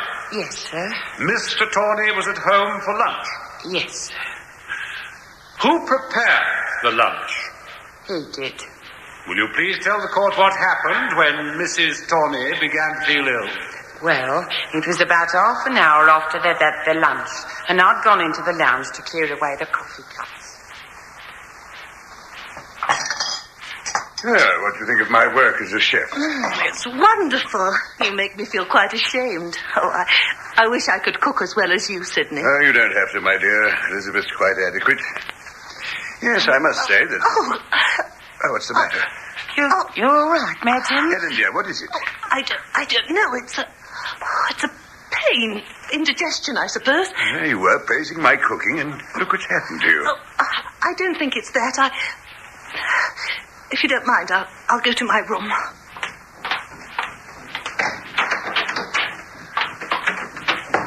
Oh, dear. Madam does look poorly. Shall I send for the doctor? Oh, I don't think it's as serious as all that, Elizabeth. Mrs. Tourney is probably suffering from some slight digestive attack. She'll be all right. And was she all right? Well, somehow she... Yes, Miss Walls? She never seemed the same. Would you describe Mr. and Mrs. Tourney as a happy couple? Oh, yes, sir. For the first few years I was there, I never seen a better suited couple, honest, I hadn't. Why do you say for the first few years? Did you observe a change in their relationship? Yes. Are you able to tell the court when that change took place? About a year ago, sir. Why are you so reasonably confident that your employer's feelings for his wife changed about that time? Well, you see, sir, Mr. Tourney had gone away. He went to some surveyors' meeting in Scarborough. Somehow he was different when he got back. The missus told me so. She noticed it too. Mrs. Tourney told you that she found her husband different on his return? Yes, sir. One day I was bringing in the tea tray and I slipped. Nothing was damaged, but the tea was all over the place. Oh, dear, I'm very sorry. Oh, I don't know what's the matter with me. My hands are like butterfingers, I'm sure. Don't stand there gibbering, tea dripping all over the carpet. Go make some fresh. There's no great harm done. Nothing's been broken. No great harm done. No great harm done. Look at it. It's enough to... I don't want that filthy tea anyway. Enough to... I don't want that filthy tea anyway. I'll just wipe this up and then I'll get you a nice fresh cup. Oh, I'm awfully sorry. I didn't mean to upset Mr. Tourney, I'm sure. Oh, of course you didn't. He's not himself these days. You mustn't worry about it. Not himself? The master? No. Ever since he's come back from that convention, he's had something on his mind. Oh, I wish he would confide in me. He hardly talks to me. Oh, you don't think he's ailing or something, do you, Mrs. Tourney? Oh, men are funny creatures. Perhaps she's got a pain and doesn't want to tell you about it. No, I don't think it's that. Oh, I'm sure everything will be all right. And was it all right? Well, I never quarrelled or anything, but the poor missus used to get these nervous pains. Did your mistress continue to get these pains? Now and again, yes. Did your master continue to try his hand at cooking? Yes, sir. On June the 15th, Mrs. Tourney had another attack, and this time you called the doctor. Yes, I did, sir. I was frightened. She was rolling on the bed. Her face was green. Oh, it was awful. Did you tell Mr. Tourney of your intention? Yes, I did, sir. He said it was nerves and the doctor couldn't do nothing about it. He said it was what was called psychosomatic. Who prepared the dinner that night? Well, I cooked some chops for the master and myself. Mr. Tourney said he'd make one of his fish pate things for the missus. Did he? Yes, he took it up to her himself. Go on. Then what happened? Well, after dinner, Mr. Tourney listens to the radio. I went upstairs to Madam's bedroom and she looked absolutely frightened. Oh, Madam. You poor thing. Elizabeth, I can't stand it. Oh, no. Get something. Do something. Just a moment here. Oh, Mr. Tourney, Madam's in great pain again. She looks terrible, sir. No point in getting excited. It's only nerves. Don't you think I'd better call the doctor? Dr. Leveson will tell you that my wife is suffering from a psychosomatic condition. I don't know whatever it's called, but I'm going to call the doctor. And did you call the doctor in? Yes. Thank you. On July the 14th, Mr. Tourney cooked one of his special fish pates for Mrs. Tourney. Yes, sir. Thank you, Miss Walls. That's all. Miss Walls, when my client first engaged you, he made clear the fact that cooking was one of his hobbies, and that you were not to take offence if he occasionally arranged the meal. Yes, he did, sir. Now, during the culinary operation... Beg pardon, sir? When my client cooked the meal, were you banished from the kitchen? Oh, no, sir. He never said to you, stay away from the kitchen while I'm cooking. There was no suggestion of any secrecy? No, sir. Have you never heard my client tell his wife that she was suffering from nervous gastritis, and that much of it was a psychosomatic cause? Yes, sir. And did you not hear my client tell Mrs. Tourney that if she was so insanely jealous, she would not be getting these pains? Yes. My client tells me that you were present when his wife threatened him with suicide. Is that true? Yes, but she didn't mean it. We'll be judges of that, Miss Walls. When was that? About a fortnight after he came back from Scarborough. What happened? What was that? Well, she told him about Mrs. Fletcher. And who is Mrs. Fletcher? The lady what was on holiday in Scarborough when Mr. Tourney was there. I see.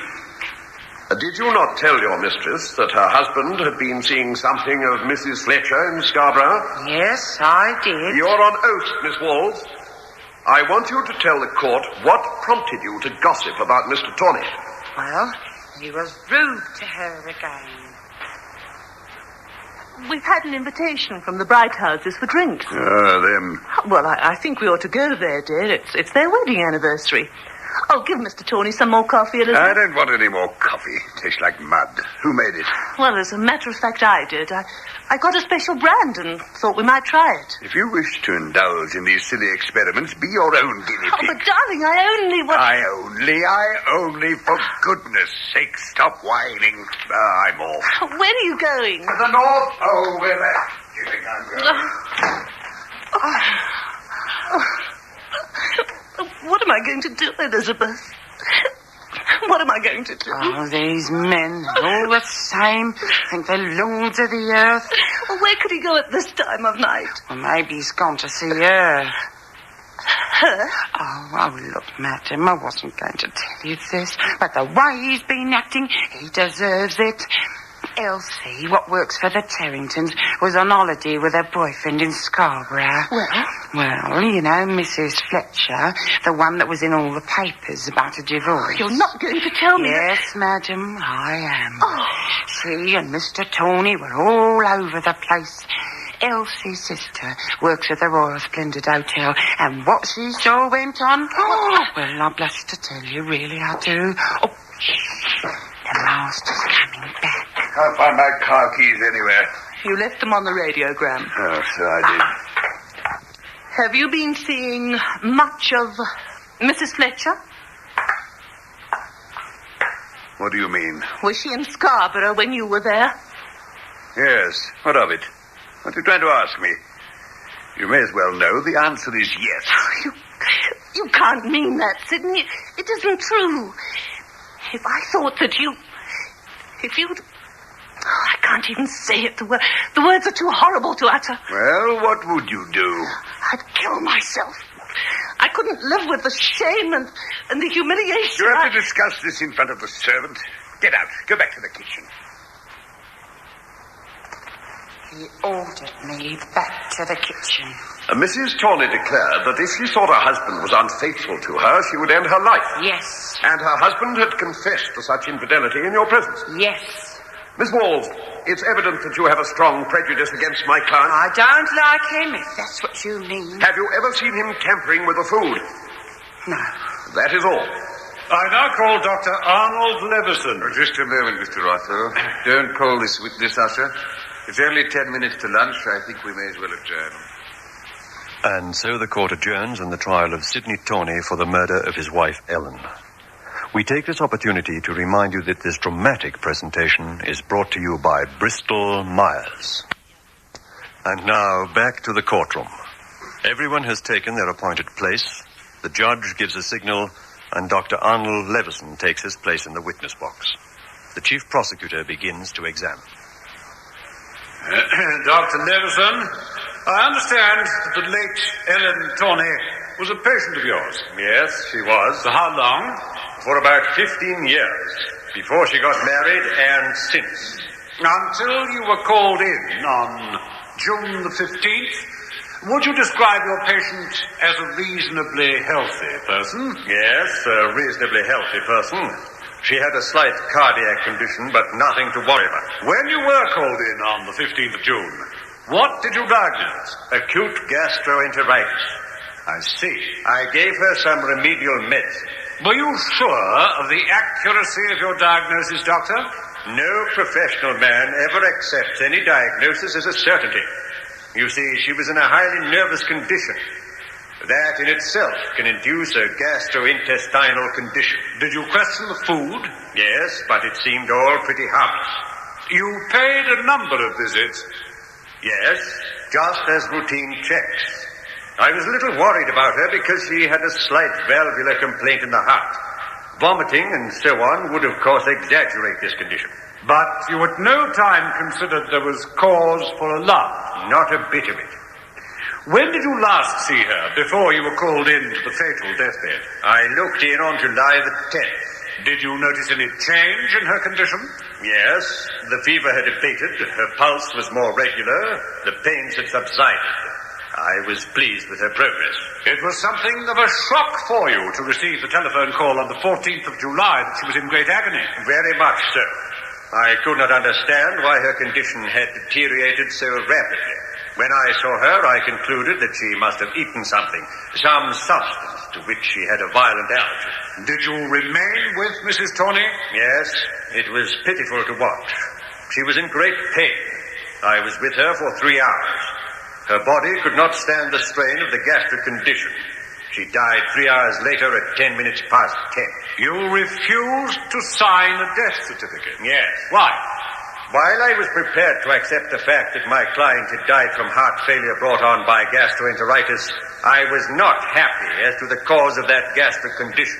In other words, Doctor, you felt that she had, wittingly or unwittingly, swallowed some substance which accelerated her death. Yes. The subsequent post-mortem revealed that your suspicions were justified. That is so. More than 2 grains of arsenic were discovered in the body. Would 2 grains of arsenic be a fatal quantity?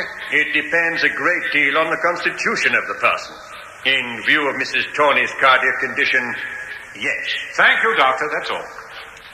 Doctor, when you say more than 2 grains, what do you mean by that? 6 grains? 8 grains of arsenic? No, of course not. Why, of course not, Doctor? Yours was a general answer to a specific question, was it not? It is impossible to determine the exact amount of arsenic in the human body. The most a pathologist can hope to do is to ascertain a minimum amount as near a degree of accuracy as possible. The pathologist report says 2.2 grains. And you say that's a fatal quantity? I did not say that. I said the introduction of 2 grains of arsenic into the body of Mrs. Tourney would prove fatal. Because of her heart condition? Yes. You know that Mrs. Tourney was addicted to many potent medicines, particularly a thing called antidepressant. Yes. Do you know the formula of antidepressant? A little caffeine, some arsenic, I believe. Doctor, forgive a layman's inquiries, but arsenic has an accumulative effect, has it not? And it is possible to consume small quantities over the years. Yes and no. What do you mean, yes and no? This is a rather ambivalent answer from a professional man. Ambivalent or not, it is the correct answer. The entire quantity of arsenic absorbed into the human body does not remain in the body. But much of it does, though, particularly after death. And it is a fact, is it not, that the human body can frequently contain 2 grains of arsenic with no injurious effects to the health of the person concerned? A normal, healthy body, yes. Is it not a reasonable assumption that this arsenic found in the post-mortem had accumulated over the years? No, it is not. Can you swear to that? No, sir. But you asked for a reasonable assumption, not for a categorical statement on oath. You cannot swear to your opinion. Thank you very much. I now call Mr. Albert Peasley. Mr. Peasley, you are the proprietor of Peasley Pharmacy? Yes, sir, I am. The prisoner at the bar, is he known to you? Oh, he's been a customer of mine for some time. I want you to cast your mind back to the day when he purchased a patent preparation known as Antoid. Do you remember it?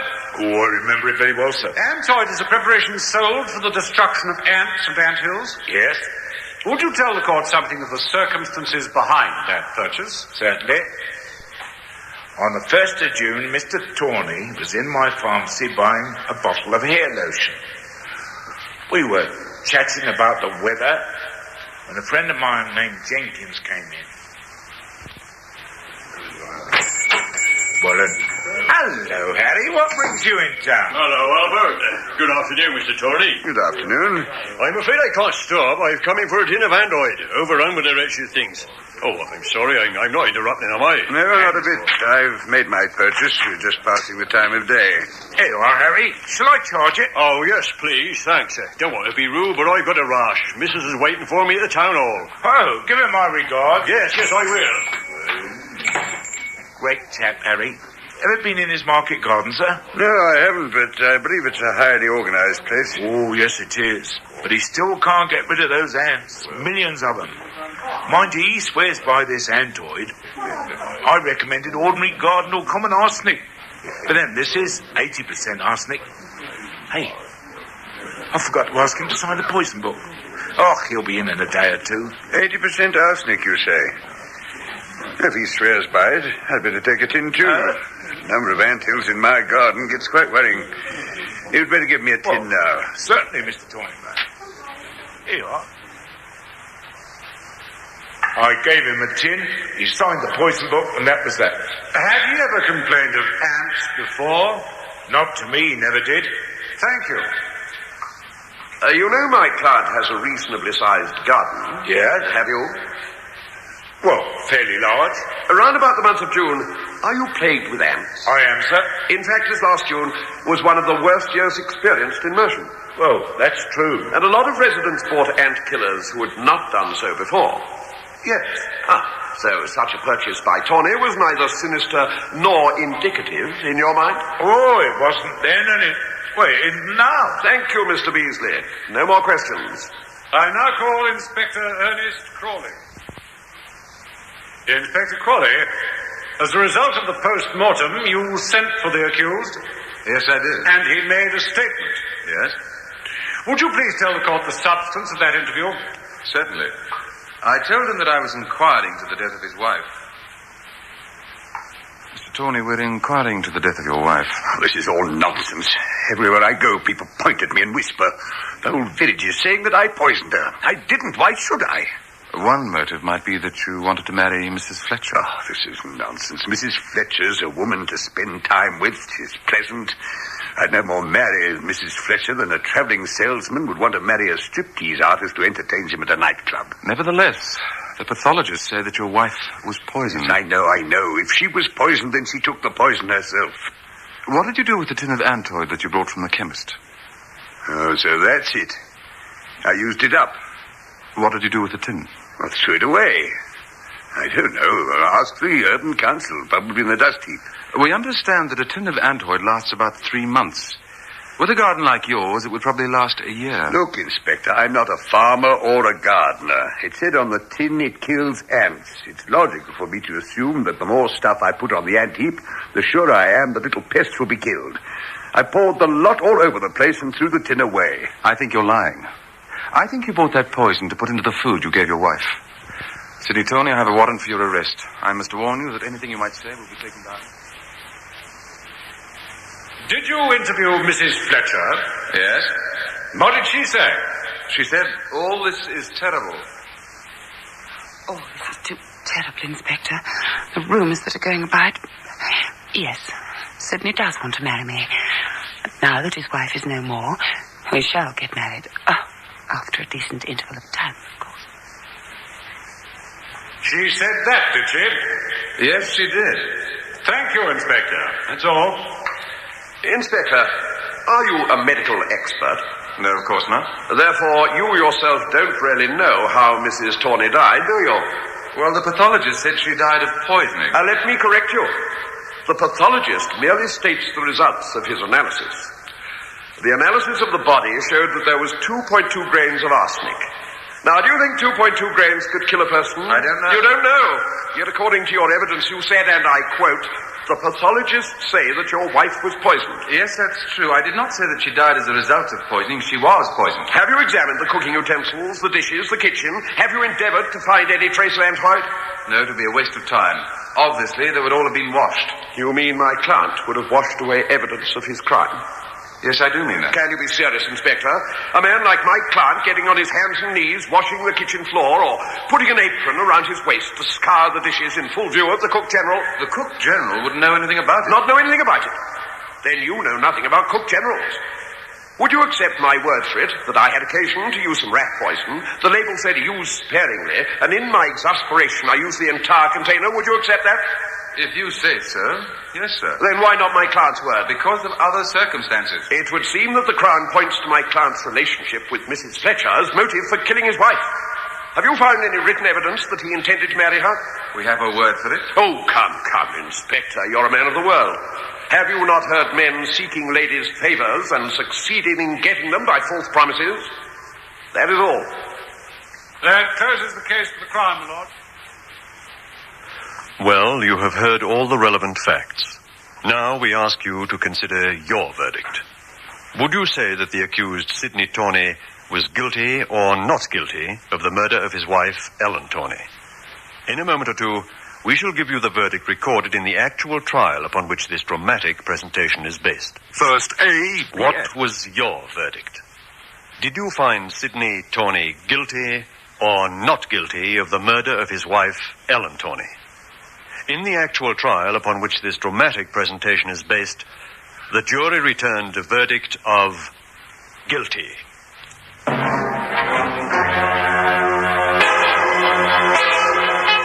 Bristol Myers, makers of the Mum range of deodorants, Clairol hair care products, and Ipana toothpaste, hope you enjoyed tonight's presentation of Consider Your Verdict, produced by Michael Silver. On Friday evening at 8:30, you're invited to listen to Medical File, another great dramatic series also brought to you by Bristol Myers. So goodbye until next Tuesday, when it will be time once again to take your place on the jury of... Consider your verdict.